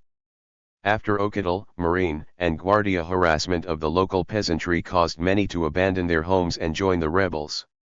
"All people encountered are unquestionably strong for Sandino," said a report by the pursuing Marines commander. 61 It quickly became clear to the rebel leader that his army for the defense of the national sovereignty, as he called it, would not last long in conventional warfare with the United States. The only hope against overwhelming odds was to fight exclusively at the times and places of his own choosing. 10 days after the defeat at Las Flores, his forces slipped behind the Marine lines to make a nighttime attack on the town of Telpanca. The Sandinistas captured the high ground, and while their machine gun fire pinned down the Marine garrison in its barbed wire enclosed compound, they called on the local populace to loot the town. When the bombers arrived at dawn, the Sandinistas withdrew. 62 2 weeks later the guerrillas downed their first plane. They captured the pilots, put them on trial, and executed them. Then they ambushed the Marine Rescue Patrol. 63 An Associated Press dispatch dated October 22 reported that conditions in the northern part of Nicaragua are growing from banditry into a state of insurrection. Sandino's forces held virtually the entire department of Nueva Segovia, and most of Estili and Jinotega outside the depart. 201. Mental capitals. North American mining engineers told reporters that whereas the people in the region were formerly friendly to Americans and worked contentedly in the mines, they were now anti-American, having been converted to radicalism and Bolshevism by Sandino. In December, a Marine commander said that practically every coffee and cattle plantation in the country had asked for Marine protection, and Standard Fruit, operating on the Atlantic coast, complained that it had to hire guards at yearly salaries of $10,000. 6-4 Washington's optimism had suddenly given way to alarm. Dana Monroe, charge of the U.S. legation in Nicaragua, wired the State Department asking that Diaz be given the go-ahead to declare a state of war in northern Nicaragua. The authorities, he said, are placed in a most embarrassing position when suspects or prisoners of war bring habeas corpus proceedings and the Marines and Guardia are being hampered in the actual conduct of operations against the bandits. A state of war declaration would mean suspension of bothersome legal guarantees. But the Secretary of State refused. A formal declaration of a state of war by the Nicaraguan Congress would probably have the effect of converting Sandino's status from that of a mere bandit to that of leader of an organized rebellion, reasoned Kellogg, with possibilities of a recognition of his belligerency by any nation which might deem it desirable to act in that sense. 6-5 At the end of November, Marine headquarters warned all travelers and pack trains in the northern region to give prior notice of their movements to avoid being bombed by patrolling aircraft. The region was so deficient in roads and other communication facilities, however, that the Marines themselves had to devise a method for planes to pick up messages suspended from a wire strung between two poles. Under such conditions, isolated peasants were not even aware of the Marine warning, much less able to communicate their travel plans in advance. The inclination of pilots to attack anything undoubtedly caused a significant number of civilian casualties. Sandino told a story of 3 planes that repeatedly bombed and machine-gunned a hill some 2 kilometers from his encampment. Sending an aide to learn what the Yankees were up to, the man returned to report finding nothing on the site but an old lame ox, put out to graze. The area all around had been blackened by the bombing, but the ox itself was miraculously unscathed. 66. Th. Rough out 1927 The Marines hunted for Sandino's mysterious mountain fortress called El Chipote. Marine columns passing through the rugged Segovian mountains were ambushed continually. Harold N. Denny, sent to Nicaragua to cover the war for the New York Times, report. 202. That members of the American colony, celebrating New Year's Eve at Managua's International Club, had their spirits dampened by news that a Marine unit had been ambushed on its way to Quilali, near El Chipote, and that its commander was among the first casualties. According to Denny, the bandits who laid the ambush had worn khaki uniforms instead of their former nondescript tags, and evinced a military training lacking heretofore. 6-7 Charles Lindbergh was then about to depart on a goodwill tour through Central and South America after his historic transatlantic flight. Expected to overfly northern Nicaragua, he was seriously advised to keep his plane at high altitude to avoid being shot down by Sandinistas. When Lindbergh landed in San Salvador, he was handed a note calling for the U.S. to get out of Nicaragua. 68 The Marine force reduction was halted. 1,000 additional Marines were dispatched. Dock workers at Corinto went on strike, reportedly influenced by Sandino, and a group of Guardia deserted their Yankee commander and joined a Sandinista force attacking Somodelo. U.S. delegates at the 6th Pan American Conference underway in Havana maneuvered to block passage of a censure resolution, and humorist Will Rogers poked fun at official explanations for United States involvement. 69 Marine flyers finally pinpointed El Chipote at the end of November. Men and supplies were brought up, methodically closing a ring around the Sandinista stronghold. In January the assault began. Leathernecks on the ground worked their way up the sides of the mountain, while day after day, waves of planes bombed the summit. But when the Marines finally reached the top on January 26, they were confounded to find the earthworks occupied by straw-filled dummies. Sandino had slipped away under cover of darkness, relating afterward that the planes bombed the dummies for 2 days before the position was taken. Nevertheless, Times correspondent Denny reported that Sandino had been killed or seriously wounded in the bombing. So thorough was Sandino's defeat, announced an Associated Press dispatch, that a majority of his men deserted him. 70 On February 4, Marine headquarters announced that Sandino was still alive but fleeing southward, his forces completely routed. The very next day he was reported active in the department of Matagalpa, and Marine reinforcements were rushed to the area. The day after that the elusive bandit was spotted far to the north. On February 9 he was again reported in Matagalpa and about to sweep through North American-owned coffee plantations. 2 weeks later the Associated Press had him in position to strike Atlantic coast points. Sandino did stop long enough to have dinner at a British coffee plantation in Matagalpa, where he left a defiant note for delivery to the Yankees. 7-1.